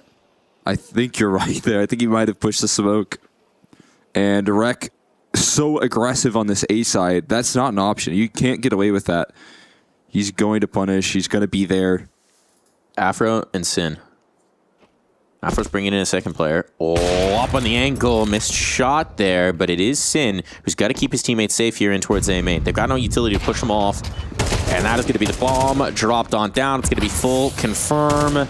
Sin's just staying alive, bailing on out. There's no real reason to go toe-to-toe with them here. At this point, I think you just want to hold on to your weaponry with the bomb out of control, right? That's the big issue.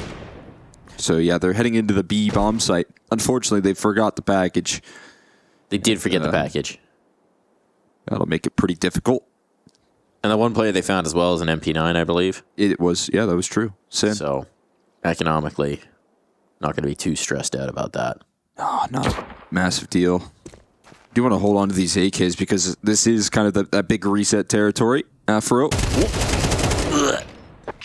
He'll do a good job in that department. Like we'll go down on one little active move. And there's another defensive round. They're getting loud too. They're getting loud. It's now a lead here for M80.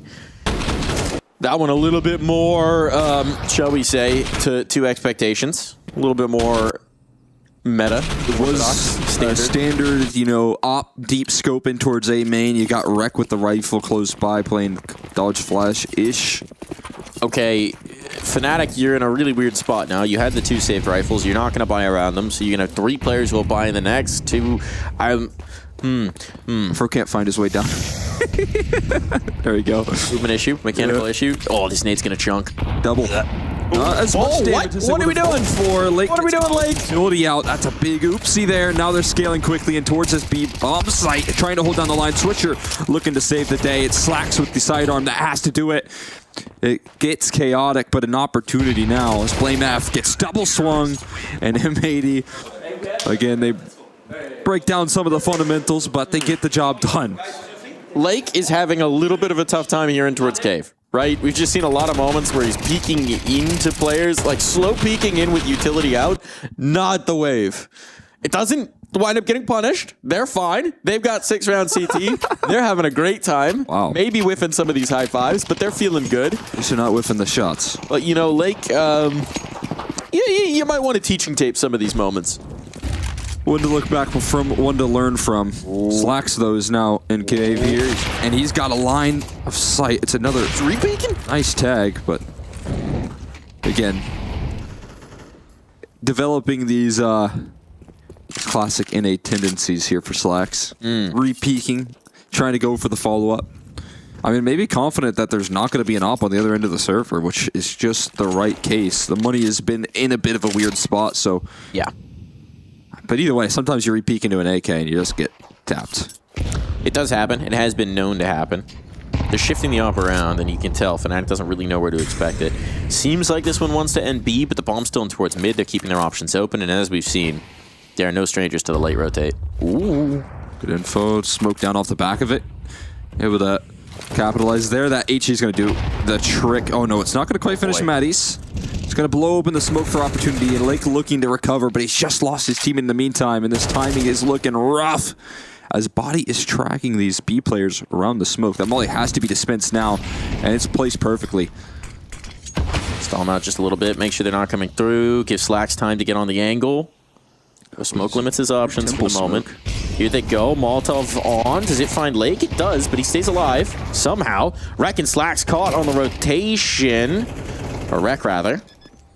Lake can deny this one. Oh no, the peek in. There we go. Fnatic going to be back on the board. Nothing Sin can do about this. And for Fnatic, it's about recovery here. It's about giving yourselves at least an even situation to battle in that second half, because you know you're in a bit of trouble here on Anubis. Work needs to be done. That's a good way to start.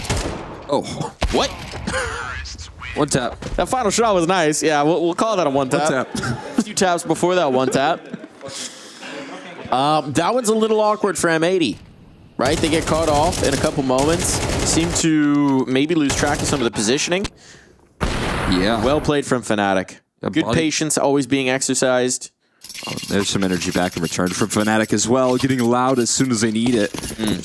Definitely need some of that energy to get back into this half. Best case is that they tie things up 6s. And it's looking likely with the purchase that we're up against now for M80. Finally has an op. He does. Took it away. Scout doesn't show up, but Lake will. Behind him, standing alongside him. Smoke from Sin, gets him through it, and Blame F will ignore it. He's going active now, and he has been efficient at taking this mid control. That's a really nice one. Body's trying to peer over this B main. He's the one who keeps the options open, right? Maintaining control of these peripheries. It's going to be Lake who has to lock in towards mid. Slots on the angle. Ooh, hits his tag even, but obviously the op a little bit bigger there. Wreck, though. He's not shy about sharing. This late body play, though, takes down Swisher. Now it's a free and clear bomb site. Oh, yeah. Boy, okay. Wow. 5-7, where the Scout can't do. But a 1v2 required with no armor and a Scout. This would be mind-blowing. Sticking with the Scout. Already tagged up. Molly will finish, and Crims will make sure of it. We're all tied up at the half.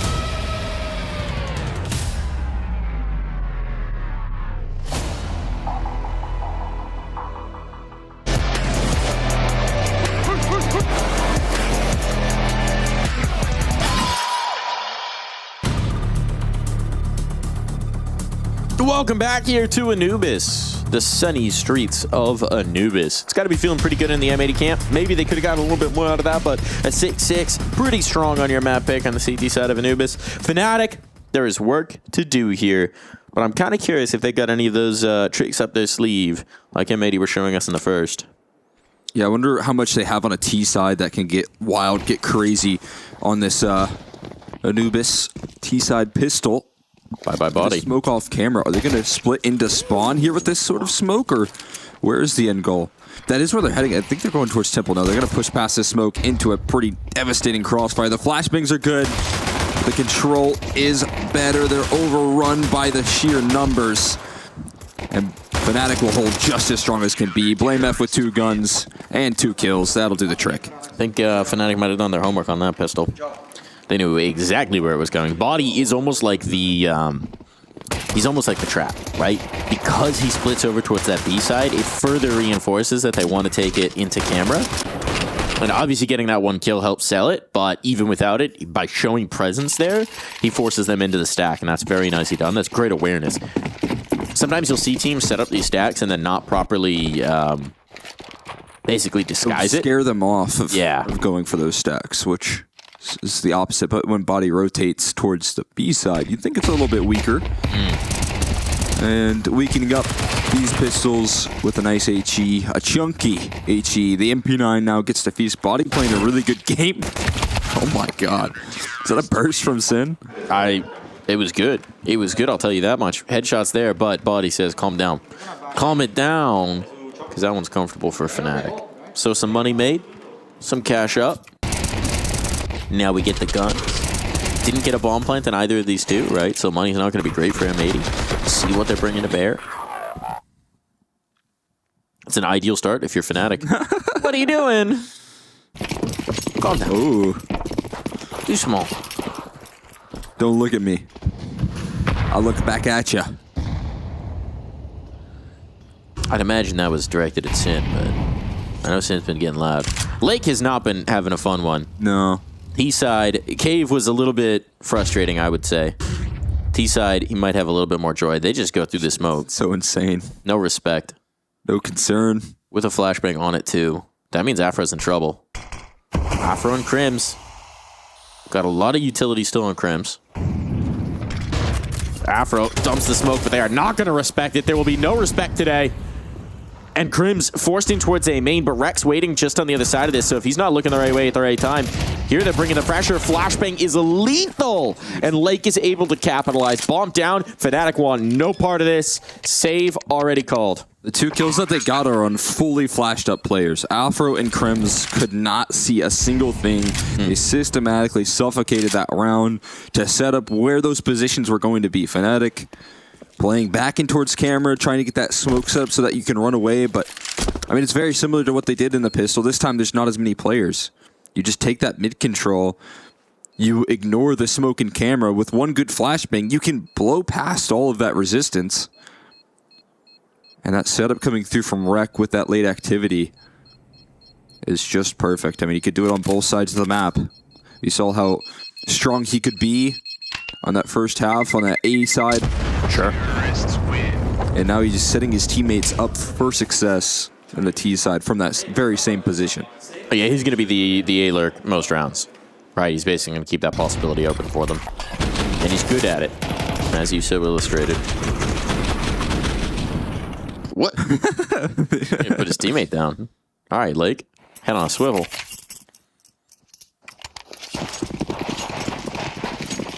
There is just going to be a little bit of extra focus on Lake, of course. Newest player in, player making a huge jump in terms of competition, and player who came in to fill the shoes of Mobs, who's obviously been lighting the world on fire over on G2. The lobotomist he is. The lobotomist. Well, maybe Lake is the Lake-botomist? The Lake-botomist. It's when you dive real deep in a lake. Yeah. You're the Lake-botomist. He's the space takerist right now. With the mostest. And I think they're setting up for a very similar round. Same round? As far as I can see. BlameF says, no, not again. Please, let me do something before it happens. Nice attempt from him. And that nade pop will actually stall it out. Might allow BlameF to get around here. I don't know that they're going to test the smoke again. They don't have the momentum on their side. They don't have the pace on their side this time. We'll see. He's got the flashbang for it.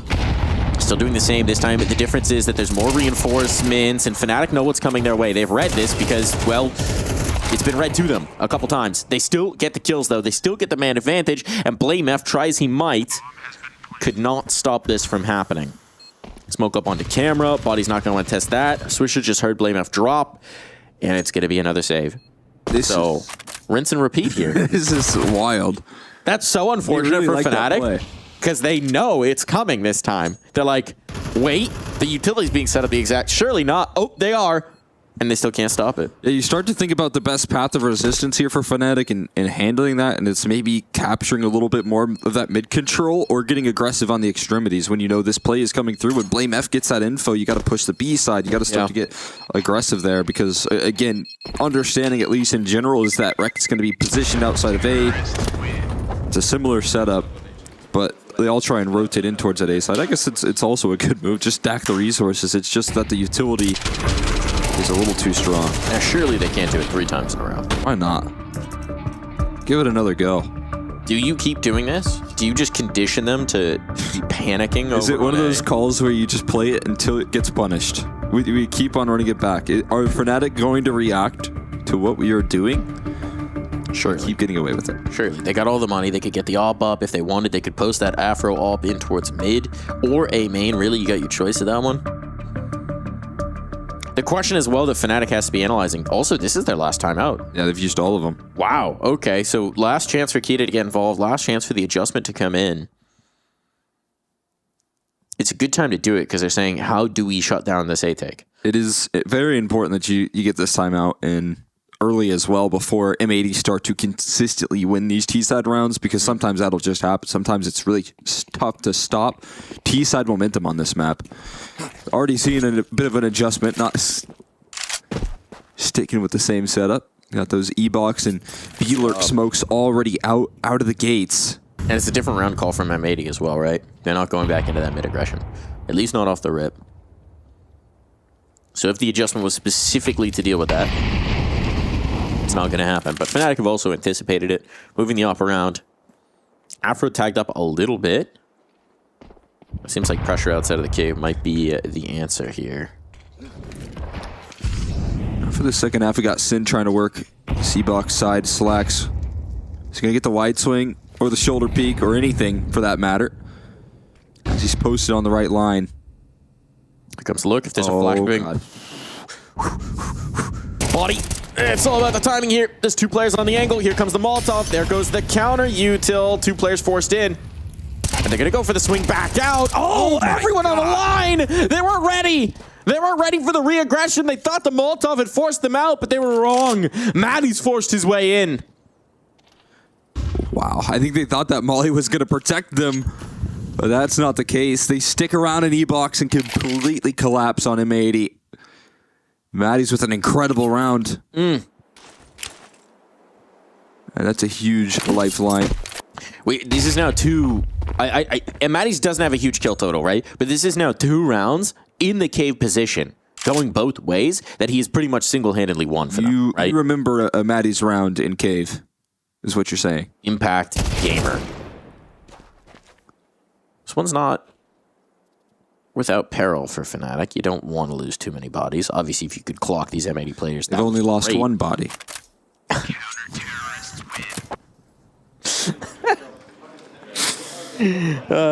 Fair play. Fair play. Was that as good as the triangle that we brought yesterday? Yeah. Yes. I like it. I like it. Strong run of form here. They keep on handing it to me. I'll take it. A little bit of frustration, not as happy. Self-high five, actually. Okay, yeah. Gotta keep the vibes up. Self-high five. Come on. Got him next time. You think that counts? I mean, the Molly technically didn't miss. I wouldn't say it was maybe intended towards that direction. Just didn't get respected. I don't think he owes $1 for that one. Yeah, no, you didn't. You just didn't expect the player to force, like the second player to come in, because even if it's the one, he's probably not. Are we only counting missed smokes, or do we count the missed Molotovs, missed flashes, things like that? I think it's missed smokes. They said specifically. Okay. I just don't think you can really buy a lunch off of $1 of missed smokes. I don't know how often they're missing smokes, but a missed shot is going to cost slacks. Panic! The panic! He tried to rush it, put it into the pillar instead. And now with that all gone, Body claiming one here in towards Cave. This defense is holding strong for Fnatic. Periphery players have been rejected. Next question is Blame F in towards mid, but he's actually going to cede the space. So ground gained here. Blame F coming a lot back of to ground. mid. All about the timing. If Crims just gets insta-dink, this could be trouble, but he's jiggling. Trying to avoid that possibility. Smoke on in here. Blame F. Something a little linguini guy himself. Up on the steps. Hears them coming. Knows they're here. It's not going to be the angle. I mean, the bomb is outside of A, right? Yeah. They were just trying to clear that out, but Blame F was just around the corner. They didn't check. Crim's going to commit himself on this smoke. Faye dodges the flash. Second one, though, is a little good. Afro saves his bacon, and now back in towards mid. That's a trap. Rek, there's nothing he can do about this one. He's out of time. He's out of chances. M80 trying to run that clock down, but this is where Fnatic thrives. I mean, again, it's another good flash from Rek, but there's so much setup. There's so much utility late. They also smoked off camera. Crims wanted to use his smoke for camera, but instead it was M80 that smoked it off. Which then they had to push through it. And a lot of tough starts. When the rounds slowed down, Fnatic showing their experience. And M80 with trying to get crazy on some of these plays, trying to get active in the early rounds. Not as successful as they were at the beginning of gun rounds. So this would be the timeout from M80. It's a chance for Fnatic to catch their breath as well. The adjustment's clearly working out. That last timeout very much changing. Depth back there. Getting very vocal. Let them know. Here's a moment for him to be involved. I mean, he spent the whole time out talking there, which, again, is a good sign as things are going wrong. Mr. Jackson. Class in session. It's back to school time. It is. Stay in school. Stay in school. Lake will not be listening. Whoa! Comment. Oh, all right. Maddie's trying to get a little bold here, and Slack's on the angle. Oh my god. I wouldn't expect that AWP to be on scene. It is the one big gun that they've got in this round, but now, with the site softened up, ooh, they just want to pressure in towards B. Fnatic have not softened up this site. They firmed it. Oh, util! Oh boy! He's gonna get away with it, but Sin will risk the flames to break on through. Crims has to hold down the line, and Blame F alongside him. It's very messy, but with the site stacked up, they prevail. Oh, that's got to sting if you're M80. You get 2 big kills early on. You're thinking this thing is ours. And then there's 2 more players. Yeah, I mean, that's the big thing right there. They get 2 kills to open up the round. An incredible shot from Slacks. And Sin being able to catch them off guard, but they walk into Crims and Blame F that have already left their post. I wonder if that's a tendency read. I wonder if they know that M80 on those lesser rifle rounds, or on those mixed buys, right, with the techies, that they're likely to come back into B and they're playing the numbers. Yeah, I mean, I think at this point, as we've highlighted for many teams in the past, I think everyone's willing to do their research. Everyone's willing to read in on those tendencies, so you would hope that that was being done in a round like that. And it looks like with those quick rotations, there was no... I think Blame F might have caught these audio cues in towards canals. Imagine it. The water, the stomping around in the water is usually pretty loud. But the setting would have had to have been quiet. And it seems like they're ready with some sort of utility, maybe a flashbang to go on in towards this cave side. And it's perfectly placed. A 1-for-1, though, is not exactly ideal. And they continue to fight forward there. Gone. That's B lost. Ooh, I'm curious about how much of an appetite Fnatic's going to have. They got the money to spare this time, and they know that M80 are close to breaking point. So this round... Blame F on the flank as well. End it. Bomb crossed. Blame F B main, you're right. And they're going to smoke it to hide his presence. That is cheeky. Swisher's aware. Swisher can't get the kill, though. That would have been huge. Might have ended this round. Instead, it is very much on. Fnatic looking for map point. On their opponent's map pick, time is getting low, but they've still got some flashes to get back through these choke points. Now they're going to start to be deployed. Good Molotov. Keeps Afro out of it. Oh, and keeps Crim's vision limited. Now the fight through. Lake risks it. Time's so low. Time is so very low, and Blamaf is going to back away. He'll try and keep these two rifles stuck in on the site, but slipping away with the AWP. Will Lake survive? Oh, yes, he will indeed. Wow, what a round coming through there. Rec now playing out towards his E-box side, able to have so much impact, punishing that aggression. This time, it is only Body, it is only this duo on the B side. There's no more Crims or Blamaf to back it up when those kills come on through from this M80 squad. They're able to take the site efficiently. Scary in the pose plant, but they don't overextend. They don't make a lot of, over-aggressive plays, especially with low HP. You might expect that from M80 at this point, and they're just not giving them anything to get back into that round. Interesting that the next time out comes. This is the last one for M80. This is the last one for either coach, unless we hit overtime. Right, so this is one more chance to have impact. There's going to be money back the other way. Not really an issue there for Fnatic at this point. They got cash to spare. So, this one feels a bit do or die for M80. Fnatic looking to put them in the rear view mirror and slide right into Inferno.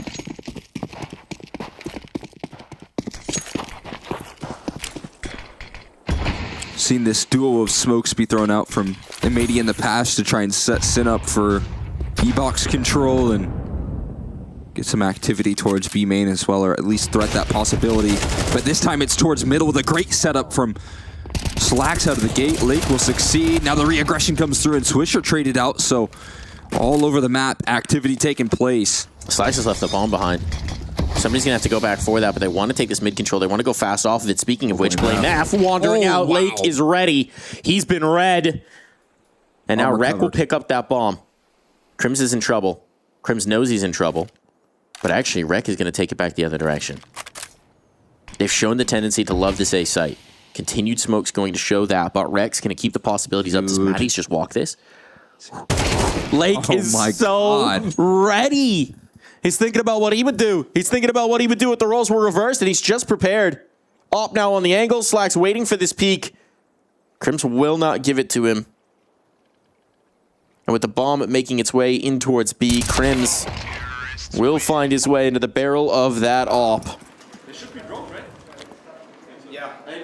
They're not going quietly out of Anubis. They're not surrendering the map pick here, Cole. They should be broke, right?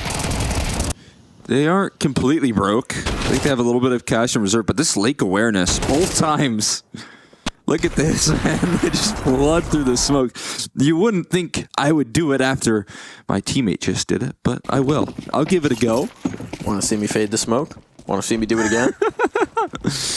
Trying to get that element of surprise, no luck. Blamaf is on a hero rifle, so it's not completely empty on this purchase. We do have some armor to back up this buy as well. Those 5.7s can be deadly, so M80 can't afford to take a round like this lightly. Rec just listening in. It's out by the carpets.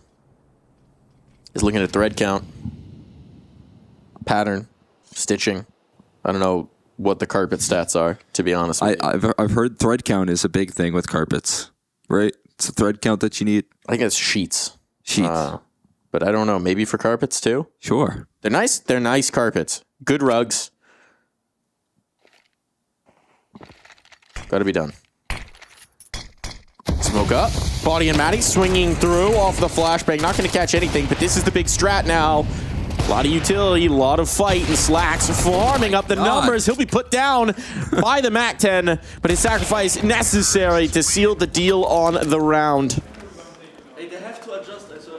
The MAC-10 right behind him, and the op is just farming those ecos. It's not money smart gaming, Chubs. Yeah. That's all right, it'll do. Nicely done. Well handled from Slacks. It's a lot of pressure put on his location. The flash catches him. It forces him to kind of reposition. But the AWP gets 4 kills in that round. That's a nice $400. You'll take 400. You'll take the money. Better than no 100. Yeah. And I mean, they've got enough money that this next buy, provided they get a bomb plant, should be fine. Without a bomb plant, maybe they'll regret getting all those kills. Either way. Win and you don't have to think about money. True. That's what they were saying when they were getting those op picks. They weren't playing to lose. Mid space going to be given to them this time. Lake gobbling it up. But Afro wants to come back in. Wow. When Lake will give him the cheeky repeek, thinking he can jiggle out that shot. Not going to happen. Afro too quick on it. So Amedi down in the numbers off the rip.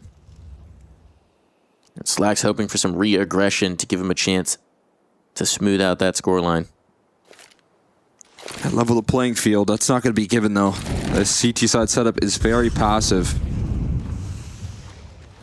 As I say that, though, they are getting aggressive over towards that A side, gathering more information. This might be all body. This might be all body. Mattis is coming back to it, but there's going to be no pressure in towards the cave, so... And Blame F, their quickest rotate, is left, and now is covering off that A side as well. How quick do M80 hit? Because this is their moment right here and right now before these A players realize what's up. Here comes the motion, smoking towards cave, but no one's coming that direction. Still, it does allow Fnatic to focus in. Comes the initial, here comes the utility. Molotov's good, stalls it out. Blame F's already on the move, trying to get back into this, but his teammates are not going to be close at hand. Slacks misses that. Molotov burning two. They got the one, the second as well. The trades were there, but a chance at least. This bomb will be planted. Work going to be required, and Blame F creeping closer. Oh! Rek can't nail it. It falls to Swisher. Clutch required. He'll take the first, but no! Blame F snappy on it. Map point will go the way of Fnatic. A couple crucial op shots there brought to you by Afro. Coming through, finds the opening duel. He wins out on some re-aggression that it's thrown his way towards E-Box as well. And that is a massive relief for this Fnatic squad. Being able to claim map point first. A strong site defense. Another good round from Body on the B side. That'll all do the trick. And closing out this map point. He's been, I mean, just as I've highlighted Rek a lot in this map, it's been Body over towards B, who has been super efficient as well. I mean, even Maddie's in a couple of key rounds, as you had mentioned. This duo has held up strong. Yeah, it's allowed them to put more resources in the mid and A fight. It's just how consistently good Buddy has been. But on both sides of the map as well, right? Those lurk outs, he was critical to some of those late last second rotations. And flashbang to force Afro out of this, but they don't go behind it. So he's unpunished for the moment, can reset. Trying to set Rek up for some opening success towards his A main side, pushing him forward. As you mentioned, that bomb plant does come through, so it is all the tools at the disposal of M80 for this final round, but the same is true for Fnatic, and now this duo on the B side getting active through Canals. Body and Maddie's right underneath the T side. They'll get vision though. And there's a lot of info given over. Without a kill, it's going to be a bit of a problem that just forces them back in towards a more passive defense. They will escape with the information granted to them and some damage onto Sin. The one consolation is that they didn't see the bomb, so it's not as telegraphed as it could be. But you can tell M80 want no part of this. They don't know what they saw. They don't know what they know. Ooh. They do know that Sin isn't something they're going to have to worry about. They have been forgiven their sins. He's out of regulation. Got to call the shots now for his teammates to keep this one going, give themselves another chance at it. Spam on, not going to find home from Body. Fall back so passive in the setup, though. Blame F, though, is rotating over to give them some numbers. Not going to risk it out of the smokes. So it should be a bomb plant. Barring spam catching, there's the nade pop. That's what they were waiting for. That's what they were waiting for, and as it comes back over, Lake can get this bomb planted down. 4 on 5, this is not a bad position, but there's not a lot of util for either side. It's going to be the guns. One more smoke. Well placed. Slack's got the line towards Temple. Blame F is not going to be able to make it out, and I think in the back of Blame F's mind, he knows this. He's waiting for his teammates to make contact, but that means they have to wait for the smoke fade. They do have the kits. That's not as much of an issue, but it is still going to be her read. Spray down on the first, the second as well. They hold the line, and now it's all falling apart one by one. The bodies do drop, and it seems like we're destined for overtime. Afro Key makes the magic happen. No, Lake will drown him, and we are going for more rounds. That is an incredible situation right there for M80 because Fnatic concede everything in that 4v5. I understand the idea, I understand the vision, but it makes it so easy for M80 to recover this round when they're given a 4v5 post plant with the hopes that maybe you could blow open a smoke and deny the cross of the bomb. But I mean, you can see once you set up into these strong post plants, once you get comfortable, there's no flanks to worry about. There's no E-box presence. It was all through Temple and CT. There's not much of a chance that you break that crossfire, even with a man up. You don't need to be an expert lip reader to know what Sin was saying there. Thank God. Let's fragging go, I think, were the words. Body this time gonna get his revenge. But he's tagged so very low, so it's not the clean 5v4. Ooh, nade. Nade. Not quite gonna find it. There's the kill. Matties can't trade. That was a dink. I thought that was a lot more damage, but he's still healthy, and it baits up the aggression rate on into Slacks. And now they know they've pulled the rotation. Look at this. Slacks just securing to make sure there's not a flank coming on, but the options are open for M80. Fnatic, it's kind of panic stations here. They gotta gamble something. Crimson will go back. For the moment, at least, M80 have not shown much urgency to rotate off of this. There's going to be more activity in this round. It looks like another E-box Canals peak coming up soon. It's Afro with his AWP looking to contain this space, but now has been put to the task of containing the entirety of this B-side execute. Smokes up. What you got for us, Afro? Rek's just going to avoid him here. He's going to be a later point of contact. Oh, he thinks it's clear. He thinks it's clear. Crims could catch us on the timing, but it's just a question of who strikes where, when.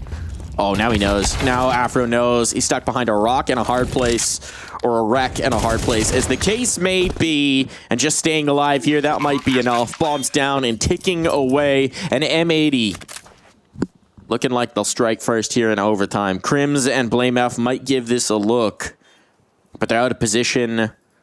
They're out of chances. And it looks like they're out of this round. Does seem that way. Save's going to be coming through here. BlameF doesn't have a kit in this round, which I understand. Like sometimes it's one of those things where you can pick it up from your teammates, and it doesn't become like a big problem.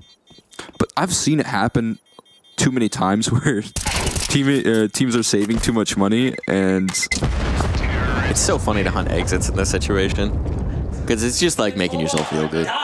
It's not really good. It's good for the stat line. Good for the stat line, and I guess the extra 300 could make a difference somewhere in, but it's not like you're going to pressure up this T side economically. They've won the round. They got that bomb down. They will be fine. There's more experience from Rek, man. The way he's been able to play, I mean, even putting so much pressure on Afro, forcing him to readjust his positioning. Yeah, talk about this guy, Lake, too. He had an abysmal start to this map. Reminder, he's played himself into form, definitely having a better time of it as the entry here on the T side. But if you look at the splits, I think he ended the first half like 5 and 10 or something like that. Yeah. And has really played his way into this.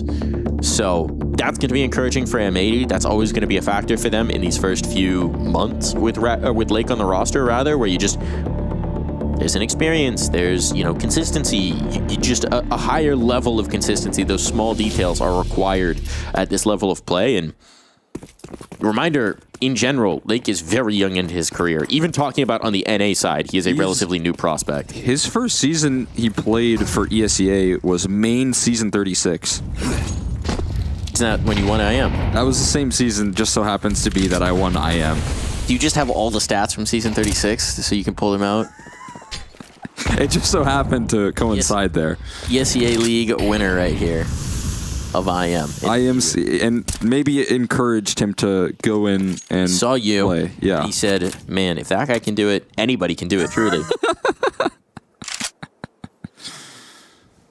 He's lucky I wasn't in that season of main.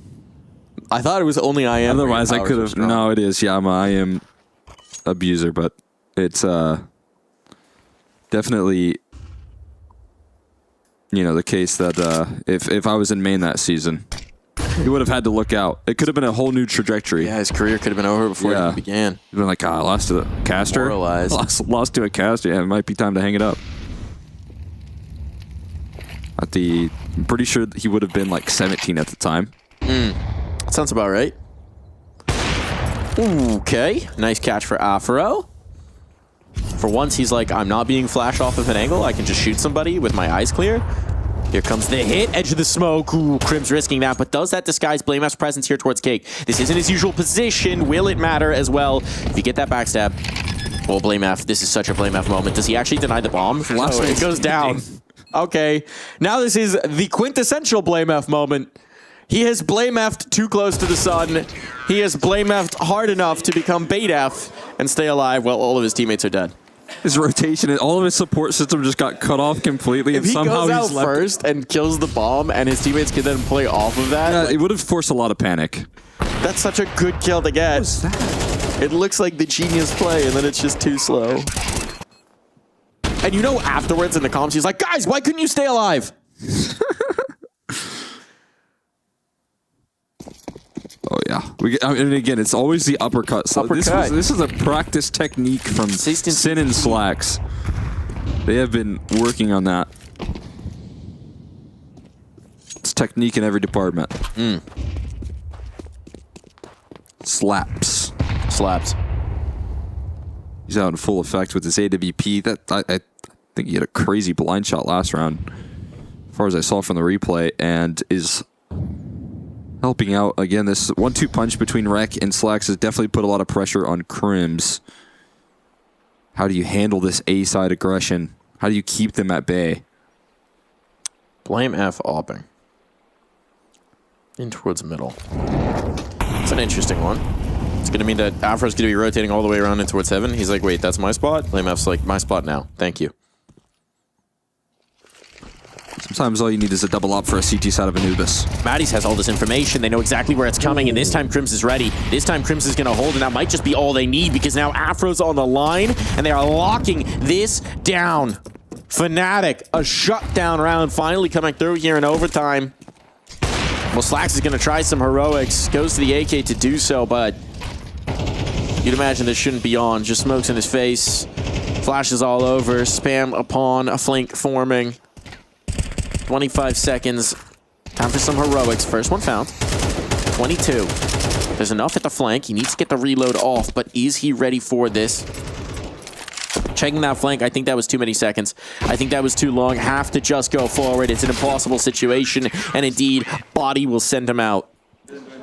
Body will send him out, and at least a round for Fnatic on the half. They'll cover themselves for a round, which is a good news. Figure out a way to close it out. This is a big Crims defense. Rolling on through, handling some of the pressures. No questioning whether or not he was going to be up to the task, because you knew he was going to be tested in this round. And Crim steps up to the plate in a big way for Fnatic. Reliable as can be. And now the timeout for overtime used by Fnatic to start off the second half. We have a new soundtrack for overtime timeouts. I like it. I feel like this is like an arcade style, like cyberpunk shooter, where you're like running down tight corridors. Diving, ducking, dodging. This is the vibe, yeah. Back alley, maybe like a noir cyberpunk type of situation. Yeah, I can see it. Futuristic detective chasing the perp down an alleyway. Lasers everywhere. Absolutely, lasers out the wazoo. Maybe that's what we need in Counter-Strike, a laser gun. Sure. Did you ever play... Oh wait, you could do it with the op, yeah, with the Zeus. Hold on. Bam! There's the laser gun. You can do it with the op. AWP might as well be one. Can't connect on the second. That was a little awkward. Matties will be tagged up as he sends me up an octave, and somehow Slacks has avoided dying here. Oh my god. How has he not punished anyone? All right, M80, thank you, Lucky Stars, your guardian angel, whoever it is. Because you probably should have lost at least one body in that engagement. Yeah, there should have been a couple of kills that maybe got feasted up there, but somehow not a single one. No return. Burnt his hand. It's hard to aim with a burnt hand. As we said, that's why we don't see a lot of CS players boulder. You gotta avoid those injuries. Look at this. And Matey's going a little bit further back on the site. They're going to put a lot of faith on Slacks, but he could just be smoked up. Nice going contact here. And maybe you're misreading this. It's very similar to what took us into overtime. Enough space granted, even in a 4v5, it doesn't matter. But Slacks is looking to take that space back now. An opportunity as he avoids the smoke spam, but not for long. It eventually connects there for Blame F. He just keeps on. And now pushing past the smokes. Matties gets caught, but again, there's an instant trade straight through the smoke for Body. Body knows his angles. Looking at his mini-map. Ooh, Crim spotted, but Crim's still going to be able to get that kill, and this one's falling apart for M80. Rek will give them a chance. Time is an issue, but as the smoke fades from Sin, now his vision is clear. It's all about Blame F in that B main, and Blame F will not be missing. Rek deleted. A little bit of altitude for Crims, all that he needs, and the two veterans of this squad, Crims and Blame F, dispatch of the competition. That felt like M80, maybe a little bit of two minds, right? When that smoke goes down, if you're playing solo up on site, the urge to get back into it for Slacks, you can understand, doesn't want to let them out of the cave, but leaves himself exposed, gives up the numbers, and Fnatic capitalized nicely. Yeah, I mean, in this map, better than anyone, they should know what it means to give over that space on the B side. And they try and recover. I think that's what Slacks was trying to do, right? Take that space back, maybe put it into a 3v5 instead, but small overheat. Gets blasted through the smoke. Looks like Fnatic are so familiar with these lines. Ooh. A little jump rope there for Blame F, part of his cardio routine. Avoids the AWP for now. Slacks is risking this again. Getting very frisky with it in towards mid, leaving opportunities available for the big green on the other side. Forward angle.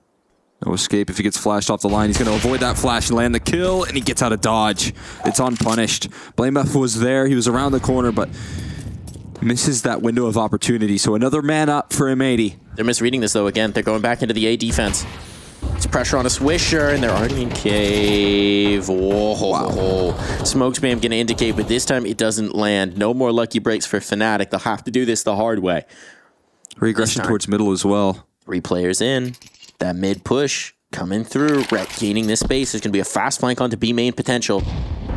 Smoke in to stall this out again. Flashbangs. They're just trying to buy time for Rek. He's getting active. Is anyone looking back his direction? Blame F has an idea that it could be coming through, but it doesn't matter. Blame F's dropped, and now they're in trouble. Really tough spot. They have to deal with Rek in order to cross the bomb. Crims is going to try and do exactly that.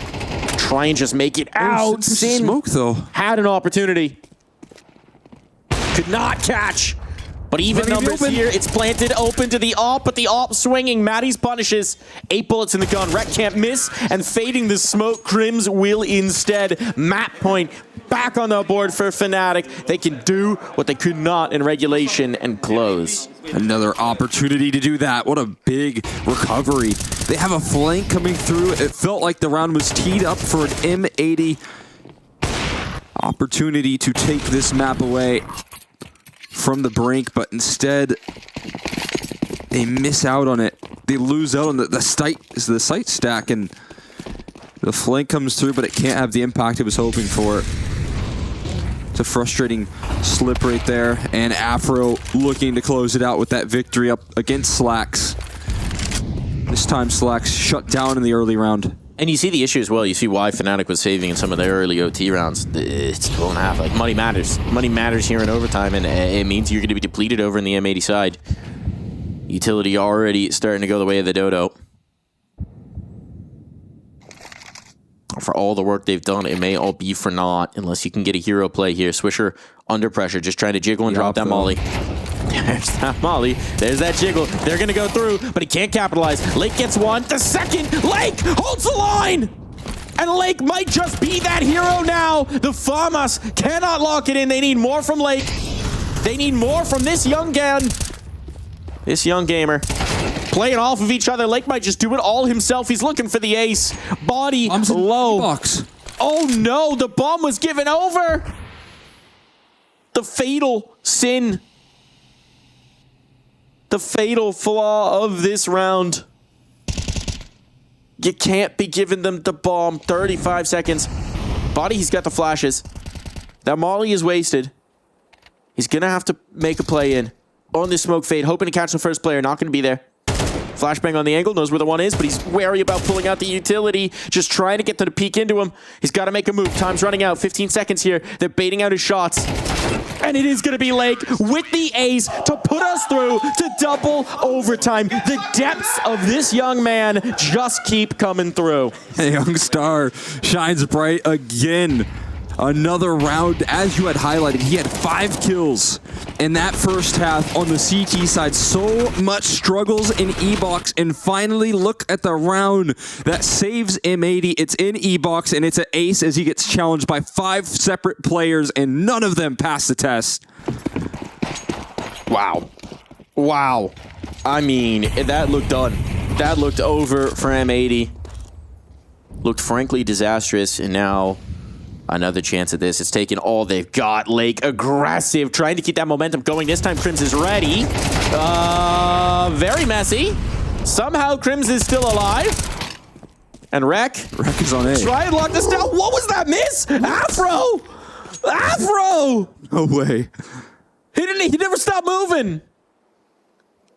The movement inaccuracy, it came for him. Oh. That is going to be one that plays itself in his mind when his head touches the pillow tonight. Especially if they don't win. Oh, man. Can't be given rack opportunities like that. They're going to come towards A. M80 are set up nicely for it. It's got to be a late challenge. It's very careful, though, from M80. They are granted the space. They are granted the opportunity, but I believe Slacks Op is that first point of contact, holding down the line towards this A side of things. And that's what they have to get past initially. And Slacks will not miss. Ensure success. Blame F in a clutch. Doesn't know that there's one in heaven. He gets caught surprised, and M80 will retake the lead. Wowza. Starting to come off the rails, it feels like, for Fnatic. I mean, I understand trying to go for the momentum play. We saw them run that once in regulation as well. I don't know how on earth Crim stays alive for that long, just as I don't know how Afro misses that opportunity. Swisher said it was insane, baby, keep it up. Rek has got that support. Who's the insane baby? It was Rek. Rek is the insane baby? Rek is the insane baby. I mean, he's not an old guy. I don't know if he's a baby, but, you know, whatever you gotta say. Might be Swisher's baby. It's that California magic there.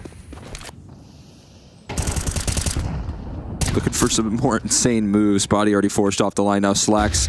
Once it was a rifle, now it's an AWP, but it doesn't matter. It doesn't matter. Swisher still collects the kill. There's an HE right on top of Body. Ouch. And he will hit the floor. Right, Burnin finds safe haven. They're edging the smoke as well, so you don't want to go through that. Meanwhile, Maddie's collected elsewhere. This has been a more individual round for Fnatic. They're trying to make something happen. They're not finding the space. Blame F has pushed through onto A, but he doesn't have the bomb, so limited as far as what he could do in that. Mollying your own teammate into the peak is a new meta for me. Just had to light the fire underneath Lake. Get that Lake boiling. And now it all falls to Crims. They'll give him the bomb back. But a 1v5 ace clutch required of one of the most immortal men in the game of Counter-Strike, and he has not picked up the bomb. Who needs it? Slightly important. Ooh. You can win by getting all 5 kills. That is true. This would require quite something. He's got the first. Oh, and it will not be happening. Lake shuts that down to finally, by the way, that's his first pull positive in the map. Wow. Talking about battling back from a little bit of a tough start. He's making it happen now. Mason Lake bringing this one through. It is hilarious that we have Mason Lake and he keeps beating complexity. I don't know if Jason Lake finds that as funny. I didn't know his name was Mason. That's hilarious. Yes. Oh. I don't know if everyone at Cole HQ is enjoying that one as much, but it is pretty funny. Okay, Rek. Okay, Rek. This is not what you usually expect from the man. It's snuck underneath it. This is going to be so infuriating for poor Matties. Knows he got tagged. Oh, got one out of that. That was a little awkward. Yeah, he tapped, I think, and then turned away. And that cost him. He was trying to go for gold there. That's maybe a blessing for Fnatic here. They've gained this mid space. I think Lake will have heard it, but we've got the 2-2, right? M80 do not love this on Anubis. You hate being stuck in the 2-2 with no chance to rotate. It was what they used against them at the beginning stages of the T side as well. It was this good flashbang that's going to be thrown in here. There it is. You can see it. And it's a lot of damage done, but that's the issue. You get overrun very quickly. Now Slack's left with fights on 2 fronts. Gonna fight forward up against Crims. Crims won't give him the duel he's hoping for. Finally does. And he turns his attention back. The flank never comes through from Blame F. And eventually he'll lock in the headshot to save it. So much damage done. Afro has a lineup, and he will connect. It's absolutely devastating. He'll shut down the retake attempt, and M80, again, not sweeping the half. It's a lifeline for Fnatic. It certainly is. That late moment, it looks so dangerous, right? If Slacks just stays alive there, to hold the focus as his teammates come back. Oh, yeah, there it was. Oh, CS2'd? Yeah, I didn't quite capture if he was on the head. But it's one of those moments where you know someone's carpet. I think he heard the pin pool, the HE being thrown, so you know someone's there. Just couldn't quite sneak the kill. Couldn't double down like Afro did. That's a bit of a breath of fresh air for Afro as well, who's missed a couple of key ones. He's been mostly fine. It's really just that one real bad one. One real bad one. Here comes the flood on in. Matties gets there first. Matties will stem the tide. What? And, okay, Slacks just knows to read that. Apparently, a blind no-scope out the edge of smoke. That might be a check-in PC moment, but it might be all they need for M80 to find a map point of their own. They've been battling from behind for so much of this, Anubis. That smoke's not going to help him, is it? Well, it gives him a little bit of space. Can get him to set up that utility. But it's a CT molly, so it doesn't really do much to hold them off the line. Rek can still shut this all down, and that's exactly what he'll do. Rek looking to find that map point. It'll be Sin to find the final shot, but now 2 chances to close here for M80. And a little clap. Death behind. Nice. What an excellent call to make right there. Efficient on the aggression. Matties does his best to try and hold down the line in this forward angle. And it set Body up for success. I just don't know how on earth he reads into that. Again, that's maybe one of those things where you understand the tendencies, but I think how do you even read I think it's with the player jail. He's just thinking about what could be a problem, but still, that is just an insane shot to take. Oh, and he's boxed in now. Afro going to have a tough time getting out of this position. Needs some help. Needs his riflers to back him up. But he can just tuck. He can just hide. They're going to leave. They know it's heavy presence. They know it's the early stack. They know they pulled him in. Oh, careful. And again, it's going to be on Crim's shoulders maybe to deal with this pressure now. Blame F has picked up that secondary up again. We saw it in the first period of OT. Kind of curious if he's going to be able to do anything with it here. I don't know if he's gotten a kill. It was Crims that got the 3K. Afro got one in his good position, but it does maintain a lot of confidence and information that you can hold off this mid control with. I don't think he had a chance last time. He's not going to land that shot, and he's going to back right away. Smoke on, trying to rotate. Molotov might stall him out, but no, they're just going through. They're going through. They've got the space. They've gained this ground. Rex traded out the one. They need body. And now Blame F is on the same line. Slack's tagged up. Man advantage, have to cross that bomb as well. And you know Blame F is not going to give them the peek. He's not the guy to give them a peek. He's trying to just line up a nade to find Slacks. Little bank shot. Have it? No. Oh, close. Slacks with the top's going to look to do more as well. Fighting forward in towards heaven. It's 2 players on the other side of this. He might not expect that. Flashbang on the angle. Yeah, no chance. But they don't expect the second player here. But Rek, likewise, not ready for the numbers. Time enough for the defuse. And Fnatic keep it pumping. Oh, that's a great flash from Blame F. That helps him out big time. So you knew Slacks was gonna try and get aggressive in the post play. You just know in that man down situation, even when he's low on HP, that he's gonna try and make that next move. As an opper, I think that's the right decision. Just caught by an excellent flash from Blame F. Beautifully done. Finally gets his chance to wield that AWP, and he does so successful. Battle hopping. He's gonna not like to go for it again, though. No. Back to the rifles for him. Probably works best as an element of surprise type of thing. Sustained engagements, not so much. Maddie's, speaking of element of surprise, has got it all the way. Slaxons, how do they trade that equally? But the bomb's down is the problem. Oh, Sin. Did he make some footsteps? Is it going to matter? Oh, boy. Still locks in the adjustment. Close range optimal for Afro, and for the most part has been consistent on some of these kills. They're going to regress towards Canals as well. So it is Fnatic in this 3v2 suffocating the offense. But they're going to contact out a B around the smoke. Rex interested in this opportunity. It is actually the right way, but knowing that that presence isn't towards mid, having Body's position, right, they're so confident it's not the A play, so by the time this smoke fades, Crims is going to be on the angle. Perfect read. Is looking like it might be bang on for another overtime. See if they ever shake up the setup. It doesn't look like it. The Op's going to take that first point of contact, going to get a swing. Flashes. There is no flashes to get past. There's a jiggle, though, and that'll do the trick. Rec looking to separate it, but there's that Crim's impact that you were talking about. It's a great reposition from him, and he will cut off the cross and make sure that there's no chaos in that round. What they were trying to do with that Molotov, I think, is indicate that they were taking it towards A through middle, but because of the positioning Canals, they had all the information. They knew exactly where it was coming from, and so they were never too worried about it.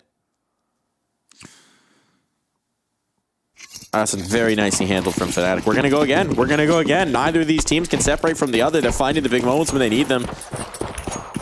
I mean, it's crazy to think that we're only here because of a late ace. But so it goes. A flashbang out. Maddie's getting aggressive from the other side of the map this time. He's usually their cave player, and now he's pushing A main. How do you read the position? How do you know where these players are? You don't is the answer. And he's going to delete Slack so fast into that peak. It's Fnatic now giving them a taste of their own medicine. Aggressive as can be. Threatening in the early rounds on the CT side, taking space. And it's another 5v3 advantage. This time, there isn't the luxury of having 2 kills back in return, though.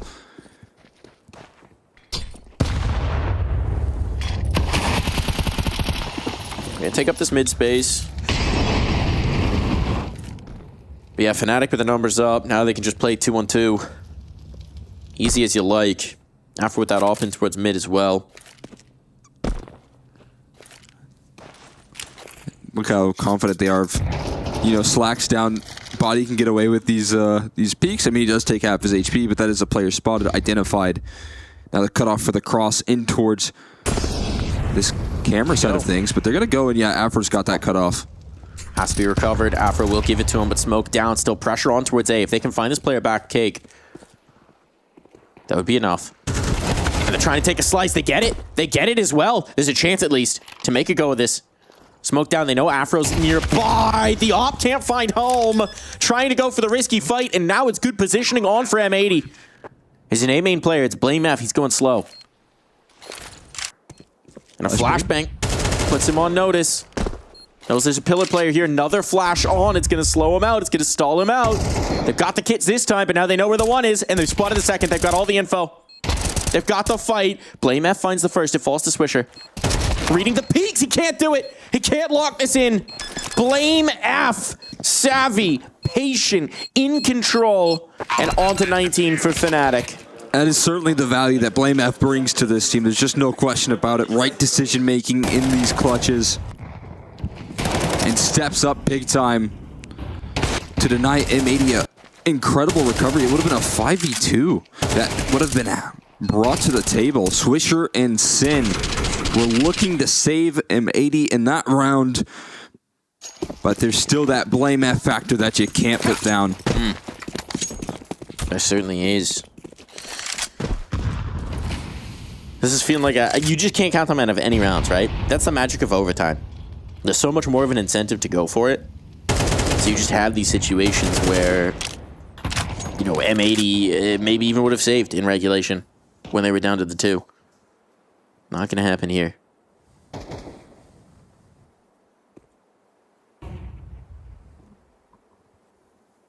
Waiting the smokes, much more patient from M80 here. We got a double mid setup. Blame F forward. He's not falling back either, so one good flashbang would leave him in a challenging spot. Molotov to Rumble. Actually missed. That missed. That's $1. That's $1 right there, but Lake's still able to capitalize, and I think they'll be okay with that trade.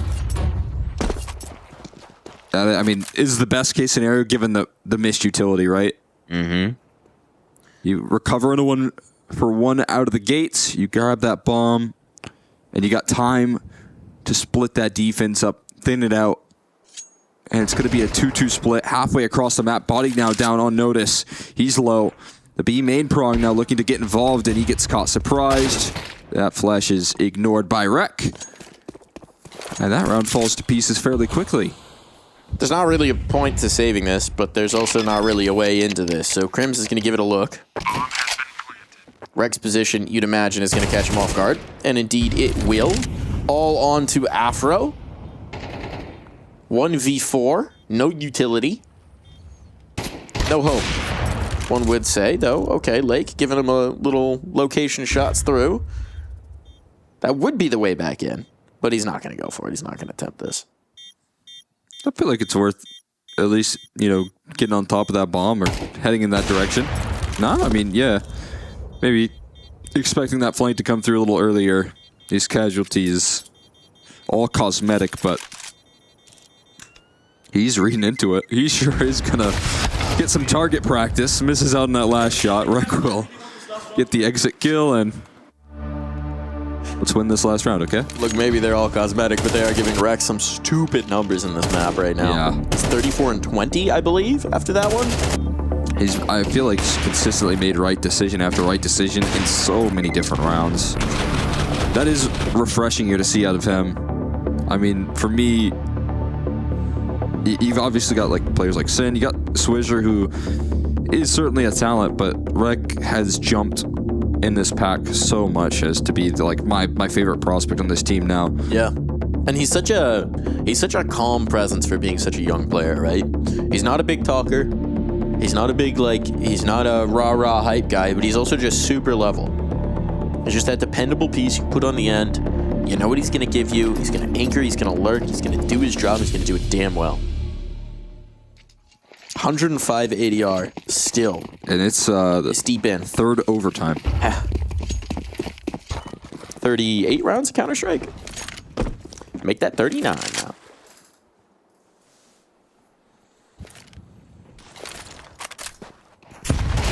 There's Rek. Oh, good old reliable. Straight on the entry, right into A main. Now they're going to go fast. Molotov comes out, but Afro's forced off, and they're taking this space.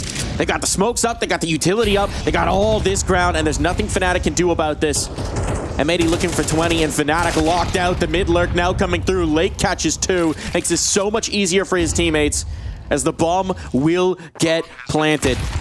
Afro and Blame F, what's their appetite for this one? They gotta go. There's no sense saving. The sides will switch. But how do you get back in? Gonna take some heroics. Blame F trying it on the smoke fade, and there is nothing doing here. Yet another Rek kill to send them through with an advantage as the sides change once more. Just a little smile for him as well. Just a little smile, a little smirk, as he knows he just cracked it open there. Same case is true for Lake on a late mid lurk coming through.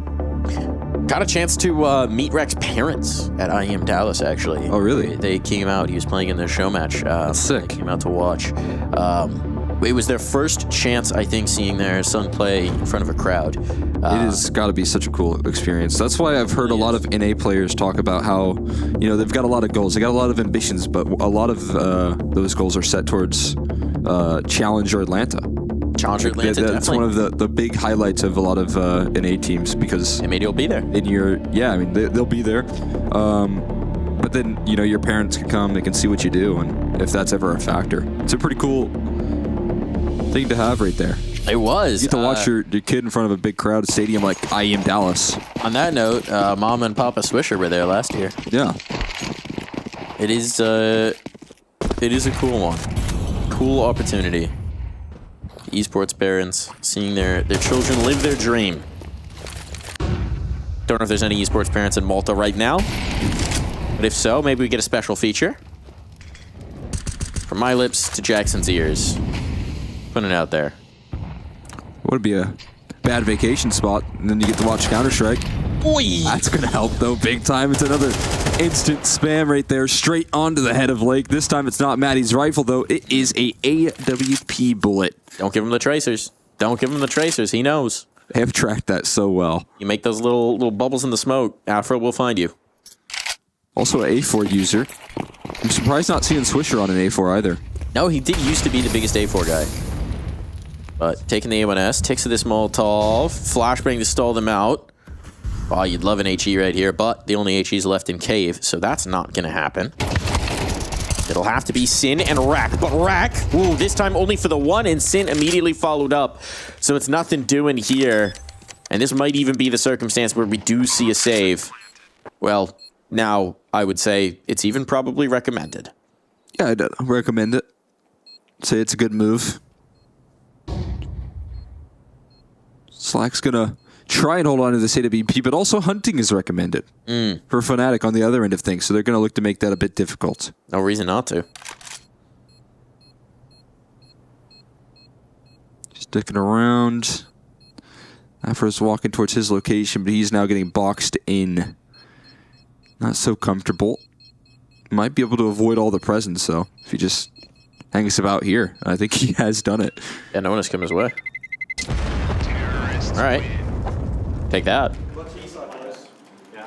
And now he can even buy a kit. In the midst of danger. Got BlameF instantly checking the notes there. Let's see. Oh, wow. There's a lot more vision than I thought. Yeah, that's... Tracers, man. It's a double zoom. You want to spam those smokes, maybe put a silencer on that thing. Give him a little hint of an elbow. Yeah, that was a lot of vision right there. I mean, we got the slow-mo, so there's not a lot of time to react to it, but... He's still quick. Got that vision. It's an impressive reaction, to be clear. But this time it's going to be Slacks to strike first. Goodbye, Afro. There'll be no smoke spotting for you. Not here, not now. And now they can spam the E-box smoke. Did Lake immediately do it? Yeah, he did. And Slacks is going to be instantly repositioning. Impressive stuff. He's all over the map. Looking to give M80 another chance to close the HE. He's doubling down, but there's no flashes, there's no Molotovs for this position, so Sim will just hold down the line. He's dropped his primary. Oh, no. He's going Deagle mode. It was close. He couldn't find the AK, but fortunately Slacks is available. He's back over towards mid. He's all over. Towards B, towards middle, and then back to mid again. He's all over the map, and Crims is left into another 1v5 with no bomb. We've seen this before. It didn't go well for him last time. Has Sin found a gun? He has found a gun. Nice. AK retrieved. And Rek back to his job as a carpet salesman. Yeah, the third count's looking pretty nice on this one. Some nice tassels. It's good pattern. custom made. Made it in shop here. Carpet. I guess they're all Egyptian carpets on this map. Yeah. This is our round. Let's go, baby. I think of the rug crest as being more of a turkey type of thing. I don't know what. I mean, Egypt is known for its cotton and its textiles from that. I don't know if they're known for their rugs, but I'm intrigued. Oh, let them know. Oh yeah, let them know. Oh yeah. I like how you have this feedback loop of just Lake and Slacks hyping each other up and shouting at the opponents. Yes, and then Sin as well. It's funny, too, because I feel like Swisher used to be one of the loudest players on his team, and then he's just been... You got a sliding scale from one end to the other, where Rex on one end and Lake is on the other. Yes. The energy scale distributed in a staircase there, but now needing to hold down the line as they pressure into this A side quickly, and Crims again is looking to save Fnatic. He's pushed through A main for another round, and those stable hands could get them into another overtime. The Viking himself, again and again, delivering for his team when it seems like they might be in a bad spot. The faster play this time, Fnatic really messing with the pace, and M80 just weren't prepared for it this late in the game. How do you make this retake happen? You pelt in as much utility as you possibly can. You try and rumble Blame Av. It might work. Oh my goodness. It might just work. Sin, he's running out of time. He's running out of chances. He's still got two to find. But as they peek up on the fountain, even landed the D shot, but it's not quite enough. Here we go again. We get even more here. No one willing to give up on Anubis. Not just yet. And Krim's showing. This is big number 4. Krim's still showing, though, that he's got that endurance. Showing that his whole career. And as the game goes longer and longer, Fnatic not willing to give up.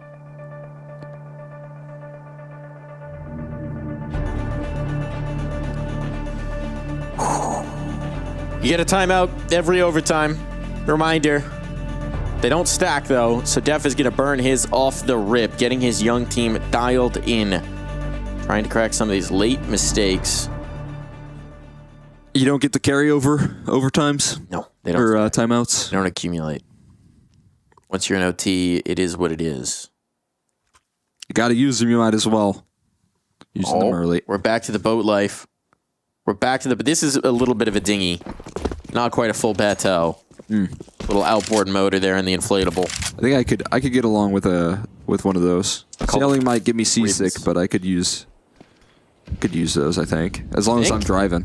Those little... I don't know, man. You get tossed around a little bit in those ribs. Getting tossed around on this B side. Somehow Switcher comes out on top in that duel. They've got themselves a man up. Okay. Fnatic rebuffed. Still this presence in towards canals, and they've been given the ground. Blame F feeling bold F. Bold AF, perhaps, in this moment. The bomb will need to cross. The smokes will be fading. Molotov to make life uncomfortable, but just a little bit of a tick. Afro will get that thing planted up. And Molotov to build some space of their own. Retake required from M80, and here comes the pathing. Smoke to set up the fight in towards Glyph. Good shot hit from Afro. Are they ready for Blame F? Ooh, Smoke to limit his vision. He's going to play around this. He's found the gap. He's found the rifles, and he's chewing them all up. There's nothing doing here. Slacks down for the count. Fnatic strike first.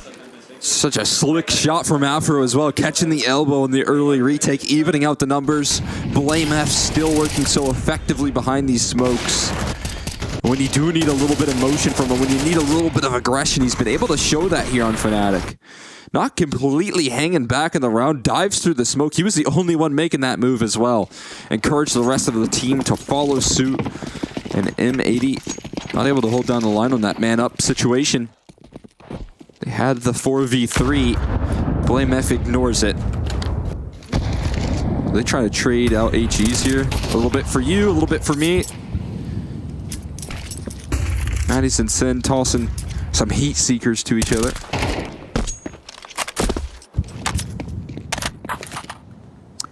You know, Cole, we thought this was going to be a light day, just one BO3. But I think M80 and Fnatic agreed to sneak some more maps in here for us. I said, you guys are only getting one best of 3. 44th we'll make it entertaining for you. 44th round here. This is decidedly 2 maps of Counter-Strike already. Afro gonna find his 31st kill. Just a little number talk for you. Aggression in, late catches Slacks. I don't know what happened there on his end, but they want to keep going. They want to keep chewing up this space, and this is not ready. Fnatic are not prepared. Rek might just have this. Crims is not looking, but he will catch a kill to the front. Still, this now makes them a little bit more comfortable in the B take.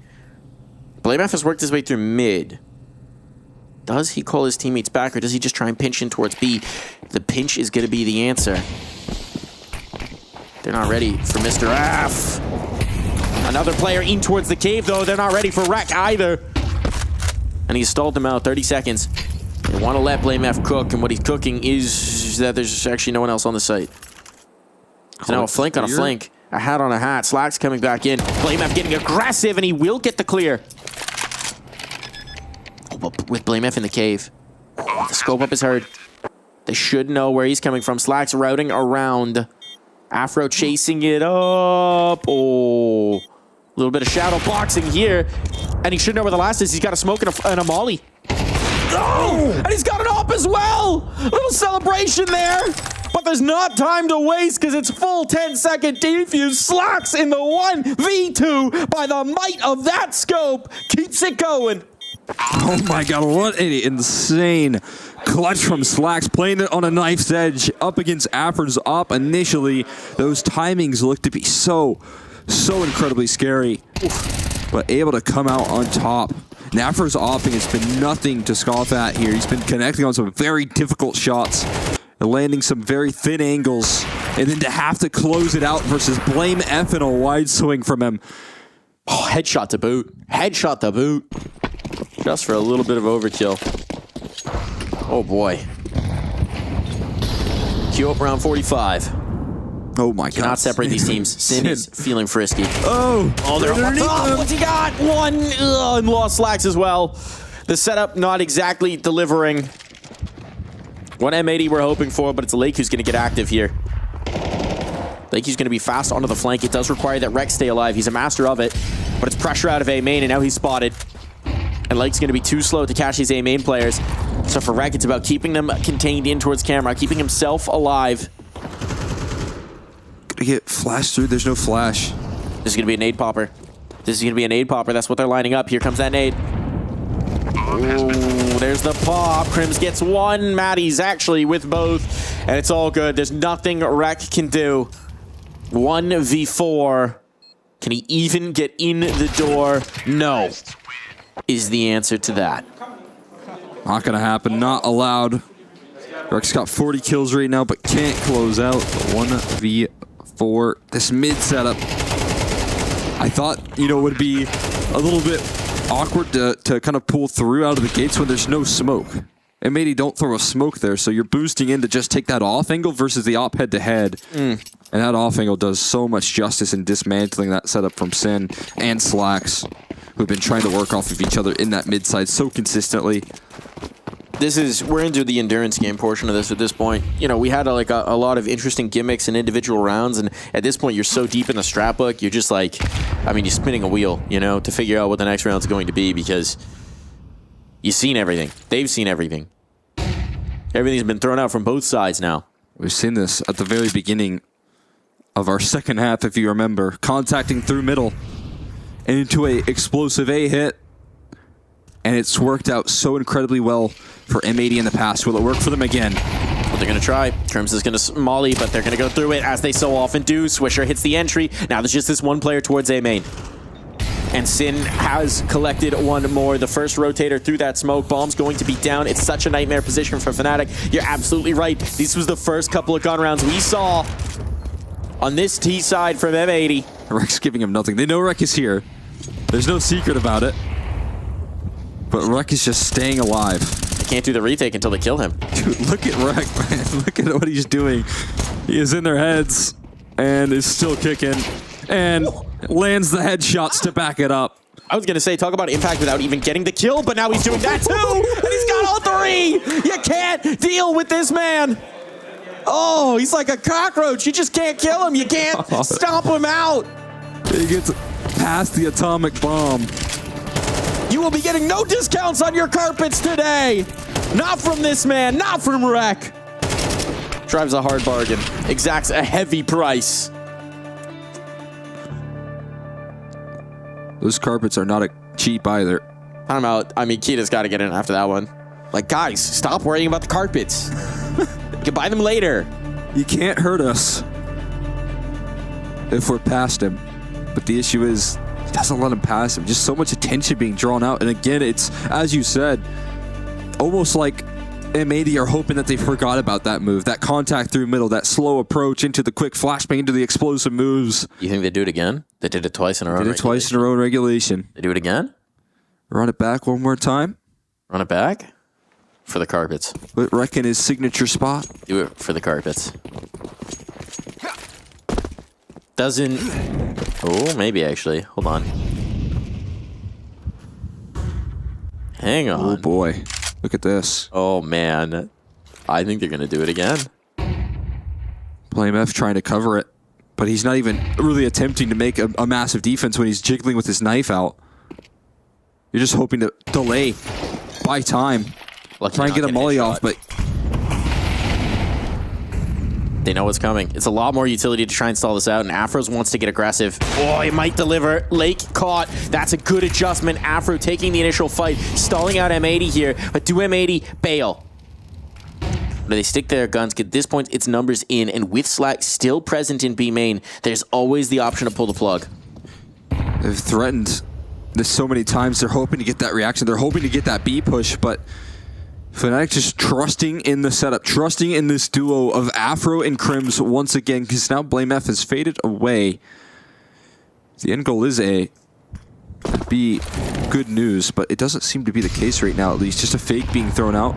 Lots of drop down. A lot of utility and in towards the B site. It's worked. Sin is selling this fake so effectively. They've got the B players away from the site. Matty's has realized in time, but he's going to be down for the count, and now they're in so much trouble. They're completely out of position. Crims has the potential for that fast flank, and he might actually catch. He does indeed. So Sin may be losing a little bit at that positioning battle, but they've given themselves a pretty good post plant. There's utility on BlameF. He's been holding on to these nades. Rek confirms his presence here, but you still got to get past him, and they may not expect a second player. Rek. He will still cost a 1 kill at the very least. Afro has to get past this. Slacks holding the other side. Slacks will strike first, and now it's all on to BlameF. Running out of time, running out of chances. It's M80 on top with 24. One more round required, and they can put this away. They can finally put this game to rest. There's another chance, another opportunity for them. They've had so many in these overtimes. They didn't get it in regulation, but they've had so many in these overtimes. Yeah. And as you said, it is an endurance test. We're running a marathon right now, and somehow M80 are putting variations on the playbook. They just condition in one round that A play, and now they're throwing out these late B mid-round calls. And Sin, his depth is tested, and he's passing that test. Afro with the shadow advantage, he's passing many of these tests. Another opening kill for him. He has been so efficient with this op. Look, we've had 4. What's 5 overtimes between friends? Add another one. Let's just keep it going. At this point, I'll take it. I'll enjoy it. I don't know if these players would, though. They want to end this game, whether it's them closing it out. At this point, you've sunken so much into this map. I mean, the psychological... Oh, the CT mollies, man. They're so trash now. Oh, it finally does spread. But he just has to inch forward. I don't even know if it was heard. Yeah, it was heard. Just take that. Little HE action there for BlameF. Afro could get another one. He does. He's been sharp with this op. He's connecting on these jiggles. You can't get past him. You just don't want to get flash him. He's so good at neutralizing that corner in mid, it feels like. Such a specific fight to take, but Afro just now missing on that one. Here comes the play out of Cave, and it is shut down entirely. Slacks 1v5, hero op to save the world, to keep them in overtime number 4. But we seem to be destined for more rounds. We've had 48 rounds. That's 2 maps. But how about 49? You know what's better than 48? It is 49. Guaranteed even more now. Overtime number 5. This is officially the longest map of Pro League, I believe. Unless I'm forgetting something. But I believe this is our longest overtime. I don't think we've had over 5 overtees. There've been 2 or 3. There's been 2 or 3. Had a couple overtimes, but 5? 5 is a lot of overtimes. These teams can't separate, man. That one's all about Afro, right? That one's all about Afro. I mean, he was able to do it the round prior, but... What was that hand motion from Kita? It's a little across the cheek. Is that? I don't know. I don't know. Well, he's saying, hey, if you guys close this map, I will do amazing things. Wow. What kind of things? I don't know. You read the hand motions. Reminder, this is the first map of a BO3. Always good to set the tone early that this is going to be a marathon, not a sprint. We still got potentially 2 more maps to go. And hey, maybe we'll get another map of play in this one. I like Anubis personally. I'm down for it. This has been a great map. I'd take it. Let's keep them counting at this point. Neither one of these teams separates. As soon as they get to that map point, as long as we get that 2-to-1 split that we've consistently seen. Laymout's back to that secondary op. This time he's playing it way further forward. Oh, and he's getting frisky on the edge of it. He is pushing it up. BlameF is done with this passive business. He has revealed that. Oh, Maddie's still going to catch that kill. Looked a little awkward, but his swisher down and his B main control. That's going to funnel M80 quickly in towards this mid take. They know they have to go fast because these rotations are going to be punishing, and Blame F this time will collect again in towards that mid fight. The Ops have been so punishing here. Blame F and Crims playing his site partners here. Blame F on the line. No utility to dig him off, but he's missed the shot, and that's what they needed. No, they don't get past the lip. There's another one missed. Now they're through, and Blame F's in trouble. Flashbang to give him a little bit of space. Afro coming in as the Ops will play together. Oh my god.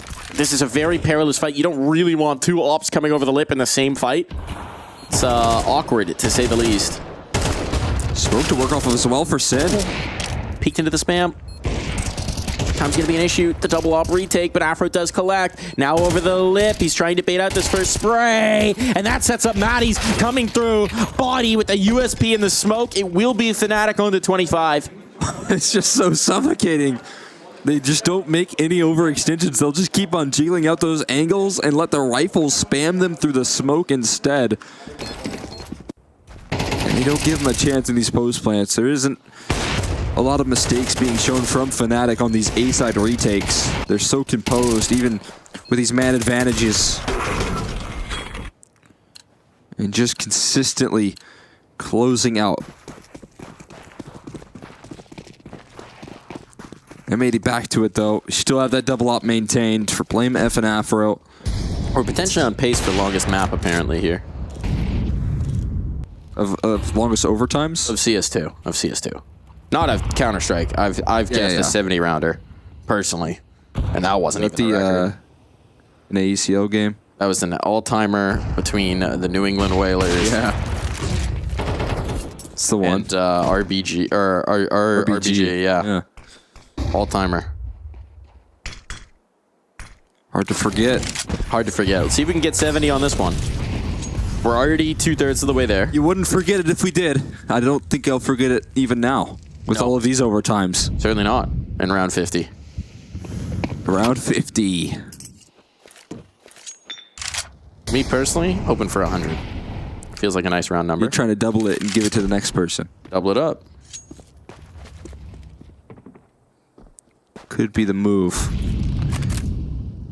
Again, you still have to adapt. You have to. After 100 rounds, Maddie's mouse pad just actually vaporizes.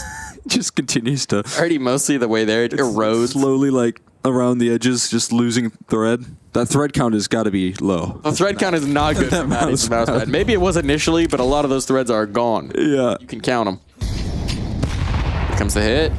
Fnatic in towards B. M80 haven't really pressured them up too much. It's the last bits of the utility. They just have to do it with the guns. But Lake is going to do exactly that. Rex lost. The hero this round so far. Need this kill on Maddie's. They'll find it. Man advantage. Bomb can be planted. Not a lot of time to spare. But there's no mollies from Fnatic. They can't do anything about this. Afro looking for a shot. Crim's very late in towards this B main, but Slax isn't looking for it. Fortunate Slax. Crims will not be able to nail in the spray. 43rd kill for that man on the up, and he's all smiles. I like how he immediately vanishes from his PC as soon as the second shot comes through, because you know he's just gearing up for slaps to come back out. Slacks on the server, slaps outside. M80 tie things up. We get another 2-to-1 split. That's guaranteed. That's guaranteed. And usually, slaps. You know what that's meant. Right hand slap, left hand fist. Yeah, that was the move. That's been the move for him so far. Rub your tummy, pat your head. Or is it pat your tummy, rub your head? I think you're supposed to pat your head, rub your tummy. Sounds about right. I was never very good at that. Multitasking is hard. Not your thing, huh? No. Blame F is going to try and rub their tummy and pat his own head. See, I'm already messing it up. Got a perfect just popper on this side. Oh, forced out of this. They're going to take A main control. It's pressure on towards the SA. When do they adjust from Fnatic? Trusting Blame F. Not seeing this heavy presence in towards mid. They're not as nervous about A. But it's going to be a smoke to block through. This might just have to be a retake. No, Afro commits. I mean, he's got to kind of hold down the line, because if he plays behind the smoke and lets them execute on in, and he doesn't have any impact, the rotates are so far removed. Comes a Molly, re-smoke up. Crim's trying to come in to support, but this Molly's going to make life difficult. Afro does collect, but he's burning. He gets another. Blinded up, flashed down. He still continues to find impact. They're making a move out. Sin is committed forward, but they're making a move out. Swisher's already left with the bomb. Sight going to be claimed by Slacks first, and we're going to need to see a whole lot more out of him with this AWP if they want to win this round. Is there a Molotov for this? Oh, there is, but it doesn't get thrown. It doesn't get thrown. Could have been rumbled. Double up on the flank. Double up in CT. This could be a problem. Slacks is not in a great position to deal with this. Gotta make a move, though. I think he's trying to take a fight. There it is. Got the first, right into the next two. It has to just be Swisher. It has to all be Swish. Michael Schmidt steps to the plate, knocks the first two out of the park, knows where the last is.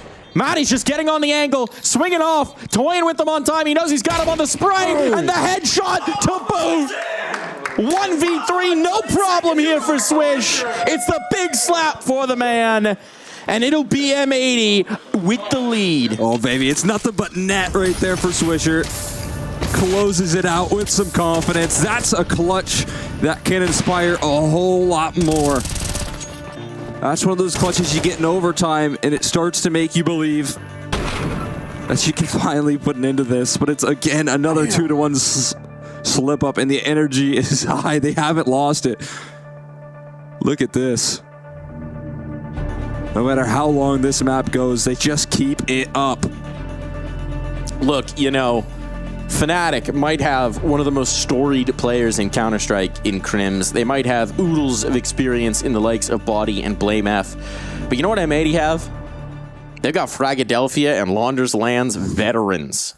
They got players who've been battle-tested in the realm of million-hour tech delays and crazy setups. They got players who know what it means to go deep in a day, to be playing your finals at 1, 2, 3 a.m.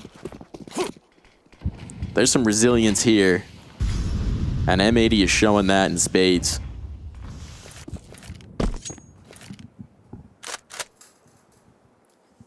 A sick clutch. We'll see how this goes. I mean, maybe inspiring Rek to get back up to his aggressive antics.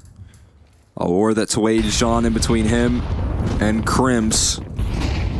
Fast middle. It looks like we might see Fnatic look to give them a taste of their own medicine here. Yeah. You're absolutely right. This is looking like the M80 playbook. Slacks is going to come back to receive it.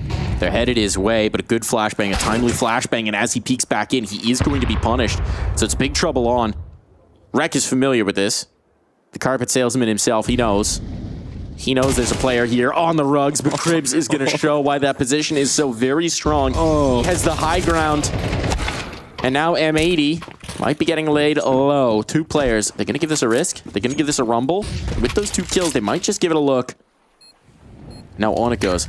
Matty's out by the fountain. Flames at his feet and a great headshot out. He will be dropped, but Lake still pressing forward. 16 bullets in this new gun. Flashbang for it. Blame F gives him a little look, but the peek back in unexpected as he tries to locate the bomb. It's 26 all. Bring on round 53. What a great reaction as well. You've got Fnatic showing up with a very similar play. We've seen this so many times before. This mid-contact approach into an incredibly quick motion towards that A side. M80 have used it. Fnatic now using it as well. And Crims has a few tricks up his sleeves. And he's hearing this aggro. He's hearing the presence. Boost up again. Another opportunity for Afro to kick things off with an opener. That looked like it was on. That looked like it was on. Crims, how does he get that? Rek was playing the anti-flash. That's such a tough fight to take, but Crims... It looked like Rek was blind by that flash. I think he got fully caught as well as the op. Man up. Crims has done it again. He's showing that experience again. They're going to flash into this? They're going to come through or they're going to nade pop it? Just wait the fade. Just wait the fade. Stack up. Lake's on the line. Here they go. Boosting? The boost. That's... You don't see that every day right there. Did he hear them get down? He heard them get down. Oh, this is going to get real weird. 1, 2, looking for the third. Can't quite found that, but now numbers equalize for his teammate, and Swisher right back into the same void. Swisher on Blame F, dancing around the box, the body. And utility down. Blame F can't collect. Its body just on the other side of this smoke. Away. But he braves the Molotov. Through the smokes they go. Slacks with a chance at the clutch. We saw him do this before. We saw him do this one time before. And this time they'll give him a smoke for cover. Blame F out in the angle. He knows Afro's right here. Oh, goes to the sidearm. Might just find it. Afro dancing away. He's on the wrong end of one of these Slacks clutches before, but this time Afro will pull the trigger. It's that same duo. That same duo, Afro and Blame F in the 2v1 versus Slacks. This time, though, it's one step too many. Slacks elevating his game so much in these overtimes, but can't get past the Afro op because he's been on that same other end. He has been so efficient. 44 kills with his AWP, and it is going to be a Fnatic with another chance here. It's been a while since they've last had it, but now it's looking like Slacks on a revenge tour here. Takes out Body out of the gates. Now it tests the Riflers, and they will hold strong. Lake on the line. The bomb is dropped to outside looking in. The Molotov's going to keep them at bay. And it's become a recovery mission now for M80, or rather Fnatic. This is a map point for Fnatic. 28 would end it, but now it's 2 on 4. As they try and keep us out of overtime 6, this would have been it. This would have been all. And Crims is coming back to clear the flank, knowing that something was going to be developing. They've still got time. So much time. There's a full minute left on the clock here. But how do you break this hold? No more smokes. So a sneaky bomb recovery is not really an option. They got to be careful about a couple different flanks as well.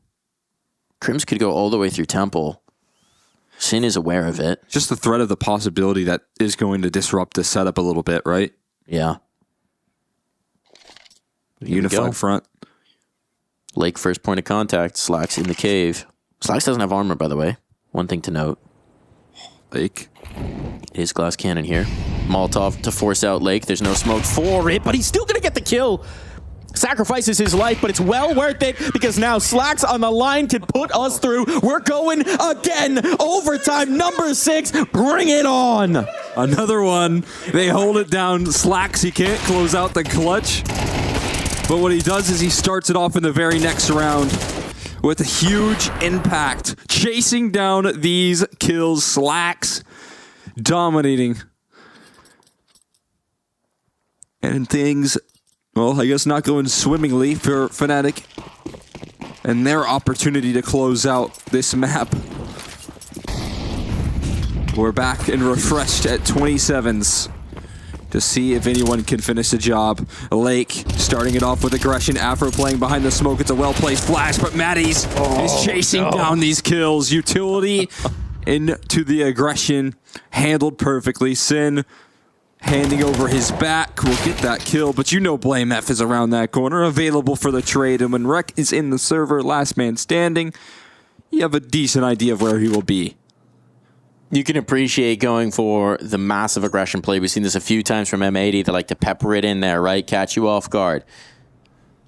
Not going to happen here. Fnatic at this point is wise to that trick. Rek's trying to do something wild. Just stick it. Stick it, honestly. That's the only way. But it's not going to happen. No way, no how. Fnatic were plenty close at hand.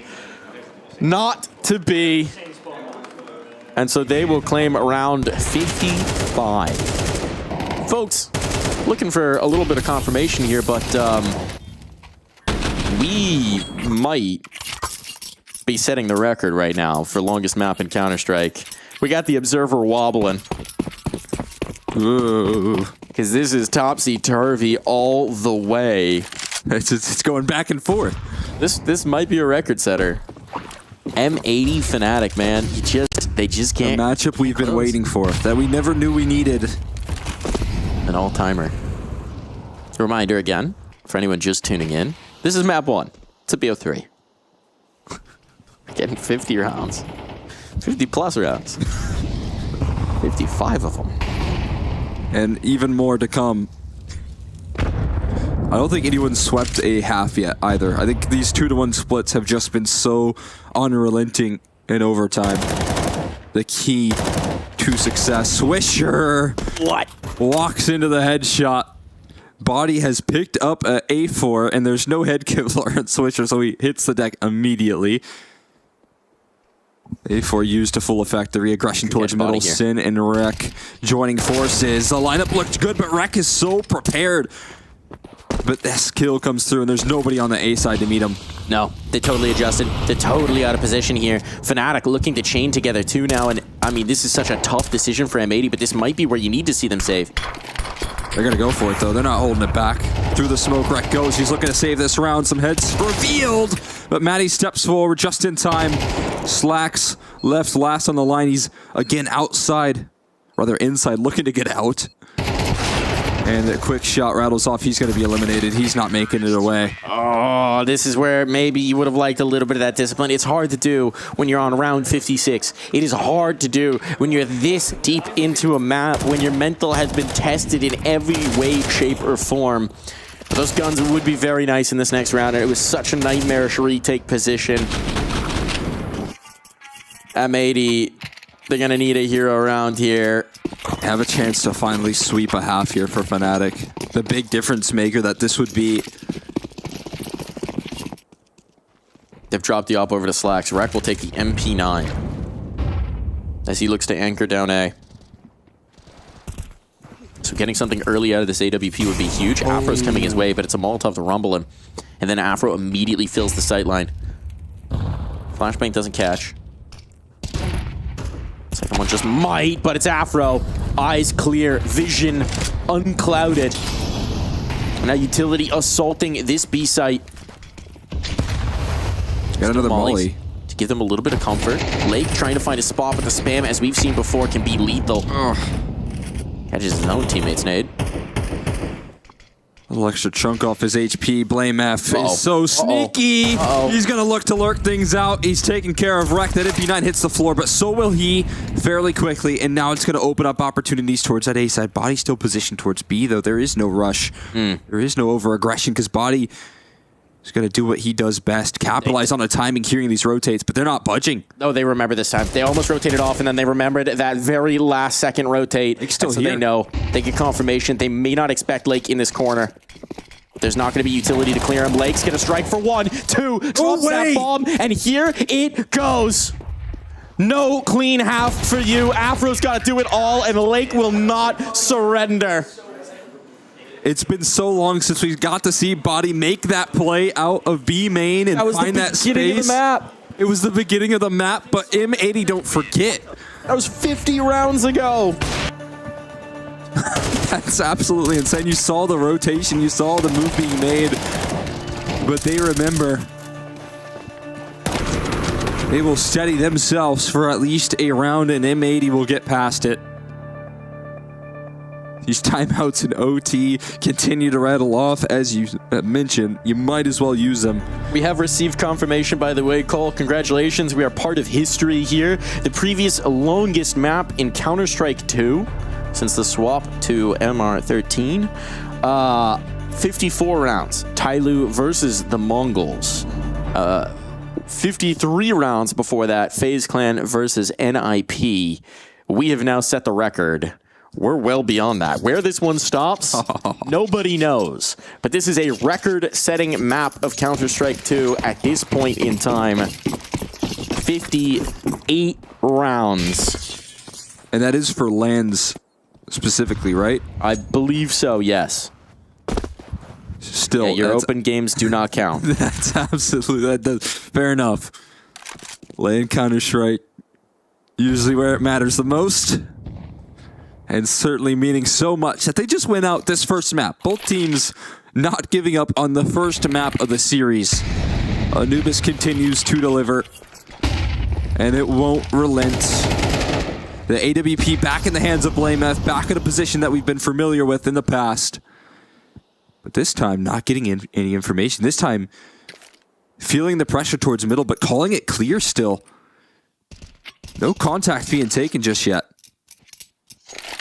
We got both ops in middle right now. BlameF and Afro scoped in We've seen this cannons happen a couple of times, and it's been there was one round where they were in the retake, and it somehow worked out, but it was very awkward. 2 players back Obelisk as well. They're kind of doubling up on some of this utility. Trades are there. Lake trying to find this space, but this time he will dry up. And out of the cave comes one. What a kill from Rek. Had to happen to give his team the possibility. Now he's ready for Crims on the flank. This feels like the next deciding factor. Flashbang on for it, and the flash is good. Now it's both ops. How do you want to try and make this retake happen? Good luck. They need somebody to peek into them. They need somebody to give them the edge, and maybe with the nerves fraying, M80 might just do that, but there's no need. And now a spot on the first. Coming out of the temple. They've got the awareness, and Slacks, he will not be missing. It's a back out for Blame F. It will be 29 all. Going for an extra kill. Since like, no, I'm not going to give you that. We are guaranteed at least 60 rounds here in this map of Anubis. Guaranteed it. Absolutely insane. Absolutely insane. So much goes into planning throughout these rounds. These timeouts have been ever present in this series. But M80 are still all laughs. They're all smiles. It's crazy because we've seen the conditioning, then the adjustment back to the initial play, then reconditioning, and then a new element comes in. Look, I do not envy the IGLs. No, but I mean, again, they're just clashing so incredibly well in this matchup, constantly adapting, evolving. I mean, for both of them as well. Truly incredible, the depth that you have to go throughout the series, because it hasn't been, you know, the same old. They have been adapting, as you have mentioned, changing up setups, trying to rely on things that they've set up 50 rounds prior. It's just a question of whose tank's going to run out first at this point. You're running on fumes. You're going to see these mistakes start to creep in. I mean, the fact that there aren't more missed smokes and pieces of utility in this is frankly impressive. Pressure on towards A main. Rek showing now dumping a lot of utility to do so, but look at the focus that it's got here from Fnatic. They're stuck in the 2-1-2. And it seems like this hit is coming towards B. There's not even a cave element to it. It is straight up going to be a B take from main. All 5 on. Simplify. You've had a lot of complex rounds. Now just go for something very simple. This is a pistol round strat right here, and it's about to come through. Pelt the site with utility. Flood the site with everything that you've got. Who cares about the CT molly? They're not real. They can't really hurt you. Here we go. Playmaf trying to come in on support. Here comes the hit. Here comes the strike. They're going to have to brave a smoke to do so. But here are the entries. There's the trades, and 2 for the price of 1. M80 will bear that price every day of the week. There's no damaging utility either from Fnatic left. They've got some smokes, maybe to condense sight lines. It's another double op retake. They just can't make the case to make it on in. And I think M80 simplifying this, execute over and over again, understanding the idea that this double op is being in play. M80 will secure for themselves another map point here on Anubis. They will find 30 rounds. Fnatic trying to push us to yet another period of overtime. They'll keep these double ups up, but their backs are once again against the wall. And the other factor you have to include here is there's still that series to play. Whoever loses this map, after all of the energy, all of the effort that you have put into this, all of the time devoted, that's going to be an extra special layer of devastation. So as round 60 hits the board, let's get into it. Can they pull it back? I mean, Fnatic have been good at fending off map points. That's been a specialty of theirs. M80 have had a lot of opportunities in these sort of situations in overtime only to close out this map. They will get another in our 6th overtime. We may be passing... Okay, so the online record, apparently in an official, in professional play, is a 60-round affair between Perivision and Aurora in ESL Challenger League. Okay. So, I mean, another overtime could crack it here. Afro, though, is in the open. Rek, is he prepared for this? Look at what Afro has just done. Oh my goodness. In this round. He's in carpets. He's where Rek should be. There's Rex no should way. never expect this. He's going to get caught with his back turn. That's an early pickoff. There's your E-Box prong taken down. Blame F and Afro finding success, but the sight hold is good again. And they will look to continue to break records as Slacks is now left in the 1v3, looking to break this one open. One back turn, a reload for Body, makes him not available for the trade. No. An opportunity in the clutch, but he's got to get past Body in Crims. There's plenty of time. They're just going to leave him alone, smoke him up. He can reroute, he can renegotiate. He's going to find the rifle for it. How does Slacks want to approach this? Up through B main, that's going to be the approach. Shuffling around guns, the bomb's certainly down, so he can't leave the site, but we've seen a clutch from Slacks. We've seen some very near rounds. Oh, God. There's the spot, there's the information. Now they know 25 seconds, he can no longer reroute. He has to go this way. There's no flashbang to push them off either. 20 seconds, time is of the essence here. Molotov to clear the close angle, smoke to close down the sight lines. Do they just spam off of this? No. 13 seconds. He's got to go. They'll double swing, and we are going again. 60 rounds was not enough. Bring on more Counter-Strike. Bring on another period of overtime. We are breaking all the records. LAN record, online record. You can keep your records. They're ours now. This is absolutely absurd. No one giving up here. When it matters the most, Slacks trying to give them life. But it's not going to happen. They continue to fight back and forth. These timeouts continue to chug along. And those records in CS2 continue to shatter. Now we have to go for go. I think that one's even crazier.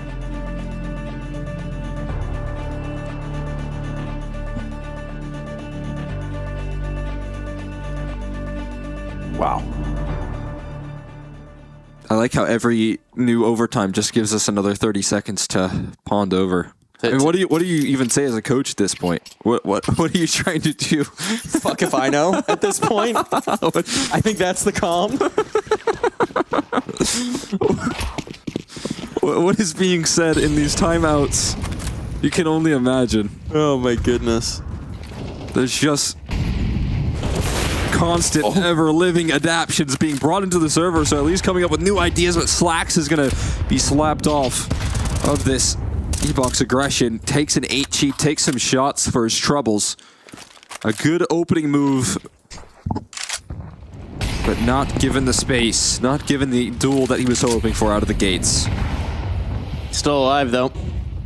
Unpunished, at least for the moment. Fnatic have done a good job rebuffing them. Look at the space being taken in towards mid. BlameF has surrendered this, has given this up, and he's not really got the util to get back through. So there's going to be Lake on the other side. There's no AWP this time. Afro focused more on A main. This is the window of opportunity, but Body with the push out. Body with the flank on. Do they check it? Oh, Body's got all this space, but he doesn't go far enough. Oh, he just turns. And he might have had an opportunity to catch the bomb, but this is salvation on. It would have been 2 players dead to right still. Body could have such impact if he doesn't miss this timing window. Here it goes. He's down the steps. They're stalling. They're halting. Body's looking for it. Oh, he'll find 2. And give his teammates all the information. Now they can stack this defense, get 3 players in. The bomb's dropped onto main, and Afro is holding them on the edge of the smoke. It's clean for Fnatic. Body, Mon Capitaine, steps up to the plate, delivers the info, delivers the frags, delivers the rounds. And maybe that's what's being said right there. A little bit of aggression pushing forward. An adjustment being made late for Fnatic and getting active like this. Body lining up a massive flank. Making sure that there is no way that M80 can pull that round back. Same technique for Slacks, no matter what the round is, no matter how deep we go. On this map of Anubis, we will be approaching 4 maps played, essentially. We are moving beyond 3. As we break records, as we move right through them, shatter whatever you might have expected.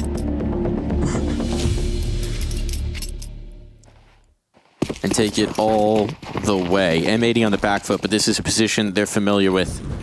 So much of this game has been about the comeback, has been about closing these gaps. They're missing the run boost. This is where we see the frayed nerves. The missing moments. A drop shot from Lake. That will be equalized. Oh, this Talk about putting Fnatic on notice.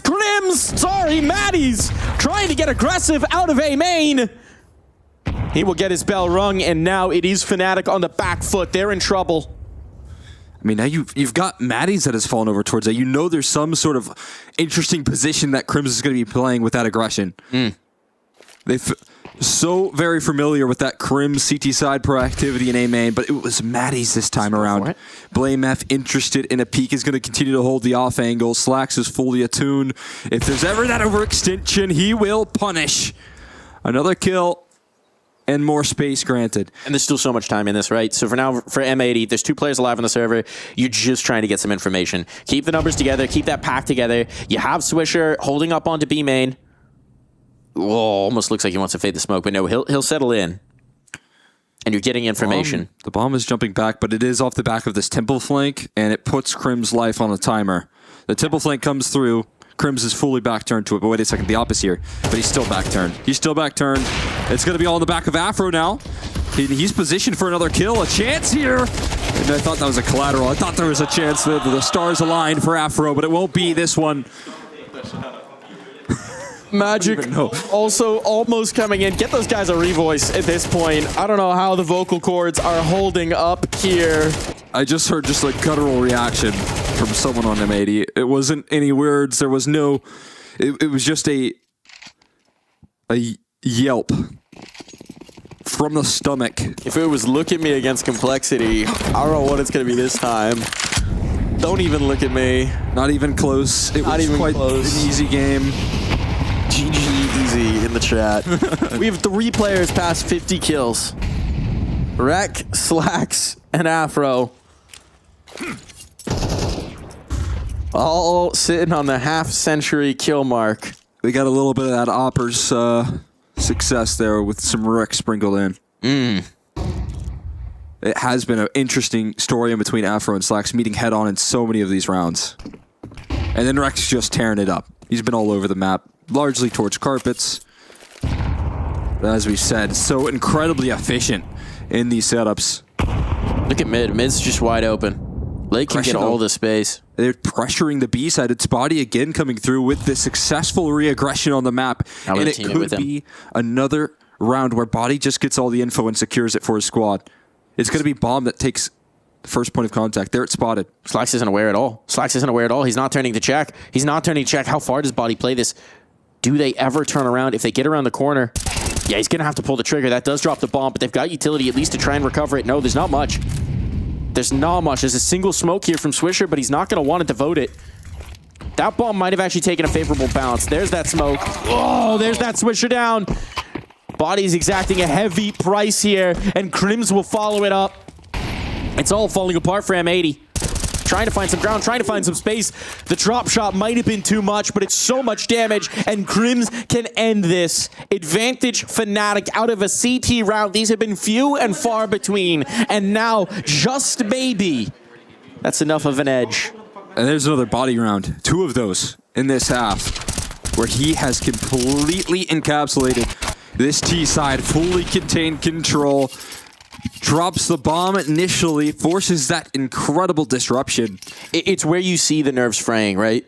It's that there's so much that you've been having to think about for so long. The mental and physical exhaustion here of these players, you're just missing the little details. You're not thinking about the timings on the flanks, and Body's been able to exploit that twice now.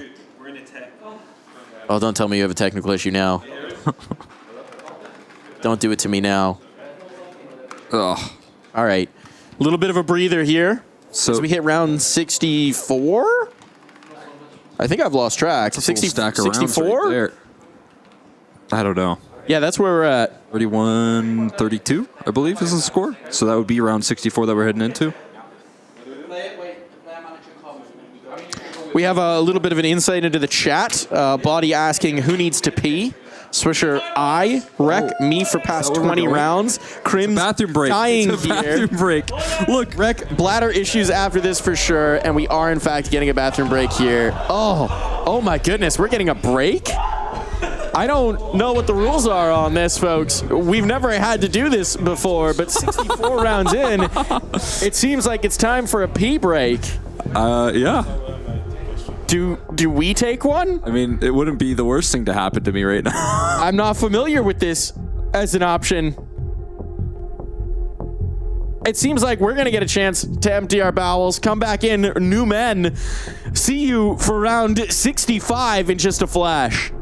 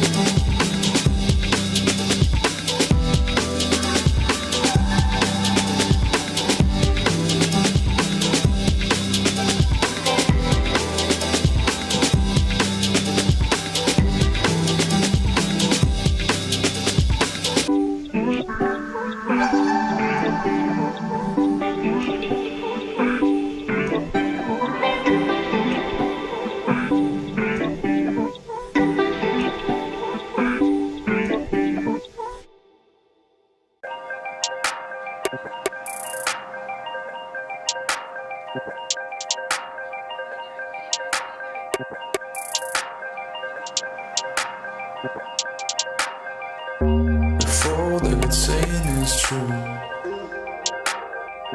there's a war before your eyes. Tell me, can you see right through? Right through, right through. Down through the wires and the pipeline. We go disconnecting from the city and the skyline.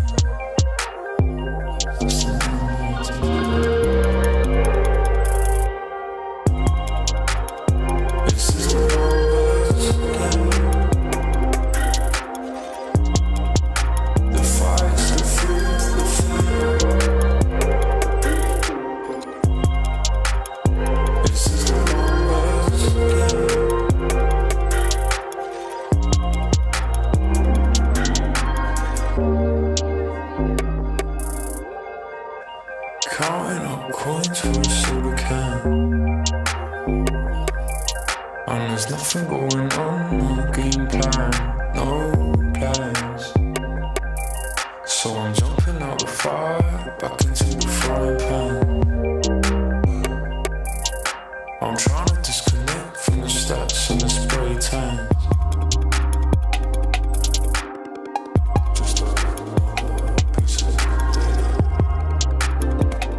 Hi, it's Bob with Faceit. Did you know you can customize your live stream experience on Faceit Watch? Yep, that's right. With the POV selector, you can choose up to 4 different perspectives, from the broadcast feed to your favorite player's view. So if you miss a kill, it's on you, no more T-Tours and chat. But wait, there's more. We've got a You Watch, You Win situation in here. Watch ESL Pro League while having the chance to get skins and Faceit points. Woo, look at this one. Change the channel and control how you watch.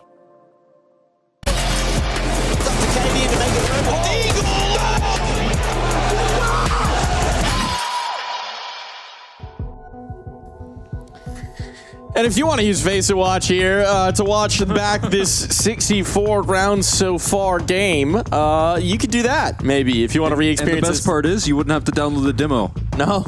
No. Just watch it on Faceit Watch. It would save so much disk space on your PC. That'd be a chunky demo. This is a casual 2.5 hour walk in the park of a map of Anubis. And everyone's seated back down. Newly remade men. Regenerated. Feeling a little lighter. Def's even going back for a drink. He's got to rehydrate after that one. As we are getting ready to get back into the server. Yeah, this is uncharted territory, you know, on land. Figuring out when the breaks actually do come in. Yeah. I don't know, the CSPPA anticipated this one back when it existed. I don't think so. I don't think so, but it's certainly feeling like the gift that keeps giving. Yeah, they're giving me lots of gifts. I don't know if the players feel the same way. It comes back into it. We'll see if those same sort of shifts in momentum. This is now the second half of our 7th overtime, and it's M80 that need to resurge. You can see there on the HUD, 34 rounds is the number that we're looking for. First to 34. If we go 33 all, OT number 8. And the question is, after a break like that, I mean, you're locked in. It's madness when you're just going through, needing to pee. Now, refreshed and renewed, who can regain that edge? And whenever the series locks in a playoff position as well. Oh, body. That was a missed chance. Completely exposed right there. That's Swisher with the op. Well. And now we're double opping for Swisher. Okay. We have not seen that. That is the first time in round 64. That is our first double op out for M80, I believe. Yeah, I'm fairly certain you're on the money there. Haven't seen Swisher on the secondary, but just giving any tools to try and give them defensive rounds. They're getting aggressive in towards cave. That's the way they're going to go with the setup. Sin will be close at hand. Now here comes the hit. Swisher going to talk. Molotov on for him. He got a tag, but he's down for the count. He's out goes Sin. Swisher does connect. Needs more. Can't have it. And it's looking like Fnatic might just be finding map point here. Rek and Slack, so they want to give this a rumble. Rek's pretty out of position to do so. We'll have to go for the drop down. Or the wrap in towards B main. That's going to be the choice he makes. I think they're saving. Seems to be that way. Not going to give it a go here. They're going to call it a day. And Fnatic are going to have 2 chances now. 2 opportunities. We've seen this happen, but more often than not, it's been on the T side. Right? That you've had to make the comeback in rounds. Yeah. Not going to be the case now.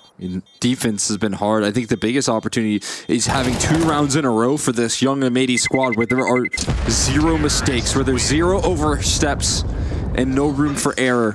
We got a saying here in the US, defense wins championships. And if M80 want one of those, they're going to need to firm up this defense real tough right now. 2 rounds required if they're going to keep this mad record-setting map of Anubis going. Or will it end with just 65 rounds played? And a bathroom break. And a bathroom break. One for the history books for sure. See if that's the case. Again, it's been a marathon so far. Swisher back and still maintaining this double op. Not giving it up off the back of struggling up against that execution just 1 round prior. Trusting that this is the solution. This is the way that they get into number 8, which would be required if they wanted a chance.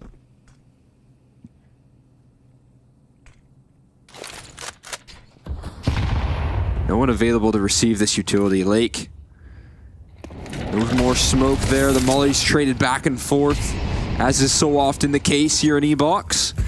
Continuing to flush them out as well. Crimson getting active on the other side of the map, though. We've seen these late bailouts from Fnatic. This time, no, he's just going to hold on to presence. But with a minute on the clock, we know that there's still lots to go in the machinations. Wow. Of this Fnatic side. That was bold from Lake. And he overstays his welcome. Not ready for Matties. Now that's going to funnel them in towards B. Now they're going to be hungry for it.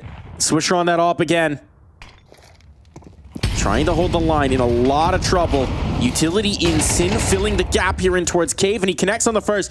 Didn't spot Crims. Didn't spot Crims. And as he tries to get out of here, Swisher a little wide. Not a typical opper, and you might see the effect there. Flashbang doesn't catch, though, and Sin's able to collect 1 at the very least. Slack's back into the angle. Slack striking with an AWP. Slacks again, putting the team on his back and carrying them over the line. line. You've got to be kidding me. Slacks does it again. This is at every moment. When M80 have needed a hero, someone on this team has been able to step up. I said you can't make any mistakes in these next 2 rounds, but I guess you can because someone on this team can just dig you out the hole. We've seen the hero moments. It was an ace from Lake to put them into OT to begin with. We've seen clutch after clutch out from this op. We saw the big moment from Swisher, the 1v3 to keep them fighting. Oh, boy. This game just can't end. This game just can't end, and now it's Slacks on the front. Damage already done off the utility onto Maddie's. They want to pressure this AWP. They want to take this mid space. But he's going to be Slacks waiting for them, and as we've seen, he is a pretty tough customer. Here it goes. Flashbang on the angle. That shot won't hit. But the Molotov down. They're going to push through it. Maddie's finds Sin. But it's Rek to hold strong here. Player in towards Heaven. I don't know if they realize he's gotten out. Oh, not at all. They don't know. They don't know. Now body punishes, but Rek is aware. Back to the bomb. Ready for the fountain fight. Staying alive. Late coming in to close this gap. Advantage for the moment, M80, but Fnatic still the chance to close it here and now to end this marathon map. It's all onto Crims, and his knees will buckle here at the finish line. M80 keep us fighting. 66 rounds is not enough. You've got to be kidding me. We go back again. It's this time now Rek who's put with his feet to the flames, with so much pressure on his shoulders, and he's able to hold up to the task. It is unbelievable what I'm watching M80 do in these situations. This will be tying a new record, at the very least. My personal record for rounds played in a map. 70 was that number. That's from Go. That is from Go. From good old Global Offensive. From an ECL, I think it was something else at the time, playoff match between RBG and the New England Whalers. Now it's Fnatic taking on M80, and 70 rounds are guaranteed one way or another. And the way these two teams have been going, I don't think we're going to stop there. Just a wall. As soon as a team gets map point, there's some flawless round, some flawless move being made. This time it was 2 in a row for M80 to save them and get them to another overtime. It's 8. We're level it out again, and I thought maybe the bathroom break would be the key momentum breaker. I thought, you know, the adrenaline slows down a little bit. The heroics, they would be nullified, but it's not the case. This time, Swisher knocked out of the round. Body has been so efficient on this B side, and he's going to do it again. He's looking for more. Peppering out Sin on the other end. The timing on that flashbang was just a hair off. Just a hair off. Body was blind, but he got a whiff of Swisher beforehand, so he had the crosshair in the right position. And it's those little margins of error when you're this deep into a map, when the nerves are frayed, that makes all the difference, that gives these opportunities over. And Fnatic, they want to condense down here on this B site. It's Lake and Sin present and ready for it, and Lake wants to get active. Lake wants to get active, but now he's been dissuaded. He's just on the edge, utility sailing in, the nade pop of the smoke. Lake somehow finds one, but Sin and he are both eliminated. Rek will try and fill the gap, but they need a hero. They need another big moment, another big play. They might have lost track of him. Oh boy. Afro seems aware. Afro seems ready for any possibility that a player could have slipped out here to the glyph. As time gets low, the jump in from Body loses track of it. A smoke up onto B main. There's just one player in towards Cave. We might just get the stick out here. Afro knows it's a problem. They have a nade pop. They have a nade pop from Maddie's. But he's the player in Cave. He can't throw it. He can't throw it. Here's the problem. But Maddie's will do all the work himself. 34 for Fnatic. They strike first in octuple overtime. I think that's what they call it. I think that's what they call it. There they have it.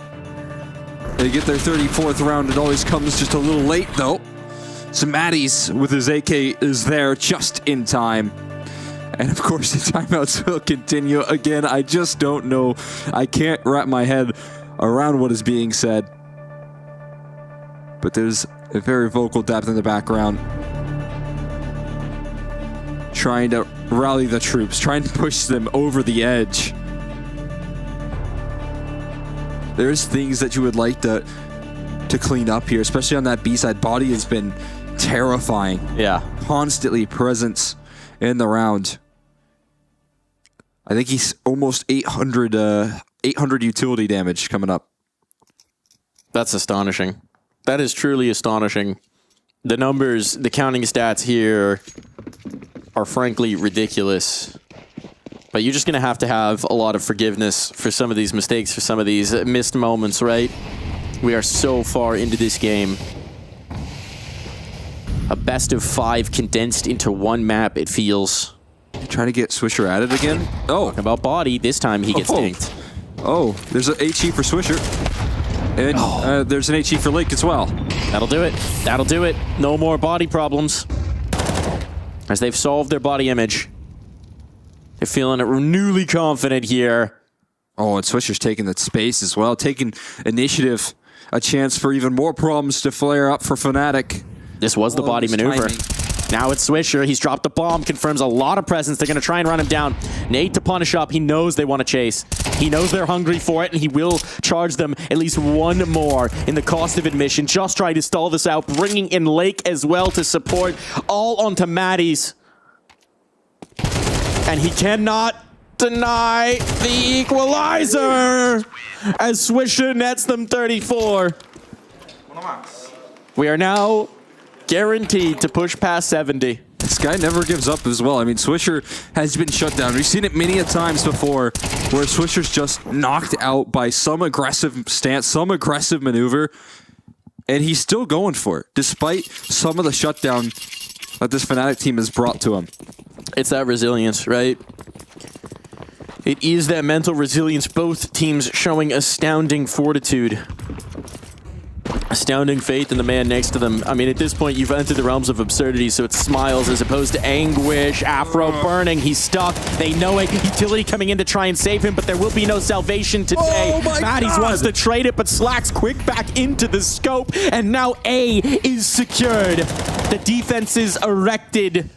The 5v3 established. Fnatic, they must assail this wall another way. A is closed for business.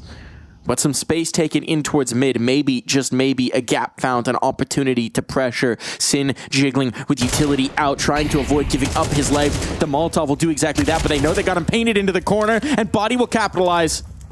It's just Lake on this side of the map now. It's just Lake. His teammates know they need to rally to him, but Blame F faltering on the flank. They're in their spawn. Slacks, is he prepared for this? Is he going to be surprised? He certainly is. Body, not expecting that sort of move, but Rek is going to charge down this kill. He ignores all caution. And this time, Crim's in a clutch, but he has the bomb. It feels like Crims is just doing his own thing here on the other side of the map. Everybody's dead. No one's on the site. Adventure. He'll get the chance at the post plant. He's got the bomb. Finally, he's got the bomb. There's no way in this moment that M80 would read that he's the solo player, and he's going to try and fight through, try and get one more. Oh, Lake. Lake's not... Oh, he doesn't check. He doesn't check. Shots in the back, and that'll be an edge for M80. 35 rounds secured. Starts off with a rocky kickoff there with a Swisher aggression. Gets shut down, but Swisher continuing to stay resilient in some of these rounds. Able to hold down the line. A clutch denied. And it will be converted. M80 with a lead once again, looking refreshed. But it's another 2-to-1 split in this OT. It's again for the defense. The shifts have split. The weight has been moved. Double up is back. 37, the magic number. Head-on collision versus Slacks, and it is going to be Blame F knocked out. Hasn't really been delivering much for either team, really, the double up. Double ups have not It feels like incredible. a trap. Wreck the carpet salesman. He's back here to peddle his wares, except this time, well, he's got a little something extra special. A 2-for-1 deal, and it Slacks his op to deliver. He is traded, though. That's some very valuable canals control for Body. How do you hang on to it, though? That's a problem. That's such a tough position to stick in, and you can see Body does not fancy it. There's about a million different concerns as you stick around here, so it has to fall back towards this cave control.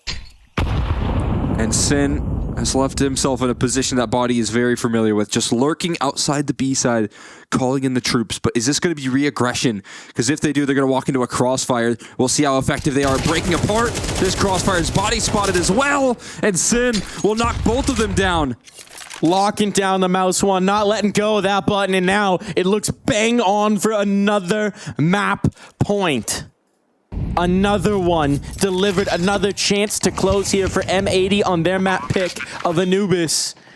Fnatic backs against the ropes. A boxer that just won't quit till the final bell.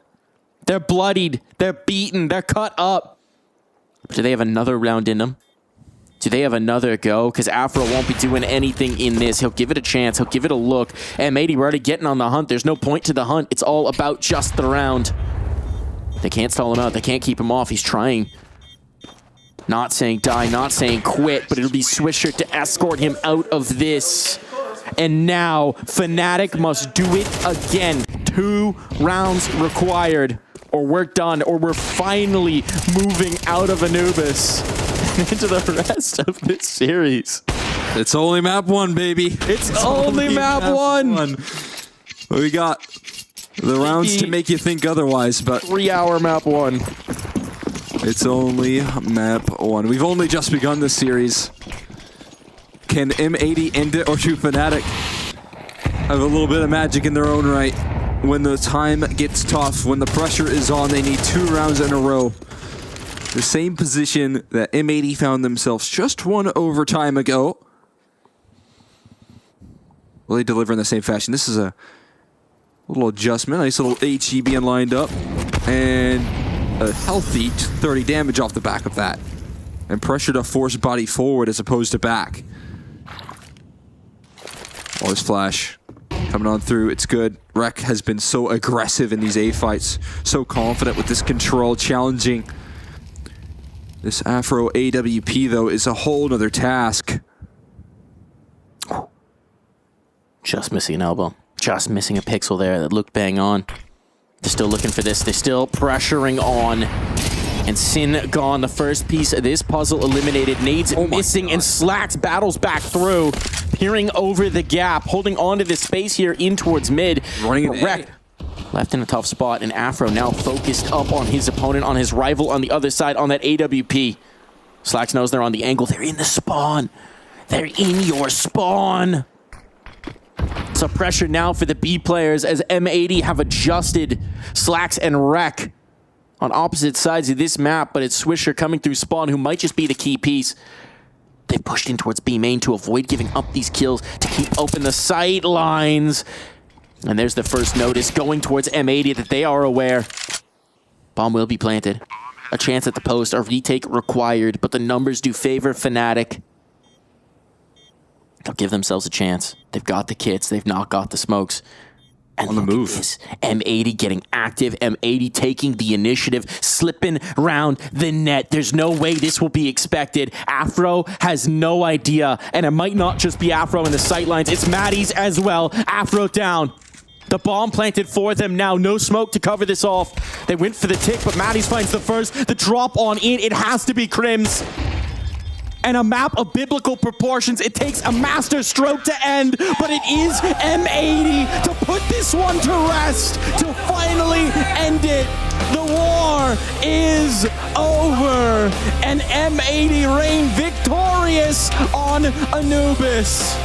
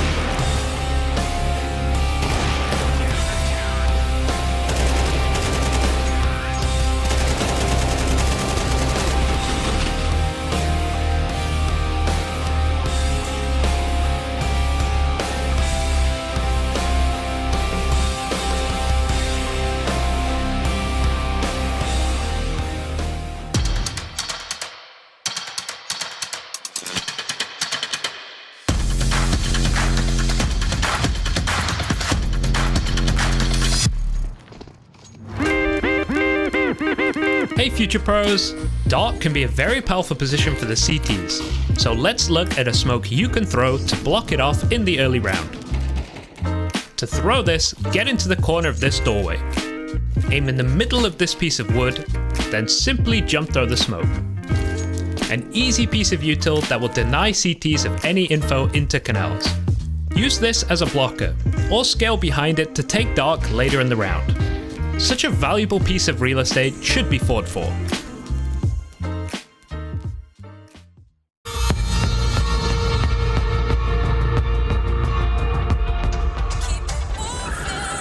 You got to speed up. He's way over the limit. This dude is spinning. Calm down, little man. We got bigger fish to fry.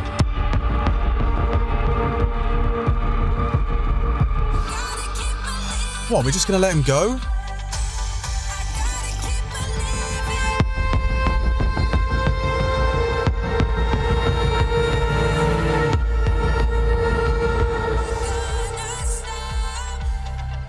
We've got movement.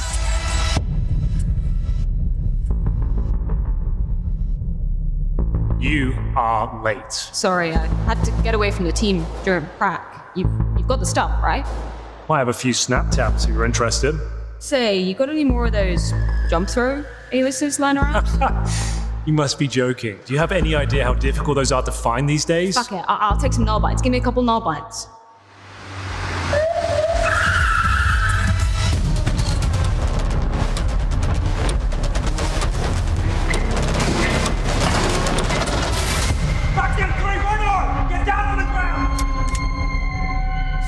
Get on the ground now! I will not ask you again! So just get on the ground, sir. Sir, please, just get on the ground.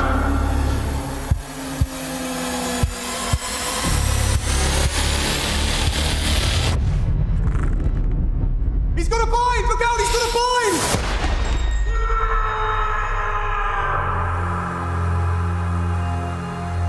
Why didn't he get on the ground? These people, they have no honor, no code. They do whatever to get ahead in life. They're not ready to face the consequences. There's that guy again, spinning. Let's go get him. You've done enough for one day. Let's just let the kid have some fun. Officer down, I repeat, officer down.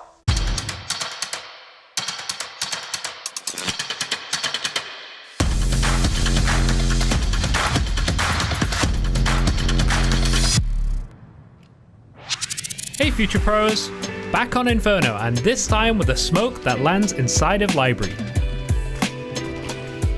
To throw the smoke, stand in the middle of this door frame. Aim in the middle of this roof section, then jump throw the smoke. A pretty easy lineup, so there is no reason not to learn it. This is a great piece of util to aid your team wrapping the A side from the arch side. Round of the game. Vinny covers them and just about converts up the USB. Vamos, as they would say in Brazil. They're coming back to life. They can taste victory. So close, yet so far. A lot of work to be done with the first round in favor of Imperial. Now it's starting to get a little bit frustrating for Mouse as well. It's 4 rounds in a row, 4 gun rounds that they can't really punish Imperial, and it does feel a little bit frustrating because it's not anything, you know, crazy that Imperial is doing. It's a little bit of individual prowess from Phelps.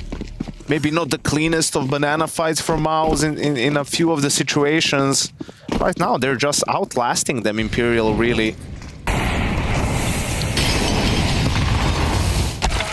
Hello, another opener. Try is really zoned in.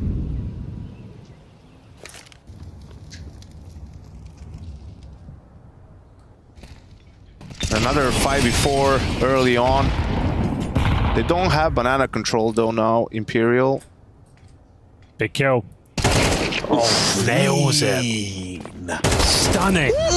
They can aim. That's round. The Brazilian aimers are in the server tonight.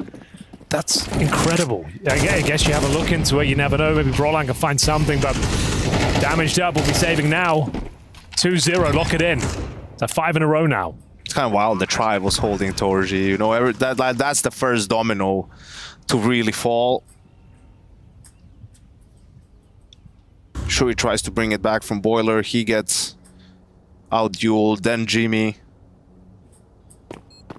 And now Exertion and Brolan enjoying the quiet time.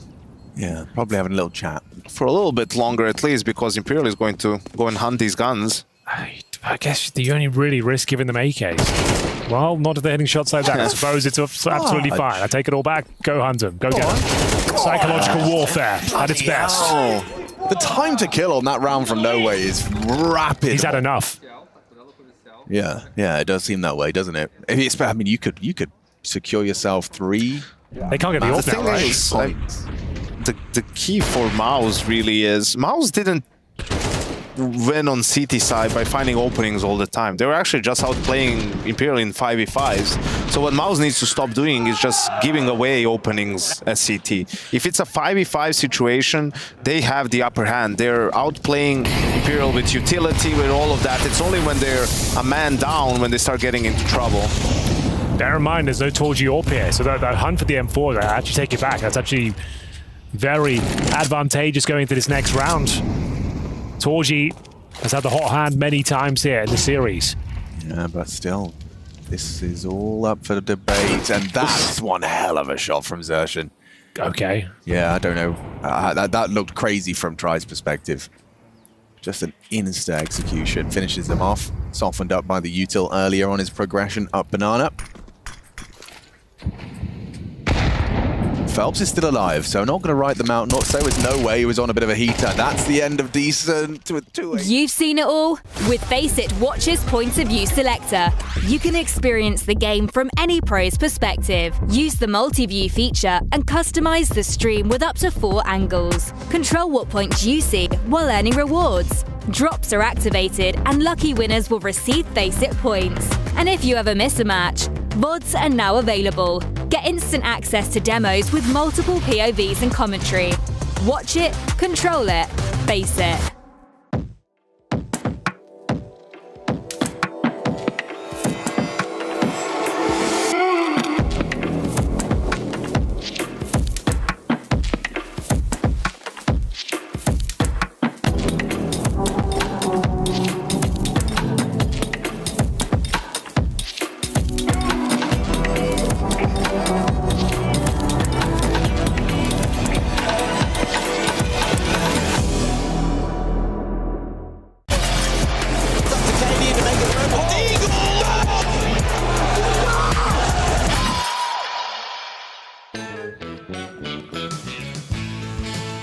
You still with us, folks?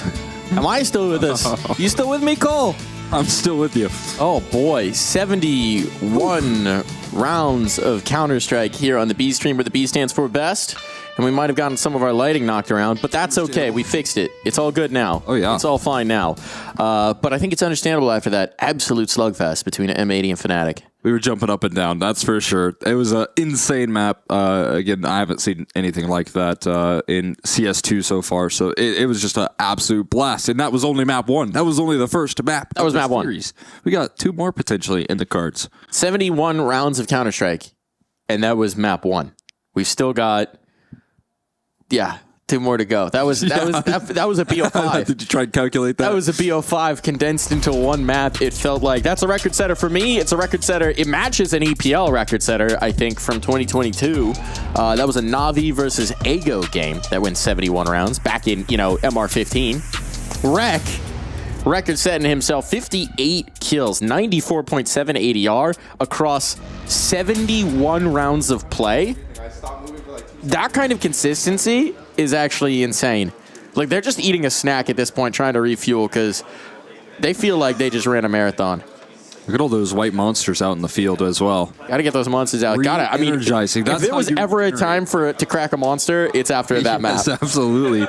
Give you a little bit of life there and some stamina, because you're going to need some energy. You just used so much of it in that one map. Your map pick as well. That was M80's map pick that we just watched go into 8 overtimes, and now we have at least Inferno to look forward to.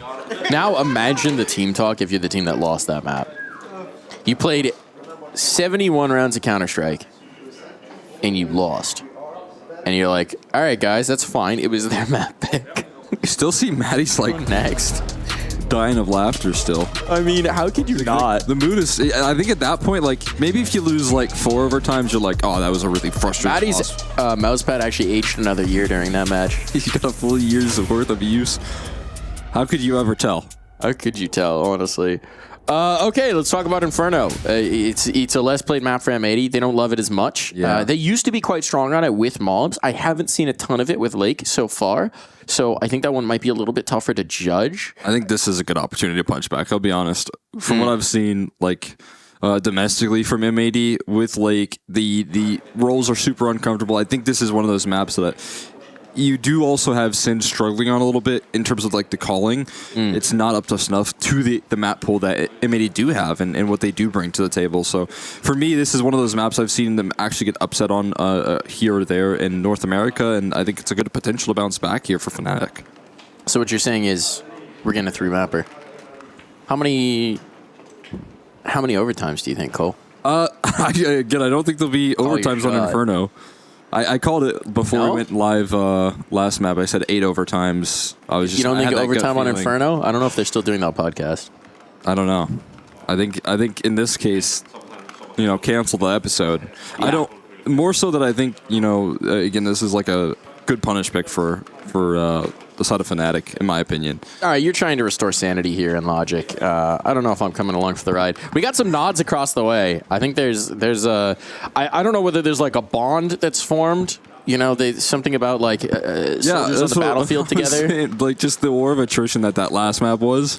If you're Fnatic, you're like, okay, that was such a crazy map of Counter-Strike. Like everything went off. So like you said, like the frustration could be there, but it felt like all the way through there were still some good spirits, and even like starting off this map, it's just going to be one of those days where maybe you have to play 2 series, but it's just 1 series that you have to play. Speaking about potential upsets, looking over at Stream A, Imperial won the first map, and I think they're up on the second in overtime, if I'm not mistaken. Oh, they got overtime too? That would be quite the upset. I think they just have the 1 overtime, like a little bit of a more normal overtime type of situation. The casual 1 overtime. I wouldn't know what that's like.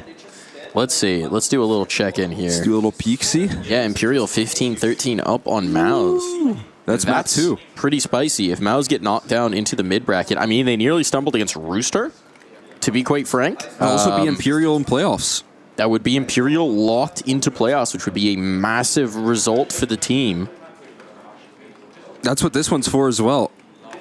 Locking in a playoff position. I think that's why both teams fighting tooth and nail for these this map's for Anubis. All of your energy put into it. You talk about the series. I've had a couple chances to talk to M80 over his time. Oh my goodness, Imperial just did it. Wow. They just 2-0'd Mouse. Mouse are down to the mid-bracket, Imperial through to playoffs.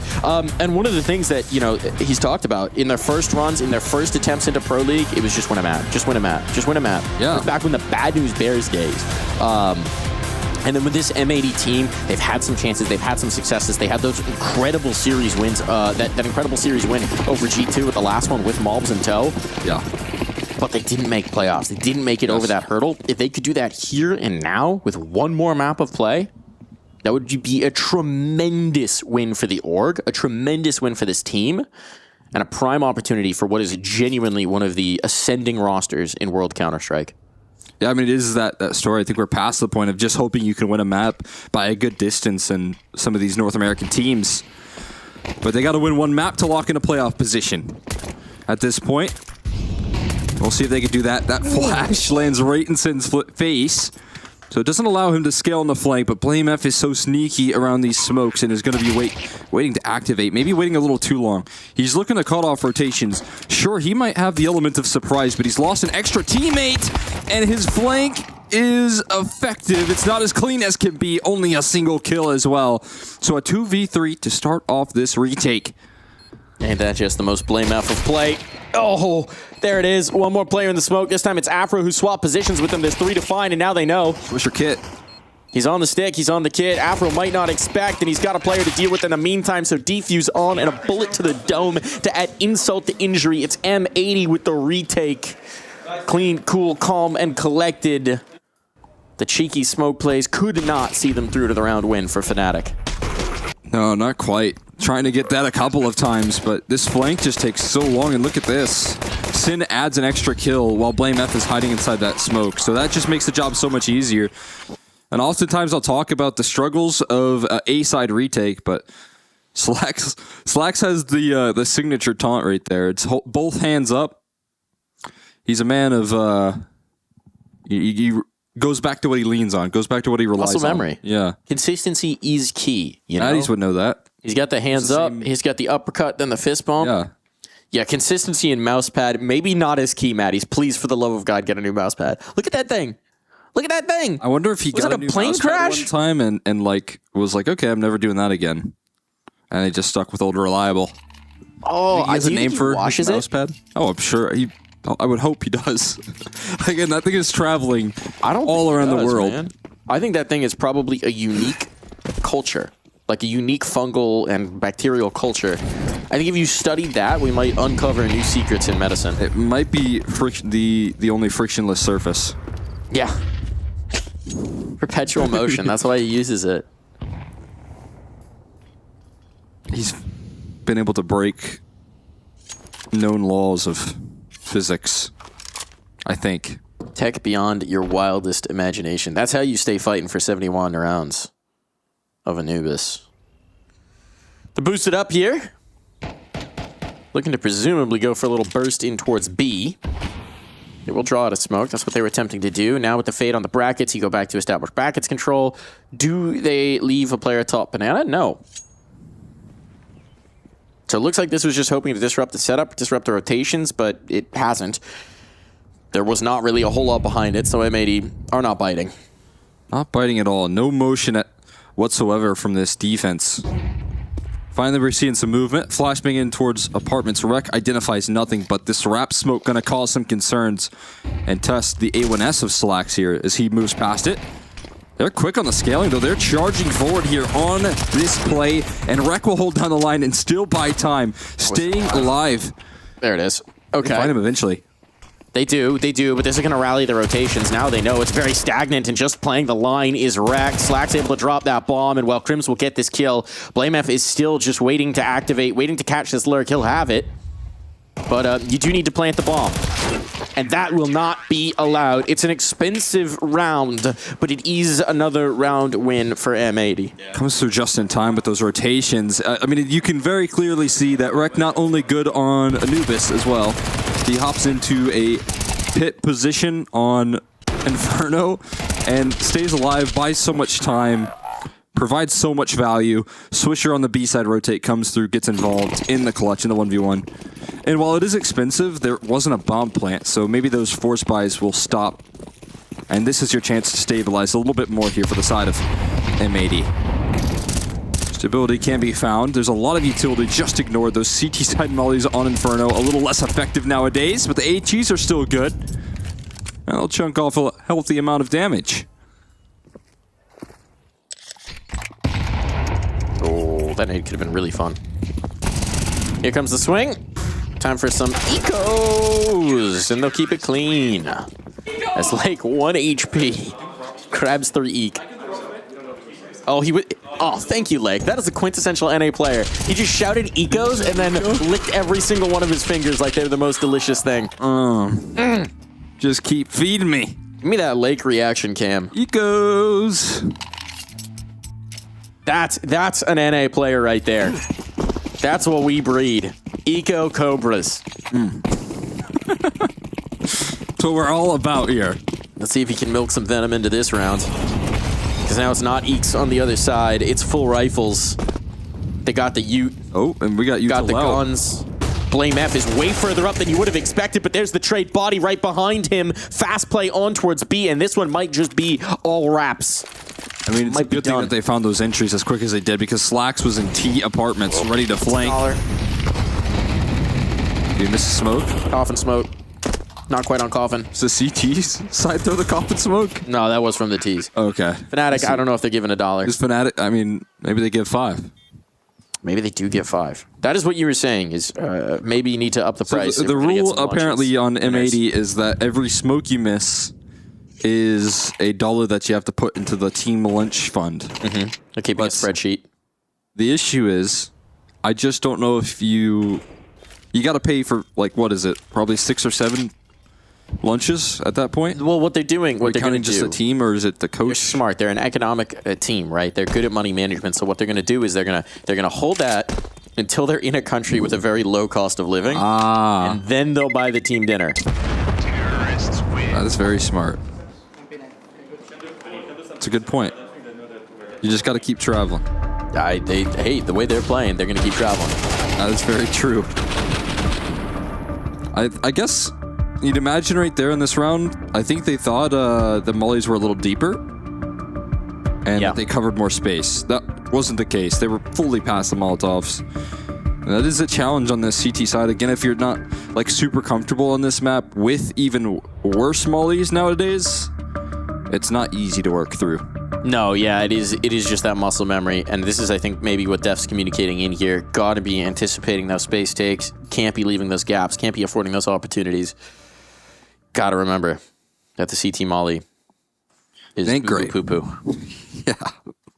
That's made Inferno a little bit more fun, though. For sure. Giving a lot more agency to the T's to threaten that banana fight made it a lot more interesting.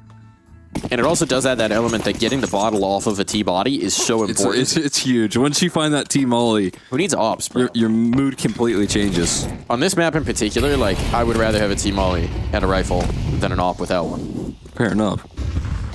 I'd rather have utility. They're back up to this B side here. Look at the nade exchange. We're playing dodgeball right now. Full belt of utility tossed at each other, but it is Lake that comes out worse for wear in that department, and they are not concerned at all. They're holding nothing back for Fnatic. They are aggressing instantly. You can see, I mean, they didn't even really want to necessarily take this in towards the site. They're doing it because the space is being allowed, and Afro's even thinking, can I get more? No. Okay, no gap in that smoke. No dollar. But the bomb's going to be retrieved, and this is where, you know, you're typically going to go back to your bracket play, which is actually why the smoke comes out in anticipation to try and deny the space, to try and keep them hemmed in and allow Sin to get rotation so that you'll now have numbers if you've actually done a good job of forcing them back in towards B. But there's still time. And as Fnatic have shown on Anubis, they are more than comfortable being patient about running this clock down, about executing late. So they're still going to take some space out towards A. And now the problem is Slacks and Wreck limited on the utility. That smoke's going to be deployed. That's the last one that they've got. They can't really stall this out anymore. They're going to need a big individual play. And Rick's going to bet on himself. They're going to run through the smoke, though. That's going to be a huge challenge. He's going to body block them. It's a lineup, and it starts off horribly wrong. It's going to force Body away from this play. He's going to escape with the bomb at least. And Lake going to reposition as well. But a 2v4 now. They have to make this Lake reposition. Lake is going to get overrun, but Blame F somehow threads 2 kills and could bail them out because there's time to bring that bomb over. It's a race between Wreck and Body, but he's made it. He's completed it. Gonna punch in those digits. There's a fast flank from Slacks as well that's formulating. He's gonna charge forward. Blame F taking even more space. In the backhaul though. Wreck diligent about the clears, but can he get past Blame F's rifle? It might not be tested just yet. Body gonna use the smoke against him.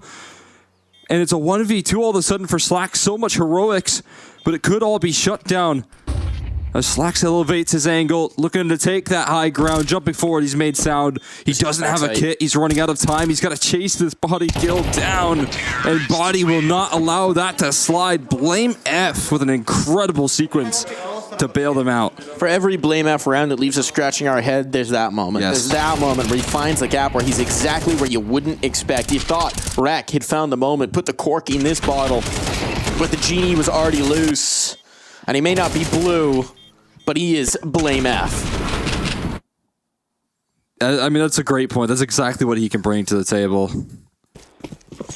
And you can see M80, the frustrations in their camp, as they feel like they had that round boxed up. Not able to close it out, though. Slack still has an AWP, though. He's looking as active as can be. But they are so confident in every fight towards Banana. They have not held anything back. And again, we are a minute 30 on the clock, and they have established car presence. Whee! Okay, what a peek from that. He gets tagged up, still gets the frag. Ooh, looking a little quick with it. And now they want to pressure B. You get that kill A, you put them under massive pressure. M80's going to take a gamble. You know they're limited. Well, go to the other side. And it's looking like that's going to be the right decision. M80 presumably will just punt at this point. Recover the weaponry that they can and bring it into the next round. And And Fnatic equalize. Tied up. And that, again, is one of those situations where maybe don't have a lot of utility to push back on. No. Fnatic on Banana. No, good decision on the save, for sure. But Fnatic sure are confident in the way that they take that space, which is a good sign. It's going to be a sign that they're ready to come into the second map revitalized and ready to play. And that's what they are looking like right now. Now they got hunts. Do you feel revitalized, Cole? Oh, yeah. Yeah? The bathroom break really did it for me there. That's all you needed. Give this man an empty bladder and he's ready to cue another. I was so happy when that happened. I was like, oh, God, how long is this going to last?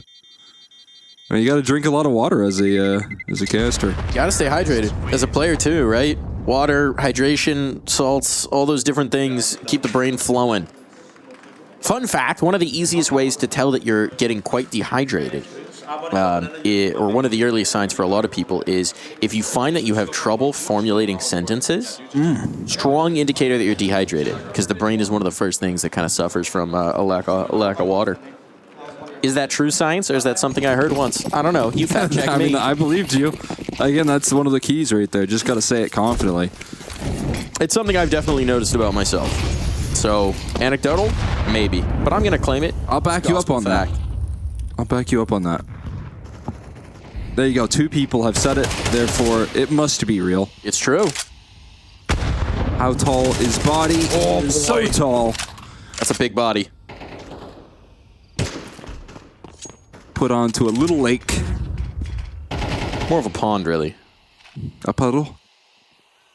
I don't know if we're going that far. Just disrespectful. MP9 from Swisher's like, how many people? Oh, everyone's on the other side of this. Everyone is on the other side. Run away. They're going to do it again. They're going to do it again. We've seen it before. Gamble towards A. Fnatic, a dry take. B. Rinse, repeat, round win for Fnatic. Oh, yeah. Question is, this time, Crims is like, can I hunt? No, is the answer. At least not yet. Not yet. They're still a little nervous about the possibility of this being a site that is stacked up. Yeah, stacked up, or having a player on it that they would have to get past. But the full execute into Ghost, this is going to work very well for Fnatic. Talk about being diligent about your plant spot there. The pixel furthest to the edge of the plant. What's your appetite looking like, Krems? Are you a hungry Viking today? It's going to be Afro. He's looking to take the first bite out of this. Oh, and no, actually. Not so interested. Not so interested. Not interested in the crossfire. Fnatic's going to keep their own money healthy. Very healthy at that. Feels extremely conservative. Terrorists win. Got 5 up. I mean, I guess in their mind, you are walking into a 4-man A stack there. Sure. In that case. You don't know what's around that corner. Poke and prod a little bit. Hope that someone is isolated. They don't get any vision, though, and you see 2 rounds play back-to-back where it feels very similar, that Fnatic have a good understanding of how they want to take control of this B side. Even when it's up against lesser weaponry, it's efficient. It's aggressive. And M80 have yet to have a reply. Maybe getting that 3rd player involved could be the adjustment. And that seems to be the case. They've got 3. It's better than 2. One of them has played catch with an HE grenade, and he's very good at that. Yeah, you're not supposed to catch them. Swisher gonna work his way in towards the sandbags. Utility on to isolate him. Forces Blame F wide, but Swisher can't catch. He's so low as Blame F, but the nades have yet to find that one. Oh, ho, ho. Behind the car. Nearly does it. Just millimeters away from a confirmed kill. And now seeing the utility, they're going to know that it's heavy presence here on towards B. So back to the other side, go Fnatic. They've had this 4v5 so many times, and they've gambled over towards the A side in all of them. But this time, Fnatic are saying, what if they gambled B this time? They have to switch it up.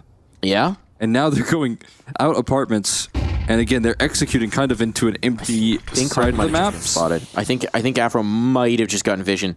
The question is, does he think the corner's clear? Does he Gave this setup a rumble. Yes, he does indeed. Sin manages to bring back that kill. It's going to be a 4-on-4, but here comes the bomb plant. Sin avoids giving up his life. Should set up the retake here. Now not at a disadvantage. They're taking all the time in the world here. It's safe. A-side retake. God, I hate Inferno. Yeah, there it is. No, I like Inferno. No, stand on it. Stand on it. It's just after that incredibly exciting map of Anubis where every round felt like every it went round down was to the retakeable. wire. We saw different strats running in every different round. Like there were wrinkles and developments. And now we're back to 4-man save simulator. Yeah. No, listen, I want you to say it. Say Inferno is washed. In this moment, I'm feeling it. Yeah. In most moments, it is played. It has its moments, though. To be fair, It has its moments. It has its moments. I've enjoyed a lot of Inferno. Dog. Can we go back to that dog by any chance? I just need a little more oomph. Oomph. A little more. How about that? At least hunt, Fnatic. You have stupid money now. Why aren't you hunting? They're just gonna run in to B and then die to an op and then get Still fine. Worth it. If you get one gun out, you have like 16k on everybody. You don't all need to be preserving the KD. They gotta get up to 16k and then they can hunt. But they're there. They're pretty close. I think they have like 3 players on 16. That's nice. Free util buy. They got bread. Okay, somehow not actually. Let's see, they're just stacking up that bank account. Are they just like dropping AKs in spawn? What's happening here? I don't really know. I mean, they are using a lot of utility. They just haven't even died 2 rounds in a row, no casualties, and then that last round, they only lost a single. But like what? Max utility is like a 1,200? 1,400? But then you buy maybe an extra HE and spawn, it's another 300. There's no way. You keep it for the road. Hunt. Give me some blood. You're bloodthirsty after that one. Dude, after Anubis it was is a so banger. funny to look at the top right of your screen every time and see 37 to 35. Just ridiculous. There's something about that. Lake. Oh, gonna be out of this one. It's an insta 5v4 for Fnatic. Once again, they've given themselves that early advantage. M80 are struggling here. This ship is full of holes, and into the lake they will sink. But let's see. It's that dang B-side. Swisher's gonna try and get a bung in that hole. Is that a sailor term? Yeah, that's when you have leaks in your boat, you have these wood plugs, basically, called bungs, that you hammer into the hole. Yeah. Because then the wood will absorb the water and swell to fill the gap and help seal it. And so that is where the origin of bunghole comes from. What is that shipwreck? The Vasa? No, they could have used that. They could have used some... Well, I don't know if the bungs would have saved them. They're kind of like tipped all the way over, I think. Oh. I think that's what happened. That one, there's only so many holes you can patch. It was broken from the get-go. As is maybe this round, but looking to be recovered here. Maybe they got some holes to fill on this B-side as Sin is finding all the kills. Stepping up in a big way here for his squad and still dodging these bullets here. Now Swisher can get involved and Sin is elusive.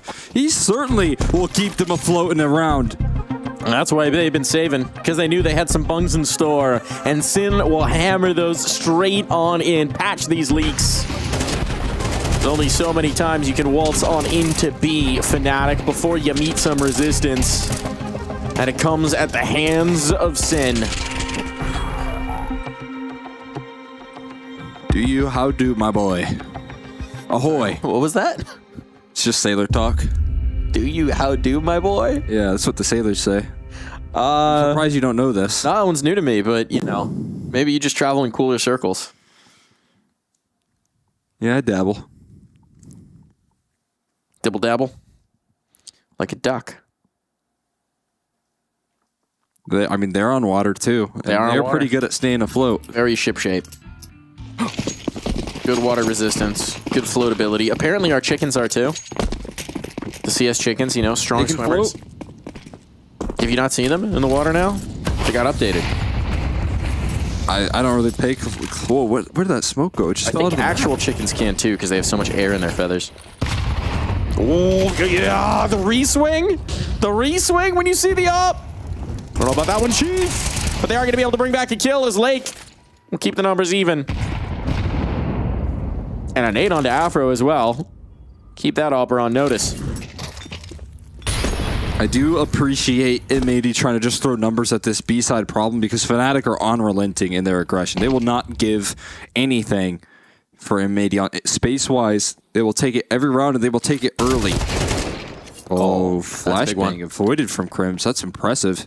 Deals with Rek. I don't know how he was able to dodge that out, but Rek gets sidelined and a little relief as that war rages on between Rek and Crims in another map. Surely they're coming back towards that now. Seems like it, but also you do have some extra support in Lake here, so it's not completely isolated for a Slacks multi-kill. It's Slacks in the pit, and they've got this smoke up. There's that first strike. There's no Molotov for this. Now there is, but it might be a little late. Slacks is burning. Slacks is burning, trying to get out of this. Lake will be able to capitalize, anticipating the swing. Nearly hits the headshot. This is very winnable for Sin. It's not easy by any measure, but both players are low, and they don't know which side Sin's coming from. So for the moment at least, BlameF will slip out towards short. I don't know if there's a kit down on site. There is indeed, right on Lake's body.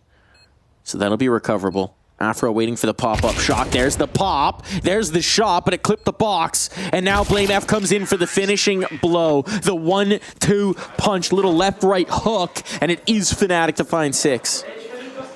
Knocking that round straight out with the comfort, making sure that Slacks can't find too much success. That repeat from Swisher, just trying to make things happen on this B side. And again, that flash, I don't know what happened there with Crims. I think the flash might have hit the edge of the wall, but doesn't quite catch. Crims gets away with the big kill, and that opens up opportunities elsewhere. It has been one of Fnatic's biggest assets, is that Crims and Body on some of the extremities of this map on Anubis have been so efficient. But Sin is looking to start things off and shut down by Matties out of the gates.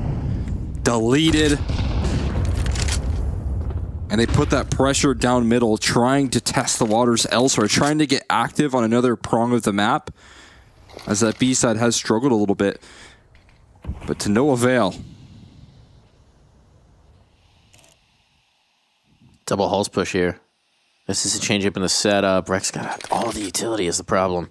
And his gun barrel might jump just a little earlier than you'd like it to. It'll just bait Crims into the wide swing. That's true. Be like, oh, there's a free kill right around that corner. Ooh, piece of candy. Ooh, piece of candy. Ooh, piece of candy. We'll see. Ooh, a nice little peek. Oh, I see it. Is he hungry for candy? Just a little wiggle wiggle. Isn't that so enticing, Crims? Wiggle woo. Oh, he's going looking. He's going looking. Rek's the one who flinches first, and Crims just so patient, man. They want some sort of information, some sort of understanding. And that little wiggle worm, the worm on the edge of the hook, will not be enough. Was his scope heard? Crims is rumbling around here. It's a leg. It's a leg. Needed that to be a kill, certainly. And Crims will not give him another opportunity. Bomb down, save on as we come to the close of this half with 7 for Fnatic. I mean, Crims, he's a little too old to be baited by a piece of candy. Nope. Not going to work on him.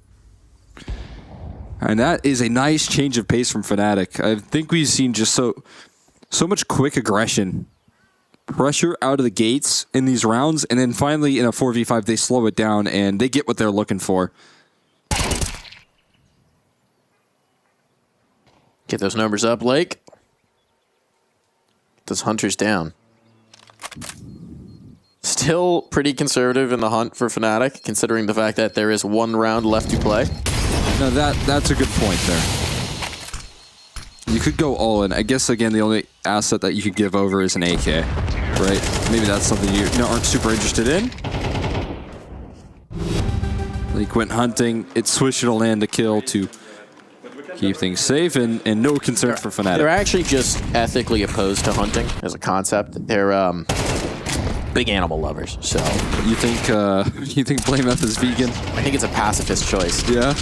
If he is, that is an impressive amount of calories he's got to be eating. A lot of tofu. It can be done. It can be done. That's good in protein. I would describe it as challenging. They love a good challenge, as Fnatic have shown us, and they do love a good boost as well. It keeps working for them. They do. Just again and again.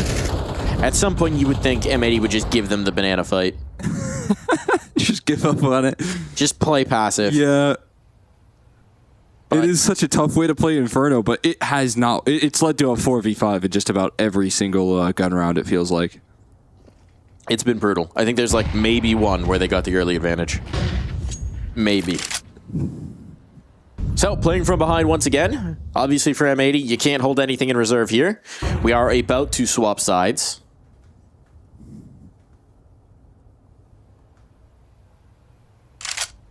And it seems as if at least we're getting some extra help. It's not completely isolated for Swish. He's got to get that smoke down. What do we got here? This is old school right now. This is old school Inferno. A self bounce off the flashbang.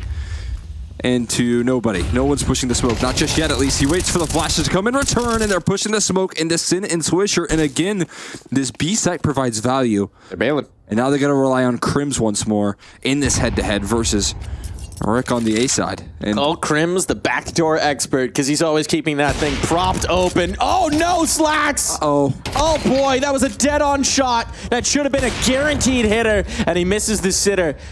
But there's only 15 seconds. If this is a bomb drop, it's big trouble. 12 seconds, you have to kill this man. Blame F, all alone, and Swisher will find the last bullet he needs. That backdoor slams in, catches their fingers on the way out, and we will be back after this break.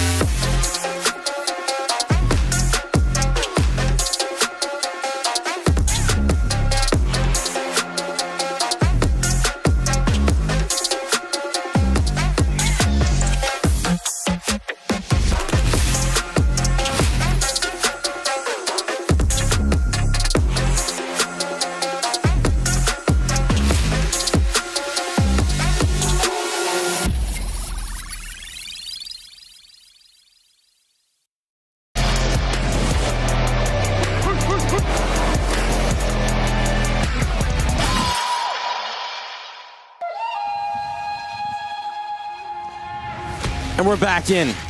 We're 12 rounds in, and that means we're only about a sixth of the way through this map, if Anubis is any indicator.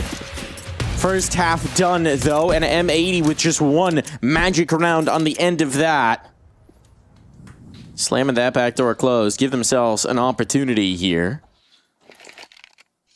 to keep it going, to close this in two, to secure their first ever ESL Pro League playoff spot. But Fnatic on the other end, will have Crims deleted off rip. It's looking good. Medi did take that first half pistol. They need to do more. Afro taking the initiative here, shutting down this mid prong as Utility's getting chucked out, and Body and Blame F will catch everyone. You want a waterfall out of apartments? Well, they brought an umbrella. Ella. And it's an AAA from Afro as Fnatic secure it. Afro bringing a whole new meaning to Pop Flash with that kill. And the Flash just flying high. But they have everyone involved. It is a lovely opener from Lake to start it all off. And if it gave you the suspicion of how that round was going to go, it completely flipped on his head. Afro holding down the line from apartments. And the resistance comes through from the rest of Fnatic as well, with those quick reactions. And now it is Glocks and ecos that will be fed to these B-side players. And it's a good opportunity now to just take full advantage. And now Maddie's has an opportunity to say, feed me! Because he farmed those sweet ecos. Oh yeah, there it is. Double birds. Double birds up. A little slap motion coming through from Kita as well. Letting him know.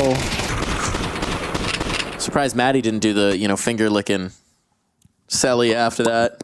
Yeah, let him know, Captain.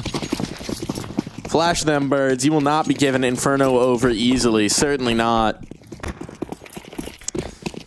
No. No map's given easily here, it seems. I don't think that's where that smoke was supposed to go. That's $1. Ooh. Uh-oh. Cha-ching. 30 more of those and we can maybe buy our lunch.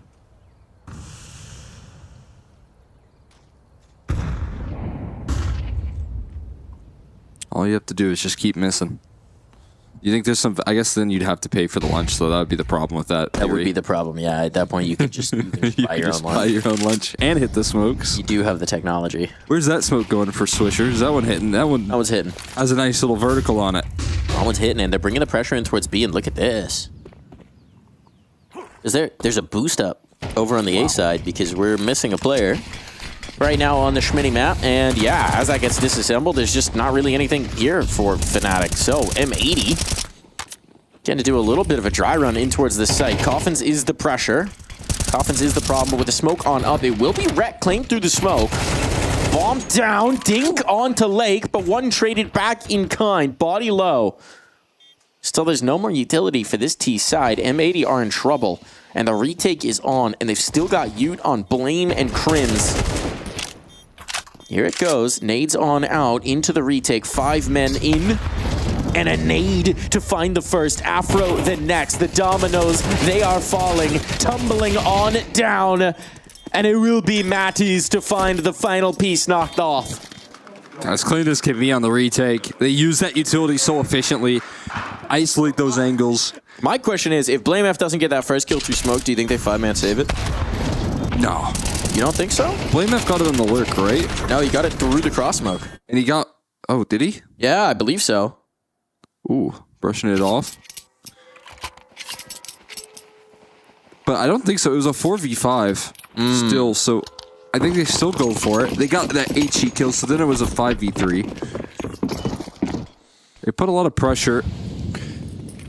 But they do, I mean, I guess M80 more so liking their saves as well. Fnatic haven't really been in a position much to save. They were savey initially on Anubis, and maybe that haunted them. They're saying, if only we didn't save some of those rounds. What could have been? Right now, I mean, they're looking good for 11, unless some magic comes out of these techs. And that could mean we're thinking about Ancient. In a shockingly reasonable amount of time. Yeah. I mean, this is what a normal map would feel like. Hold on, though. Hoss pop? Close range Tech 9s. They can do some damage. Halls pop. Put one between the eyes of Crims, and suddenly we got some action happening. Popping Halls. Popping Halls. Swinging balls. That's what I always say. Lake does get that shot, but unfortunately the Halls pop not going to be massively effective. Okay, and here we go. Sin busting this one wide open. They got to get back into that pit, and players exposed. It will be a nade popper from body to swing balls right back through. That is the problem with the wrecking ball right there. It goes one way, and then it comes right back at you, crashing down. With Miley Cyrus on top. It's just so unpredictable. Well, that's a quick recovery and a nice save from body. You get Slacks in a post plant and a 2v2. He had the AWP in hand. F's knee up. It's over. The knee up from the coach. He's thinking about Ancient right now. Actually, he looks like he's taking a nap. The reason I remember this... Oh, no, he's awake. This map being so rough for the set of M80. Watch them lose it a lot in NA. This is a map that they've had a little bit of struggles on. It's been a map that's been vulnerable. They lost it to Torqued, actually with Lake on that roster. This was at maybe the midpoint of the year, beginning of the year. This was with Lake on Torqued. It was also Steel on that roster. Just like a stream team playing up against them. Shoutouts Steel Torqued. Torqued Steel. The map that they won was on Inferno, then they won 13-2. It was a complete mix of 5 players. Lake was one of them. Gamer, caster, analyst, and a talent scout, apparently. Yeah. 2025 ain't ready. Shout out to Steel for finding Lake out. And maybe that's what, you know how M80 got their Malbs plucked away. They just beat G2, and G2 were like, I'll take him. Yes. I mean, that is the old school. That's what happened with M80. Lake beat him on Inferno 13-2, and they were like, wait a second. Hang on. This guy. Hold up. This guy might be pretty good. That is the most quintessential form of talent scouting. It's just, this guy wrecked us. He has to be amazing.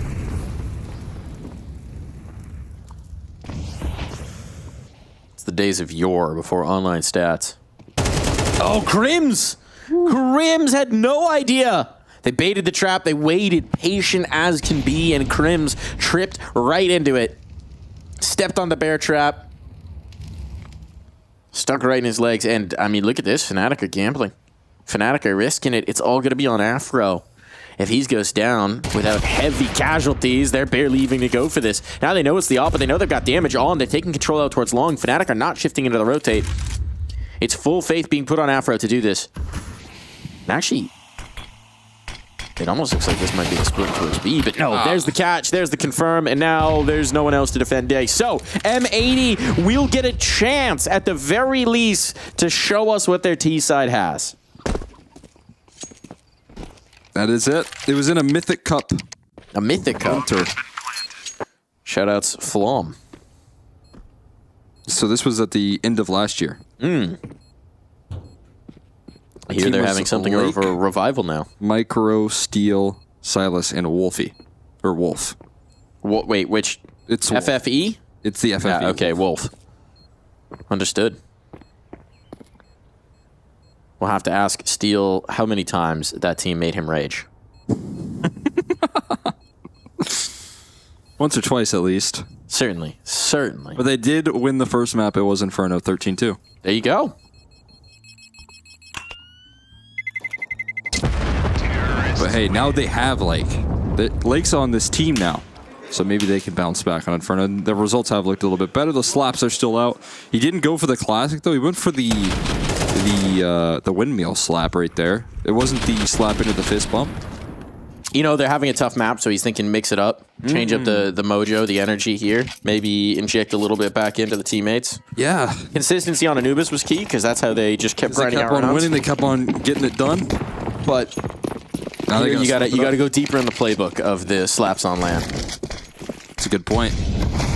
Change it up a little bit when things are going wrong. Some teams have team psychologists, performance coaches. M80 have differences in Slacks' slaps, depending on what kind of... It's like a feng shui type of thing, you know? Get the chakras flowing, slap them out of your teammates. Breck? Looking to give him a little slap here. Oh, it's Swisher instead. And there's Wreck on the follow-up. Headshots galore. 1 HP or no, that's all you need. As the bomb will go down, and Fnatic, again, going to have to punt on this. And the question becomes, M80, what's your appetite for the hunt? You guys also feeling activist? Or are you feeling active?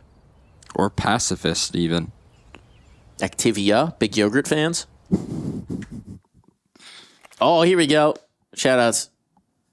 The old lore. The old legends. Does that say source on it? It does. That is source. Nice. Counter-Strike of the source. Used to be 1.6 on this map, but you know. Could just change it to Go now at this point? That's the next version of the game. It'll be Go. Okay. CS3. CS, they don't do threes. Nothing saved through, no cash for you, which should make this a whole lot easier for M80. So effective in the hunt, they are not feeling as concerned. They did it. They hunted. Animal welfare. Or they hunted. Fanatical welfare. Welfare? Warfare? What are we doing here? Successful hunt effort. That's a bit of a refreshing sign. Again, it's not a 4-man save. What do you do after a successful hunt? You like sit in a cabin and roast? Yeah, I think you like if ideally you would capitalize on the gains that you got, right? You're cooking yourself some. I think jerky is popular. I don't hunt, so I don't really know, but you make jerky. I know that people that do hunt make jerky. Yeah, actually, my grandfather used to make venison jerky. Yeah, that's a big one. That is incredible stuff. 10 out of 10. It is very good. Would recommend. Now my mouth is watering. I don't hunt, but I do profit off of those that do. I remember there was this cool thing in Maryland where I used to live, where there was a butcher, where like white-tailed deer populations in the U.S. are really out of control because we've killed all the natural predators. So their only predator remaining is like cars and humans. Yeah. Not exactly great for keeping a population healthy. It's pretty scary. Cars are really effective at killing deer. But maybe not in the numbers that are necessary to curtail the population. So a lot of farmers have what are called nuisance deer permits, which is that they can... Oh, hang on. The trap card has been activated. Going back to Blame F with the 5-7. Crucially. Fighting back. With the 5-7. With the 5-7. Oh, he needed a couple, though. Did need a couple. Oh, hold on. We're locked in. No more hunting talk. No more deer talk. Nuisance or otherwise, because this round may be very dear indeed to Fnatic. If they can bring this through. Slacks is throwing up ops. Get himself a rifle. Kind of curious if that op actually stuck. Looked like it might bounce down to me. But Fnatic now have a primo chance to go for this. They still don't have the util. Haven't cleared out the site at all. And they're fast on this flank. They're speeding up, and there might be guns in recovery. An op drop. They should be able to find it, surely. Yeah, it's good. Okay. It's disposed of, completely removed. Shoutouts for that little tile gutter. Keeping the op up there. Keeping the leaves out. It does have friction. Now, no kit, of course. Flashbang to put them over the lip. On comes the move. No armor. The shot's got to be perfect. Jeez. Slacks will find the first, but he did get tagged up. It's going to be Sin to drop the next. It all falls to Afro. He's got the big gun, but he's running out of time. And it will be Sin and Slacks, the German duo, to keep this one from getting out of control. I don't know if that's the round you want to talk shit after, Lake, but you know what? Go off, King. They are pretty good on USPs, though. I mean, Matt's just swinging around that corner. That was insane. Look at that. That's 2 taps, 2 headshots. That is nasty. Was that what he was saying? You guys are good at USPs? You guys are only good with USPs. Only good with USPs. Yeah. All right. They did have a good pistol round as well. They were like very quick with those USB headshots. But now with the rifles back out, is it true? Is it factual? They've got guns, and Maddie's has been knocked out early. And M80 getting the revenge. Massive entry from Lake. And I mean, we put the focus on him coming into this map, saying that, we didn't know how comfortable he was in some of the positions, but 16 and 13, he's leading the board right now for M80, looking a lot more comfortable after having to play himself into form over on Anubis. And the entries in particular on that banana fight, as we saw from Fnatic playing with the advantage early so often. It's a game changer, man. It might be set up for more. I think there's going to be a potential of a flashbang coming through, faking out this presence towards the A side, the brackets control, faking that out. But you know Lake wants to get more active as he contains so much space with this deep positioning, knows that they can comfortably recover, and they're going to throw a full exec at this play, and it's going to be all on the shoulders of Body. Does he want to play ahead of it? Just going to try a little bit of the spam, perhaps. But it's not going to find home, and that really should be the only thing for it. Body tagged up as well. If they weren't already considering the save, they certainly are now. And they already were, so just a little extra confirmation. We've got some hunting out of M80 though in the past, and Rek has just never left this apartment's position. He's the hound to chase them out. Such a weird prospect of a round, right? Where you sit in apartments, no matter where the end goal is, you're just going to be positioned here. Whether you have to activate on a flank, or if you know it's going to be a save and you can maybe have some impact on the late play. I mean, he's learned from the best, the backdoor specialist Crims. He's looking to keep that backdoor open himself. The war wages on between those two. It really is cool to see the mirror between them. Oh, look at this. Pressure on. How many bodies can drop? None. Just Blame F finds one. Keeps all their guns alive. That's going to be critically important here. But M80, that's fine. You can have your guns. Time out of time. Time to talk this one through. And this is the kill that did it all. And this is the next kill that happened in the round. Isn't that fun? I love it. Oh, boy. Well, we are getting closer and closer. I mean, you can understand it certainly for Fnatic as well, right? You've got this lead. You're trying to keep the guns up in as many rounds possible with that lead. You don't want to get them on the 11-11. Somewhere right now, I mean, Crims is just that dog with the pancakes, except flashing through his head is 71 rounds of Anubis. He can't take it. He can take it, actually. He might be the most, capable person of that, but he wouldn't like to. He'd like to close this map out, take it to a quick third, and avoid any more overtime affairs versus M80. That would be the ideal. Is that what's going to be given there? Slacks tanks a headshot. Afro, util out. Utility. That's a freebie, but the charge coming through. Afro holds the line. Oh boy. And eventually it requires a third to come down and trade things out. And a much better start for Fnatic in this round, looking for more damage. No way! Oh boy. Crims caught a stray right there, punished for the spam of body. It's Crims just trying to escape the deep positioning. Look at the health though for M80. I mean, there's just a P250 on Maddie's, but it might as well be an op if you slacks. Doesn't really matter. It's so low. They have all the util in the world, but Fnatic have to know that this should be their round. Well, should is a strong word. This could be their round. Slacks making solo moves here on Banana. Body would love for him to just come around the corner. Yeah, any just contact approach, even with an op, it's not going to matter. Oh boy, there's the spot. Tick, though. There's the tick. Forced into the fight. Can't afford it. You can't push past that angle. Slacks is fully clenched, but Body doesn't know if there's players around him, right? For all Body knows, there's 3 stacked up there on Banana, so that's why there's no peek that comes through. And that allows M80 the time to cook. Are they going to go through Arch? No, they're going to go for the A-side finish. Be huge, but BlameF is watching on the line, and then Slacks is lost. BlameF in the open. Sustained fight, but he's not expecting the second player. 15 seconds. Maddie's with just that P250. Doesn't deny the bomb, but he will secure the round. A half buy through from Fnatic. Saved guns and money left in store, and they find map point. I mean, certainly something to be happy about if you're Afro right there. Something to smile about. An incredible start with so little tools. Not only does he open up those first 2 kills, but he finds the follow-up, this position in between the T side. Wow. And so much impact. 22 HP left for Switcher at the end of the exchange. You can really see it illustrated from Lake's perspective how unlucky that was for Crims. Dude, Body does a little spam. Just trying to run away. Like, okay, I'll reap his... Oh.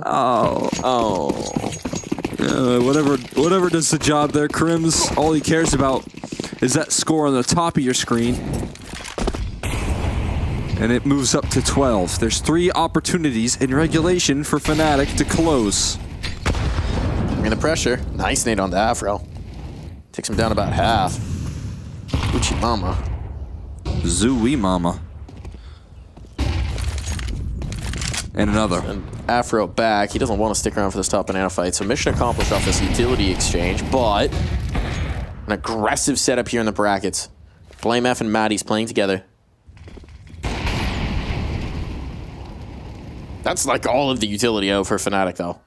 Look at how depleted they are. They have 2 smokes, 3 flashes, 2 nades. I mean, but they're also gambling back towards this A side because Afro is containing a lot of space on B.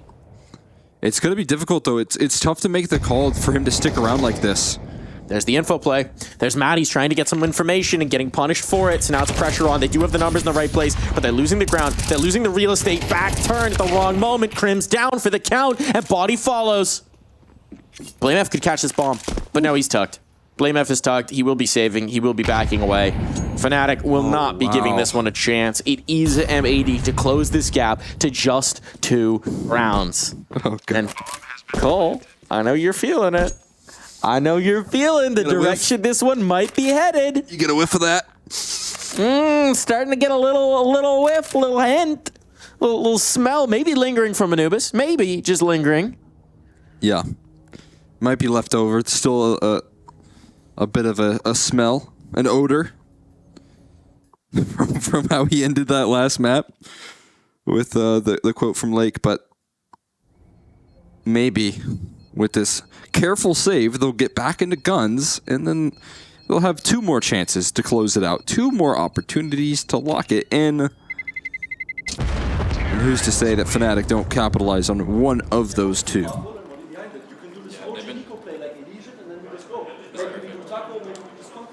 I'm gonna do aggro. Aggro A something. And I also heard something like a liege.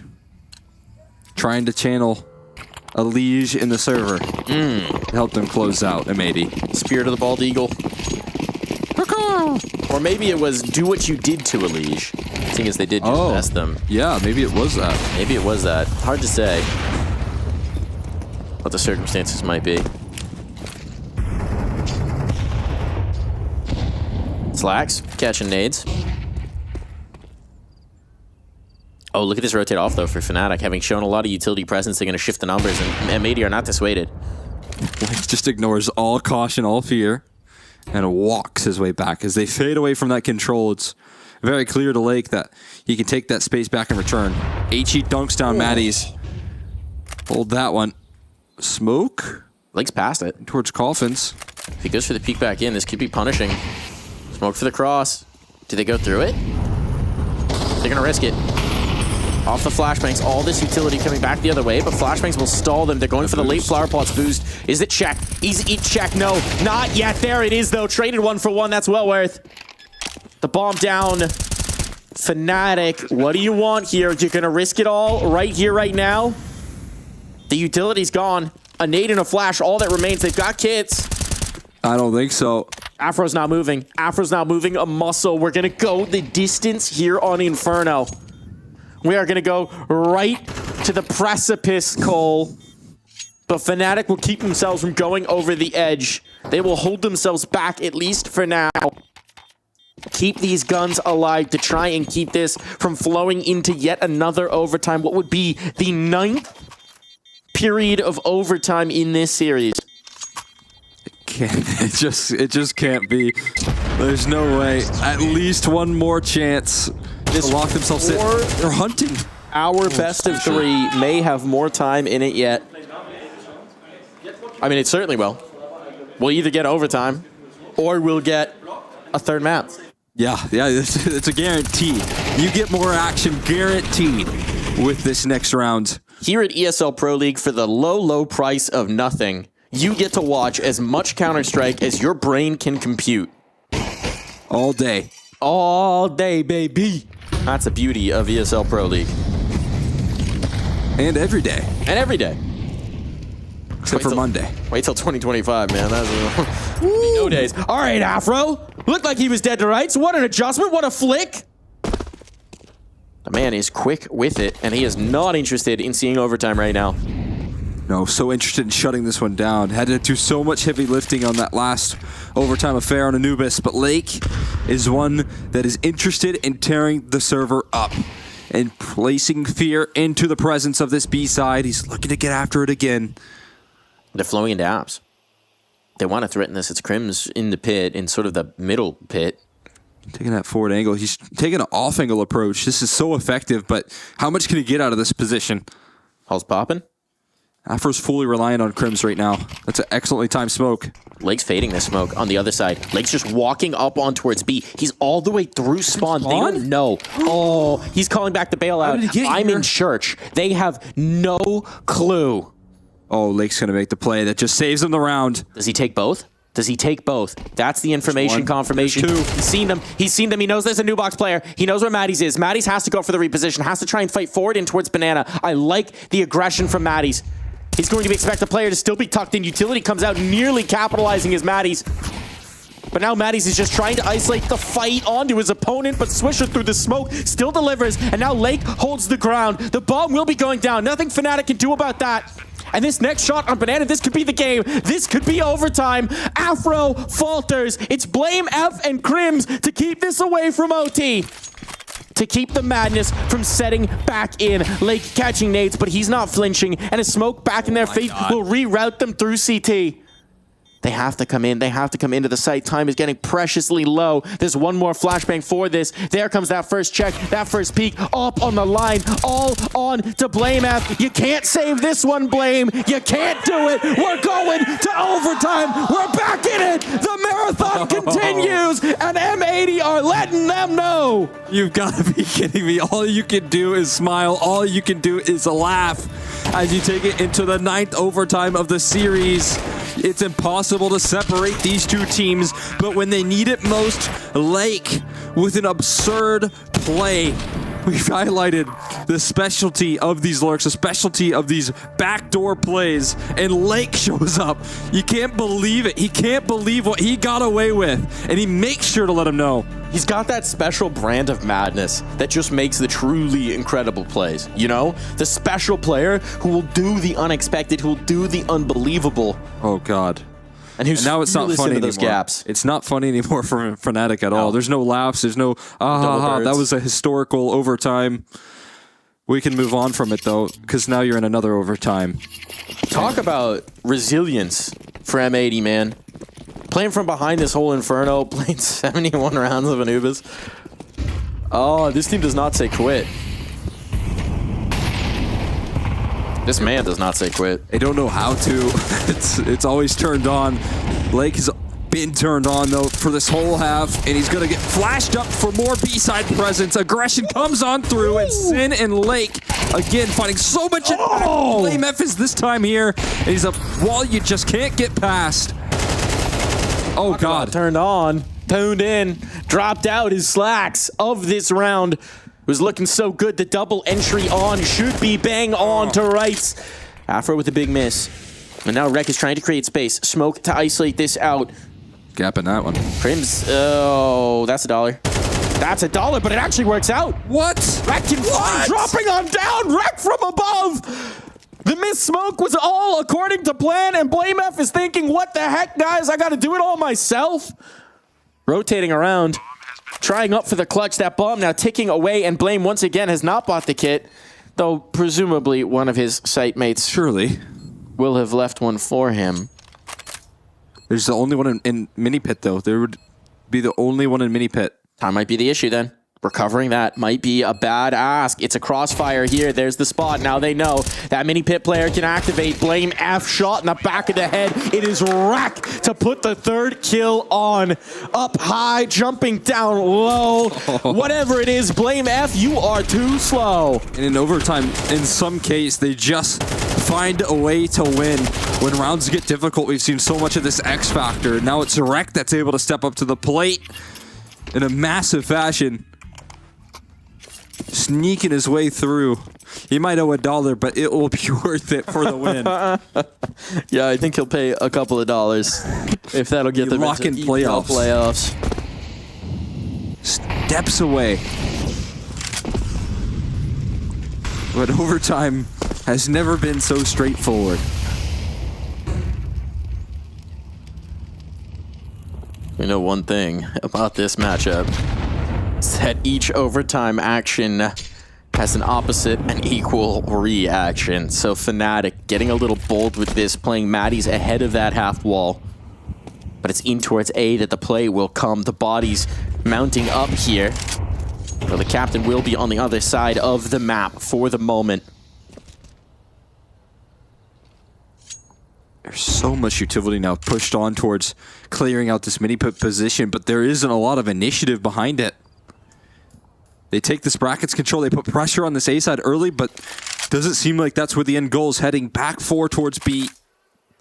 Into body on half HP, but sticking around to try and play off Banana. And one overextension cost him. I don't know if he's got a visual. It doesn't seem like he's seen anything on this play, so he's going to look to trust in his rifle work. He's playing dodge flash. The flash blinds everyone, but Lake is quick for a trade. That could have been disastrous. That could have been disastrous. Lake once again coming up the hero. It's double smokes in towards the cross. Maybe a little bit of a bunch up, but that is well worth. Maddie's, though, can hold the line. And it's pressure on for him. They know where he is, painted into a corner. But if he just survives, that can't happen. Blame F trying to secure it, trying to keep them off this site. No, will not be allowed. 10 seconds, but time enough to get this bomb down to dirt. And now Fnatic, a tough test, a tough ask, and Slacks to put the last bullet in. That might be it. Crims locked out of this site. An op peering down the angle, and he just wants to get this sniper and get it out. Get it into the next round, because Fnatic now, they're on the back foot. They're not playing with a lead. They're not playing to secure a third. They are playing for survival here in this matchup. It's a completely different story. The pressure's on. We could see the frustration in the faces of Fnatic as we headed into this overtime. It is not smiles in their camp. It wasn't just one round that they lost. It was many in a row, 3 of which M80 had to play up against Survival on Inferno. And now they might give them a return on that play. If they get one more, if they sweep this half. 3 opportunities to lock in a playoff position.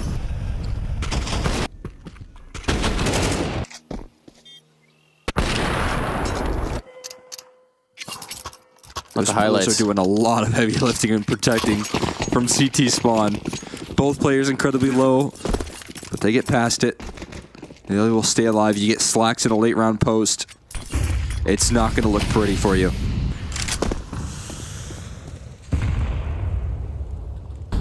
The HE to pop. There it is. To back it up. No visual. It's just the ultimate check, it seems. Lake is low. He got spammed down. They've handled a little bit of that presence towards the B side, potentially. Seems like it. Unfortunate for Lake. Very fortunate if you're a Fnatic fan. It's going to take a little while for that smoke to land. There it is. Bouncer. That one's got some serious airtime. I saw Swisher throw it earlier. It's like an NFL punt. It's all about the hang time. Ooh, bodies are here. Fnatic are bringing the numbers. Actually, ironically, just left body on the other side. But it's looking like a hall spot. A re-smoke on. Lake almost died to the smoke. You almost died to the smoke. You almost died to the smoke. That would have been so ridiculous. You almost got smoke killed. Oh, wouldn't that just be fitting for the way this game has gone?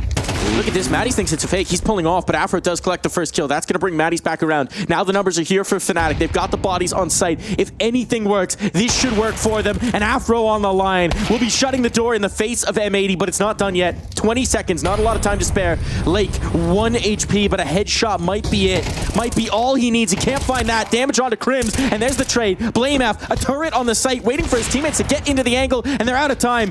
Slacks needs to force the issue. He has to do it, but the Tech-9 finds home. Needs the bomb. Oh, not enough. Not enough. He can't retrieve it. 1 second to spare.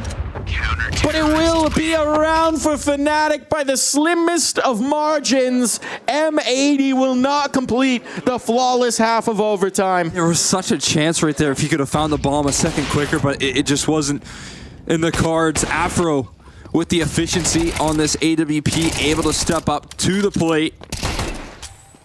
It's been such a key force in this one, and doing his best work in a late round with that AWP, but needed 1 extra second to try and punch in those digits. So we do split 2-1 in this overtime, number 9.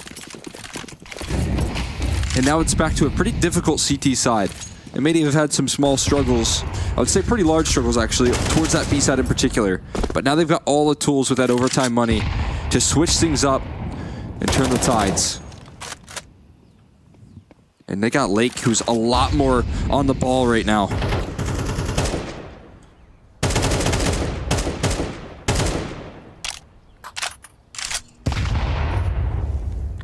Audie, actually Afro, sorry, catching that nade. Are they watching Afro catch that nade? Feeling like he's got a magnet in his head.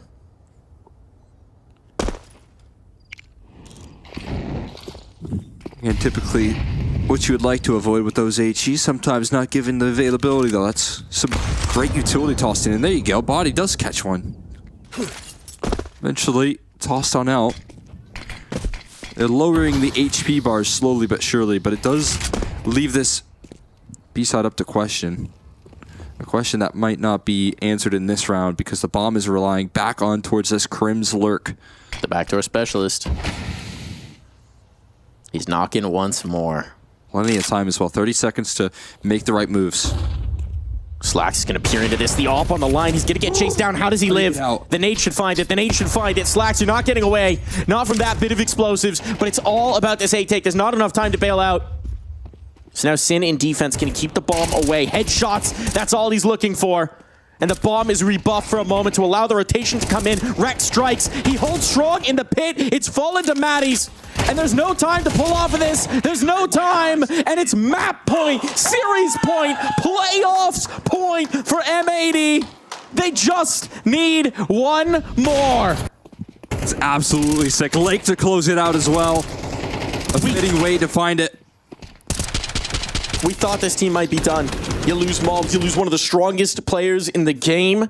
How can they continue to regain? Well, I'll tell you how. They find a new name, a new talent, unproven, untested at this level of competition, but Lake is coming on strong, showing depth here on Inferno, being the leader, getting them into rounds and shutting them down.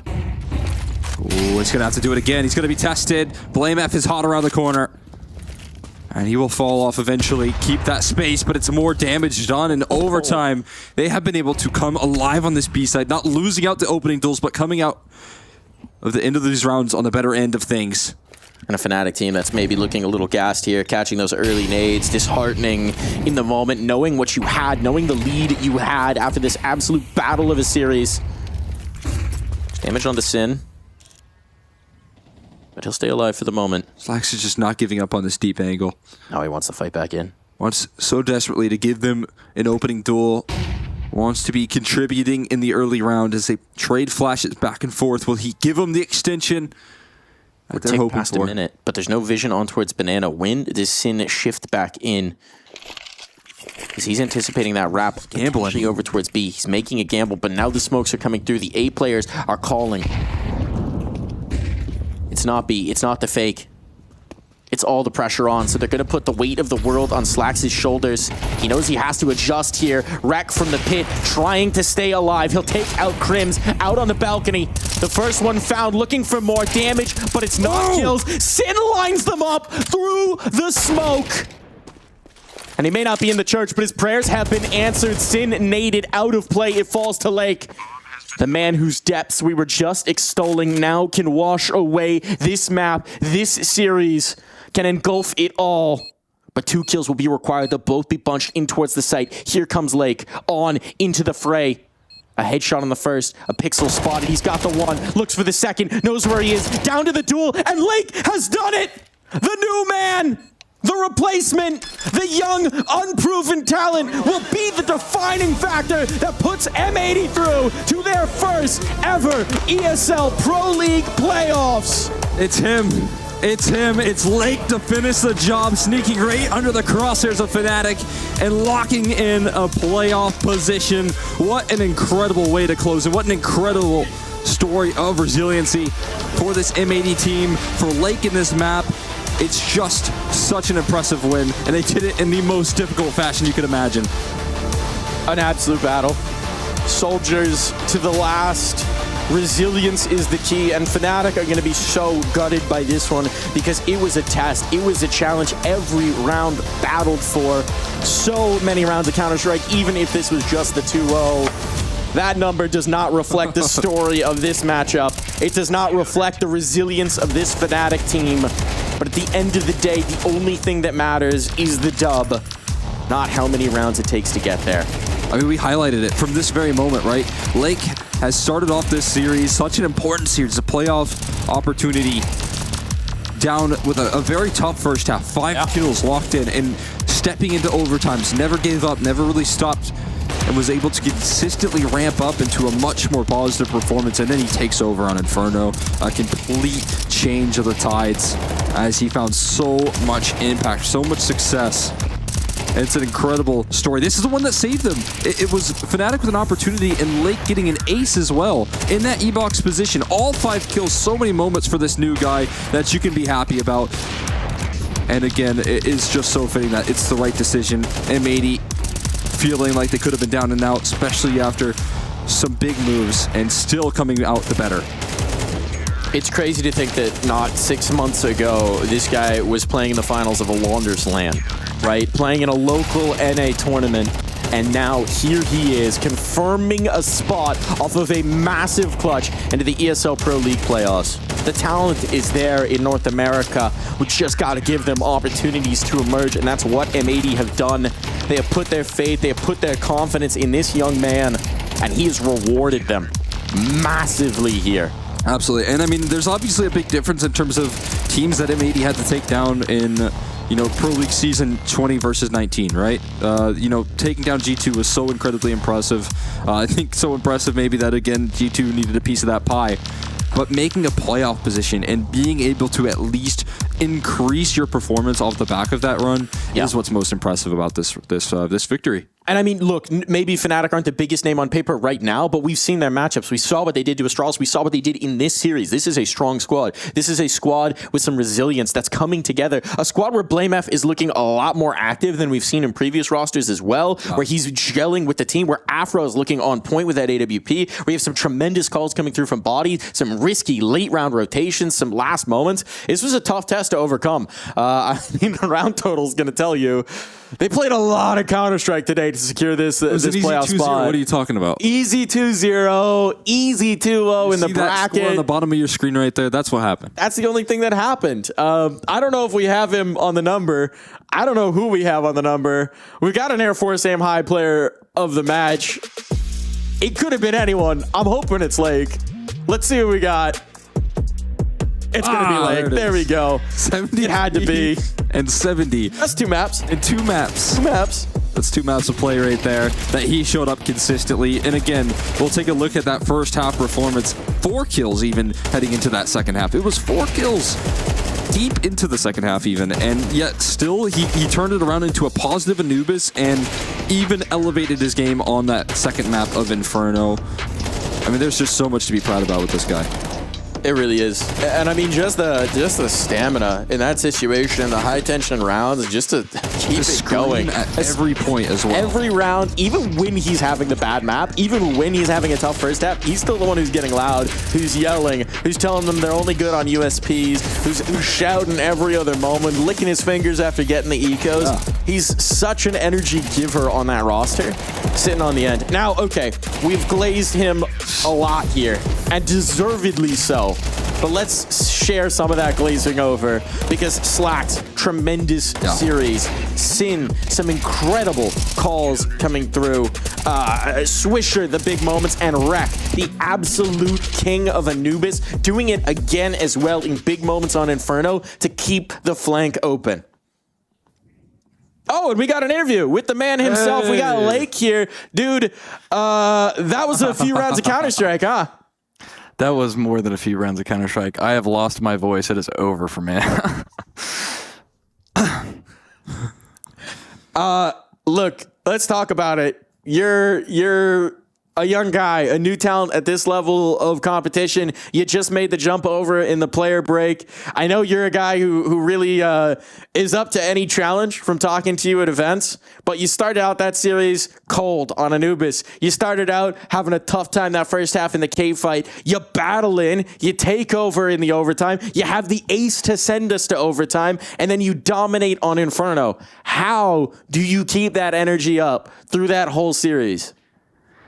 I'm going to be honest, towards the end of the Anubis game, I was actually just so dead. Like, I was trying to drink water. I was hot. Everybody had to pee. Every single player was like, this is going to be a health emergency at this point. We have to go to the bathroom. That's why we had the tech pause. Yeah. But after the Anubis game, Mike was walking with me, and he was like, hey, like, I understand that your highs are really, really high, but your lows are also, like, pretty low, and the team can feel that. So even if you're, like, playing rough or you don't feel like you have it in you anymore, like, just keep going. And the team needs that out of you. And I was like, okay, no problem. Like, I look up to Mike like as a big brother on the team, honestly. Like, me and him get along really well, and he's just somebody who I always look to for support. But I mean, yeah, we had a little post game conversation after that Anubis, and it kind of fired me up to succeed. Yeah, I mean, those lows didn't even come through on Inferno either, right? You just stepped into that second map incredibly well. I mean, how much of that impact from playing with these guys, having that, especially tough first half for your team entirely, but you still playing well. Like, was that kind of motivating for the rest of the squad? I mean, yeah, it was definitely a factor, but I mean, we were just having a little bit of issues on our CC side Inferno there, and I think everybody's energy was kind of like pretty dropping at that point in the map, because like we just played 71 rounds of Counter-Strike, like where everybody's going to be a little dead. So like we were kind of like a little annoyed, a little tilted that things weren't going our way. Like me and Mike were messing up a few things on B, and like it just wasn't really going our way. But once T side started, we all talked to each other. We were like, hey, we're going to win this right now. Let's get the energy up. And I was like, absolutely, let's go. And yeah, just started from there. You guys are in the playoffs. You guys are in the playoffs of the ESL Pro League, something M80's never been able to do before in a few other campaigns. What does that mean, right? To have this opportunity to secure your spot, to have a little bit of time off as well there in Malta. It's a rare thing. You did it through the upper bracket. You did it we'll call it the easy way. What does that mean for you and the team? I mean, a few days off is definitely needed. Like, we're obviously not going to take them full off. We'll review. We'll prep for the other stuff. But I mean, it's a great feeling to make playoffs at my first event ever. Like, obviously not Esports World Cup, but the first playoffs at an event is this. And as it's just the feeling of the event, like everybody's like right across from each other. Like, I feed off of that. I can scream at them. I can just say horrible things to them. Like, not that bad, obviously, but but I mean, it's still a fun atmosphere. This is probably the most fun I've ever had at a LAN, like experience wise, other than Launder's LAN, of course. But that's besides the point. Shout outs to Launder's Land one time. We'll let you go. I'm sure you're exhausted after that one. I know we are. Congratulations, man. Congratulations on playoffs. Thank you.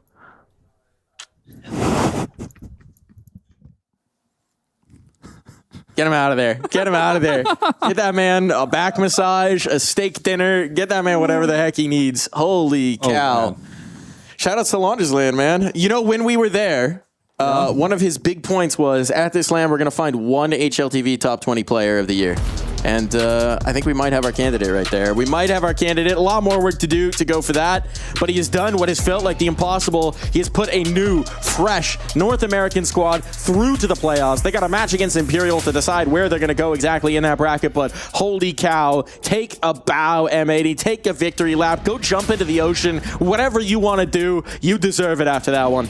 They've done it without losing a map as well so far. I mean, two big surprises. M80 is showing up in a big way, sending Complexity into that lower bracket, and, you know, Mao's also sent into that lower bracket. Imperial are other team out of Group C that have locked in a playoff position. Complexity just can't get away from them. Complexity just can't get away from them. Can't get away from them. They find Mao's everywhere, in every bracket. There's no escape. This one's a surprise. Rooster v. Astralis in the last chance bracket. And I gotta say, based on the way these two teams have been playing, I didn't catch Rooster's game today. Not as exciting, but they were banger against Mouse.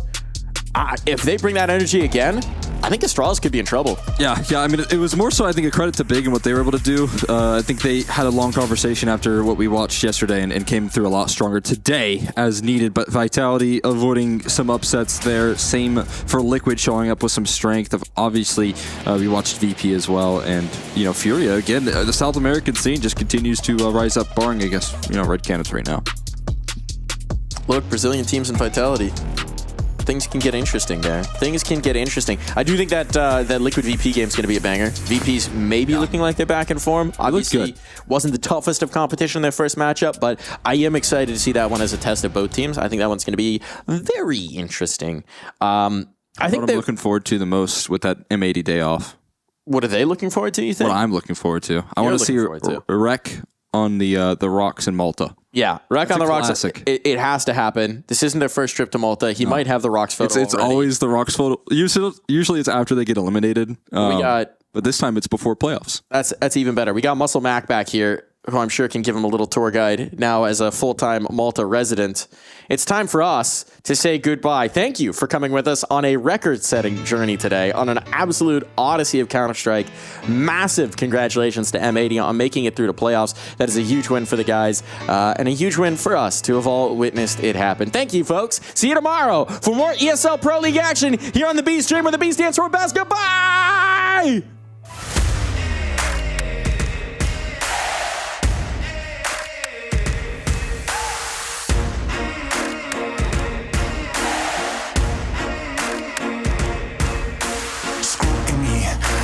Twisting up the truth, this ain't new to me.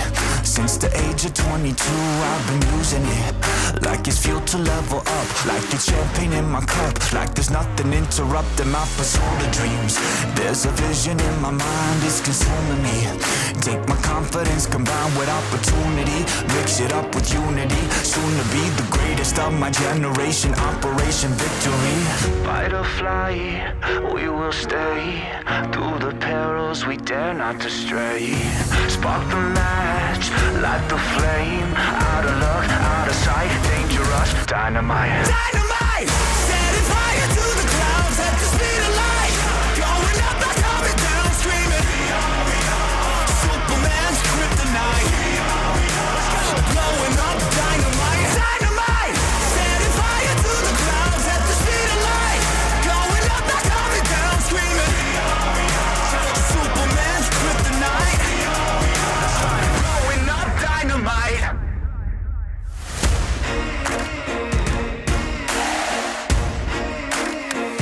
Check it. Troubled days, lonely nights, lot of tears, lot of fights. Big dreams met with bigger lies. It ain't what it seems from the outside. On my downfall they pray. Will I surrender or will I betray? Given the trauma that lives in my brain, or use it to fuel up the fire in my veins. I never complain, I boss up and do it. If there's a battle, I fight my way through it. If the wind blows, I thank God that he blew it. Cause what is a blessing depends how you view it. The fruits of my labor are in abundance. Indispensable, I'm not redundant. Incomprehensible the way I've done it. When the struggle pushes me out, I'll shove it. I'll rise above it. Fight or fly, we will stay through the perils we dare not to stray. Spark the match, light the flame. Out of luck, out of sight, dangerous, dynamite. Dynamite! Setting fire to the clouds at the speed of light. Going up, not coming down, screaming. Superman's kryptonite. Blowing up dynamite. Dynamite! Setting fire to the clouds at the speed of light. Going up, not coming down, screaming. Superman's kryptonite. Blowing up dynamite.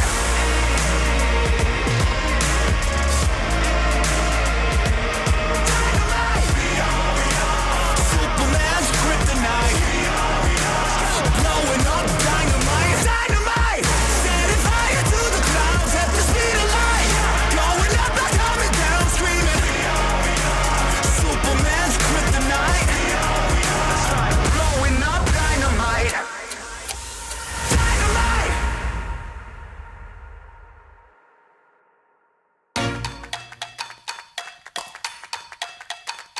ESL Pro League Season 20 is brought to you in part by Intel, Acer Predator, DHL,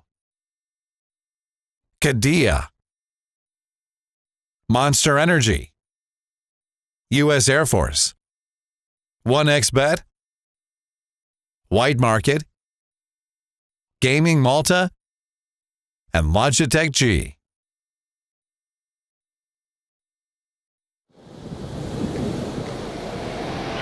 Hey, Chad.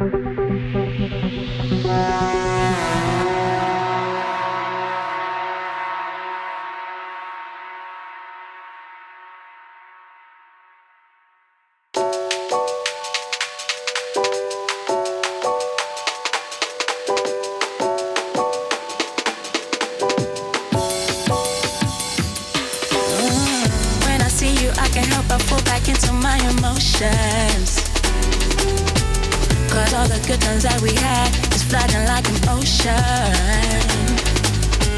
Sometimes I wish we made it through the summer. I never thought I'd lose my homie, love, a friend, but it's over. I'm falling in the deep end. I cannot swim. I'm falling fast, falling in the deep end. I cannot swim. No. I'm falling fast, falling in the deep end, deep end, deep end. I'm falling in the deep end, deep end, deep end. I'm falling in the deep end, deep end, deep end. I'm falling in the deep end, deep end. When I see you, I can't help but fall back into my emotions.